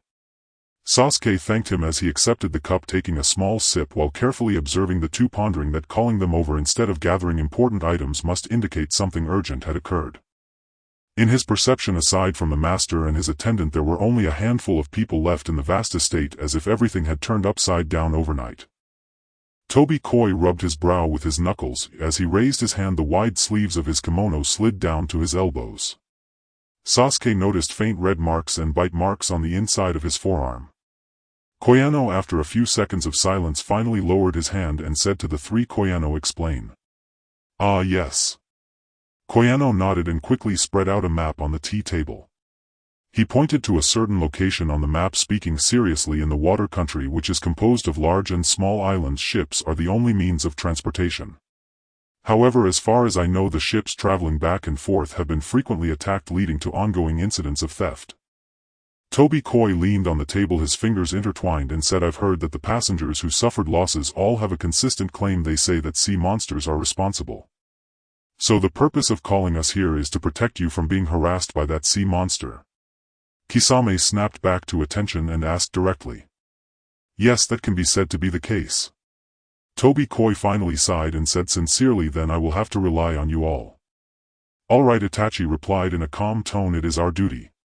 At that moment a knock echoed from outside the room, and Koyano gestured an apology sign to the three before hastily stepping out. A few seconds later he returned through the door, and Tobikoi turned his head, asking with his eyes what had happened. "Master, we can set off now. Then let us depart quickly." Tobikoi was the first to stand, patting Koyano on the shoulder. "After everyone is prepared, let's gather at the main entrance." "Understood." Half an hour later, at Tobikoi's command, 4 large carriages started moving slowly, leaving the estate that had stood for decades. Sasuke sat cross-legged and steadily on top of the first carriage, flipping through a green booklet. Characteristics of sea monsters. Their appearance resembles both fish and humans, a hybrid creature. "I say, kid, it's obvious that these are just fabrications by those people. Such things cannot possibly exist unless what they saw was not a sea monster but rather a tailed beast." Kisame, slightly helpless, squeezed onto the same carriage's roof with the two brothers. Even the shark skin on his back appeared limp, and a phantom soul escaped his mouth as he gazed at the sky, the deep blue spikes weakly swaying in the wind. Itachi remarked, "Don't be careless. It's very likely that fallen ninjas have turned into pirates using transformation techniques or illusions to gather wealth. Regardless, all work must start with gathering intelligence," Sasuke replied, resting his elbows on his knees. As he spoke, a crow happened to fly in from the edge of the sky, circling once before landing gracefully on Sasuke's shoulder. The sunlight glinted off the crow's feathers, reflecting a rainbow-like metallic sheen. It tilted its head, rubbing against Sasuke's cheek, its bright red eyes curiously observing Kisame and Itachi, showing no wariness towards unfamiliar humans. Caw, caw, caw. The crow flapped its wings a couple of times, shifted its claws, hesitated for a few seconds, then left Sasuke to flutter closer to Itachi, ultimately landing in front of him. It gazed up at Itachi, its ruby-like eyes fixated on him as if anticipating something. Seeing this, Itachi's expression flickered slightly, revealing no discernible emotion. After a few seconds of hesitation, he tentatively extended a fingertip to poke its head. Unexpectedly, the little creature did not resist. Instead, it nuzzled his fingertip with its soft feathers, appearing quite pleased. Hey, this little thing looks somewhat familiar. Kisame examined the crow seriously, especially its crimson eyes, stroking his chin thoughtfully, searching through his memories. Suddenly he slapped his palm in realization. Itachi, it's not Kisame. Itachi called out his name with a heavier tone. Kisame's indifferent face finally showed a hint of change, but it lasted less than a second.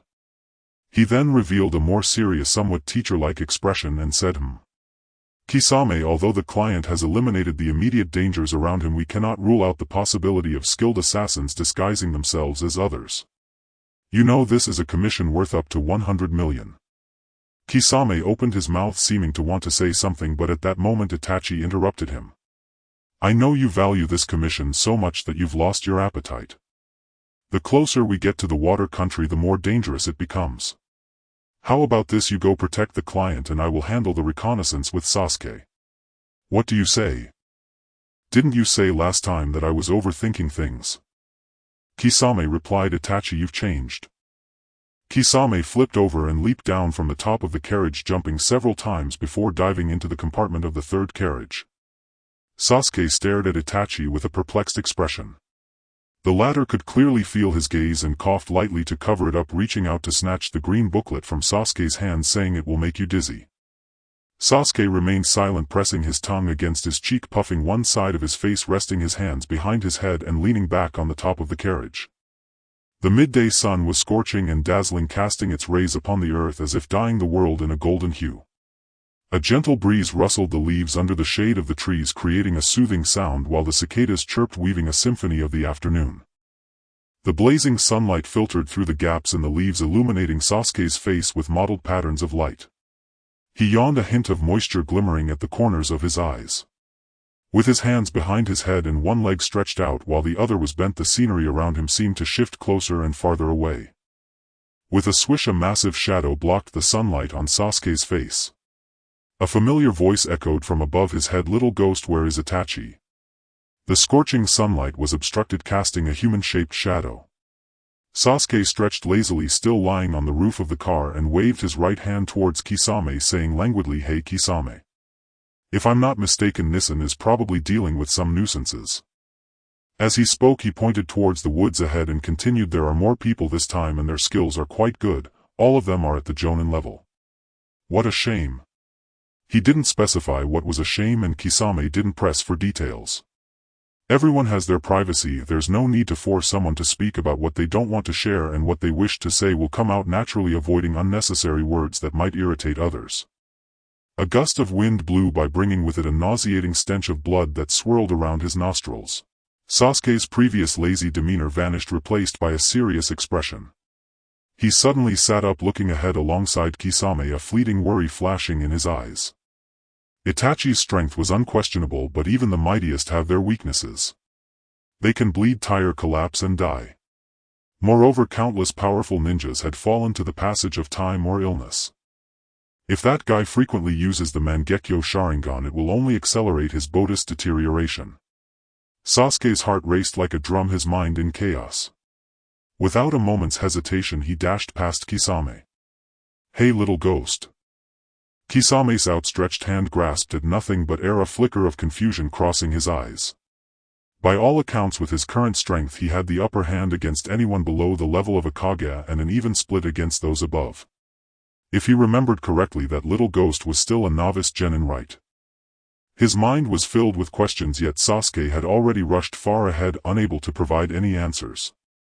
The sound of the wind whistled by his ears as he leaped towards the source of the blood, sent his left foot forcefully pressing against the ground. With a graceful leap he soared upwards, weaving through the trees and utilizing the massive branches to navigate swiftly between them. He sensed Itachi's chakra not far ahead. The life force unique to that individual was burning brightly. Sasuke's slightly anxious heart found effective solace in that moment.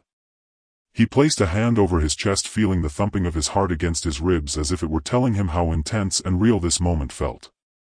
Suddenly he sensed something from a distance and abruptly looked up. That direction was no more than 400 meters away. The journey didn't take long. After a few leaps, Sasuke quickly performed the body flicker technique, vanishing from the treetops. When he arrived at Itachi's location, centered around Itachi, the area within 5 miles appeared as if it had experienced a small explosion, creating a deep crater.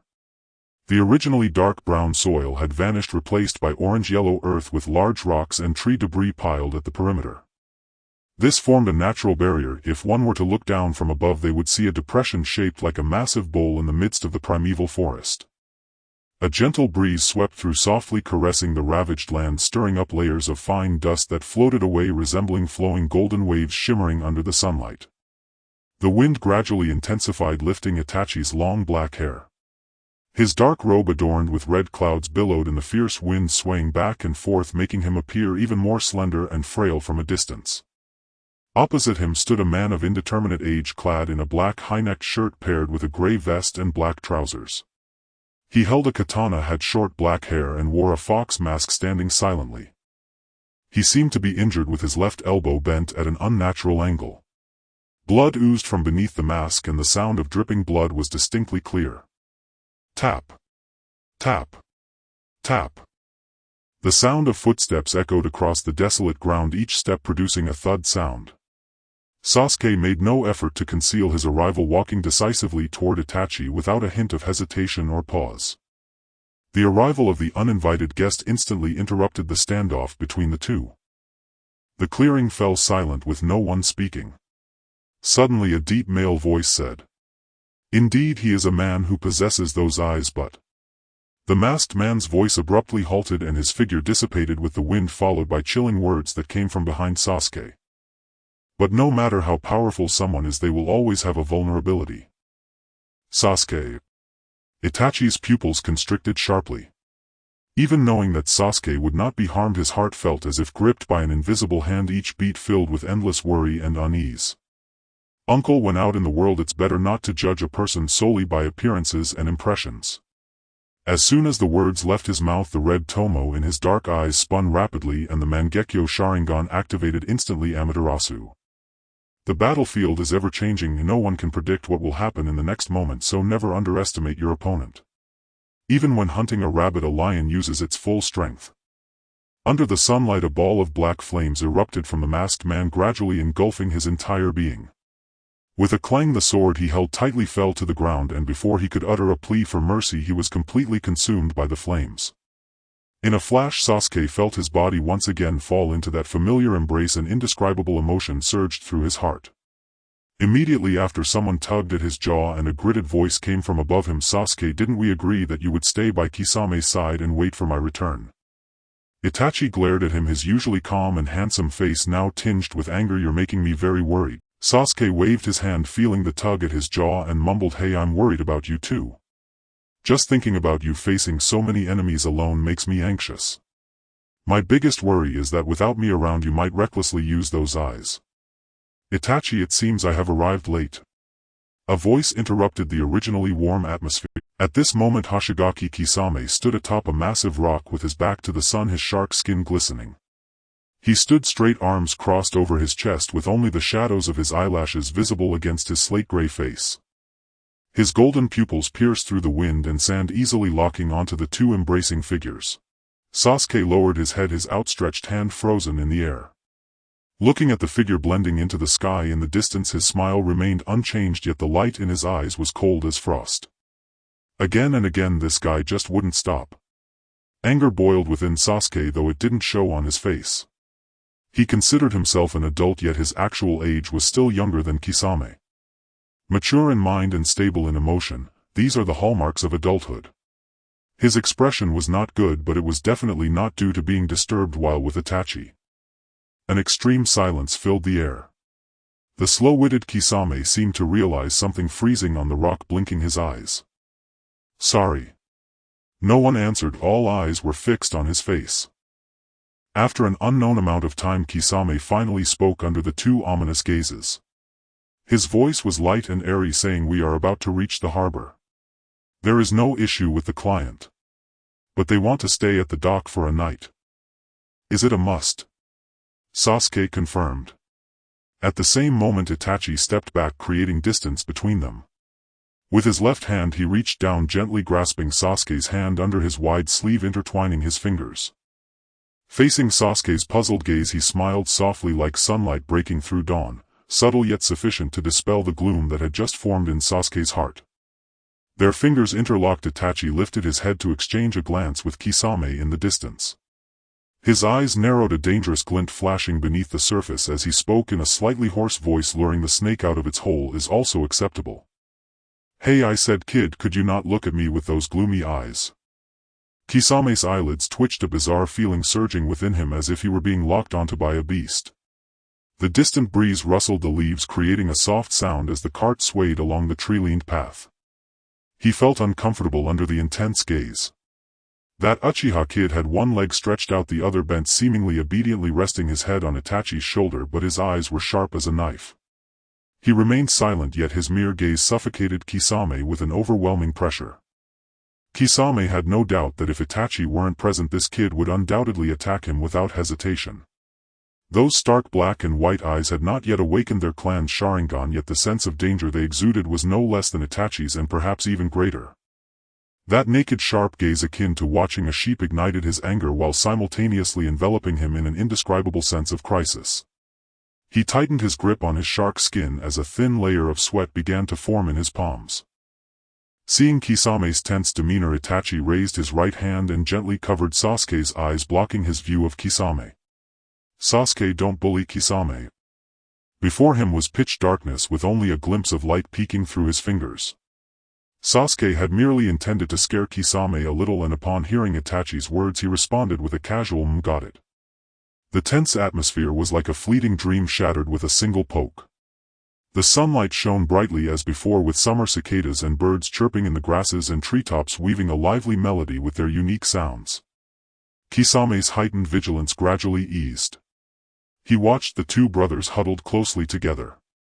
The elder Uchiha Itachi looked at the younger Uchiha with a mix of helplessness and indulgence, his lips curling up, conveying the joy of a master. Kisame retracted his hand, a cold sweat trickling down his fingertips. With a soft plop it fell onto the cart's roof, leaving a faint wet mark. The more he observed their interaction, the more he felt superfluous. He shouldn't be here, he should be beneath the cart. It is said birds of a feather flock together, and one should not force themselves into unsuitable circles, one must know when to stop. Instead of struggling in an unsuitable circle, it is better to turn and walk away. Realizing this, Kisame stood up, relaxed his shoulders, gave Itachi a knowing look, and gracefully leaped into the air, using body flicker technique to leave the group. Itachi. As partners for many years, even a glance or a gesture held different meanings, and their tacit understanding was essential between them. However, the true understanding was vividly manifested at that moment. Itachi easily grasped the meaning Kisame wished to convey, but what did he understand? Sasuke crossed his hands and leaned his head against Itachi's leg, lightly saying, "Knees and money can make the ghost push the mill." This saying is not just empty words. Those bounty hunters will rush here one after another, and it will definitely be lively then. You should know what that means. The cart's roof was silent. Itachi's mind went blank, as if frozen in place, an electric current coursing through his body. He stared at Sasuke without blinking, reaching out to ruffle his slightly tousled hair, saying, "Don't worry, I am here." Though short, the words were powerful, typical of what Itachi would say. Sasuke smiled lightly, affirming Itachi's capabilities, yet a fleeting worry crossed his eyes. He knew some matters could not be delayed any longer. Itachi brushed his fingers over Sasuke's tightly furrowed brows, asking, "Sasuke, are you worried about something? Why do you always have a frown, looking as if you are trying hard to catch up with something?" "No," Sasuke replied calmly, "I was just thinking about Nizan." Itachi suddenly interrupted, "You're lying." Sasuke did not respond. "Thinking about me is true, but there's more about my own matters, right?" Sasuke isn't good at lying at all, just like when he was a child. Sasuke finally sighed, dropping all pretense, exhausted as he rested his head on Itachi's knees, burying his face into his stomach, speaking in a muffled voice, "Your promises are like dandelions. Whether I spread them wide or hold them tight, they will drift away from my fingers." Itachi paused in his motion of stroking Sasuke's hair. At that moment Sasuke had completely buried his face in Itachi's abdomen, leaving only the back of his head exposed. Was it his presence that made him uneasy? Never had Itachi's heart felt so anxious. He opened and closed his mouth as if wanting to say something, yet at that moment he suddenly realized that what Sasuke truly desired was not his promises but his companionship. How embarrassing.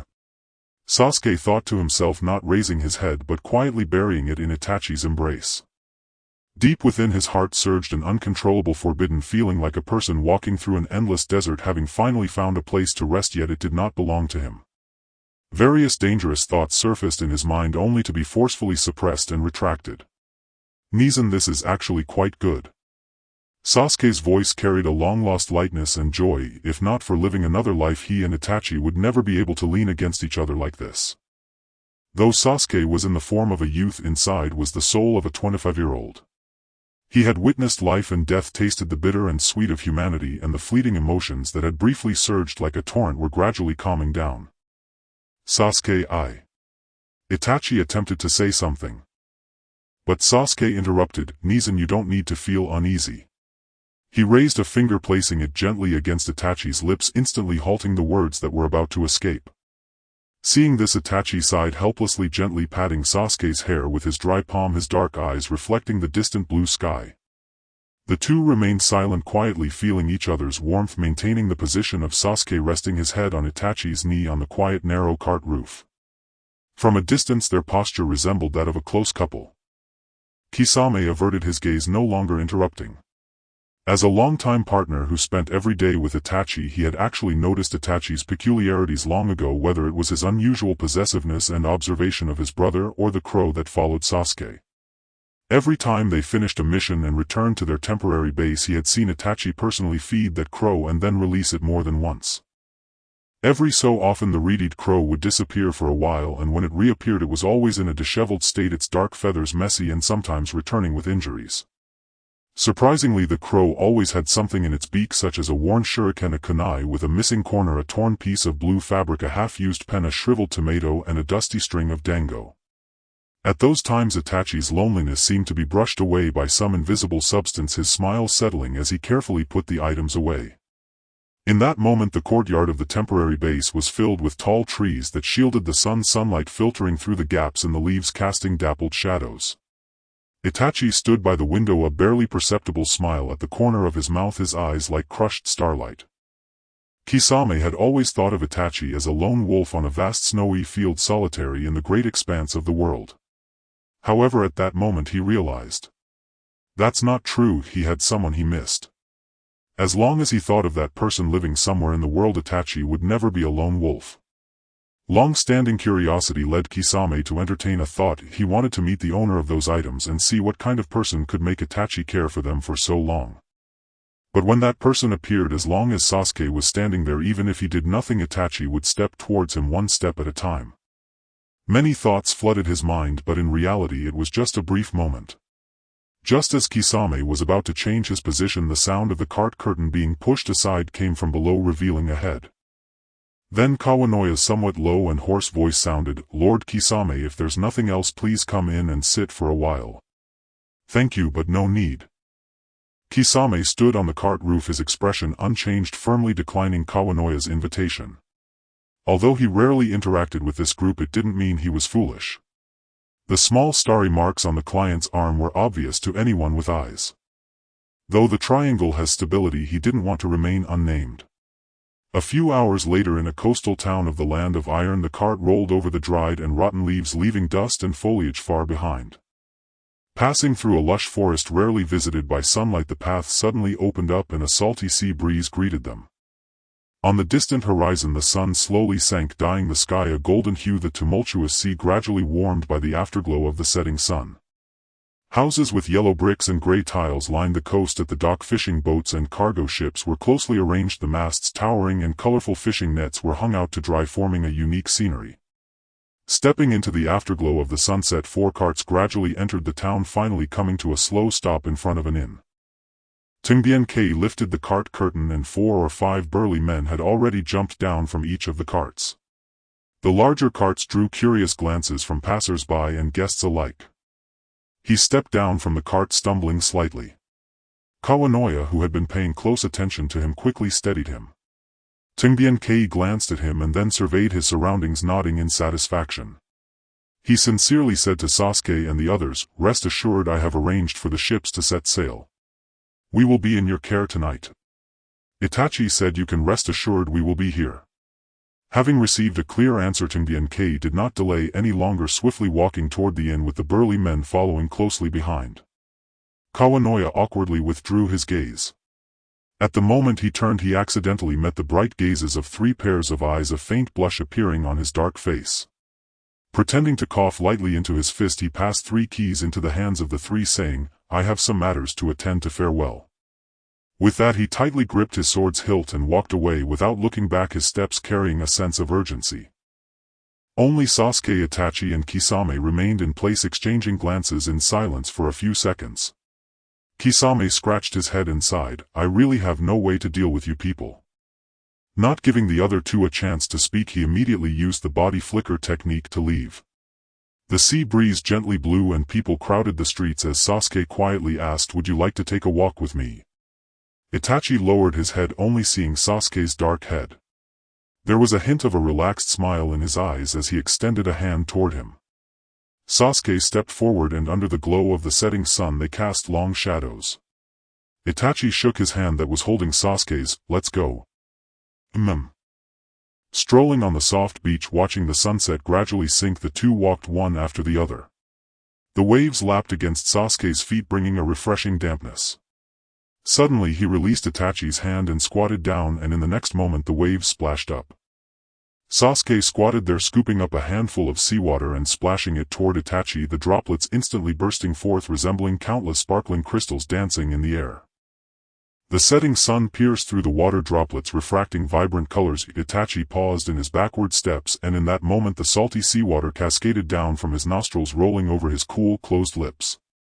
His damp hair clung to his face, leaving long wet streaks. Itachi wiped his face and pushed his soaked hair back, letting out a light chuckle from his throat. He stepped toward Sasuke, leisurely unbuttoning the top button of his long robe, revealing a dark mesh shirt beneath. Seawater flowed down his neck, forming a crystalline water line. It was a picturesque scene, but Sasuke couldn't afford to appreciate it. His heart raced, sensing the tension in the surrounding air. Hearing that soft hum, an inexplicable chill surged through his spine, causing the hairs on his body to stand on end as if something was about to arrive. He stood up and involuntarily took 2 steps back, leaving a deep and shallow set of footprints in the sand. His body stiffened as if enveloped by an invisible net, and any further retreat could trigger a storm. Sasuke, in the end everyone must pay the price for their actions. Itachi's voice was low, carrying a barely detectable hoarseness as he stepped closer to Sasuke, leaning down to gaze directly into his eyes, whispering, "Sasuke, you must have sensed it long ago, which is why you repeatedly tested my feelings for you. Do you understand? People naturally look toward those they like when speaking. In your past life you couldn't accept that ending, so you chose to bury it deep in your heart, didn't you? I have always been mistaken about one thing. When my reincarnated self from the polluted earth appeared before you, many things left traces, didn't they?" The 2 of them leaned their foreheads together. Itachi suddenly grasped Sasuke's wrist, pulling him toward himself, while his other arm encircled Sasuke's waist, holding him tightly as if to seal off all his escape routes, forcefully allowing no room for Sasuke to resist. Itachi leaned close to his ear, lightly biting the tip, his voice hoarse and uneven with breaths low and deep. Crows spend their entire lives paving the way for eagles because the young eaglet lacks the ability to survive. It needs protection from others. But eagles are different. They are strong and fierce enough to protect others, capable of independent survival.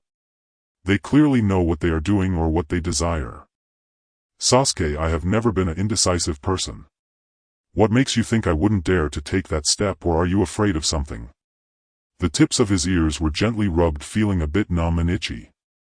Sasuke had envisioned various futures and had imagined a day like today, but he never thought it would come true, nor did he anticipate it would arrive so quickly.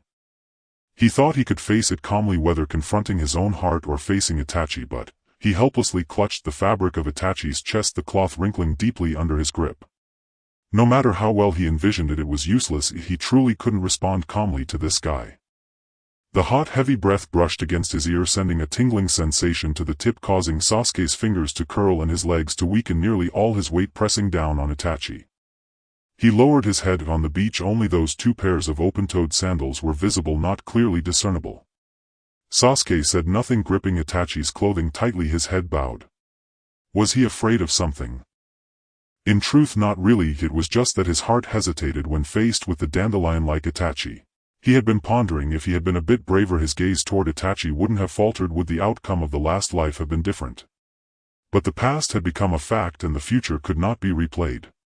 The eyes of the Uchiha do not lie. Sasuke never believed that his feelings for Itachi were fleeting. Itachi was someone who had pried open, crushed, and seeped into his bones bit by bit. He wanted to stay by Itachi's side, and that desire had never changed. Sasuke opened his mouth, seemingly wanting to say something, but at that moment Itachi interrupted him. Seagulls cried, waves surged, the ocean battered the shore, raising layers of splashes, and amid the unprecedented heartbeat Sasuke heard Itachi say, "Sasuke, I like you, not in the familial sense, but a desire to completely possess you, because family wouldn't kiss you like this." Before he finished speaking, Itachi grasped Sasuke's chin, forcing him to look up, and the next second leaned down. His kiss landed on the corner of Sasuke's mouth, gentle yet restrained, as if eager to prove something. The two were too close, the air around them filled with a faint scent of evening primrose. Sasuke's eyes widened slightly, his eyelashes fluttering. Before he could react, Itachi had risen and pulled away. The proximity allowed their warm breaths to intertwine, and Itachi's Adam's apple rolled above Sasuke's line of sight. Looking at his elder brother before him, Sasuke stood in a daze, at the edge of a dream. The last layer of window paper between them was torn apart. Sasuke heard something breaking through the soil, the sound of something absorbing nutrients, growing and spreading wildly. His Adam's apple bobbed up and down his fingertips, unconsciously rubbing the corner of his lips where he had been kissed, his voice hoarse as he called out, "Nizan. I'm here." Itachi lowered his head in response. Sasuke tilted his head back, pulling him by the collar and kissing him. At first it was just a light touch, followed by a few gentle pecks, and then he extended his tongue to lick Itachi's lips. The older Uchiha's breath became slightly heavier, and under Sasuke's deliberate teasing, a strong hand gripped the back of the boy's head. Itachi tilted his head, half-lidded eyes taking the initiative to kiss him back, his gentle and domineering tongue sliding into Sasuke's mouth, greedily claiming what belonged to him. The heat was entangled, the sound of their kissing drowned by the roaring waves. The setting sun was like blood, the evening glow illuminating them, casting long shadows in the sunset. "Ugh. Nizan." Sasuke let out a soft moan, calling out to Itachi. As their lips and tongues intertwined, a few silken threads were pulled apart under the sunset, the two of them leaning their foreheads together, breaths mingling, weaving an enchanting and ambiguous atmosphere. Sasuke's cheeks were already flushed with crimson, his entire ear roots turning red, a thin layer of fine sweat emerging on his white neck. He raised a hand to wipe the moisture from his lips, his breath disordered, the corners of his eyes slightly reddened with a glimmer of water. Itachi cupped Sasuke's face in both hands, gazing at the flushed cheeks, his gaze unconsciously lingering on the rosy, slightly swollen lips. After a moment of hesitation, he lovingly brushed away the tear from the corner of Sasuke's eye with his thumb, and in Sasuke's wide-open pupils he gently pressed a non-sensual kiss on his forehead. "Ah. The two older brothers are doing something scandalous." Under the setting sun, a small boy of short stature with a dark red complexion and a hat on his head stood on the beach not far away, his mouth comically shaped into an O, pointing at the two embracing figures and exclaiming in awe to his companion beside him. Hearing this, the slightly stout child put down his beach shovel and bucket, raised his head to glance at the two, his mouth agape in shock as he instinctively exclaimed, "So impressive." The beach fell into a brief silence, with only the relentless waves continuing to crash against the shore, creating layer upon layer of splashing foam, rising high and then falling again. The five senses of a ninja are exceptionally developed. Even though the sound of the waves drowned out most of the noise, the words still clearly reached the ears of the two Uchiha, one big and one small. Sasuke's fingers trembled slightly. He used all his strength to avoid fleeing in panic. Taking a deep breath, the flush on his face gradually faded, and as his rationality returned, the normally clear-minded Sasuke appeared as if nothing had happened except for his slightly swollen lips showing a hint of embarrassment. He pushed against Itachi's chest. "Let's go home, Nizan." "All right." Itachi intentionally leaned closer to his ear, brushing his lips lightly against Sasuke's flushed earlobe. Sasuke was startled, catching a glimpse of the two children squatting there, their innocent, untainted gazes curiously fixed on him and Itachi. "Sasuke." Rubbing his brow with his fingertips, he pushed Itachi's approaching face away, feeling the clearly heated temperature in his palm. Unable to help himself, he raised his gaze to meet Itachi's aggressive eyes, his own eyes shimmering with a watery hue. Sasuke pursed his lips, the initial shyness slightly receding. A wave of heat surged within him. He thought to himself that he seemed to be in a somewhat disadvantaged position in front of Nizan. Itachi's bangs were slightly damp and he swallowed hard. Just as he was about to let go of Sasuke, suddenly his collar was harshly tugged down and he felt warmth and moisture against his earlobe. "Sasuke. I really like Nizan. After all, just like Nizan, we harbor the same feelings for each other. Itachi, I like you in a way that is akin to love." Sasuke withdrew his tongue, feeling the arm around his waist loosen. He raised his brows slightly and broke free with such speed that Itachi, finally coming to his senses, wanted to pull the boy back into his embrace, but found that Sasuke had already turned and swept away. With his hands in his pockets, Sasuke walked away slowly without looking back, casually throwing over his shoulder, "I'm leaving. I don't want to be watched by kids." In a place unseen by anyone, his brows and eyes relaxed slightly, his posture lazy, and his mood seemed rather pleasant. Itachi's jaw tightened as if repressing something. After a long time he chuckled softly, "Oh dear, truly." As the lights began to brighten, night fell and round lanterns hung beneath the eaves, shining brilliantly as if stars had descended to earth, illuminating a corner of the house. On a warm and quiet summer night, the steam from the hot tea wafted gently. The two sat shoulder to shoulder on the edge of the terrace, almost leaning against each other. The courtyard was deep and silent as water. All was still, only the sound of the wind could be heard. Sasuke yawned, setting his teacup aside, and leaned his full weight onto Itachi. "I'm tired. I'll sleep here tonight." "Okay," Itachi replied affectionately, and to prevent accidents he asked again for confirmation, "Sasuke, you promise to be with me forever, right?" Sasuke relaxed against Itachi, his eyes half-closed, looking drowsy. Upon hearing this, his half-closed eyes slowly opened, clear and bright, showing no signs of fatigue. He answered seriously, "I said it before, Nizan is my home that has never changed from beginning to end." They had once embraced and kissed each other in the glow of the setting sun, while seagulls cried and waves surged, the ocean waves crashing against the beach, yet they couldn't take their eyes off each other's faces, the sound of their heartbeats drowning out everything around them. Itachi couldn't help but let out a joyful laugh, then strategically coughed to cover it up. "Sasuke, have I ever told you that I actually love you?" I know." As an Uchiha, it's somewhat laughable. In his past life he had not seen clearly anything Itachi had done for him with his proud Sharingan, and it was from that moment that he began to gradually understand. Do not listen to what the Uchiha says, look into his eyes, for the eyes of the Uchiha do not lie. Sasuke nuzzled against Itachi's neck, and to this day Itachi remained his light. "Sasuke, don't look at me like that." Sasuke's soft hair happened to brush against his sensitive neck, causing an unbearable itch that made Itachi's breath hitch. He awkwardly turned his head, looking towards the courtyard with its stone waterfall. At this moment the clouds dispersed and a beam of moonlight fell upon the terrace, enveloping the two of them as if draping a thin layer of silver over them. Sasuke looked up and saw Itachi's face so close, with his throat rolling subtly due to emotion. A mischievous smile curled at the corner of his mouth as he straightened up, accurately capturing Itachi's delicate lips and awkwardly starting to kiss. The unexpected kiss brought a soft warmth and moist sensation from their lips. Itachi's pupils constricted. He hadn't expected Sasuke to be so bold. Looking at the slightly aggressive boy before him, he slowly raised his hand from his side to caress Sasuke's cheek, his voice low and slightly hoarse. "Why are you breaking the rules so blatantly?" Itachi's breath was heavy and rapid, his eyes filled with laughter. He opened his lips, reclaiming the initiative, deepening this plain yet profound kiss. In the deep courtyard the moonlight was hazy, the shadows of the trees swaying. The shadows of the two gradually elongated under the moonlight, casting on the back of the camphor wood door, merging and separating, eventually becoming one. A night without dreams is impossible. Itachi's body jolted violently, abruptly awakening from his dream. He saw the moonlight seeping through the lattice of the camphor wood door, weaving spiderweb-like cracks on the tatami mat. He rubbed his throbbing temples, gazing at Sasuke, who lay quietly and obediently beside him, and his expression softened. The room was very quiet.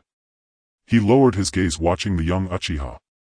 In his dreams he was haunted by scenes of his parents questioning him, each word more savage than the last, asking why they gave birth to a child like him, even willing to harm his own younger brother, nearly drowning his sanity.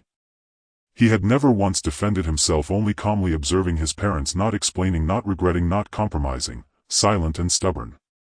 Some things before taking that step he would hesitate, waver and be indecisive, but once he took that step he would never regret it.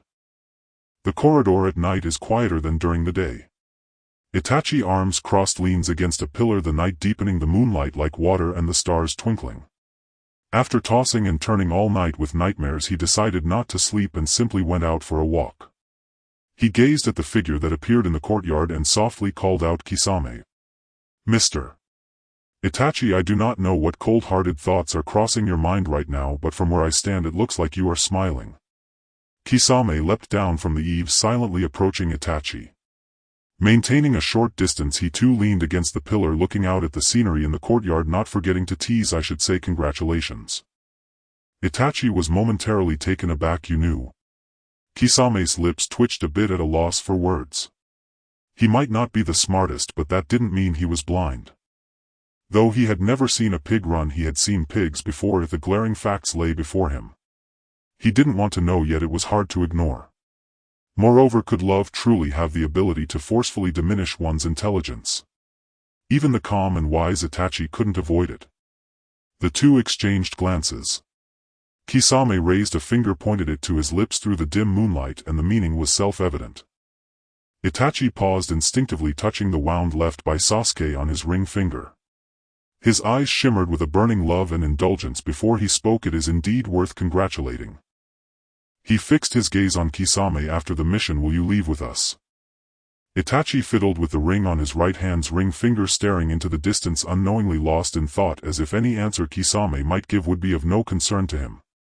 This question seemed absurd, but as longtime partners some words did not need to be spoken, it was enough to imply. Kisame nodded, aware that it was night and Itachi should be enjoying the moonlight, and said, "Mr. Itachi, it seems I will trouble you for quite some time." "Anne. You must be happy, Itachi." "I will be." The night wind howled, the moonlight flickered, and thoughts drifted. Kisame looked up at the night sky. A leaf carried by the night wind brushed against his cheek, gently floating away.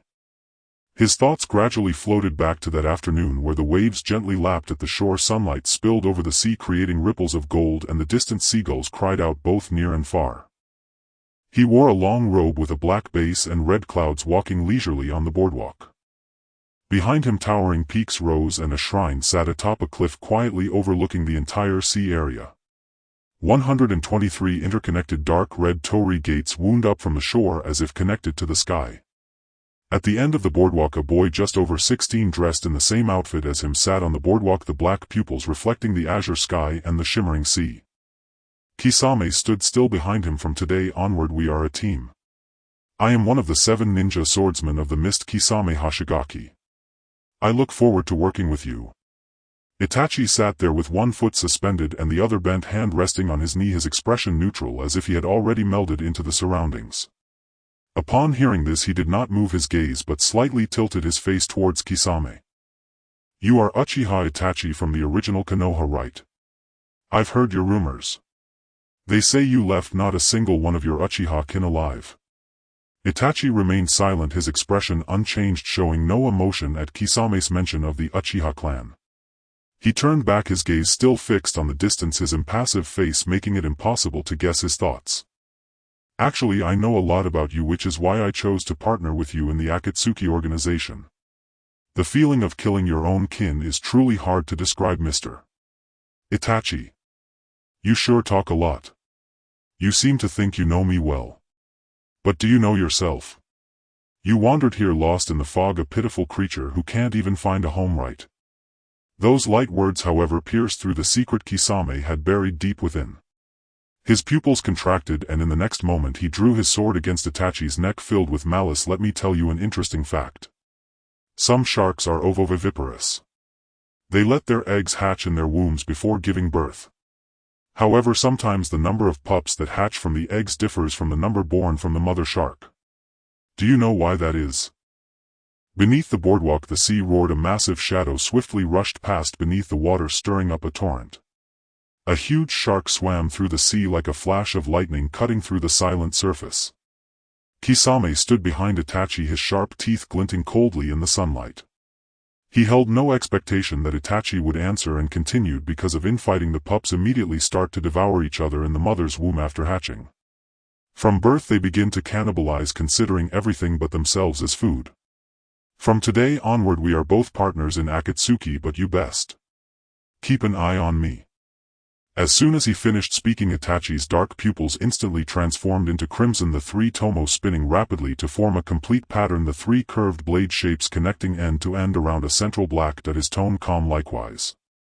Kisame was slightly surprised, his eyes narrowing, revealing a chilling glint, a smile slowly spreading across his face, yet devoid of joy, instead filled with eeriness and strangeness.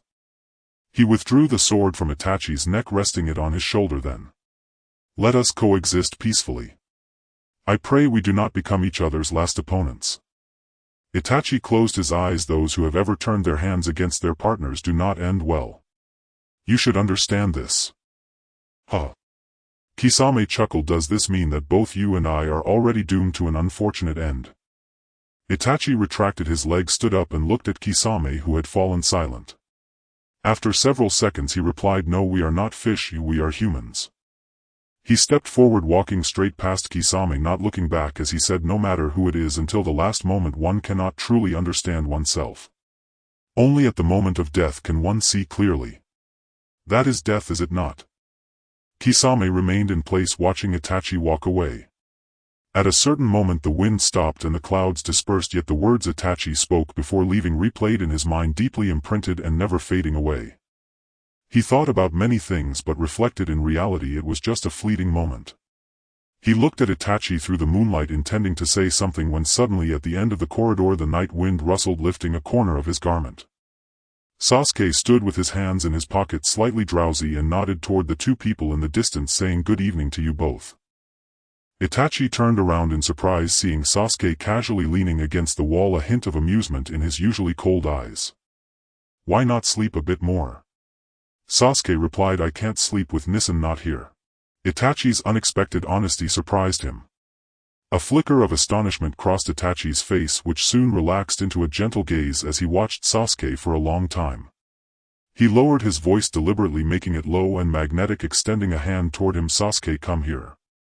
Itachi's tone carried a playful lilt, soft like a feather brushing against Sasuke's heart.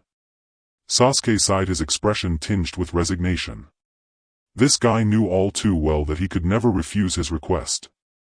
Sasuke withdrew his hand from his pocket, ruffled his hair blown by the night wind, and walked over without hesitation. His lover and Nissen was half hidden in the shadows, making it impossible to see his expression, but Sasuke knew he must be smiling at that moment. Moonlight streamed through the thin clouds spreading across the corridor. Sasuke approached Itachi, lifting his gaze to meet his dark eyes, a slight smile tugging at his lips as he called out, Nissen. Itachi replied with a soft brushing his dry palm against Sasuke's hair, shedding his black robe adorned with red clouds over him, saying, it's too late and the wind is strong.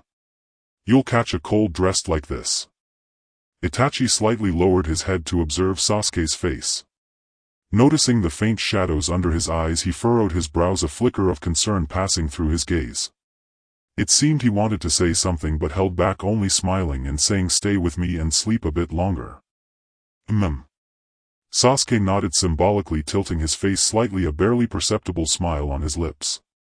Just as he was about to say something, his expression suddenly hardened and he looked up towards a certain direction, a heavy killing intent furrowing his brows. At the same moment Itachi's previously raised corner of his mouth slowly fell as he lifted his eyelids and glanced indifferently at a certain spot, his expression as cold as water with killing intent glimmering in his eyes. The corridor fell into an eerie silence, only the persistent chirping of insects in the courtyard echoed. The moonlight streamed like fine threads, gently piercing through the gaps in the leaves, casting dappled shadows. A group of ninjas clad entirely in black and wearing masks stood atop the treetops, hands on their hips, looking down arrogantly at the entire seaside town. Finally found you, Ting Bien Hee. Since I've found you here, don't blame me for settling old scores from years ago. The leader spoke with a disdainful gaze, a mocking smile curling at the corners of his mouth, muttering to himself. As soon as he finished speaking, no one replied. Suddenly a dim-witted underling raised his hand and asked, "Big brother, what do you mean by old scores?" That guy slapped the back of the underling's head, scolding angrily, "Fool, how could you forget so quickly?" "I can't forget it even if I wanted to." At this point the man tightened his grip on the hilt of his sword, his fingers turning white from the pressure, but the killing intent in his eyes only grew stronger as he gritted his teeth. That was something that happened 5 summers ago. A girl dressed in a floral kimono ran breathlessly ahead, her eyes filled with panic, her sharp voice almost tearing through the night sky. "No." Whoosh! A flock of birds startled and hurriedly flew up into the sky. 5 meters away, 2 figures in black stood with their hands in their pockets, their muscular bodies tensed under tight clothing, slowly following behind the girl, speaking in a rough voice. "Actually, there's nothing to be afraid of." "No. Don't be like that. Our big brother said he has something to say to you." Seeing no way out and facing a bottomless cliff ahead, the girl suddenly stopped, turning back with a pale face like paper, her hands clutching her chest as she looked at the 2 approaching men. With wolves in front and tigers behind, she had nowhere to escape. With icy hands and feet, her heart racing in her throat, the girl swallowed hard and asked in fear, "Your big brother?" Before she could finish the word, his bright red rose petals suddenly fell from the darkened sky, fluttering down gently onto the treetops, onto the grass and between the girl's brows. In a flash, a man dressed in a ninja outfit, wearing a half-mask that concealed his appearance, suddenly appeared before the girl, kneeling on one knee with a rose in his mouth, extending a hand toward her. "I love you dearly, will you marry me?" The girl's pupils constricted, her mind went blank, and she fell back onto the ground, gripping the earth tightly with her hands trembling all over, tears streaming down her face. Even more excited than the girl were the 2 burly men, their mouths agape, necks stretched, their faces flushed, their eyes sparkling with hearts as they simultaneously exclaimed, "Big brother, you're so cool." The girl's gaze was entangled in threads as every inch of her skin trembled in the air. Leaning back, one hand pressed to the ground and the other on her chest, she resembled a startled bird rejecting loudly no. Unbeknownst to her, the masked man was taken aback but showed no intention of retreating. A smirk appeared on his lips, thinking the girl was simply shy and reluctant to admit her feelings. He grinned wickedly, "There's nothing to be embarrassed about, you just throw yourself into my arms." The masked man stepped forward but suddenly twisted his left foot and stumbled, exclaiming, "Ouch." He fell flat on his face, yet still held the rose up toward the girl. "No." The girl still refused. "Don't worry, despite my appearance I still have a bit of money." With a shake of the rose in his hand, it instantly transformed into a puff of smoke. In its place were 2 shiny golden coins, which fell to the ground with a thud, spinning a few times before settling. Perhaps fear had reached its peak. The strings of reason snapped with a bang, and the girl let out a shattered, trembling scream. "I've already said I don't want it." The masked man, who was lying on the ground, widened his eyes in disbelief. "What?" He quickly sat up, staring forlornly at the girl, his face flashing with a ruthless expression as he questioned, "You still dare to refuse me in this situation?" Saying that, with a sudden leap he lunged toward the girl. "When I say no, I mean no." Despair filled the girl's eyes as she instinctively shut them, her feet kicking out in a panic, and by accident she kicked the man lunging toward her hard in the chest. "Brother, you..." His voice cut off abruptly. The 2 burly men froze in stunned silence, mouths comically agape in perfect O shapes, their minds racing through a torrent of humiliating visions, scenes of their elder brother abandoned and betrayed, until the masked man clapped a hand over his own mouth, half raised himself from the ground and fixed the young woman with a woeful accusatory gaze. "I've meticulously orchestrated this profoundly romantic setting. No means no." She spoke with unwavering resolve, swallowing hard as her fists clenched tightly at her sides. She nearly roared toward the heavens, unleashing waves of fear and anguish. She had been nothing but a victim from beginning to end. His presumptuous affection had brought her only harm and terror, chased deep into this desolate, godforsaken wilderness at night, with sheer cliffs yawning ahead and 2 ill-intentioned men closing in behind. Truly a wolf loomed before her, and tigers stalked behind. With nowhere to hide and nowhere to flee, she watched helplessly as they advanced step by step, only for an inexplicable stranger to appear, the very man who had driven her to this precipice, now daring to profess love and even propose marriage. Such audacity was utterly unforgivable. 4 figures stood frozen in place, 3 upright, 1 seated, locked in tense silence. Not a word passed between them. All 3 men's eyes remained riveted upon the young woman's face. An oppressive stillness filled the air. Under the weight of 3 unblinking naked stares she felt petrified, her eyelids too rigid to blink. How long had it lasted? Her limbs grew numb, her head throbbed with surging blood, and her heart plummeted into despair. Visions of unspeakable horror flickered across her mind, her reason teetering on the edge of collapse, when suddenly a low resonant male voice cut through the silence. Enough. It ends here. All 4 flinched in unison, turning sharply toward the source of the voice. Rustling leaves parted with each measured step. A man in his mid-30s emerged, clad in a muted black kimono, his gaze sharp as a honed blade. He stood motionless, yet the very air around him seemed to congeal, radiating palpable pressure. He swept his eyes over the quartet once, then let his gaze settle firmly upon the young woman. Grime-streaked sandals, torn kimono hems, wild directionless eyes, sweat-dampened strands plastered to her forehead, trembling limbs, and a gaze brimming with desperate entreaty. Tobi Tsuruchi paused several seconds in quiet contemplation before uttering a soft, then turned to his companion. That young lady appears unwilling, and frankly the so-called suitor looks thoroughly jilted. Kawano, assist that poor girl. The young woman bit her lip to stifle tears, nodding vigorously, clearly wholeheartedly agreeing with his assessment. You truly have gall, daring to defy death itself. In a flash the masked man shifted stance, left knee bent, right leg extended, 1 finger jabbing toward Tobi Tsuruchi while the other rested defiantly on his hip. His grin flashed, 8 teeth brimming with unshakable confidence. Just who do you take us for? The notorious raging ninja triad, so feared even elderly pedestrians crossing the street veer away in terror, yet you dare provoke us. At his signal the 2 burly men instantly flanked him left and right, forming a tight triangular formation. One spun twice with arms wide, then halted abruptly, right leg planted firmly, left knee raised, high toes pointed downward, in a flawless crane stance. The other stood ramrod straight, heels together, chest lifted, abdomen drawn in, eyes locked forward. His right fist rested horizontally across his chest, his left arm hung rigidly at his side, palm pressed against the seam of his trousers, exuding solemn, unassailable righteousness. Both faced their leader, eyes gleaming with adoration, bodies utterly still, wrapped in unwavering devotion. A heavy silence descended. Seconds stretched into minutes. No one spoke.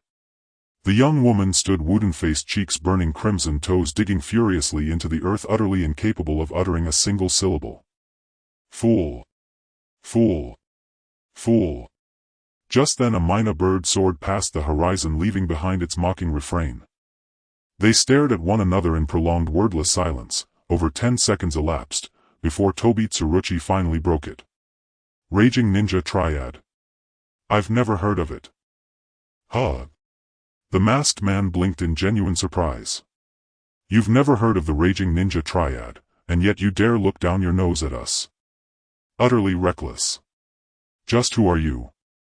I'm hardly prominent enough to warrant naming myself. I am but an insignificant passerby. Though my name is Tobi Tsuruchi. At those words the Raging Ninja Triad erupted in synchronized outrage, pointing fingers and unleashing a torrent of invective. Didn't you just name yourself? Old fart. You'll regret this. You've ruined a budding romance. Tobi Tsuruchi replied coolly, a budding romance. More like unrequited obsession spiraling into harassment. The masked man threw back his head and laughed, a scornful derisive bark, as if he'd just heard the world's most absurd jest. With a contemptuous snort he stepped forward, hand on hip, left index finger jabbing toward Tobi Tsuruchi's nose. Brothers, attack. Tonight I'll see just how thick-skinned this interloper truly is, for daring to obstruct your elder brother's path to love. Yes, brother. The 2 giants bellowed in unison. He nodded approvingly, then spread his fingers wide and began a deliberate countdown. 5, 4, 3, 2, 1. To everyone's astonishment the Raging Ninja Triad did not charge, but instead dropped into deep horse stances, knees bent, feet splayed outward, fists raised high above their heads as if summoning courage, roaring in unison. Full of vigor. Full of vigor. Their thunderous cry shattered the tranquil night. Battle ignited in that instant. The masked leader gave the command and all three launched themselves forward, only for their opponent to let out a quiet chuckle, draw his sword in a silver blur and slash downward with lethal precision. Thud. What the? Squelch. Brother, gasp. Huff. Ah, don't hit the face. Shink. Help, scream. Crack. I surrender. You're the boss, you're the hero, spare me. Crunch. No, I beg you. I've got elders to care for and children to raise. I was forced, I'm innocent. Wah, wah. 10 minutes later the Trusodan-bound raging ninja triad dangled high from a tree branch hoisted aloft by Kawano. Night wind whispered through the leaves as they swayed helplessly, eyes glazed, faces blank, foam flecking their lips. Someone, please, help me. I suffer from acrophobia. Tobi Tsuruchi observed their pitiful state, a faint smile curling his lips as he turned to the young woman. Shall I escort you back to your village? Ah, yes, yes. She brandished a thick wooden club, striking the suspended trio with sharp rhythmic thwacks, her eyes alight with vindictive triumph, cheeks flushed pink, each blow landing with fiercer satisfaction than the last. At Tobi Tsuruchi's words she snapped upright instantly, standing straight and proper before her savior, shyly bashful hands clasped demurely behind her back, the club vanishing without a trace into some forgotten corner. Beneath the silver moonlight the three figures receded into the distance, time itself seeming to pause, every sound dissolving into the tender hush of night, when from behind the raging ninja triad shrieked in panicked unison. No. You can't abandon us like this, you mustn't leave us. As the memories faded the man gazed up at the night sky at a 45-degree angle, tears streaming down his weathered face as he choked out, "This is how things are." His subordinate hesitated, shrinking his neck before finally saying, "Big brother, as the saying goes, a gentleman takes revenge. It's never too late to wait 5 years. Don't underestimate a middle-aged man's struggles, especially since after 5 years Big Brother's strength has increased. It would be quite a grassroots comeback to confront the bastards of the past and seek justice openly." With that the man delivered a sharp slap to his subordinate's head, angrily scolding, "Pa. Fool. Who would do something so dangerous?" Continuing, the man crossed his arms and coldly stated, "If one were to act, it must be done covertly, secretly. He. Big brother is wise. Big brother is mighty." The two subordinates lavished the man with praise, exclaiming, "A model of the modern ninja." The man expressed his modesty with a joyful demeanor. "All right, I'll now notify all the brothers to come for a strategy meeting and bring that newcomer over too. I want to see what he's capable of. Big brother, my name is Overlord." With a loud bang a massive fireball fell from the sky. The three men widened their eyes, unable to dodge in time, and were engulfed by the raging flames. The explosion was deafening and thick smoke rose into the sky, filling the air with a pungent acrid smell of charred flesh. Minutes later, as the flames dissipated, the trees were nearly consumed, leaving behind only a 2-meter-deep pit. Cough. Cough. Cough. From the depths of the pit a pitch-black hand emerged from the scorched earth, followed by a charred head. Covered in a thin layer of chakra, he struggled to push away the dirt and stones clinging to him, unsteadily rising to his feet. The man's hair was singed, his clothes tattered, his body charred, emitting a faint scent of roasted meat. He looked around at the desolate scene, finding no subordinates in sight. In anguish he clutched his hair, but suddenly stumbled and fell heavily to the ground. Thud. Red liquid slowly trickled down his forehead. The man seemed oblivious to the pain fiercely tugging at his hair.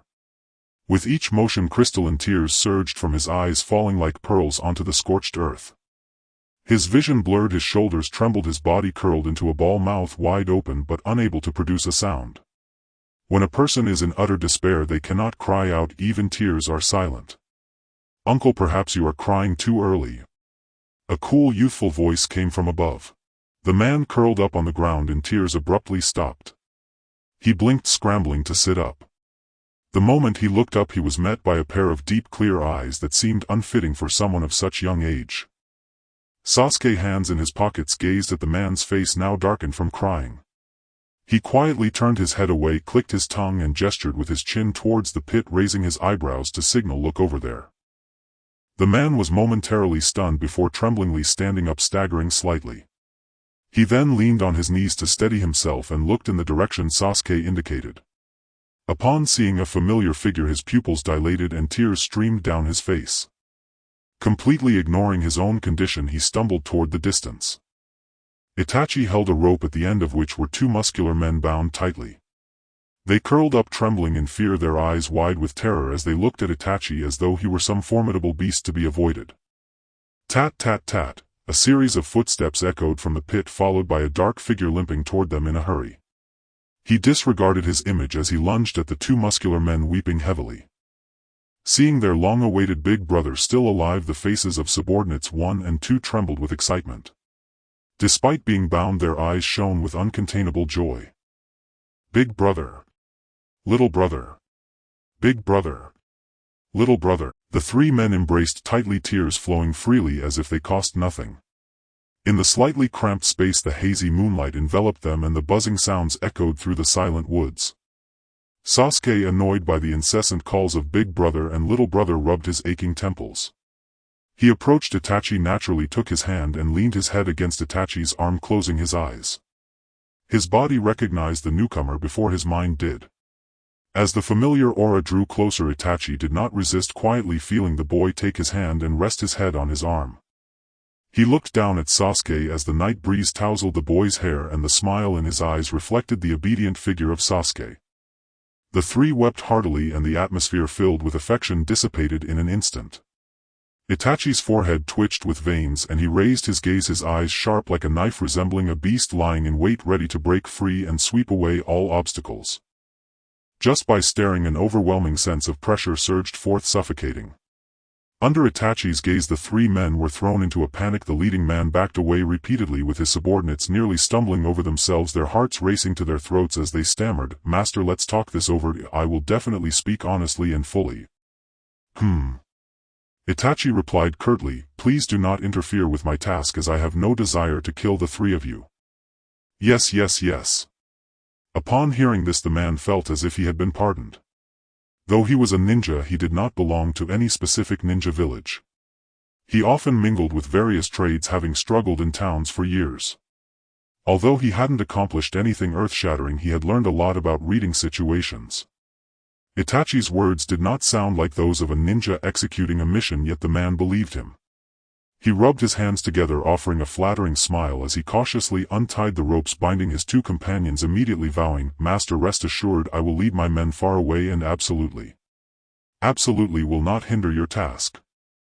"In any case," the man paused, briefly rubbing his face, "I wish you both a long and happy life together." As soon as he finished speaking, the man grabbed each of the two muscular men by the arm and sprinted away, creating a cloud of dust in their wake. Within just a few minutes they vanished into the dense forest. Sasuke, slightly stunned, asked, "Nezen, do you know them?" Itachi replied, "I've met them once." Itachi grasped Sasuke's hand in return, a smile flickering in his eyes as he led him through the deep tranquil woods step by step towards the inn where they were staying, softening his voice, saying, "That is a tale from my childhood. If Sasuke wishes to hear it, I would be more than happy to share." Since you said that, I suppose I'll listen." "Ha, Sasuke, you are still the same, speaking contrary to your heart." "No, Nezen, hurry and tell me." All right. I understand. At that time you hadn't been born yet." Nezen walked step by step on the battlefield, treading upon the corpses of comrades and enemies. As night descended, the stars twinkled and the moonlight like a veil draped the earth in a layer of mysterious gauze. The sound of splashing water echoed, accompanied by a series of footsteps that created ripples on the surface, the sound reverberating across the desolate battlefield. The once clear stream was now soaked in blood, the dark red water flowing lazily with bodies floating within it, some lying, some kneeling, all clad in identical ninja combat attire, their exposed faces swollen and their arms marked with intricate patterns of death. A boy just over 4 years old, clad in a black turtleneck and gray shorts wrapped in ninja bandages and carrying equipment, walked through the water, seemingly numb to the scene, his youthful face devoid of any trace of emotion, like a stagnant pool. Itachi frowned slightly, his lips taut, hastily moving forward. Along the way the earth cracked, soil and stone collapsed, rivers ran dry. The landscape was a picture of devastation, with broken swords and bloodied shurikens scattered across the battlefield. The bodies of former allies and enemies lay together on the ground, trapped in an eternal slumber. If friend or foe, it was impossible to tell. The youngest merely 3 years old, the oldest around 40, while smoke billowed into the sky and cries of battle echoed. He stood on a low cliff overlooking a meat grinder below, shrouded in smoke and dust. The ninjas on both sides charged towards the enemy camp, armed with various weapons and dressed in different ninja attire, heedless of the consequences. The sounds of cannon fire, shouts and wails intertwined. Everyone was caught in this meat grinder where no one could truly make a difference alone, as individual strength seemed so small and fragile against the vast crowd, almost insignificant. Caught in the tide of events, having just slain one person, he became yet another body on the ground the next moment. If the killer is always hunted, yet war is inherently cruel, bloody, filled with helplessness and resignation beyond anyone's control. In the meat grinder, lives were extinguished every moment with explosive sounds and deafening blasts echoing, painting a horrific and tragic picture on the earth, a canvas of human bones depicted in blood unfolding before Itachi's eyes. His thin lips pressed tightly together, forming a straight line. This is the Ninja World War. From deep night to dawn, the darkness gradually gave way to the soft light of morning. The brutality of this war exceeded his imagination, and the meat grinder lay in silence everywhere, soaked in blood and scattered limbs, heaps of corpses forming mountains of flesh. The air was thick with the smell of gunpowder and blood, as if one were in the depths of hell. And in this war there were no winners, no losers, only mutual destruction. When the first ray of morning light pierced through the dense fog and illuminated the earth, Itachi withdrew his gaze from the distance and suddenly noticed something stirring just a few steps away at the bottom of a slope. At first Itachi didn't pay attention, but a few minutes later a trembling hand emerged and a hoarse male voice called out, "Water! Water!" Itachi rushed forward, crouched down, and saw a somewhat plump figure quietly lying on the small platform between the slope and the cliff. It was a rock village ninja.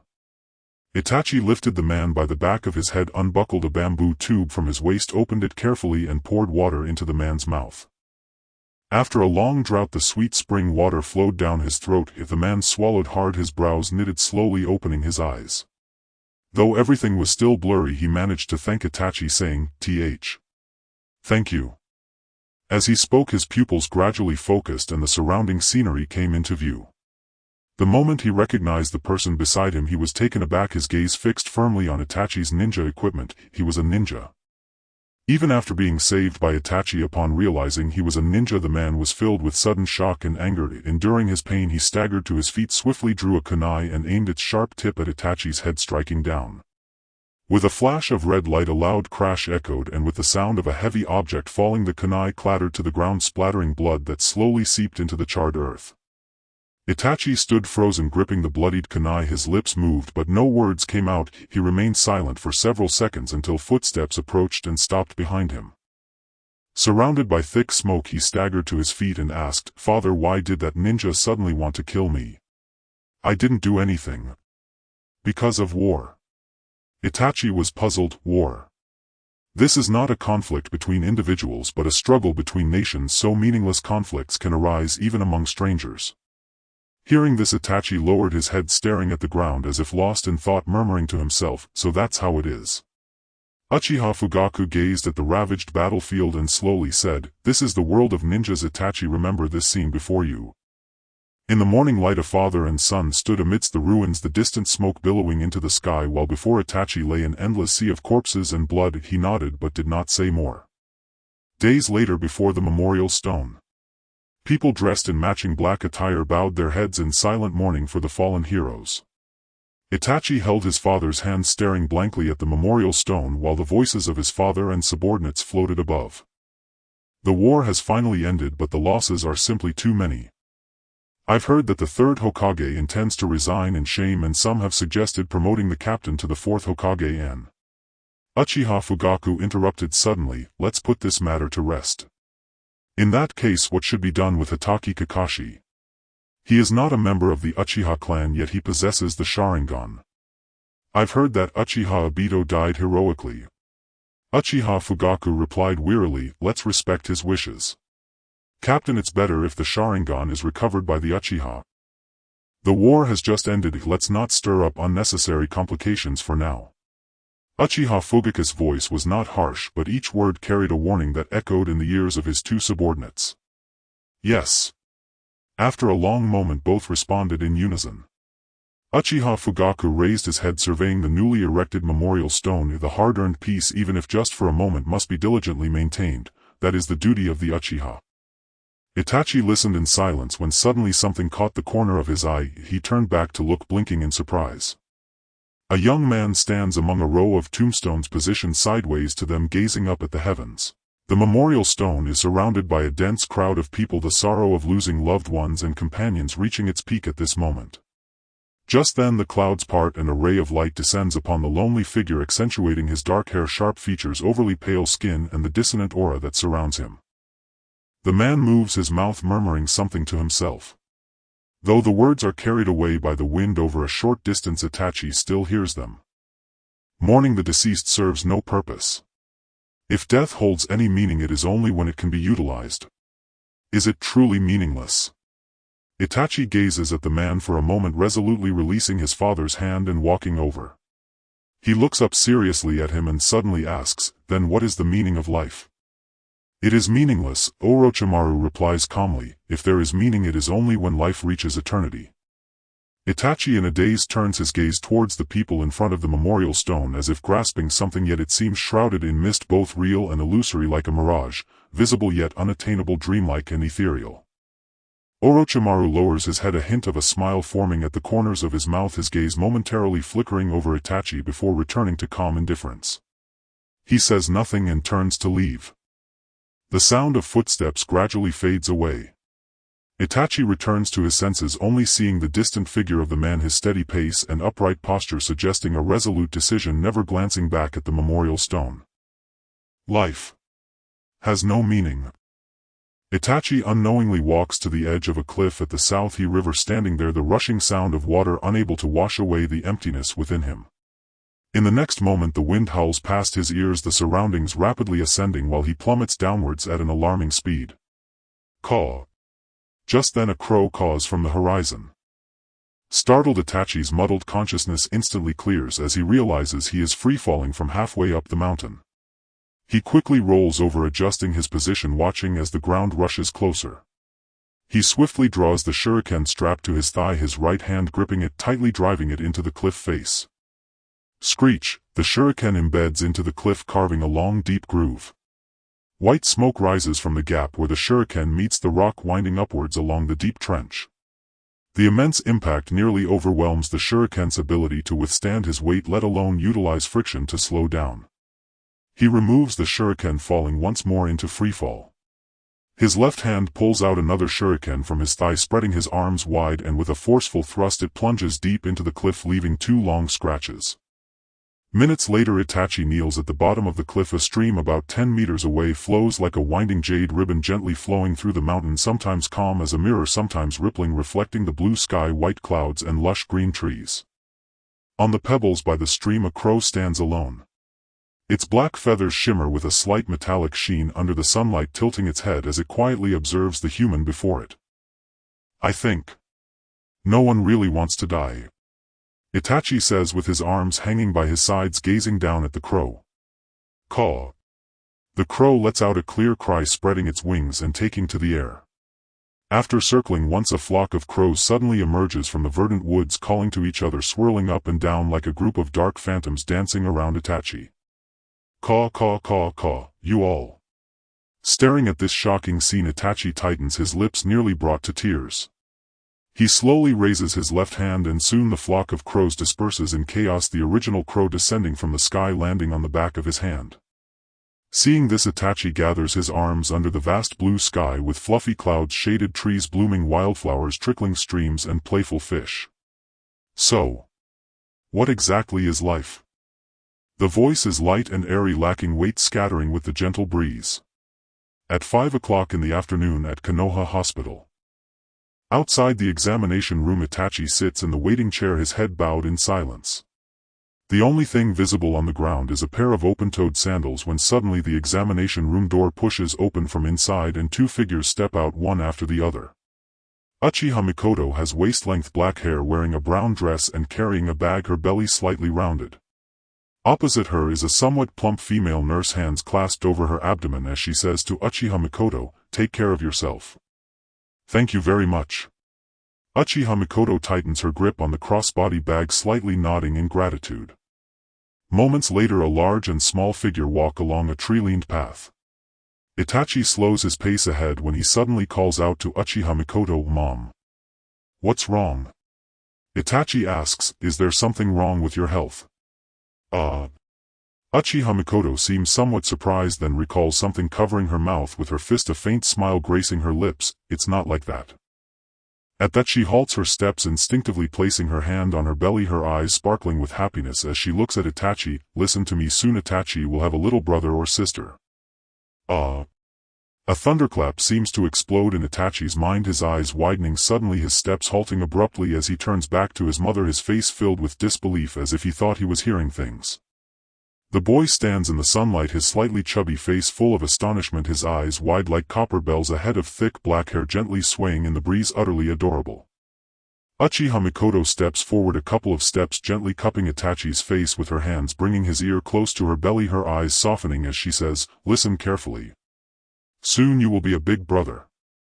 The gentle and nurturing aura of his mother envelopes Itachi completely, providing him immense comfort, alleviating the tension that had built up over the days. He gently leans into his mother's embrace, softly saying, "Mother, I hope it's a little brother." "Oh, if it's a sister, she will be adorable too." Uchiha Mikoto replies with a smile, tilting her head. Itachi purses his lips, lowering his gaze, his soft little face slightly puffed, his small hand gripping her sleeve tightly as he murmurs, "I think it will be a little brother." As he finishes speaking, fine snow begins to fall from the sky, fluttering down gently, lightly landing on rooftops, grass, and right before Uchiha Mikoto's eyes. It's snowing." She looks up, gazing at the swirling snowflakes, unable to help but stretch out her hand as a snowflake slowly lands in her palm. Feeling the snow gradually melting into water, she softly tells Itachi, "The due date is in the summer." When the summer of the following year arrived, as promised, sunlight poured through the clear glass into the ward. The pristine white walls reflected a soft halo, a bouquet of lilies by the bed still bore dewdrops and exhaled a faint perfume, while the newborn's cry echoed through the room. "It's a boy, your younger brother." Yuji-Bo Mei-chin continued to cradle the child, leaning against the padded headboard, her whole being suffused with the joy of motherhood once more. Her eyes brimmed with tenderness as she looked at the little one and bent to press a gentle kiss to his brow. Yu hesitated for a moment, then stepped to the bedside and leaned forward, slightly blinking his dark eyes expectantly at the child.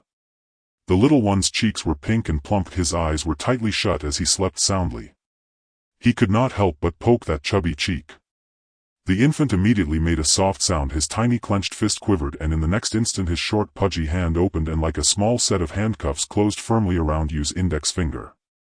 The warmth belonging to a human infant passed through his skin, warm, vibrant, and undeniably real. It was life, a brand new life that belonged solely to him, his brother, unique and irreplaceable.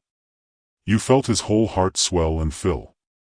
The once empty space inside him, which had always cried out for something to satisfy it, seemed suddenly irrigated by an overwhelming river. The parched, cracked lake of his heart was filled to the brim.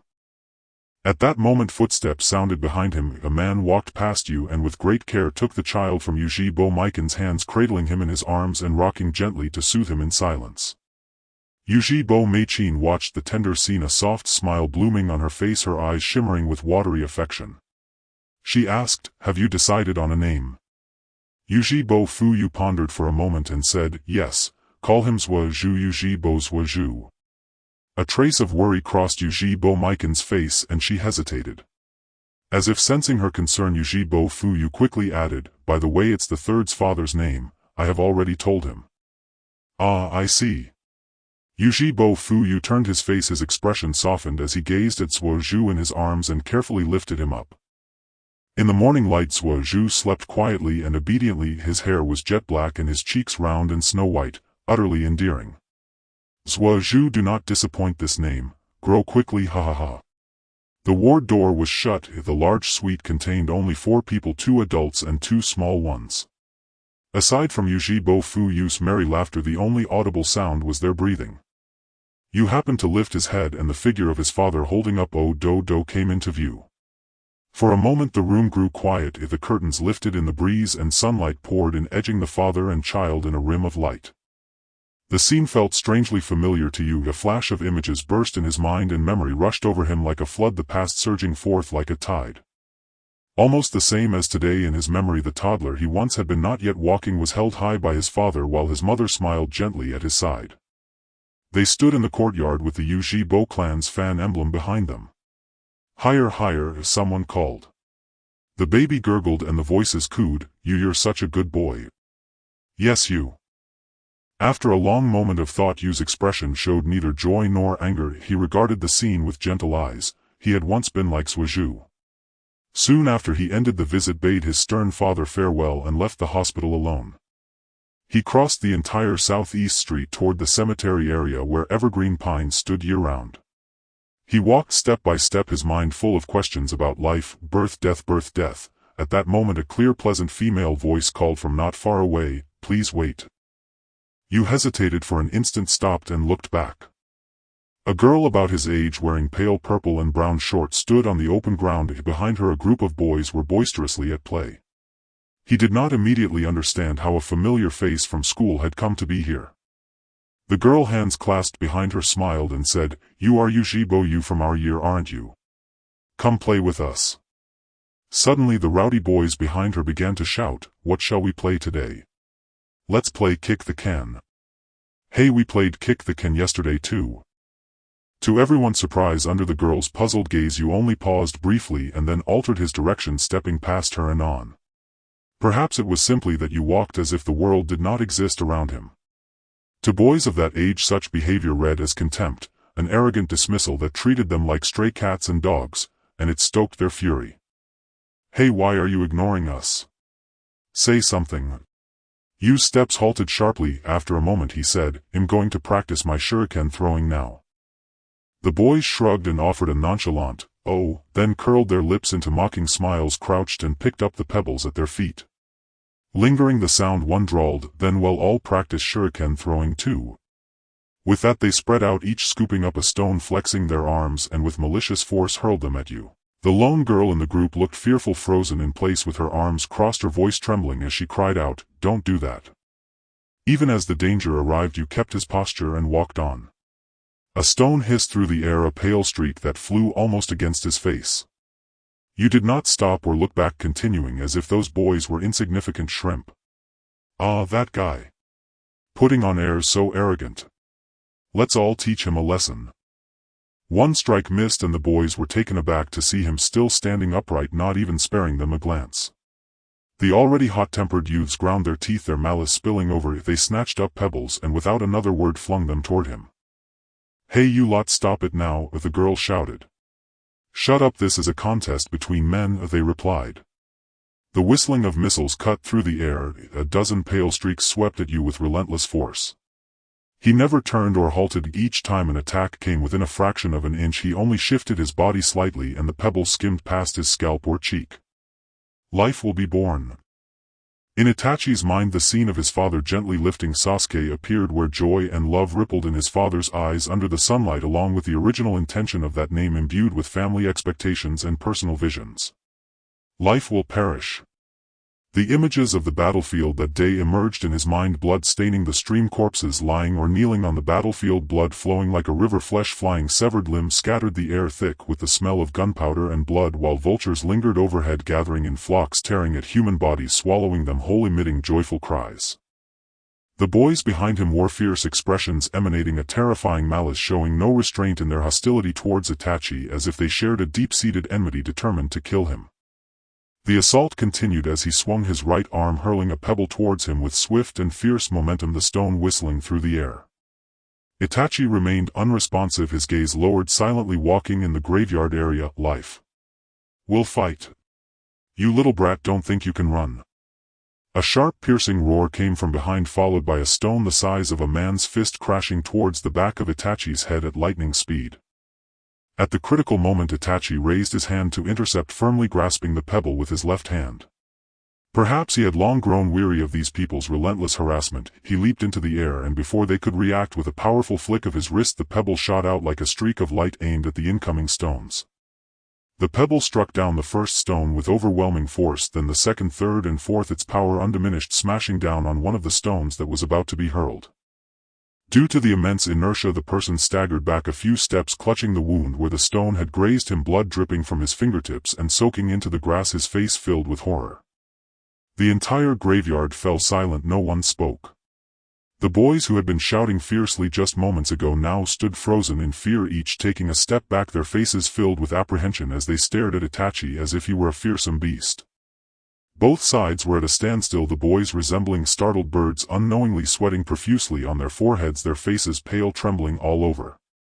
With eyes flashing with terror, they watched Itachi's figure gradually recede until he completely vanished into the graveyard, at which point a few of them slumped to the ground, their knees weak, hands pressed to the ground, burying their heads, gasping for breath, thoroughly embodying their fear of the strong. Splash, splash. At the bottom of the Non-Heichuan cliff, Itachi stretched one leg out while curling the other, sitting on a large pebble. Ahead the stream babbled gently, winding like a silver ribbon through the mountains, shimmering under the sunlight, crystal clear with sparkling waves, a breathtaking sight.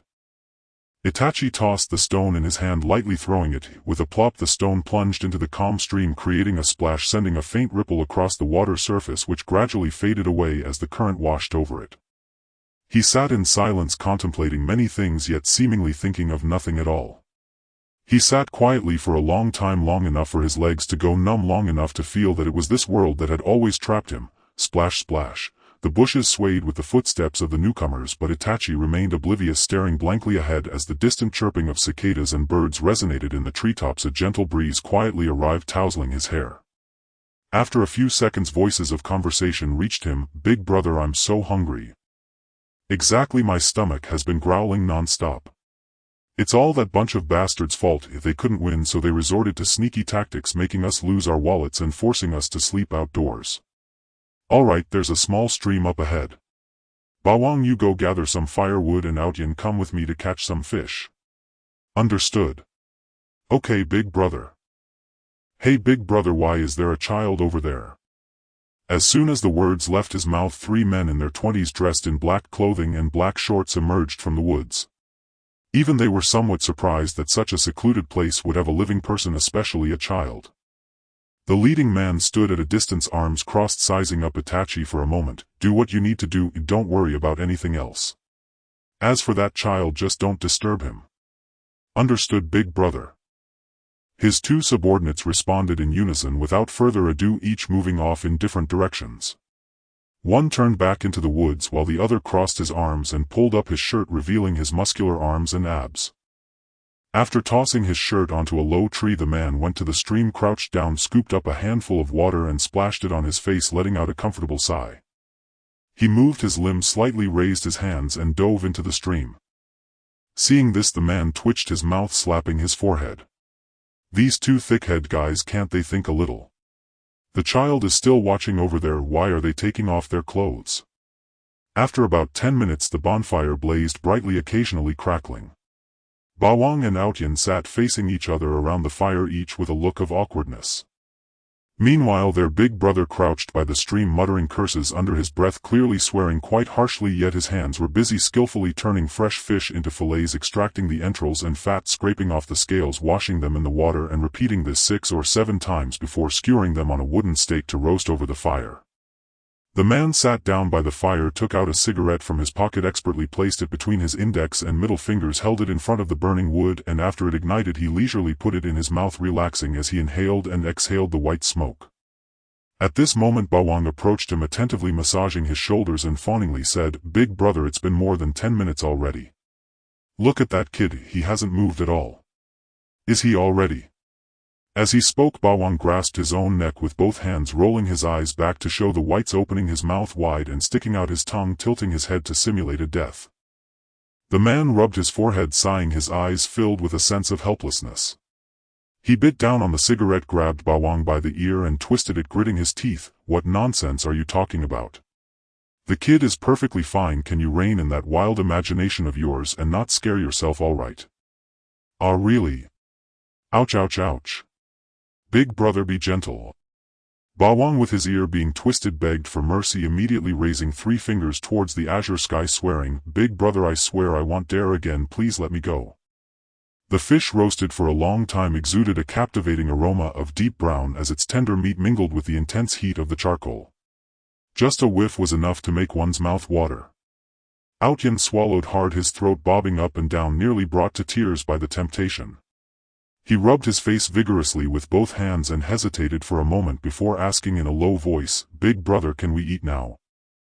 As soon as he spoke, his stomach growled audibly. An extreme silence filled the air, and the man seemed to be frozen by the fire. Even the smoke at his lips had lost its appeal. "Can you not be so honest?" No one answered, and both the tyrant and Outyin fixed their gazes on his face. After an unknown amount of time, the man exhaled a smoke ring, his figure slightly distorted in the swirling smoke. Finally, under the burning gaze of the two, he spoke in a hoarse voice, "Eat, just make sure to eat your fill and don't hold me back. Also, don't look so pitiful with that hulking figure. I want toughness, do you understand toughness?" Outyin weakly raised his hand, saying, "But big brother, what is toughness?"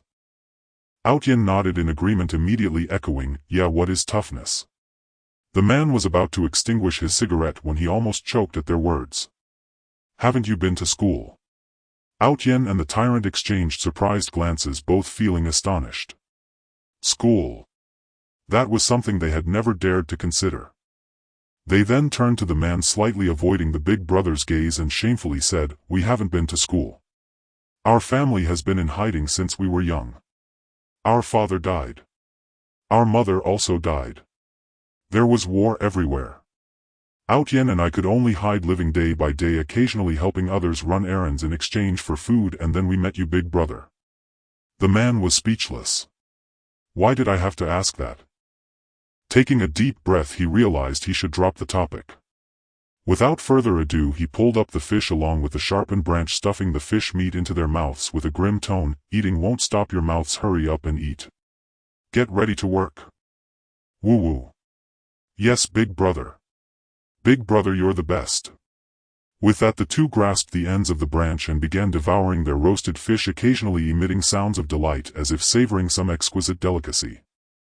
The man silently averted his gaze, feeling sentimental. Well, since he had taken them in, raising one was the same as raising two. They hadn't been to school, huh? He would properly educate them from now on. He pulled out a perfectly roasted fish and took a bite, his eyes widening in disbelief. The fish, infused with the aroma of charcoal, was crispy on the outside and tender on the inside.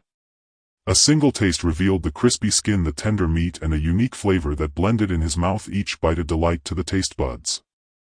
Though not to the point of devouring it ravenously, the man still consumed the fish with a speed akin to a whirlwind. After feeling 3 parts full, he leisurely wiped the crumbs from his lips and picked up another fish, slowly walking towards Itachi. When he was about 2 to 3 meters away from Itachi, he suddenly stopped and lazily said, "Little sister, catch." As soon as the words left his mouth, he tossed the branch and fish toward the child before he even considered if she could catch it. Itachi's eyes flickered slightly, betraying no emotion. In the instant the shadow struck, she raised her hand and accurately caught the branch. At that moment, an overpowering aroma surged into her nostrils. Itachi remained silent, but the scent of the fish stirred her taste buds. Gulyalu, her stomach growled and her expression stiffened. She felt as if she were sitting on pins and needles, her baby-faced features straining to maintain an air of indifference, but her pupils had already dilated. The two stood and sat in silence, the atmosphere thick with an awkward tension. "Little sister," the man chuckled, seeming to notice her embarrassment and proactively alleviating the situation. "Don't be polite with me, finish it up. I still have more here and it will get dark soon. You should head home or your parents will worry." Itachi responded with a soft bringing the roasted fish close to her mouth. Cautiously she took a small bite and her eyes instantly lit up. After chewing and swallowing, she politely thanked him. "Thank you, uncle." The man waved his hand, just about to say, "No need to thank me, it's just a fish," or when he was struck dumb by the term uncle. How could a fine young man just in his 20s, at the prime of his youth, be called an uncle? He opened his mouth as if to say something, but was interrupted by Itachi. "Did you just call me little sister? But I'm a boy." The man was left speechless. Itachi continued, "I'm not lying to you, you know." Itachi pushed herself off a pebble, using her waist to exert force, and leaped down from the stone, landing lightly and silently before the man. She looked up, blinking her bright black eyes, tilting her head to let him see her face clearly. The fish you roasted is delicious, thank you, but I have to go home now, Itachi said with a slight curve of her lips, turning to walk away. The man was first shocked, then found it hard to believe. His lips trembled, nearly embarrassed to the point of digging a hole in the ground to bury himself. What had he done? However, no one could know of his inner turmoil. As for Itachi, she had already walked far away, heading towards the Uchiha residence. After a while the man remained still until footsteps approached from behind. Then the silly voice of the tyrant rang out, "Big brother, if there's nothing else, can I take a nap?" Suddenly the man stretched out his hand, grabbing the tyrant's collar in front of Aoshin's surprised gaze, pulling him towards himself without hesitation while smiling. "Don't even think about it. You need to help me build a shelter. Are you really planning to sleep on the ground tonight?" The tyrant stumbled from the sudden pull, scratching his head with a confused expression. "Big brother, the problem is I don't know how." The man. He finally let go of the tyrant, giving his shoulder a hearty pat before turning to Aotien, who had remained silent. Yet miracles were not meant to occur around this guy, and all the man received was a light shake of the head. Struck by lightning, the man felt his once proud stature suddenly slump as if he had lost all strength, and means smiling wryly, "Well done." Even the dense-minded tyrant and Aotien sensed that something was off with the man's emotions. Reflecting on their earlier words, they felt they resembled the epitome of being useless yet the best at eating. Their expressions stiffened as they watched the man turn to leave, panic reaching a peak. Were they being abandoned? The two brothers' hearts raced like drums, their eyes frantically searching. They immediately lunged forward, each grabbing one of the man's legs tightly with both arms, broken sobs spilling from their throats, their shoulders shaking violently. "Big brother, please don't leave us." The sound of crying broke through the cloud, startling countless birds to flee into the sky. Fingers dug deep into palms but could not suppress the flood of tears. The 2-meter-tall man was embraced by his younger brothers, clinging to his legs, their faces smeared with tears and snot, afraid that this hard-won home would abandon them. The man stood still, his face as dark as water, veins on his forehead throbbing. His hands hanging at his sides, clenched and relaxed again, nearly reaching the limit of his patience as he watched the two of them about to smear their snot on his pant leg he could no longer endure. Without mercy the man slapped their heads twice. Unexpectedly, Aotien immediately let go, his knees buckling to one side as he curled up, supporting himself on the ground, looking up at the man, fiercely biting his lower lip to suppress his sobs, only large tears falling to the ground. What a sight, like a pear blossom in the rain, pure and unpretentious. The man felt his fists harden again. A 2-meter-tall strongman was putting on this act to send him away right. With one hand on his hip and the other hanging by his side, his brows furrowed, a helpless sigh escaped his lips, knowing that his brothers were just overthinking again. He reassured them, "I have no intention of abandoning you. I need to find wood to build a shelter. Now get up. It doesn't matter if you can't build, just help me."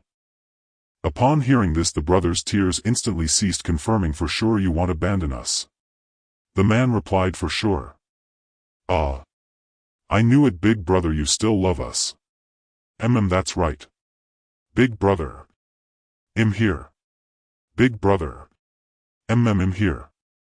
And so this long story came to an end. When Zhuosu lay back down in the hotel bed, he couldn't help but feel both amused and bewildered, blinking his eyes in anticipation at Itachi, hoping he would continue the story. "Not allowed, Zhuosu, it's time to sleep." Faced with Zhuosu's pleading gaze, Itachi felt himself retreating step by step, a tingling sensation spreading through his body. He took a deep breath, the Adam's apple sliding gently, and placed a chaste kiss on Zhuosu's forehead. Then he lay down, wrapping the boy in his arms, resting his chin on the soft tousled hair, the warmth of humanity radiating through their skin, the faint scent of evening primrose filling his nostrils.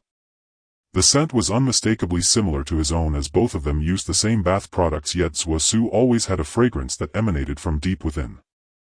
So pathetic, Nizan. A warm breath brushed against Zhuosu's scalp, causing his hair to sway and sending a ticklish sensation through him. He did not raise his head, simply resting quietly against Itachi's arm, burying his face in his neck, gripping the fabric of his chest tightly.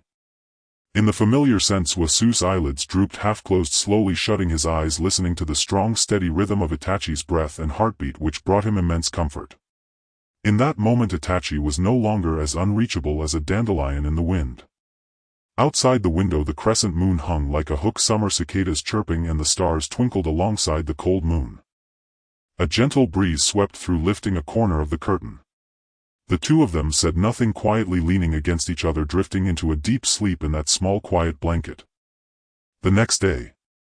The sun rose in the east, casting golden rays across the land. At the ferry terminal, seagulls soared in the morning light, calling out with crisp voices. A group of people boarded the ferry, greeted by the vast sea, the morning light shimmering on the water's surface like a sea filled with stars.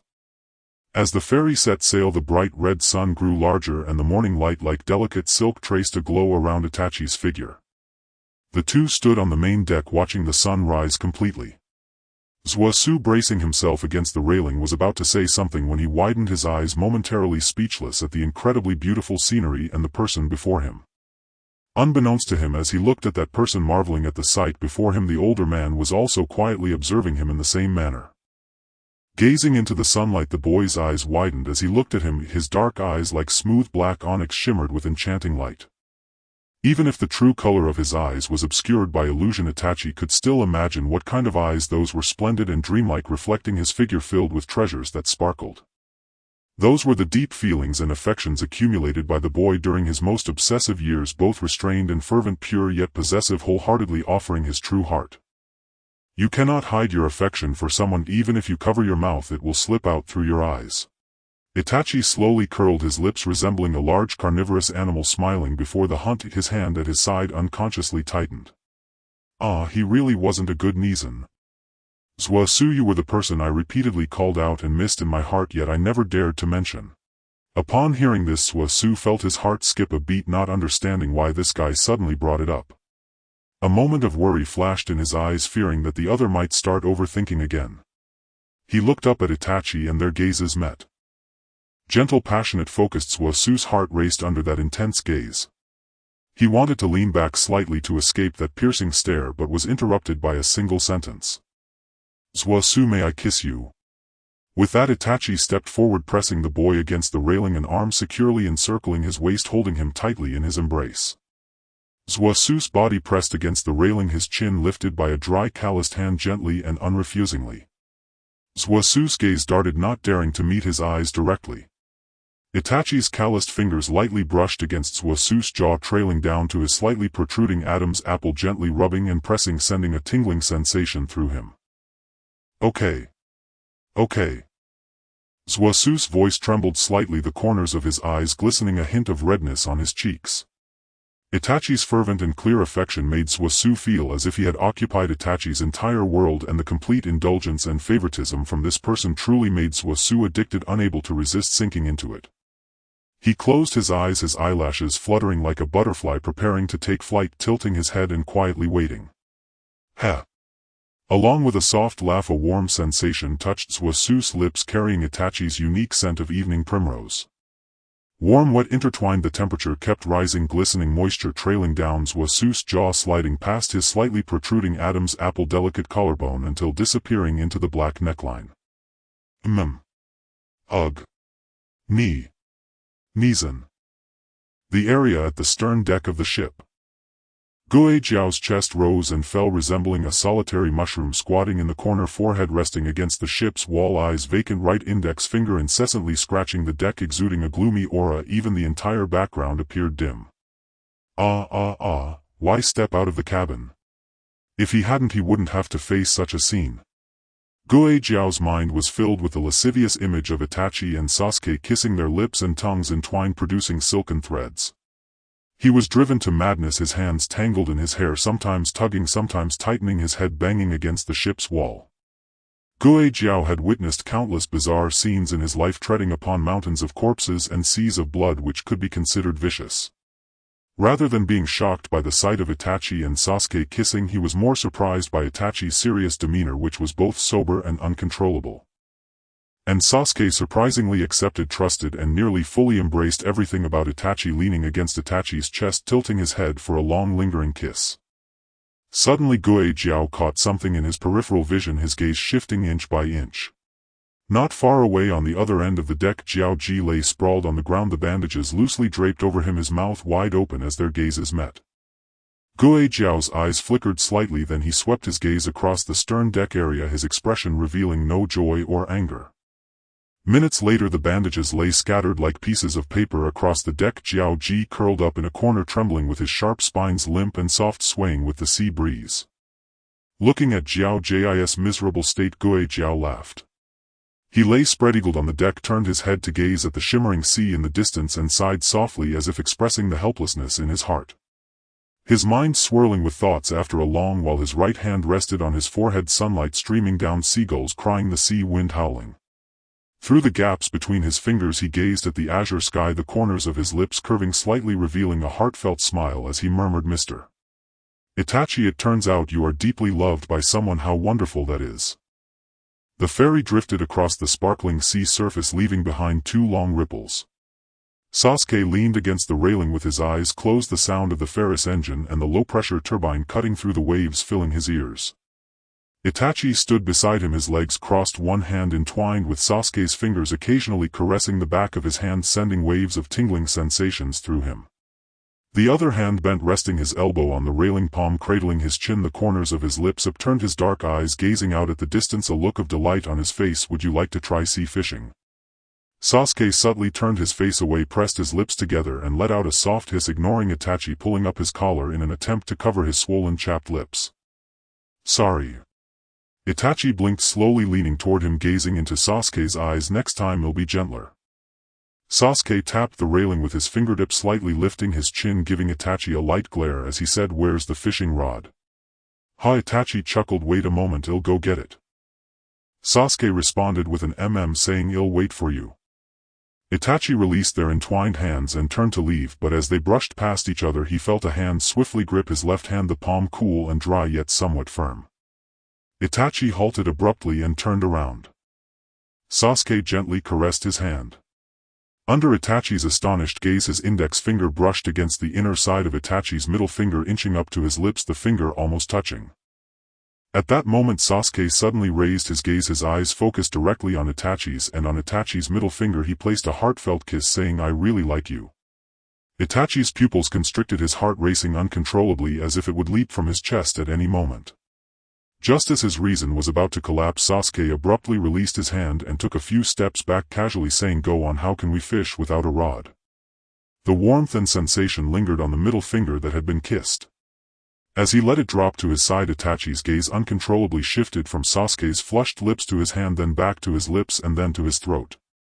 After a few back and forth glances he finally closed his eyes, took a deep breath and gazed at Sasuke one last time before silently walking into the cabin.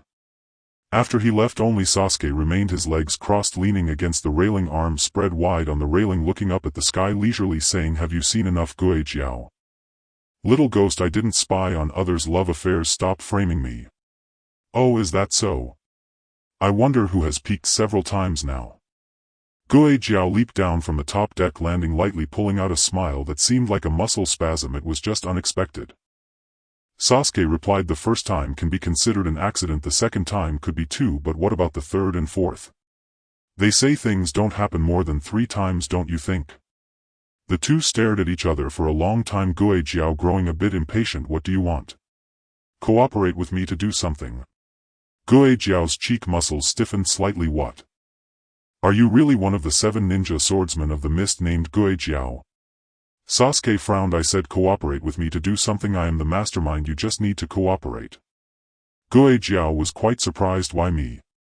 It doesn't have to be you as long as I want it, and you have no chance of escaping my grasp. Out of respect for my brother's partner I am only asking for your opinion." "Are you threatening me?"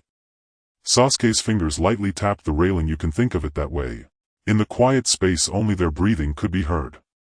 Gui Jiao's face was as dark as water. He remained silent for a few seconds before finally saying slowly, "All right, I agree, but tell me the specifics first." Sasuke didn't even lift his eyelids. "Okay." 5 minutes later on the main deck, Gui Jiao, having learned the specifics, looked at Sasuke with a complex expression. His knuckles gripping the railing had turned somewhat pale and his voice was hoarse as he struggled to speak. "Does Mr. Itachi know?" "He knows, but he has been concealing it. Even I was almost fooled by him." As he said this, a hint of a meaningful smile appeared on Sasuke's lips, turning away, resting his hands on the railing, gazing into the distance under the vast clear sky with the sea stretching endlessly, the water and sky blending together. Jiao hesitated, uneasily scrutinizing Sasuke, and finally couldn't help but ask, "You really won't imprison Mr. Itachi?" His eyes flickered as he avoided the other's gaze. "No." Kisame nodded at this, neither affirming nor denying. Suddenly he spoke up, "Hey Uchiha Sasuke." Sasuke looked at him. That reedied crow, Kisame tightened his grip on the railing, gazing at the distant azure sky, has been fed by Itachi for a long time. Sasuke showed no surprise, merely responding with an mm.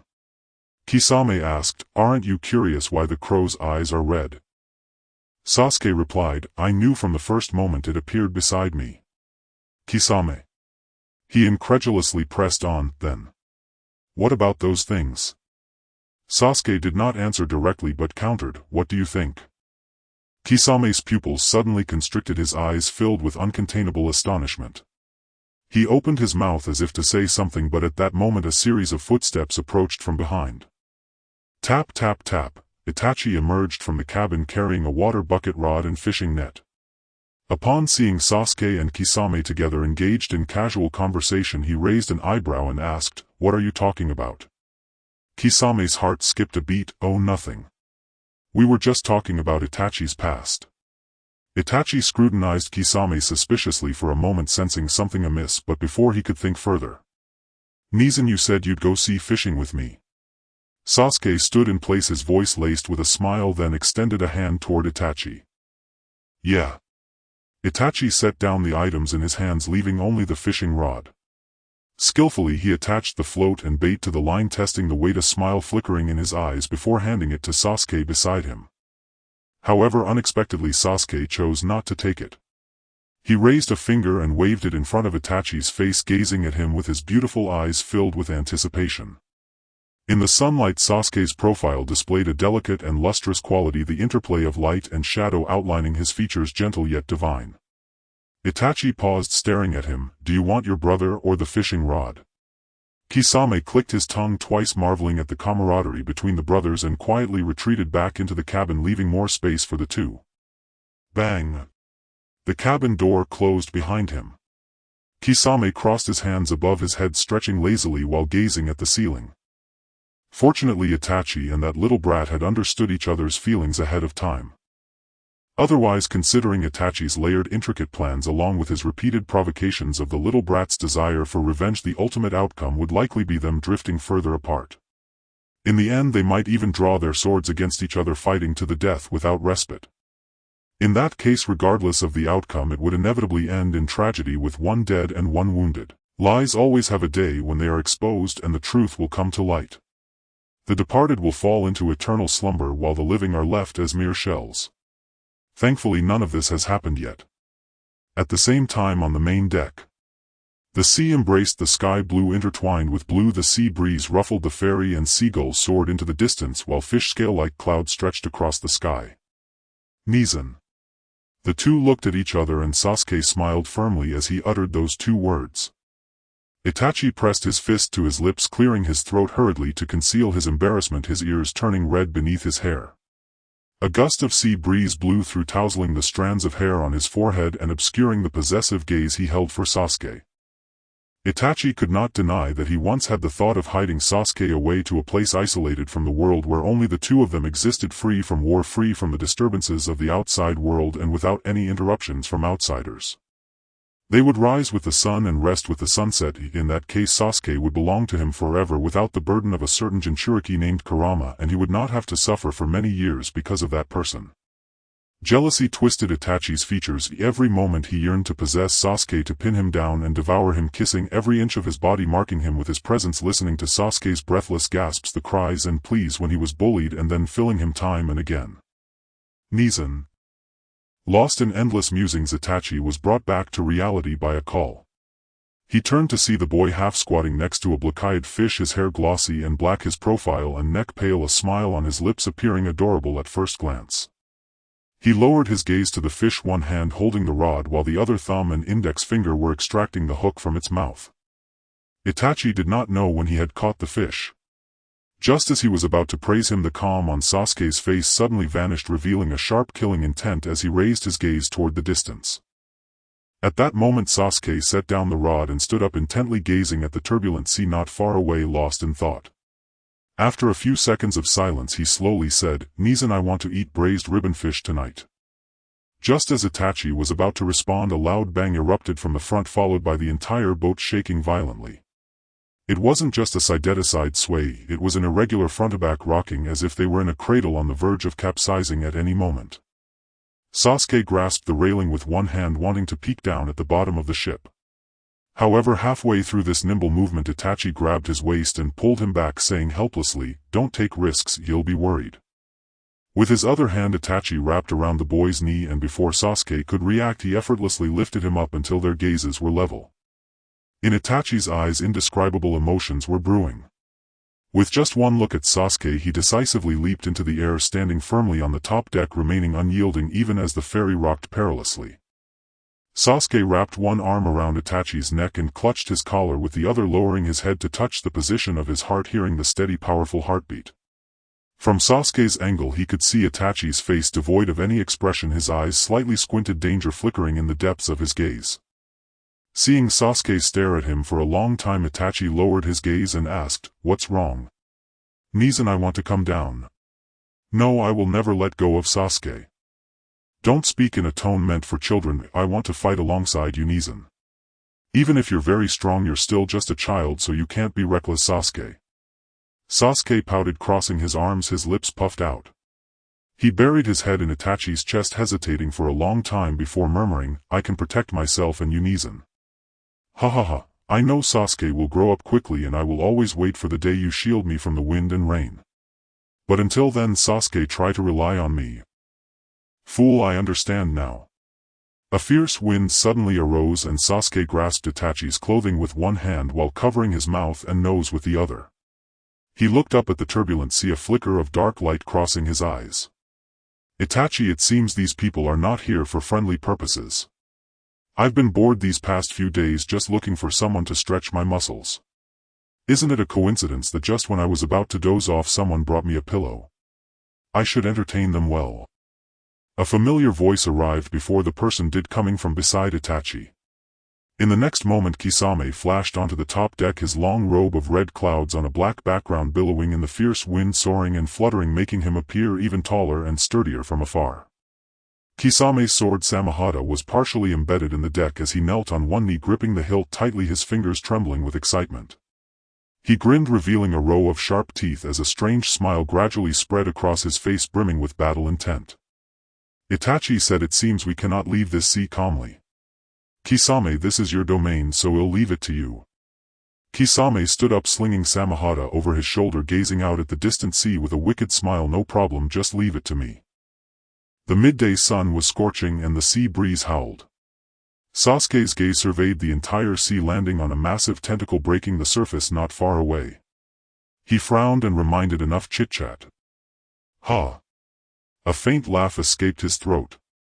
Hidden by his collar, Kisame's expression was dangerous, reminiscent of a large carnivorous shark, its smile unnoticed before the hunt. It was a smile typical of a predator, full of cruel and bloody intent. Itachi looked up. "I didn't expect them to attack so soon. Though I don't know if the opponent is a sea demon or something else. We will have to rely on the creatures of the sea for the battle." As soon as he finished speaking, Kisame gripped Samahata tightly and leaped down from the top deck, flipping in midair with his clothes fluttering and making a rustling sound.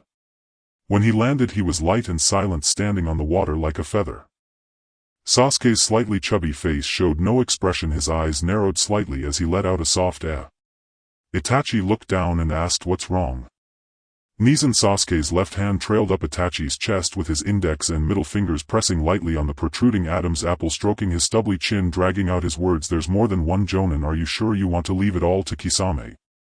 "Don't worry, Kisame can handle it. You have a lot of faith in him." "Yes, he has the strength for it." "Huh." 20 minutes later the wind calmed and the ferry sailed smoothly across the vast ocean as before. Just as Itachi said, Kisame easily resolved the disturbance. "Done. Those guys are still as weak as ever." Kisame returned to the ferry, soaked and dripping, the salty sea breeze mixed with the scent of blood wafting into his nostrils. He lifted his arm to sniff and immediately frowned, hurriedly saying a word to Itachi before striding into the cabin. With a click of the cabin door, only the two of them remained on the main deck. Sasuke leaned over the railing while Itachi's long robe hung loosely on his shoulders, appearing overly large, giving him a frail and slender look. Itachi said, "Sasuke, go rest for a while." Sasuke half closed his eyes to gather his thoughts but shook his head. "As long as we sail for half a day, we expect to arrive in the land of water by evening." Itachi extended his long, slightly calloused hand and rubbed the top of Sasuke's head, smiling with a hint of affection, asking, "Do you want to stay a few more days in the land of water before returning?" "No." Sasuke tightened the robe draped over him, looking up at Itachi standing in the sunlight, dazzling and radiant as if he was meant to stand in the light. No matter how many years passed, Itachi remained unchanged in Sasuke's eyes since their parting. His features had matured and the tear lines on his face had deepened, as if he had changed yet somehow still felt the same. He lightly tapped the railing with his index finger and asked a probing question, "Nezen, you haven't hidden anything from me, have you?"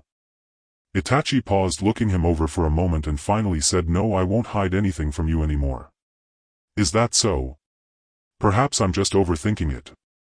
Sasuke frowned, his fingers resting on his temples, revealing a troubled expression. "Lately I've been having a nightmare, dreaming that I woke up one day and you were gone. The whole house was empty and I could no longer find any trace of you." Hearing this, Itachi's eyelids twitched, his slender hand clenched tightly in his sleeve. After a moment of silence he finally spoke, "Dreams are always the opposite. Besides, how could I bear to leave you alone?" "I know," Sasuke replied helplessly, "but I'm still afraid. There's always a feeling in the back of my mind that you will leave me." The deck fell into a brief silence. "Sasuke," Itachi murmured. Sasuke nodded, remaining silent, stubbornly staring at him as if waiting for something. Itachi leaned his elbows on the railing. "That day will never come." After a moment of silence, as if he thought of something, he suddenly changed the subject. "Is Shimura Danzo's death related to you?" Sasuke's lips curled into a barely noticeable bitter smile, silently calling him a liar. He took a deep breath. "I killed him.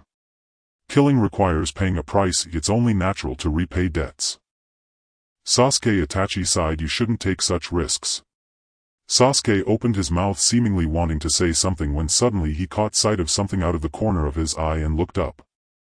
Not far away on the deck another gaze came, too late to be retracted, colliding perfectly with his own.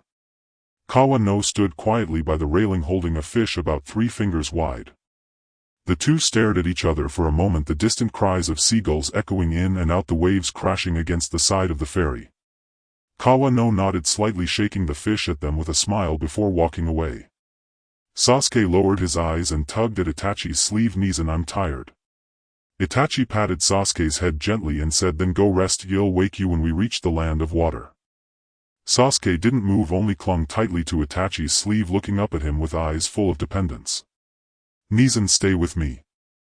Itachi paused for a moment, then smiled. "All right, I'll stay with you." The two returned to the cabin, where Itachi settled Sasuke onto the bed and pulled a light blanket over him. However, Sasuke refused to let go of his sleeve, whispering in the darkness, "Nezen, stay with me a little longer." Hearing the unease in his tone, Itachi felt a pang in his heart, a complex and unspoken emotion sweeping through him. He suppressed the myriad of feelings and sat on the edge of the bed, gently patting Sasuke's back, reassuring him, "I'm here, don't be afraid." Perhaps his comfort had an effect, for soon Sasuke closed his eyes, sinking deeply into a sweet slumber. Itachi watched over the sleeping Sasuke, his eyes filled with tenderness and guilt. He knew that Sasuke always had a knot in his heart, and this knot could only be untied by him. The ferry slowly approached the dock, emitting a long and ethereal horn sound reminiscent of a deep chant that rippled across the surface of the sea. Stepping out of the cabin, Sasuke supported his elbow on the railing while holding a can of drink. Looking down the gangway, he noticed the bustling dock filled with numerous ships, among which many vendors were weaving in and out, calling out their wares. The wind blowing from the sea carried a hint of moisture as the sun set behind the mountains, casting a colorful glow across the sky. Seagulls circled above, and the summer sea blended seamlessly with the vast sky, creating a stunning panorama. Sasuke let out a long sigh, flicking the pull tab of the can with his index finger. With a pop, the metallic tab separated from the top of the can. He took a sip of his drink, gazing at the bustling crowd not far away, letting out a faint, almost inaudible chuckle. The streets were filled with the vibrant essence of life where chaos converged and humanity unfolded. Tap tap tap, footsteps approached from afar and Sasuke keenly glanced over calling out, "Kisame." Kisame nodded, walking leisurely to Sasuke's side, also holding a can of drink in hand. He pulled the tab, raising it halfway as he lightly tapped it against Sasuke's, saying, "The escort mission ends here. When do you plan to make your move?" Sasuke lowered his gaze, staring intently at the surging waves beneath the ship, seemingly lost in thought. He replied, "The sooner the better. Tonight." Kisame responded with a waving his hand to indicate his understanding. "You seem more eager than I." "The one involved?" Sasuke inquired while lightly tapping the can. "You must have been wanting to do this for a while, right?" Kisame replied, "Not at all. After all, my admiration for Itachi Sensei is known to the sun and moon and can be attested by the heavens. Unlike you, unlike me. Nothing." Kisame clicked his tongue twice, lamenting the decline of societal morals. Leaning against the railing, he raised his right hand, shaking the can of drink with a teasing smile. "Whether it is you or Itachi Sensei wearing the white robe, the answer will soon be revealed, won't it?" His low teasing voice echoed in the air like a thunderclap, shattering Sasuke's composure. His mind blanked, and with a slip of his grip the can fell with a splash into the tumultuous sea. The splashing waves sent ripples across the surface, only to be scattered by the subsequent waves. Kisame's words stirred up a storm within Sasuke, the phrase, "white robe," resonating in his ears, lingering long after. His gaze faltered, feeling embarrassed before Kisame for the first time. The ears hidden beneath his hair flushed a deep crimson, gradually spreading to his neck and collarbone. Sasuke turned his face, resting a fist against his lips, clearing his throat lightly, trying to appear calm. "Ahem, well, it must be Nizan who wears it." Kisame observed the boy's awkward demeanor for the first time, taking a few more glances. He couldn't help but sigh inwardly, realizing that no matter how mature he seemed, he was still just a child. Thinking of Itachi Sensei's intense desire to keep this person close, always wanting to tie him to his belt and take him wherever he went, Kisame subconsciously rubbed his non-existent conscience, noting that Itachi Sensei was indeed a bit more beastly. At that moment, Itachi, who had been sent to escort the client off the ship, returned. Sasuke reached out and grabbed his sleeve, pulling him along without explanation, forcing a fake smile at Kisame. "I know you're free, so please book us a hotel." "Thank you very much." Kisame's mouth twitched as he raised the can to throw it at them, but was stopped by a glance from Itachi. Taking advantage of the moment, Sasuke swiftly led Itachi off the ship. "Fresh coconuts, big and sweet, mackerel, freshly caught mackerel, want to be the most beautiful sight by the seaside." Still feeling downcast over not receiving the attention of the one they admired. "XXX swimsuits you deserve to have." Sasuke paused in a bustling street, his gaze fixed on a small inconspicuous shop, the sign reading, "Grain and Fragrance." He stood still, quietly observing the shop for a long time. Itachi ruffled Sasuke's slightly tousled hair, a smile creeping onto his lips. Seeing the boy show interest for the first time, Itachi bent down, his lips almost brushing against Sasuke's ear, his warm breath cascading over the shell of his ear as he affectionately asked, "What do you want to buy?" Sasuke replied unusually, "Nizan, wait for me here and don't leave." After saying this, Sasuke hurried into the shop without waiting for Itachi's response, as if he was certain Itachi would remain there. Watching the boy's upright figure, Itachi's eyes flashed with indulgence. His brows relaxed, lips curving into a smile, patiently waiting. Before him lay a bustling, vibrant marketplace, while he stood at the center of the current, the crowd around him close yet distant. His figure disappeared within the throng, and from a distance he looked just like any ordinary person living a mundane life. A few minutes later, Sasuke emerged from the grain and fragrance shop holding a paper bag, silently finding Itachi among the passing crowd. Itachi briefly looked at the paper bag in Sasuke's hand, then nonchalantly averted his gaze, extending a hand towards the boy, asking, "Would you like to stroll a bit more?" Sasuke, who generally disliked crowded places, shook his head at Itachi's suggestion, naturally taking his hand as he slowly spoke, "Let's go back. I have a gift for you, Nizan." This statement reached Itachi's ears like a melody, causing ripples in the previously calm lake of his heart, as if fine raindrops were falling from the sky into the water. He smiled down at Sasuke, saying, "I'm looking forward to it." The two walked side by side, fingers intertwined beneath their long robes. The sun gradually set in the west and the evening glow burned like fire in the sky, painting half the heavens red. By the way, Mizan, you've always had a sweet tooth, especially for those soft, sticky and sweet three-colored dumplings. Ahem, I just eat them occasionally, it's not that exaggerated. Liar, you clearly still have the sweetness on you. Ah, really? I must have accidentally gotten some on me. Mizan, you can't possibly believe that yourself. The two strolled leisurely along the shaded path, engaging in a casual banter, feeling the warmth transferred through their hands, bringing a sense of peace. The older and younger brother shared smiles, their eyes sparkling with laughter. The evening breeze gently blew by, bringing a touch of coolness from the summer night. Sasuke. Suddenly a lively and boisterous male voice rang out from behind them. Sasuke and Itachi turned to look in the direction of the voice, seemingly hearing someone yelling furiously, "Hey you bastard! Where do you think you're running off to?"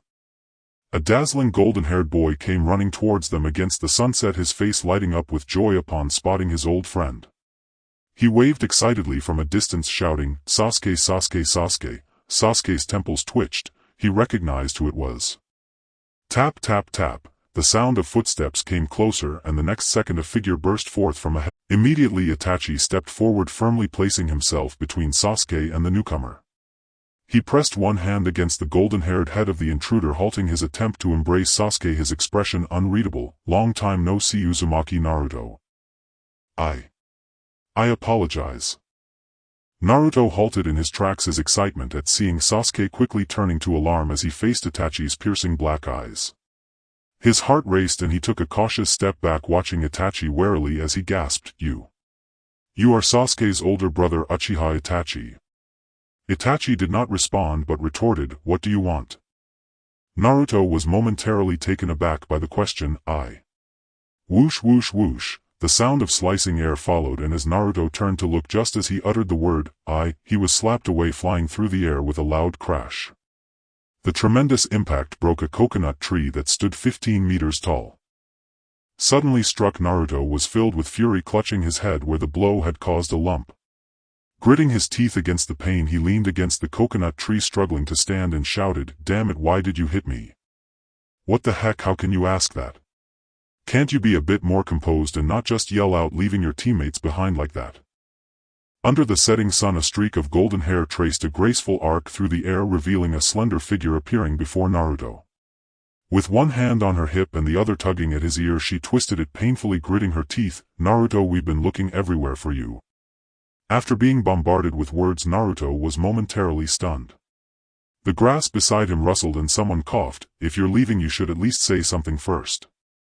The speaker had a refined and handsome appearance, wearing small circular sunglasses. His tone was calm and steady. He was one of Naruto's temporary teammates, Aburame Shino. "I'm sorry." Naruto scratched the back of his head, realizing that his reckless behavior had worried them. He showed a sheepish expression and awkwardly apologized. Yamanaka Ino released his ear, placed her hands on her hips and tilted her head slightly, revealing a hint of pride and stubbornness in her gaze. "Are just like teacher Akamichi. Suddenly disappearing without a trace. I can't stand you guys."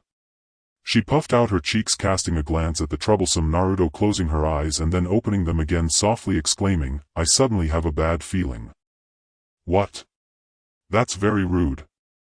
Naruto's face twisted in anger, his eyes wide open with his teeth slightly bared, revealing his inner frustration as he growled, "Don't compare me to that kind of reckless teacher, it's very troubling for me." "Who are you talking about?" A cold, sharp voice lingered, followed by a warm body pressing against Naruto's shoulder and a damp sensation brushed against his cheek. The chilling words from the newcomer were deliberately drawn out, resonating eerily in Naruto's ears as a kunai pressed against his throat, sliding dangerously close, threatening to spill blood at any moment. Cold sweat trickled down Naruto's forehead as he turned pale, slowly managing a weary and pained smile, immediately surrendering as he stuttered, "I'm sorry." Faced with this unexpected situation, Ino and Shino could only exchange glances filled with awe, both exclaiming in unison, "This person is definitely not to be trifled with." Yuhi Kurenai smiled warmly, wrapping her arm around Naruto's shoulder as if nothing had happened, and said cheerfully, "Mission accomplished, well done, but could you explain who these two are?" As soon as she finished speaking, her expression turned serious.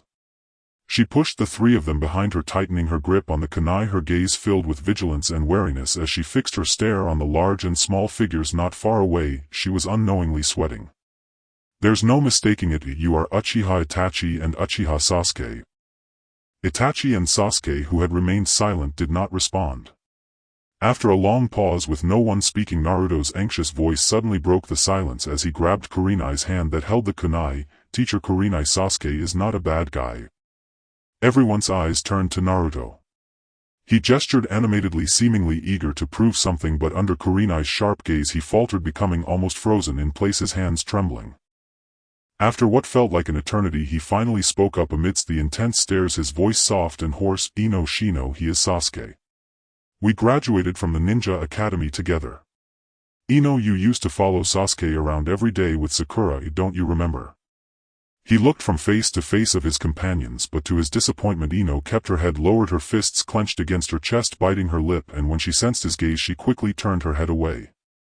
Shino had his hands in his pockets, most of his face hidden in his collar, his small round sunglasses blocking Naruto's view of him. His expression showed no discernible emotion as he bluntly stated, Naruto, they are rogue ninjas from Konoha. Ino Shino. Naruto swallowed hard, his face growing grim. Why are even you guys? Kurenai surveyed Naruto from a higher vantage point, her expression serious and stern. She broke free from Naruto's grasp, her gaze passing over him to land on the two figures in the distance, coldly stating, Naruto, you are no longer a child. You have the ability to discern right from wrong. You know what it means to be a rogue ninja without needing me to explain. Uchiha Itachi is on the Srank wanted list, a serious criminal who has committed numerous crimes including the slaughter of his own clan. But Sasuke. There is no but, Naruto.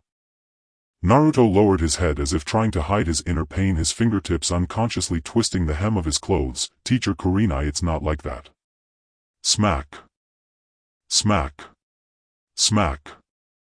Sasuke stepped out from behind Itachi, suddenly interrupting the words about to spill from Naruto's lips, speaking slowly. Yuhi Kurenai, once a student of Orochimaru, after Orochimaru betrayed Konoha, you often faced troubles due to your teacher-student relationship with him. The curse mark left by Orochimaru must still be very painful for you now, right? As soon as Sasuke mentioned Orochimaru, Kurenai's breathing became rapid and heavy, her sharp gaze instantly disordered, her eyes swirling with an unmistakable fear as if a mountain of terror pressed down on her, making it hard for her to breathe. Itachi's pitch-black pupils suddenly transformed into a deep crimson, with three tomos spinning rapidly to form a complete pattern. The three curved shapes connected at their ends, enclosing a central black dot. His tone was calm as he said, Miss Hongo, please do not disturb us, for I do not wish to kill the four of you. With your abilities you cannot fully protect them all. An intense silence filled the space as Yusho Seong Hongo seemed frozen in place. Cold sweat dripped from her forehead along her jawline, and with a thud it fell to the ground, splattering into a pure white flower. She took a deep breath, forcing herself to calm down, and said hoarsely, This doesn't sound like something a person who kills their own kind would say. That may be true, Itachi replied. So Miss Hongo, are you prepared to fight me? In the fading light of dusk, Yusho Seong Hongo fell silent for a moment, turning to look at the three youthful faces. Ultimately she set down her kunai. Their lives were just beginning and they had a long way to go. She should not let her impulsiveness ruin everything. She tucked her hands into her long coat, raising her head to gaze at the two standing opposite her. A sea breeze from the north swept up her hair, making her coat flutter as she spoke in a flat tone, Sorry, I hope I haven't disturbed you.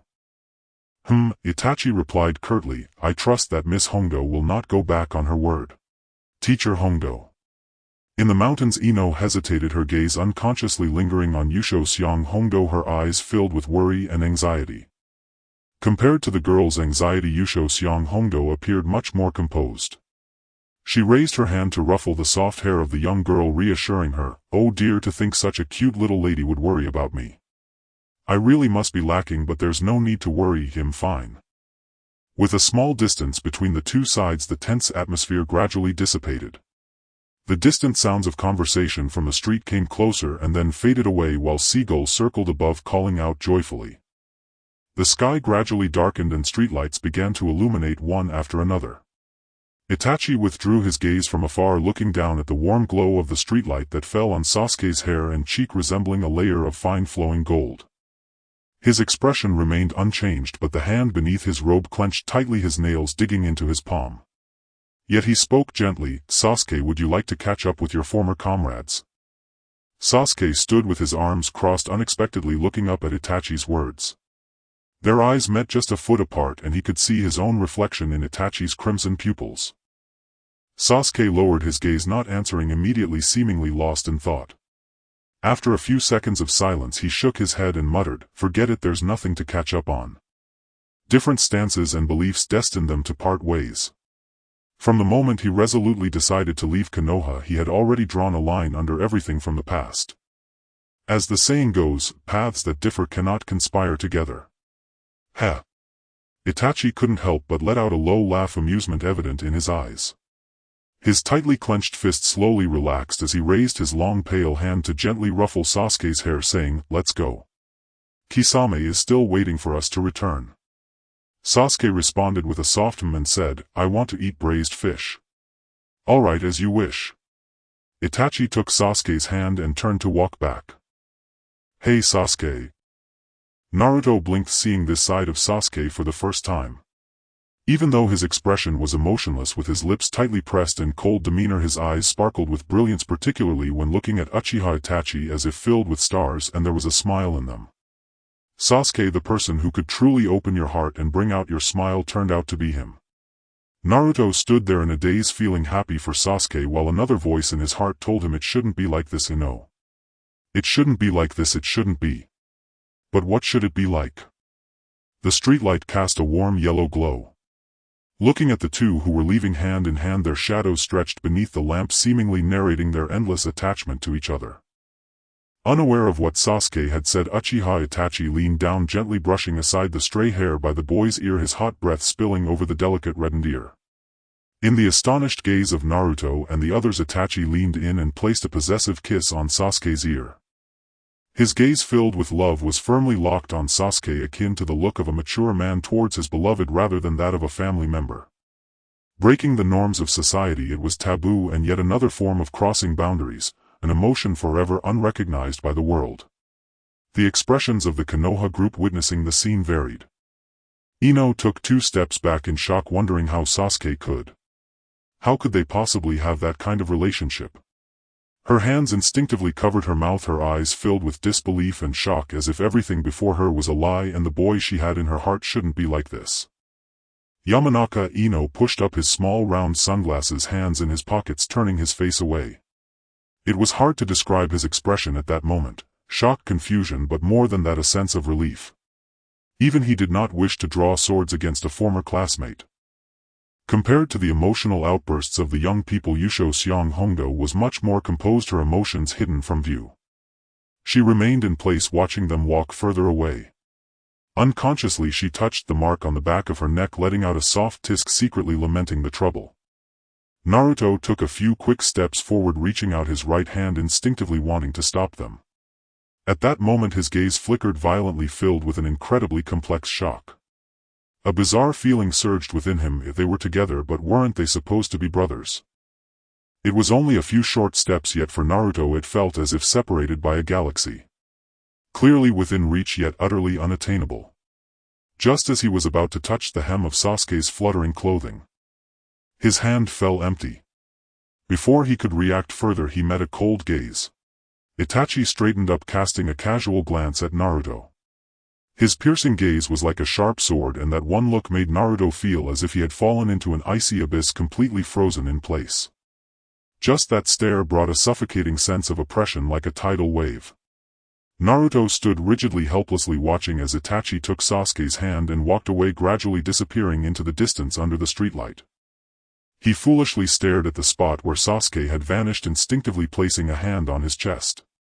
Thoughts of Sasuke resolutely leaving with Itachi, never once looking back, left a void in his heart. An indescribable sense of melancholy spread within him. Vaguely it felt like he had lost something. His nose tinged with astringency, his eyes reddened, and crystalline droplets fell silently.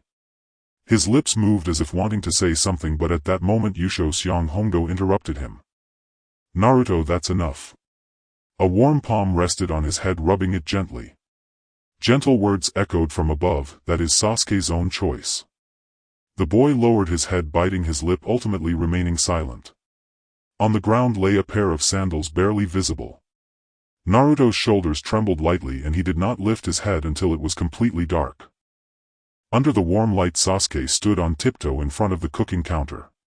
Outside the window the tree shadows swayed and the crescent moon hung like a hook, the moonlight seeping through the clouds, filtering in through the square window, weaving a mesh of cracks on the floor. His face was taut, hands resting on the cooking counter, gazing at the 4 skewers of freshly baked dango and the plate, steam rising from them. A gentle breeze blew in through the slightly ajar window and the heat blurred his face. After a moment the kitchen door was gently pushed open and someone silently entered. Sasuke did not turn around. The person stopped beside him and softly said, "Little brat." Kisame crossed his arms, leaning lazily against the cupboard, a smile curling on his lips as he noticed Sasuke's gaze. "I see you're still hesitating. What is it? Unwilling to part with it, or should we just forget it?" Sasuke remained silent for a moment before shaking his head. "All right, grab your things, let's go." This was a seaside inn with excellent conditions, even for just one night's stay the price was steep. "Have you heard? That sea monster has been taken down." Yes, I heard it was a ninja disguised as the sea monster and then a passing powerhouse. Truly evil begets evil, but it's a pity for the money they stole." Sasuke held the dango as the door slowly closed, isolating the whispered words in the air. The room was quiet, the curtains lifted by the wind and moonlight poured onto the floor, leaving a patch of bright white light. Itachi was kneeling at the low table with 3 sets of chopsticks arranged on it, the table filled with various dishes like rice, miso soup, sushi, tofu, fried pork cutlet, braised fish, grilled chicken skewers, pickled radish and egg rolls. Itachi held a cup of tea in both hands, taking a light sip when suddenly a figure cast a shadow over him. Itachi did not move, his gaze only slightly tilted his face towards the newcomer, his lips moving as a familiar voice echoed above him. "Nizen, your gift."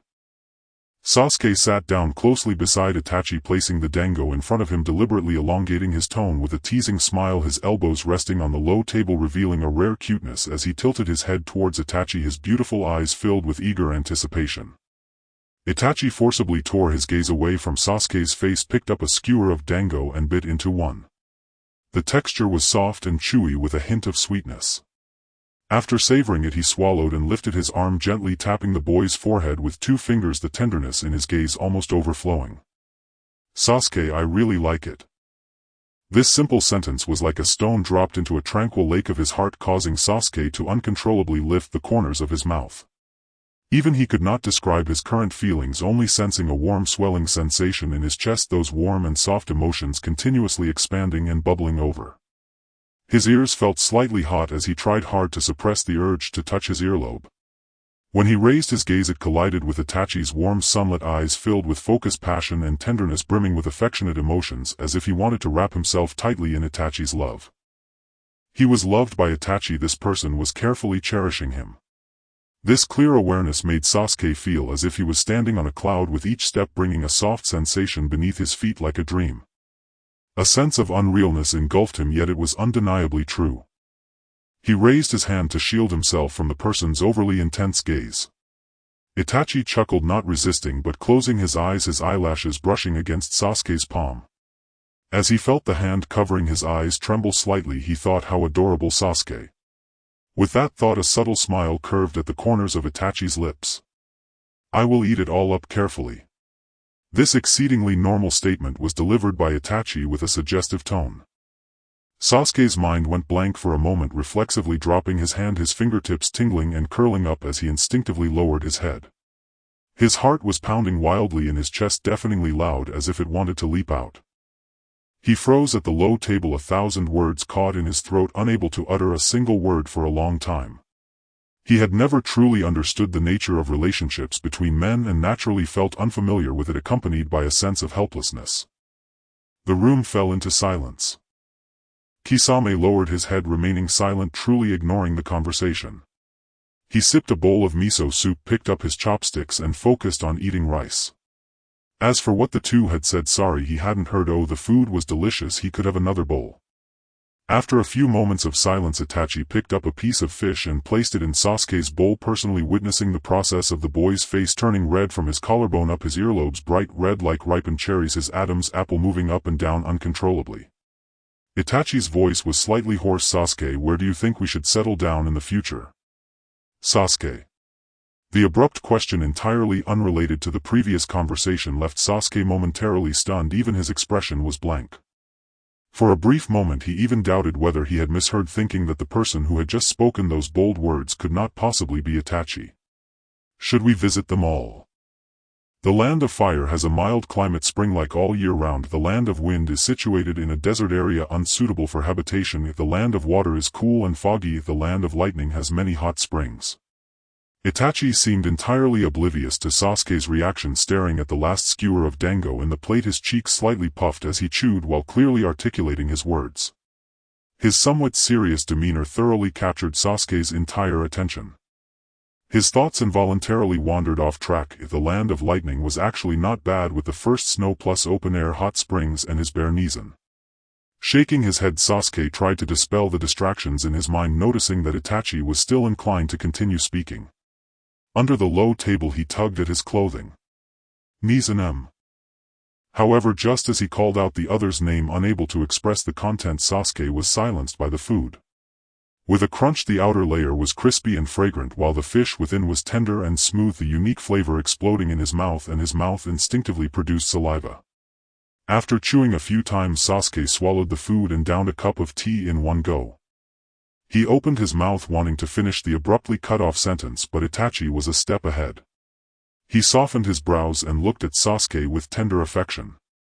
As long as you are with me, it doesn't matter where we go. Watching the sunrise and sunset, seeing mountains, rivers, lakes and seas, observing the clouds rolling and unrolling.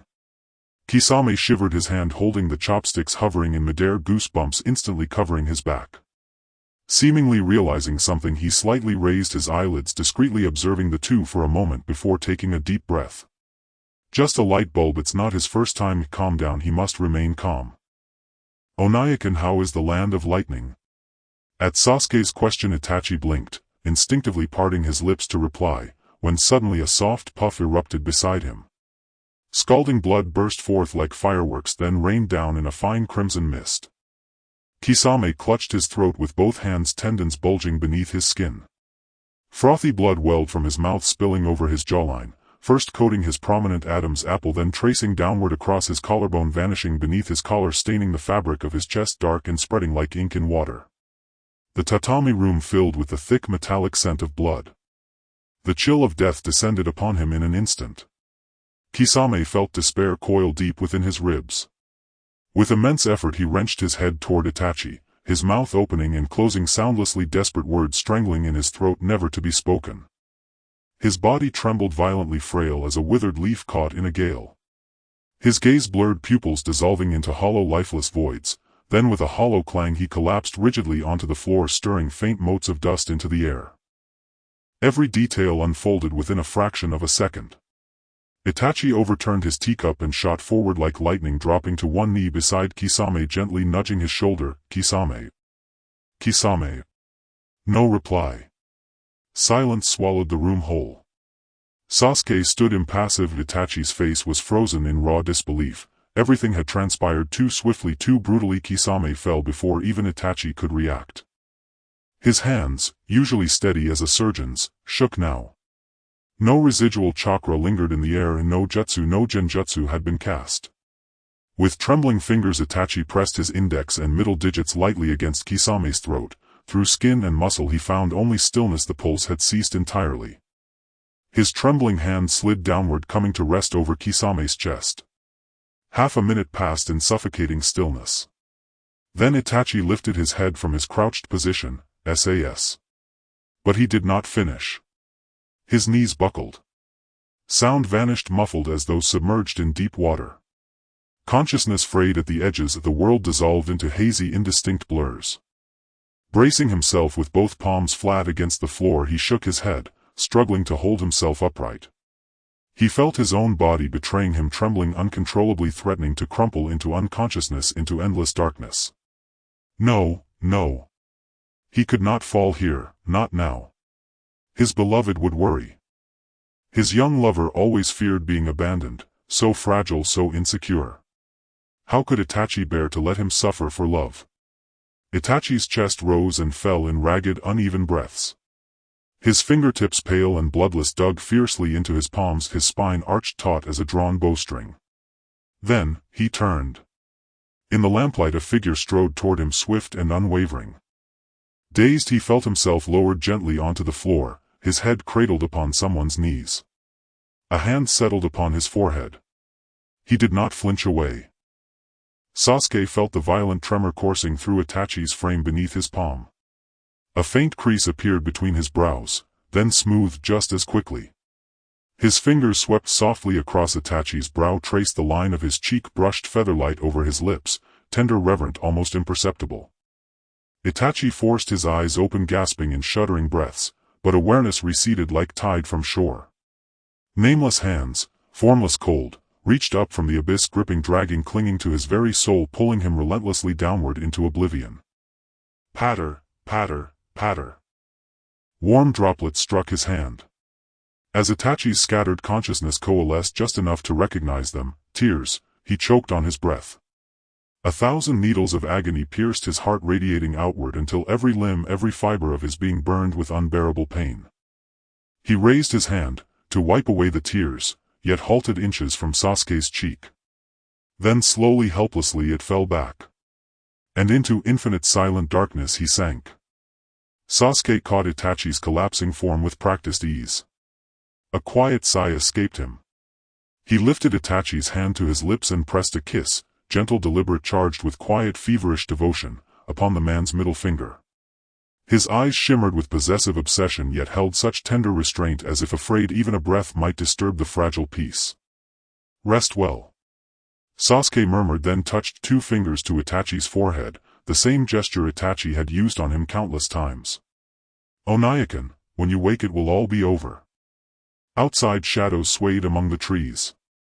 The moon hung low and slanted as stars flickered serenely. The harbor at night shed its daytime clamor, surrendering instead to profound stillness and calm. Inside the tatami room silence reigned, so absolute one could hear a needle drop. Kisame, long presumed dead upon the floor, stirred. His fingertips twitched. Slowly his eyes opened. He pushed himself up onto one elbow, scoffed softly, then pinched the hem of his shirt between thumb and forefinger, tugging it disdainfully. Hey kid, since I went to all that trouble, fetch me something clean to wear. He swiped a hand across his face, smearing blood instantly across his cheeks and forehead, filling his nostrils with the nauseating stench of iron. A vein throbbed angrily at his temple. Rubbing his temples with stiff fingers, he rose with grim composure, called out to Sasuke, and strode bare-chested toward the adjacent bathroom, shedding his blackened, clouded cloak behind him. From the next room came the soft rush of water. Sasuke reached into his weapon pouch and withdrew a sealing scroll. Its 8 treasure ribbons unfurled midair, fluttering like banners in an unseen breeze. A puff of smoke, and in his hands lay a folded set of garments and a flowing cloak. He turned open the bathroom door, placed the clothes neatly inside, then rapped once on the frame with his knuckles. 5 minutes, no more. The water ceased instantly. Kisame ran his fingers through his soaked hair, pushing damp strands back from his forehead. He tilted his head back, letting droplets cascade along his jawline and throat. After a long, slow inhale, his voice emerged rough and gravelly. Understood. Receiving the clear reply, Sasuke lowered his hand and turned away, hands buried deep in his pockets, gaze fixed on the floor, as he tossed over his shoulder, "Thank you for your efforts." The word, soft but distinct, slipped through the thin barrier of the door. Kisame paused, eyes briefly closed, then reopened them, murmuring with quiet awe, "Mr. Itachi, he truly is just like you." When Sasuke returned to the tatami room, he found Itachi bathed in the warm golden glow of lamplight. His long lashes cast delicate shadows beneath his eyes, softening the severity of his features, lending his sleeping face an unexpected gentleness, a rare tranquil repose. Without thought, Sasuke moved with instinctive quietude, holding his breath as he knelt beside Itachi. His black cloak billowed open like wings, its hem carving a graceful arc through the air before settling softly over Itachi's still form. Sasuke adjusted the cloak with meticulous care, then slid his arms beneath Itachi's waist and knees, lifting him with seamless strength, cradling him close, shifting minutely to ensure absolute comfort. One corner of the cloak lifted in the faint draft, rippling like dark water as Sasuke carried Itachi step by measured step toward the doorway. At that very moment Kisame stood leaning against the bathroom doorframe, arms crossed, steam still rising from his skin, watching silently as Sasuke bore Itachi past. At their passing Kisame pivoted smoothly aside, widening the path with quiet unspoken respect. One tall and one short, the two figures clearly differed by a whole size. The towering man was quietly sleeping in the embrace of the young boy who was princess carrying him. The disparity in their sizes created a comical and absurd visual effect. However, Sasuke's face was calm, his starry eyes smiling and the corners of his mouth lifted. Holding the person in his arms felt as if he was embracing his entire world. His happiness was evident, as if flowers were blooming all around him. Kisame stood in place, gazing at the figure gradually fading into the distance.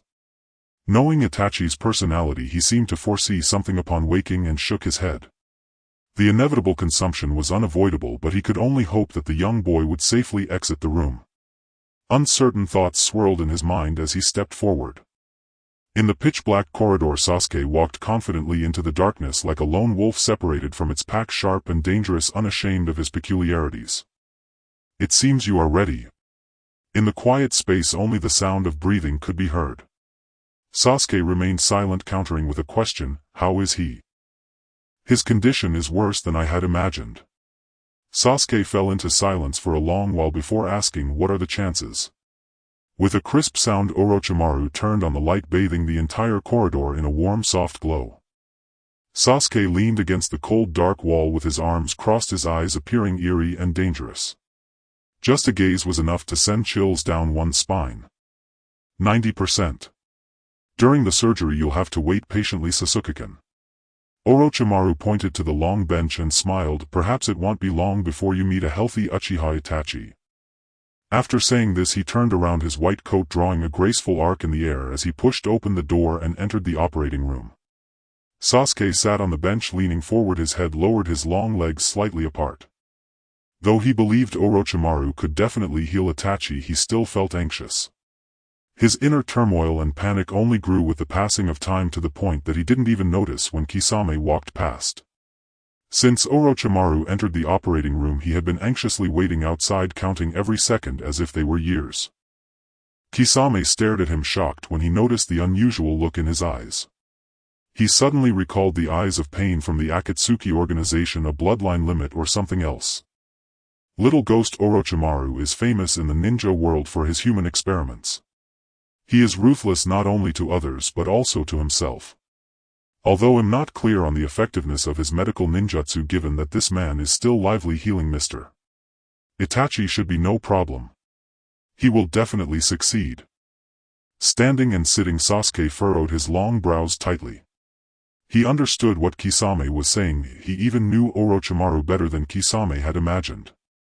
But the person lying on the operating table was his lover, his brother, the one he wished to spend his life with. How could he not worry? Sasuke supported his elbows on his knees, his eyelids drooping, remaining silent. His mind was in turmoil between thoughts and reality, as if his brain had been torn in two. One side was sitting on the bench, while the other was a memory of the fierce battle with Itachi after they fought at the family ruins, where Itachi, covered in wounds, faced death with composure. Thinking of this, he clenched his chest, clasped, gasping for breath, tears streaming down his cheeks unknowingly. The sound of them falling echoed in the empty corridor, splashing onto the dark floor and creating large puddles. Sasuke could no longer bear the cost of losing Itachi. If Itachi died, he would not choose to live alone. Kisame stood outside the operating room with his arms crossed. From his angle he could only glimpse Sasuke's thin shoulders, his long pale neck and the dark swirl of his hair. Ninjas have highly developed senses capable of easily capturing even the faintest sounds. The young boy's silent cries, the sound of tears dropping, floated in the quiet space like heavy hammers striking the heart with each echo. Kisame's lips moved, wanting to say comforting words, yet he found himself unable to utter a single word. What could he say? What could he possibly say? Since he could remember, his world had been filled with war and blood. Ninjas were like tools executing so-called missions day after day. No one taught him what love was, let alone how to comfort someone. He lowered his head to stare at Sasuke, seemingly lost in thought. After a long time, Kisame scratched his head in annoyance. The towering man standing at nearly 2 meters now seemed a bit anxious. He stepped forward, his hands hanging at his sides, raising and lowering them repeatedly. After dozens of times he took a deep breath. His large palm, seemingly forceful, gently rested on Sasuke's head, rubbing it awkwardly as he said softly, "Mr. Itachi will be fine. He surely wouldn't want to leave you so. So you can take your hand away." Sasuke looked up, their eyes met. Kisame almost fled in panic, awkwardly retracting his hand and stepping back a few paces, his fierce face showing signs of embarrassment. The atmosphere was extremely quiet. Kisame feared the boy would say another word. He raised a fist to his lips, pretending to cough lightly a few times, turning away and standing against the wall as if nothing had happened. "Kisame, thank you." Sasuke wiped away the tears at the corners of his eyes, leaning back against the chair, heaved a long sigh. "But your comforting skills are truly terrible." Kisame glanced at Sasuke from the corner of his eye, not expecting the usually somewhat proud boy to respond to his clumsy comfort after witnessing his tears. Sasuke laughed at him, saying, "This doesn't seem like something you would do." Hearing this, Kisame's lips moved as if he wanted to say something, but suddenly there was a click and the door to the operating room finally opened. In the extremely quiet corridor, even the slightest sound was particularly pronounced. Sasuke suddenly stood up, almost rushing into the operating room without a care, but as soon as his foot stepped out he completely froze. The operating room door slowly opened, bright light seeping through the crack. Orochimaru and Itachi emerged one after the other. Seeing Itachi unscathed, Sasuke knew the surgery was successful. The weight on his heart lifted, all his unease and anxiety vanished in an instant upon seeing Itachi, leaving only relief. Kisame took a few steps forward, asking, "Mr. Itachi, are you all right?" Itachi replied with an and said, "Kisame, I need an explanation." "Kisame." By the way, Itachi suddenly remembered something and called out to Orochimaru, who was about to walk away, "Would you mind if I occupied a room?" Orochimaru squinted slightly, glanced at Sasuke and let out a low laugh from deep in his throat. "Feel free." Orochimaru waved his sleeve, leaving not a single cloud behind. Once he departed, only Sasuke, Itachi and Kisame remained in the corridor, where silence reigned so profound that one could hear a pin drop. In this stillness, Itachi called out, "Kisame. What is meant to come will come, no matter how one tries to evade it." Kisame took a deep breath, sensing that the situation was somewhat tricky. Itachi said, "Speak your mind, the more detailed the better." Kisame's gaze silently shifted from Sasuke to elsewhere. After a moment of silence he finally spoke, "I'm sorry, Mr. Itachi." And with that he fell silent. Itachi, infuriated yet laughing, realized he had never expected Kisame to reveal the truth. He noted the little thoughts that Kisame believed he had hidden well were in Itachi's eyes all too obvious. He thought to himself that it was fine, the real culprit remained unscathed and he was too lazy to hold it against him. "You gather the nearest stronghold." Upon hearing this, Kisame hesitated. It was clear that Itachi intended to dismiss him. He glanced at Sasuke and then back at Itachi. Evidently this was a matter between the two brothers, and as an outsider he felt it was inappropriate to intervene. His lips moved as if he was about to say something. As if having seen through Kisame's intentions a moment early, Itachi shot him a fleeting glance just before he could speak. The coldness in his eyes was like a sharp blade piercing into Kisame's chest, filled with a warning. As longtime partners, whenever Itachi displayed that kind of gaze, Kisame understood that it was time for him to exit. After a few seconds of silence, a melancholic sigh escaped his lips. He cast a glance at Sasuke that conveyed helplessness and a wish for him to take care, then formed hand seals to perform the body flicker technique and left. Once again silence returned to the corridor. The two were momentarily speechless, and the atmosphere was exceedingly calm, yet it felt as if something eerie was brewing in the air. "You've been planning this for a long time." Sasuke replied, "You know about my condition." Itachi narrowed his eyes, scrutinizing Sasuke intently, dark emotions swirling in his gaze. "You intended to do this from the very beginning, yet you hesitated all along. That's why you questioned me on the ferry, and it was my deliberate concealment that solidified your resolve, right?" "Yes," Sasuke said with a smile. "Initially I intended to imprison you." Itachi asked, "But you didn't." "Why?" "From the moment a person is born they are bound by various constraints. The kind of person you wish to become is almost woven throughout your entire childhood, shaped by parental expectations, the gentle guidance of teachers, and the pressures of growing up, so that by the time one realizes the shackles have already secured themselves invisibly, responsibility, duty, and the constraints imposed by oneself and the outside world. Sasuke walked forward leisurely, stating, even if bound by constraints, a person's heart yearns for freedom, craving it ever more intensely, leading to the desire to weep softly. But, Nizan, you should be free. The eagle wishes to soar high, the sky is its foundation and the vast earth is its home and support. Imprisonment merely involves confining and hiding a person, keeping them within reach yet concealed from others. Itachi followed behind, matching Sasuke's pace but always trailing 2 steps behind, maintaining a distance of 2 steps, his gaze seemingly glued to Sasuke's back. Sasuke headed toward the room where he had lived in his past life, feeling a burning gaze upon his back. With one hand in his pocket and the other hanging at his side, he walked forward steadily and then said flatly, a birdcage as a facility for confining birds serves to restrict their movement. If an eagle is placed in a small birdcage, what difference is there from breaking its wings with one's own hands? The square room resembled a birdcage. If Nizan were placed inside, the caged bird would be no different. Sasuke's expression remained calm, yet the hand in his pocket clenched tightly, his nails digging into his palm, oozing dark red viscous liquid. What Sasuke did not say was how he could bear it. Itachi was home, a flower blooming in a barren desert. How could he bear to break it, allowing it to wither away? Tap, tap, tap. Footsteps echoed down the long corridor before abruptly stopping. Sasuke halted before a door, took out a key, inserted it into the lock, twisted it several times and turned the doorknob. With a click, the door opened with a sound of friction. Sasuke pushed the door open and entered. The room was bright and clean, evidently pre-cleaned by someone. It was a 50 square meter 1-bedroom apartment. A tall cabinet stood at the entrance, beside which were the kitchen and bathroom, with a soft tatami mat laid out in the center of the living room, and the master bedroom furnished with a large bed and wardrobe. What's wrong? Sasuke called out without turning his head. If there's something we can talk about it inside. Itachi slowly stepped inside and the door closed behind him with a soft tap that echoed in the empty room. As if a switch had been pressed, a fierce beast broke free from its cage, baring its teeth and revealing a sharp smile. In the next moment, a force struck from behind and Sasuke's hands were seized, followed by being forcefully pressed onto the tatami, his entire body firmly restrained, unable to move. Almost in an instant, all his muscles tensed, quickly entering a state of combat readiness. He bent his legs and struck at the opponent's abdomen. In a flash, a robust and powerful knee collided between his legs, not too hard but enough to make an impact.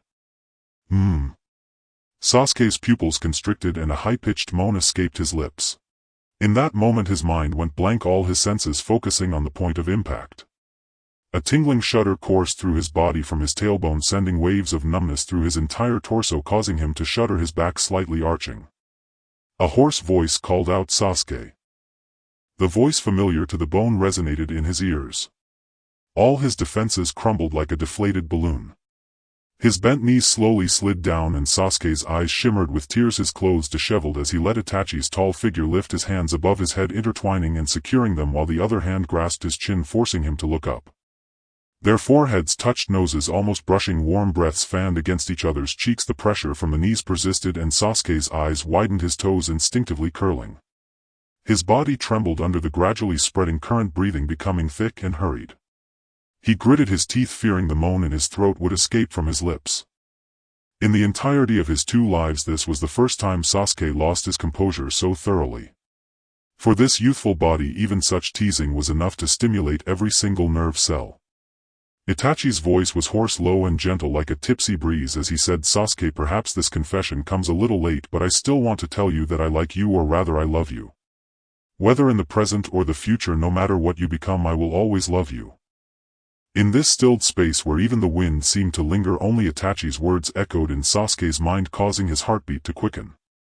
His cheeks flushed a rosy hue spreading across him, even the tips of his ears peeking out from his hair visibly reddening, every breath he took filled with the scent of another. At this moment Sasuke was forced to tilt his head back, his eyes misty as they met Itachi's gaze, which contained a raw intensity of desire and possessiveness that left him nowhere to hide. Itachi looked down at him from above the proximity, allowing him to clearly see Sasuke's features. Beneath his calm exterior lay a turbulent darkness, a raging fire of desire that suddenly engulfed him as he struggled to suppress the heat swelling within his throat dry as he swallowed. The thumb that had been gripping Sasuke's chin began to knead and press his lips until they turned crimson, the boy's breath coming in gasps even as he clenched his teeth. Broken sounds escaped his mouth. Itachi closed his eyes, resting his forehead against Sasuke's shoulder. "Do you want me to stop?" As soon as the words left his lips, Itachi buried his face in the boy's neck, his lips lightly grazing the skin, small blooms of red appearing on Sasuke's neck, electric currents of pleasure coursing through him. Sasuke's neck stiffened, his body trapped between Itachi's chest and the tatami mat, his hands restrained, his jaw held tight, leaving him nowhere to escape, powerless to respond as heated breaths and kisses fell upon his neck, slowly coloring him with warmth that was not his own. Time trickled by slowly, 1 minute, 2 minutes. It felt as if a century had passed. Itachi, who received no response, felt his heart sink as if plummeting into an abyss, slowly lifting his head, the movement on his lap gradually ceasing. He finally relaxed his hold on Sasuke but kept him pinned beneath himself, gazing into Sasuke's eyes. His lips moved but he remained silent, quietly awaiting a response or judgment. Sasuke gasped, his flushed lips parting and closing as he breathed deeply, his entire chest rising and falling. He sensed that the person on him had halted their movements. He knew that the person had started to overthink again. If he simply said stop at that moment, the other would comply and revert to being the gentle Neeson he adored, yet he ultimately couldn't hold back, letting out a soft sigh. The two of them were pressed closely together. Any slight movement would bring them even closer. He inhaled the increasingly potent scent of evening primrose that enveloped him, letting out a low chuckle. Sasuke was well aware of himself. He had never been one to hesitate or stagnate. Even if he couldn't predict the outcome of letting Itachi continue, he still desired to be possessed by him. Itachi's Adam's apple moved just above Sasuke's line of sight. He tilted his head back, warm breath cascading over the other's throat as his kiss fell, voiceless yet vividly declaring his choice through action. Itachi let out a low husky breath, his body pushed to its limits, could hardly withstand the temptation. His beloved was kissing his Adam's apple, a silent invitation, a request from the one he cherished uniquely for him. This clear understanding ignited the emotions long repressed within Itachi, spreading like wildfire throughout his being. He couldn't help but chuckle softly. His little lover was indeed quite adorable. A deep seductive laugh echoed from above as Sasuke pulled back slightly, lifting his head, their gazes colliding in an instant, locking eyes for several seconds, both recognizing the clear desire reflected in each other's eyes. Finally Sasuke heard Itachi, as if at his breaking point, take a deep breath. The hand that had been gripping his chin moved to the left side, firmly capturing his head, constricting the little space left. Sasuke observed Itachi's series of actions without displeasure, a smile gracing his lips, his brow relaxing. He gazed intently at his lover. This time his honey-colored lips parted slightly, a brief phrase entering Itachi's ears. Click, a gentle sound echoed as the string of Itachi's rationality snapped instantaneously. His eyes darkened. Sasuke, even if you cry and beg for mercy, I will not let go. For him, every smile, every movement, every word and action of this person was nothing less than the strongest aphrodisiac in the world, and he found himself unable to muster even the slightest resistance. Itachi lowered his gaze, no longer hesitating, leaning down to kiss Sasuke, applying more pressure with his hand, forcing him to confront himself. Sasuke's nostrils were filled with the scent belonging to another, powerful and aggressive, wrapping around him as if it were tangible. Ambiguous factors floated in the air, the temperature in the room rising steadily. Under the warm yellow light the two merged, ultimately becoming one. Sasuke, I love you. I know. I've always known. Be good, say you love me. I love you. Call my name, okay? Neeson Itachi. Uchiha Itachi. Dear, I'm here. Neeson. I've always been here. I love you, Sasuke, Sasuke, Sasuke. I love you too, Neeson. Outside the window the sun set and rose the next afternoon. Shadows of trees swayed, sunlight filtering through layers of leaves, creating mottled patterns on the wall and floor. A gentle breeze blew through the summer air, dancing light spots swirling as birds and cicadas sang together, weaving a warm afternoon. Sasuke opened his eyes. Sunlight streamed through the heavy dark curtains into the room, the clean floor resembling a sky full of stars, the room quiet with only the sound of breathing rising and falling. He lay in bed propping himself up slowly, inadvertently pulling at his waist, letting out a soft hiss as he gritted his teeth, half supporting himself against the headboard, gazing at the somewhat unfamiliar room as last night's memories gradually returned. Sasuke leaned against the headboard, his kimono loosely draped over him, the collar wide open, revealing a large expanse of his chest covered in countless red marks, kisses and fingerprints. Even the spaces between his fingers bore teeth marks. He rubbed his brow with his knuckles, the wide sleeves sliding down his forearms, piling up at his elbows. He closed his eyes, then opened them again. After a moment, the memories of the entire night gradually resurfacing in his mind, filled with images of their entanglements. A sudden rush of warmth spread across Sasuke, even the ears peeking out from his hair quickly turning red, the earlobes becoming vivid, resembling a ripe cherry. Sasuke lifted the blanket and was about to rise when he inadvertently tugged at a certain spot, causing him to gasp in pain as a wave of discomfort and numbness spread from his tailbone throughout his body. His weakened body, already drained of strength, lost balance and he fell back onto the bed. His beautiful eyes glimmered with a hint of moisture, his chest rising and falling. The exposed skin bore numerous marks left by Itachi, like a sign of possession, a mark and more like a declaration of sovereignty. With the back of his hand resting on the bridge of his nose shielding his slightly damp eyes, reason gradually returned. He sighed deeply while his other hand pressed lightly against his waist, attempting to ease the soreness. The endurance and physical strength of a ninja were already beyond that of ordinary people. Battling for days and nights was no issue. Yet after a night of Itachi's onslaught, even the mightiest of him found it hard to cope. Suddenly his nostrils twitched as a tantalizing fragrance wafted in through the slightly ajar door. The sound of footsteps approached, and moments later the door opened silently, followed by someone tiptoeing closer. Sasuke showed no reaction as the person stopped at the edge of his bed. With a soft sound, something was placed on the bedside table, and soon after the bed slightly sank as the person spoke softly, "Sasuke." Itachi, with his long hair cascading down, wore a kimono identical to Sasuke's, the obi loosely tied around his waist. The garment was wide open, revealing his muscular abdomen, which was covered in scratch and bite marks just as plentiful as those he had left on Sasuke. Seeing his lover move his hand away and cast a glance, he curled his lips into a smile, his brows softening, radiating an aura of satisfaction. "You must be exhausted from last night. I didn't wake you since I saw you were still sleeping. I made red bean rice and lean meat porridge. Eat first and then I'll help you with the medicine." Sasuke's temples throbbed. He knew this guy had no idea whether he was exhausted or not. His voice had turned hoarse from last night and he had asked him to stop, yet this guy had persisted, nibbling on his earlobe, coaxing him to plunge into the sea of desire over and over again, insatiable. Sasuke half closed his eyes to regain his composure, resignedly nodded and pushed himself up from the bed. At that moment Itachi wrapped an arm around his waist, carefully supporting him against the soft headboard, placing a pillow at his lower back. Itachi lowered his gaze, observing the numerous marks on Sasuke's exposed skin, not to mention what lay beneath his clothing.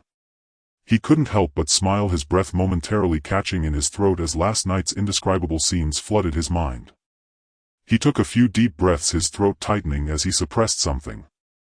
Sasuke, lazily leaning against the soft headboard, suddenly sensed something amiss and looked up.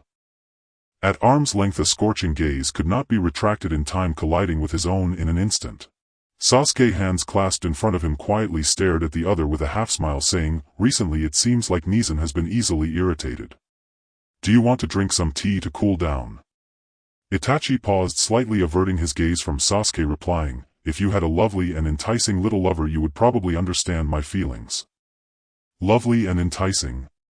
Sasuke's expression was somewhat ambiguous, resembling a mix of laughter and tears. "Well, my lover is indeed very tempting and quite delectable." Itachi, holding a bowl of meat porridge, stirred it with a porcelain spoon, pausing momentarily at his words. His expression remained unchanged, yet the corners of his lips could not help but curve upwards. "Drink the porridge first, Sasuke." "All right." Sasuke reached out, ready to take the bowl from Itachi, but unexpectedly his hand grasped nothing as Itachi moved the porridge away, smiling, "I'll feed you, Sasuke." His face stiffened slightly. If he remembered correctly, after the ordeal from last night he did feel somewhat unwell, but it wasn't to the point where he couldn't hold a bowl. What was this guy trying to pull? Sasuke glanced at Itachi, then lowered his hand, adjusting his clothing that had opened up from sitting up. With an expressionless face he rejected, "No. Itachi turned his face away, the brightness in his eyes instantly dimming, and he said despondently, "Yes, Sasuke has grown up, he must dislike me. He must surely dislike me." Sasuke's lips twitched slightly. Knowing this guy was playing the pity card, he couldn't help but soften. He sighed, realizing he had succumbed to this guy. "Alright, stop saying such things, Nezen." "It's because I dislike you," Sasuke immediately interrupted. "I love you, Nezen." Itachi's chiseled features softened slightly as his lips curled upwards. He turned his head back, chuckling softly, leaning a bit closer to Sasuke and gently kissing the boy's lips. In a calm tone he said, "Alright, I won't tease you anymore." He scooped a spoonful of porridge, gently blowing on it to cool it down before expertly feeding it to Sasuke's lips. "After you finish eating you can sleep a bit longer. Don't worry, I'm here." Sasuke was slightly taken aback for 2 seconds, then responded with an opening his mouth to take the spoon, savoring the soft and smooth rice and the tender chewy meat. Unknowingly the bowl of porridge was soon emptied. "Come have a bite of red bean rice, Nezen." I'm here." Sasuke glanced at Itachi, who was diligently feeding him. If only he could tone down that overly heated gaze, Sasuke would believe he simply wanted to feed him porridge and not think of anything indecent. After swallowing the red bean rice, Sasuke couldn't help but yawn, drowsiness gradually appearing on his face. He struggled against his fatigue, looking at Itachi and lightly tugging at his sleeve, tilting his head. "Nezen, lie down with me for a bit." Itachi set down the bowl and spoon, took out a handkerchief and gently wiped Sasuke's lips, his movements tender and pampering. "Sasuke, are you inviting me?" Just as he was about to retract his hand, Sasuke unexpectedly seized his wrist, looking up at him. In front of Itachi he opened his mouth, biting down lightly on the tip of his index finger, emitting a soft "umph" from deep in his throat, rebutting, "I am not." In response Itachi chuckled softly, "Then may I help you with the medicine first, Sasuke?" Was it just Sasuke's illusion, or did Itachi deliberately elongate his name each time, making it sound? He shook his head, dispelling the random thoughts in his mind. As he thought about the process of applying medicine, a hint of indescribable embarrassment flickered in his eyes. "Ahem, Nezen, I can actually apply the medicine myself." Itachi asked, "Are you sure?" Sasuke took a breath as if to gently release all his emotions. He then shifted his legs, half sitting on the edge of the bed. At the moment he stood up, he inadvertently tugged at a certain spot and his knees buckled, causing him to unexpectedly fall forward. "Sasuke." Just as his body was about to collide with the floor, Itachi swiftly caught him in his arms, watching as Sasuke buried his face into his chest, softening his tone. "Let me do it, is that okay?" Sasuke, like a turtle retracting its head, nestled into Itachi's embrace, responding in a muffled voice, "Okay, but no unnecessary actions." The room was quiet, only the sound of their breathing could be heard. "Are you ready? Brother, you truly are a liar." Itachi carefully tidied up Sasuke's disheveled clothes, letting out a soft sound as he smiled at the person with their head buried in the pillow. Looking at his fluffy hair, he reached out to ruffle it before replying, "A liar? If you really are a liar, then I should devour you whole." "Then why are you still?" Itachi suddenly fell silent, his gaze darkening as his eyes lingered on the nape of Sasuke's neck. His hand that was ruffling his head tightened, pinning Sasuke's face against the pillow. With his other hand he pulled apart Sasuke's kimono, revealing half of his shoulder and back. The fabric pooled around his elbows, and with a soft chuckle he leaned down, his hot lips landing on the boy's shoulder. The warm breath sprayed against Sasuke's shoulder, yet after a night of conflict his body was in a heightened state of sensitivity. Even such a kiss was too stimulating for Sasuke at that moment. His shoulders shrank and his back and waist felt numb, as if all the strength had been drained from his body. He was unable to muster even a bit of energy. His breathing was short and rapid, chaotic, and he gripped the sheets tightly with the hand resting at his side. His vision plunged into brief darkness where his senses were magnified several times. He could distinctly hear Itachi's erratic breathing and the varying pressure of kisses on his shoulder. "Sasuke," Itachi couldn't help but laugh softly, "so cute." With that he almost uncontrollably bit down on Sasuke's shoulder, his sharp teeth mercilessly piercing the tender skin, sinking into the flesh beneath.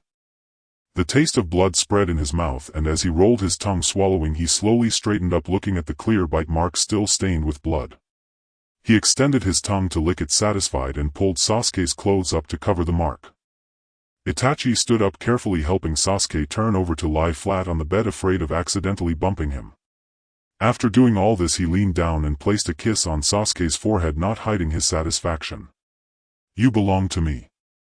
Sasuke's fingertips trembled slightly, his moist eyes gradually regaining clarity. Pain radiated from his shoulder and he bit his lip, taking a deep breath. He had said he would only apply medicine, but it was clear he was using that as an excuse to bully him openly. Looking at the guy still by the side of the bed, he turned to the side, bending his slightly weak right leg, and kicked Itachi's knee fiercely, dropping a harsh remark, "Just wait." "Sasuke." A large hand easily caught his ankle, the thumb seductively rubbing against it. Itachi softly called out Sasuke's name. "Do you want to discuss the physiological structure of ninjas with me, or should you just go to sleep?" Sasuke's heart skipped a beat. With Itachi's action, a tingling current surged up from his ankle. He pressed his lips together. Was this a threat? An outright threat? What kind of storms had he not weathered? Just this. He shifted his gaze to Itachi, snorted from his nose, raised his chin, and spoke with a strong tone, "Good afternoon, brother." Itachi's lips curled into a smile, a hint of regret flashing in his eyes as he gazed deeply at Sasuke, who was indeed very cute. With the most defiant attitude he said the most cowardly words. He bent down to lift a corner of the blanket and tucked Sasuke back in, smiling as he said, "Then good afternoon, my little lover." With that, the tray on the bedside table was picked up, and soon the footsteps gradually faded away. With a click the door was gently closed and the interior returned to silence. The darkness heightened his drowsiness. Sasuke lay flat on the bed, dismissing all distracting thoughts, burying his head in the quilt, inhaling the lingering scent of evening primrose. The cicadas outside gradually faded away and everything around turned to silence. In a hazy state of consciousness he fell into a sweet dream. In the evening the sun slowly sank below the horizon and a golden-red glow appeared in the sky. The sunset cast its rays upon the treetops, gilding the leaves with a layer of golden light. At this moment Sasuke groggily awakened from his dream. He half sat up, greeted by the familiar room. It was quiet, with heavy curtains dutifully blocking the light. Occasionally beams of light spilled in through the gaps in the curtains, leaving a sea of stars on the floor. Sasuke covered his mouth and yawned, his eyes slightly damp, wetting his upper and lower lashes. After a noon of rest his waist was no longer sore and his legs felt strong again. He felt as if he had been reborn, able to run and jump, and he could even fight against Obito for days and nights without issue. With his waist healed and legs able to walk, Sasuke felt he was back in form. He stretched his body lazily, displaying an air of relaxation and comfort, humming a little tune as he threw off the covers and got out of bed. With light footsteps he walked toward the floor-to-ceiling window, grasping the curtains on either side with both hands, pushing them apart with a bit more force. With a whoosh, sunlight flooded in, colliding with him. The warm sunlight filled the entire room. Sasuke opened the window and the fresh evening air swept in, clearing out the mixed smells that had fermented throughout the night. A gentle breeze blew by, the summer cicadas chirped, and he basked in the afterglow of the sunset, his hands tucked in his sleeves. With a soft smile he closed his eyes, silently enjoying this tranquility and warmth. I am quite the grudge holder." Muttering to himself, he suddenly heard a sound and the door was opened from outside. The footsteps approached until they stopped beside him, smiling as they said, "Today's sunset is beautiful." Sasuke's gaze didn't move, but he tilted his face slightly toward Itachi, smiling at the words and moving his feet to lean against him. "Yes, it has turned the horizon red and softened the passage of time." Itachi ruffled Sasuke's hair. "How was your rest? Does it still hurt there?" "It's almost healed." Sasuke thought, this guy really knows how to ruin the mood. Itachi wrapped his arm around Sasuke's shoulders, his lips curling up as he leaned his head against Sasuke's shoulder, his eyes full of joy that seemed ready to burst forth. "Sasuke, later I want to take you somewhere, is that okay?" Sasuke glanced at him from the reflection in the floor-to-ceiling window, allowing him to lean on him. His fingers in his sleeves lightly tapped against his forearm, and after hesitating for a moment he asked, "You wouldn't be planning some malicious revenge, would you?" Itachi chuckled at his words and didn't deny it, saying, "Coincidentally Kisame has returned as well. We can bring him along, then do some killing to silence him. You dig the hole and he'll fill it in, how about that?" "Oh, so I'm just a part of your play." Guo Jiao crossed his arms and hung upside down outside the window, his expression somewhat difficult to describe. After a long pause he said, "Mr. Itachi, you will lose me like this." Itachi, I have bled for you, I have shed tears for you, I have. Itachi interrupted him, don't dramatize yourself. Guo Jiao upon hearing this looked directly at Itachi and sincerely said, I am very sorry. Itachi. Guo Jiao stroked his chin, his gaze flickering between the two of them, glancing back and forth a few times before finally settling on their necks. 1 second, 2 seconds. He silently averted his gaze. Surely they must have had a wonderful night together. Sasuke adjusted his loose collar, meeting Guo Jiao's drifting gaze, and spoke in a calm tone, I thought you had anticipated this outcome before you left. Guo Jiao smiled awkwardly, just had some suspicions. Sasuke remained noncommittal, lightly tapping his chin with his calloused fingers, glancing at the sky. Nizen, let's go. All right. As soon as the words fell, Sasuke felt his body lighten and he was swept up in a strong embrace, a pair of solid hands supporting his back and the bend of his legs, followed by a rush of wind as Itachi leaped down from the window ledge. Sasuke instinctively wrapped his arms around Itachi's neck like a child reluctant to leave an adult's embrace, burying his head in his chest. At this moment he was beginning to adapt to everything Itachi offered him, whether good or bad. Itachi carried Sasuke horizontally, swiftly moving through the dense forest, quickly distancing themselves from Orochimaru's base. He gazed at the person nestled in his arms, chuckling softly, his warm breath cascading over Sasuke's scalp, the breeze stirring his hair, causing waves of uncontrollable tingling and itchiness. We're almost there. Itachi was well aware that Sasuke, who appeared so obedient, was a rare sight. He didn't believe himself to be someone who needed to be protected, but because of his existence he was willing to take a step back and become Sasuke's protector. Thinking of this, Itachi's Adam's apple uncontrollably bobbed twice, his voice slightly hoarse, Sasuke, you're really breaking the rules. As he spoke he lowered his head and captured the tip of Sasuke's ear, his lips and tongue carefully licking and sucking, even pressing his teeth against the soft flesh, nibbling slightly. Sasuke. His fists instantly hardened.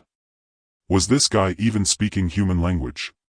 What had he done to provoke this? What did he mean by breaking the rules?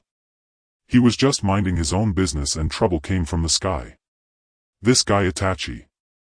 A warm damp sensation brushed against his ear and Sasuke's pupils suddenly constricted, his usually clear mind seemingly crashing, blanking out completely. The trees in his field of vision rapidly receded and the sensation on his ear amplified infinitely, the sound of the wind gradually fading away. In the next second Sasuke suddenly reached out to steady Itachi's chin, sneering coldly, unapologetically pushing that face away from him. Nizen, can I get an explanation? I'm sorry. Itachi licked his lips, breathless and unsatisfied. Odo is just too tempting, I couldn't resist. Feeling that this was indeed his own fault, Sasuke would never admit it was his mistake. He could only blame Itachi for lacking self-control. With that thought he snorted coldly, crossing his arms over his chest and staring at Itachi. From below he looked up at him. At such a close distance the marks he couldn't see clearly at noon were vividly etched in his mind, even the arc of each eyelash, the red marks at the corners of his eyes and the bite marks on his Adam's apple were unmistakable. In an instant the scene of their passionate night together flooded Sasuke's mind. But it was immediately interrupted. Sasuke suddenly realized what he had been thinking, his face flushing red. Pretending to cough into his fist he straightened up, leaning closer to Itachi, raising his eyes to ask, what's wrong? Itachi halted his steps, placing Sasuke on the smooth polished cobblestones, taking 2 steps back, his deep-set eyes gazing intently at him. We've arrived. Sasuke snapped back to reality, about to say something, his eyes widened slightly, momentarily speechless at the extraordinarily beautiful sight before him. As night fell the sky gradually transformed into a deep blue dotted with stars, the moonlight hazy illuminating the silent earth. In his pupils he saw Itachi and the endless sea of light blue flowers beneath their feet.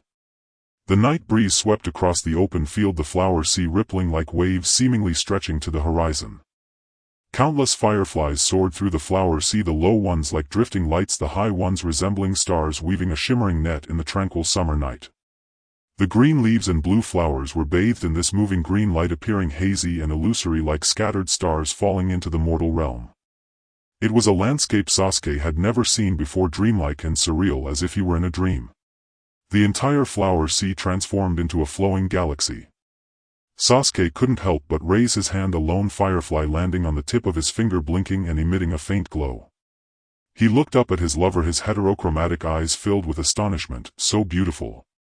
Indeed, Itachi seemed to recall something, a faint smile appearing at the corners of his lips. This beauty will last for 3 months. His voice was deep, magnetic and gentle like the intoxicating night breeze. A question slowly rose in Sasuke's heart. This flower sea was indeed beautiful, even he had to admit he was captivated by it. However, Itachi had specifically called him out, which should be for more than just this. Could it be that this flower sea held some secret? As thoughts swirled in his mind, various conspiracy theories and speculations played out in his head. Just then, Sasuke slowly widened his eyes. Itachi's kimono hem was lifted by the wind, then gently fell, tracing a graceful arc in the air, leaving a trace of the breeze behind. He knelt on one knee, looking up, quietly gazing at Sasuke, the corners of his lips lifting, endless mirth spreading in his eyes, his gaze filled with love for Sasuke. Itachi took Sasuke's left hand, bringing it to his lips, and earnestly placed a gentle kiss. Sasuke, I love you. You are the guiding light in my confusion, the rain after a long drought, the lamp that finally lights up in the long dark night, the homecoming after traversing countless mountains and rivers. I am Nizan and also your lover. People are always greedy. In the past I always thought that you were my only brother and I would become the obstacle you had to overcome, even if you hated me, despised me, or wanted to kill me. I hoped you would survive as a hero. Unexpectedly, at the small town on the border between the land of fire and the land of sound, I saw you. I thought even if it was just a distant glance I would be satisfied. Later in a Dofu town, when we truly reunited after a long separation, I resolutely took you away because of those unique eyes. Upon learning of your past life's experiences, I again thought even if this life were to be spent as brothers, never expressing my feelings, it would be fine. But during the summer festival I suddenly realized you. Your feelings mirror mine, yet I hesitated, afraid you were merely seized by a whim, more afraid you might mistake brotherly affection for love. Some emotions, the more they are suppressed, the more violently they surge. I was both clear-headed and utterly lost, step by step ensnared in a web of longing. You need perform no extravagant gesture, I would come to you without hesitation. On the road to the land of water, each of your provocations, whether deliberate or accidental, even a casual upward glance, was enough to pluck my heartstrings and set me trembling. That night lodging at a patron's home, when you bent down and kissed me, it suddenly dawned on me that the one who had been frozen in hesitation was myself. From beginning to end, what you felt for me had never been mere brotherhood. Once understood, all our past interactions and touches were tinged with ambiguous intimacy. Do you know? Whether it is your words, your touch, your warmth, or the whirl of your emotions, so long as they concern me, they are the most potent aphrodisiac in this world. So on the beach in the land of iron I bent down and kissed you. Sasuke, now I find myself suddenly unsatisfied. I want to trade my role, not elder brother, not merely lover, for something more intimate than before. May I forever append a mind to you. As the words fell, petals drifted down from the sky. Insect calls of varying pitches rose among the blossoms, summer and a sea of flowers wove an intoxicating scent. A night breeze swept by, ruffling Itachi's soft long hair.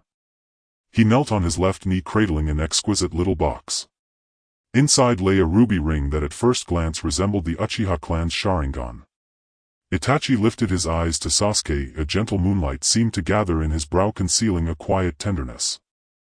Sasuke sat on a pebble leg, swinging, his eyes narrowed as he looked down at his beloved, a smile instantaneously spreading, his gaze lingering upon Itachi. He let out a soft laugh, then laughed until his body shook. Peals of laughter rolled across the field, startling countless fireflies into the night. Before long, crystalline tears brimmed in his eyes, wet as nocturnal dew, heartbreakingly beautiful. Sasuke laughed uncontrollably from deep within his throat. His tears fell like a kite cut from its string, striking his thighs. Without restraint or disguise he laid his whole truth bare to Itachi. The shadow that had once settled over his heart in a past life seemed to vanish with those tears. Pain, regret, unwillingness, helplessness, love and hate, all scattered on the breeze.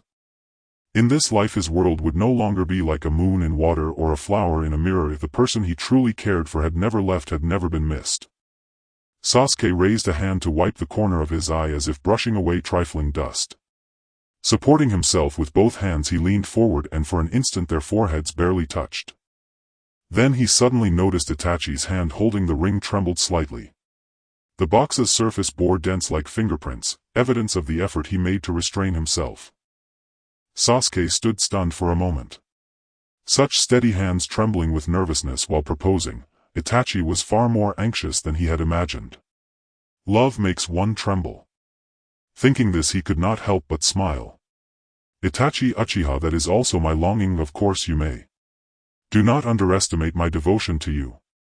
Hearing that, Itachi's breath quickened, his pupils contracting, astonishment and delight mingled in his eyes and his mouth lifted despite himself. He felt his chest filled with something warm and soft, his heart as though tossed into the clouds ready to drift far at the lightest breeze. A laugh escaped Itachi. Beneath the night sky amid the sea of flowers they stared at each other for a long while. Sasuke seemed to have shed a great weight and relieved extended his left hand. From now on please take care of me, Nizan. You're cunning, Itachi said, forcing his trembling hand steady. He took the ring from the box, lifted Sasuke's hand and carefully placed it onto his well-knuckled middle finger. Bowing his head he planted a tender reverent kiss, then rose and politely asked, "My dear, may I have a kiss?" Sasuke laughed. He shook the hand Itachi held, leaned forward and jumped down from the pebble, his hem lifted by the wind as he landed lightly. He stepped closer, narrowing the space, and Itachi bent toward him in turn. Sasuke tilted his head slightly and murmured, "Of course." Itachi's mouth curved. Could it linger a little longer? Sasuke said nothing. He slung an arm around the nape of Itachi's neck, their noses touched, and with closed eyes he kissed him, awkwardly tracing Itachi's lips with the tip of his tongue, then nibbling, pushing past teeth and plunging into the warm wet mouth. Itachi tasted victory and smiled. His large hand seized the back of Sasuke's head, taking command. Their lips became a battleground, a contest where neither yielded, the tides of dominance shifting back and forth. The kiss burned with molten tenderness, the wet sounds echoed in their ears, saliva slipped down throats untwined. Night dipped low, the bright moon hung above, and amid the flower sea they surrendered to a long embrace, moonlight painting long shadows across them. When the kiss broke, breathless, Sasuke stepped back. A silver strand stretched between parted lips, then snapped in the moonlight. Finally able to breathe, he glanced around and asked, "Kisame?" "I don't know." At the same time, a kilometer away, Kisame sneezed, rubbed his nose and muttered, "Who's cursing me?" He fanned petals apart with his shark-like skin, separating blue blossoms from their stems. Looking at the mound of flowers piled like a small hill, he sighed in resignation and hoped Mr. Itachi would succeed, then he would no longer be troubled. Kisame gazed toward the distant sea of flowers, truly wondering how Mr. Itachi had discovered this place. It was indeed very beautiful. Elsewhere, Itachi rubbed his nose against Sasuke's and wiped the droplet at the corner of his mouth with his thumb. Under Sasuke's incredulous gaze, Itachi paused, brought his thumb to his lips, parted them, and with the tip of his red tongue licked the glistening trace, inch by inch, swallowing as his throat rolled. Sasuke quickly turned away, nearly flushed, so lascivious. Could this man restrain himself? How could he be like this? So beguiling. Seeing Sasuke's shy look, Itachi could not help laughing, disguising it with a cough. He reached for Sasuke's hand and asked, "Do you dare do something even more adventurous with me? What are you thinking of doing?" Sasuke hesitated. Countless unspeakable images flashed through his mind. Was this fellow intending to? His thoughts swirled until Itachi lightly prodded his forehead. "Don't let your imagination run wild, Yim, not that beastly." Sasuke looked at him warily. "Are you sure?" Itachi countered, "What do you think?" Sasuke fell silent. He placed his hand in Itachi's palm and their fingers intertwined. Lifting his chin, he deftly sidestepped the topic, "Let's go, Nizan." Itachi instinctively tightened his grip, leaned in and whispered softly into Sasuke's ear. They held each other's gaze for a long moment. Itachi blinked with innocent mischief. Sasuke's ears warmed. He rubbed his earlobe and stammered, I understand." Under the moonlight they walked farther and farther away, their silhouettes blurring. Henceforth their world held only each other. "My name is Uchiha Itachi, a man stained with the blood of my clan and filled with sins. I was born at the onset of the Third Shinobi World War. At the age of 4, during the war's end, I was sent to the battlefield to confront the enemy due to my extraordinary combat talent. On the battlefield I saved an injured enemy, but the enemy showed no mercy because of my goodwill. When he regained consciousness and realized I was a Konoha ninja, he chose to kill me without hesitation. In the end I killed him in self-defense, but I couldn't comprehend why despite my innocence and even helping him he still wanted to take my life. At that time my father told me that this was not a personal fight but a clash between villages. Even if two individuals were strangers they would still kill each other for the sake of their village. The battlefield was littered with corpses drenched in blood. My father made me see clearly that this was war, this was the world of ninjas. If there is no greater hell on earth than this. Soon the war ended, but I was left in confusion wondering why people initiate wars. Whether starting or ending a war, countless lives are sacrificed. If there are conflicts of interest, why can't they be resolved peacefully? I wanted to understand the meaning of life. In the summer of the first year after the war ended I witnessed the birth of a new life, and that life was Sasuke. I found my answer regarding the meaning of life in Sasuke.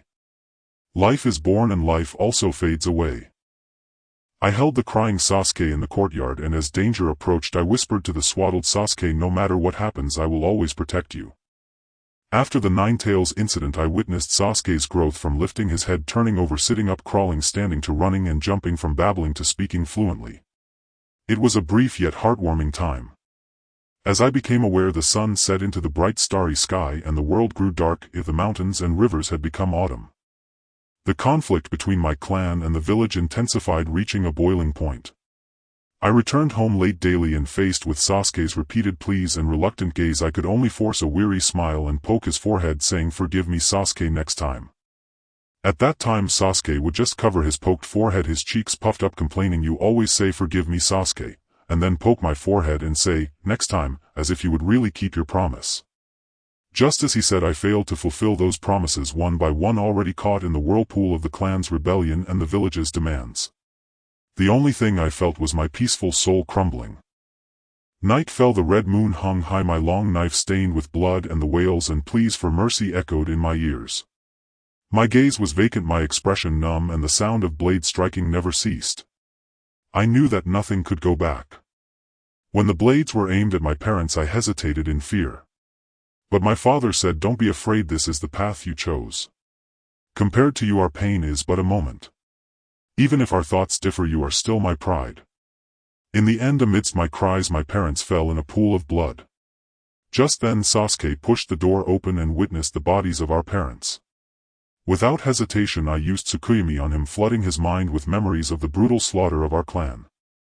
From that moment on I embarked on the path of a rogue ninja, leaving Sasuke in Konoha, but I paved a road for him to become a hero of Konoha, avenging the Uchiha clan. As a rogue ninja I would one day be killed by Sasuke, allowing him to become the hero who helped our clan, and I would bury this secret along with myself. At the moment of parting I couldn't help but glance back at Sasuke. Tears streamed down my face like a burst dam scattering with the wind. I would wait for the day when Sasuke would kill me. In the endless rain as horses passed by the window a faint longing and unspoken thoughts lingered in the humid air. It had been 6 years since I parted with Sasuke, and as longing became a habit every frown, smile, gesture and word of his constantly appeared in my mind, love gradually sprouting from my heart. I was both awake and lost. I was clearly aware of my mistaken thoughts, yet in countless sleepless nights I stared at the moon, repeatedly reminiscing about everything concerning Sasuke. I knew rationally that some relationships had reached their end and meeting again would only mean facing each other with blades, but still at certain moments the thought of seeing him crept in, even going so far as to use that crow to spy, glancing again and again, unable to tear my gaze away. Human desire is an abyss with no bottom once one has something they wish for more. I am no exception. I do not know when it began, but simple observation no longer sufficed to fill the void within. Desire drove me to send the crow to bring back things belonging to Sasuke over and over again. The seasons turned, never ceasing. Worn kunai, a shuriken with a broken corner, a half-used pen, a shriveled tomato and a tattered blue garment.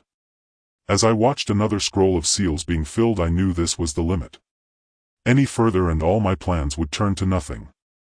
One day the crow returned laden with a string of dango. I fell into deep thought. Sasuke had never liked sweets, especially something that reminded him of me. After hesitating for a moment I carefully placed it away.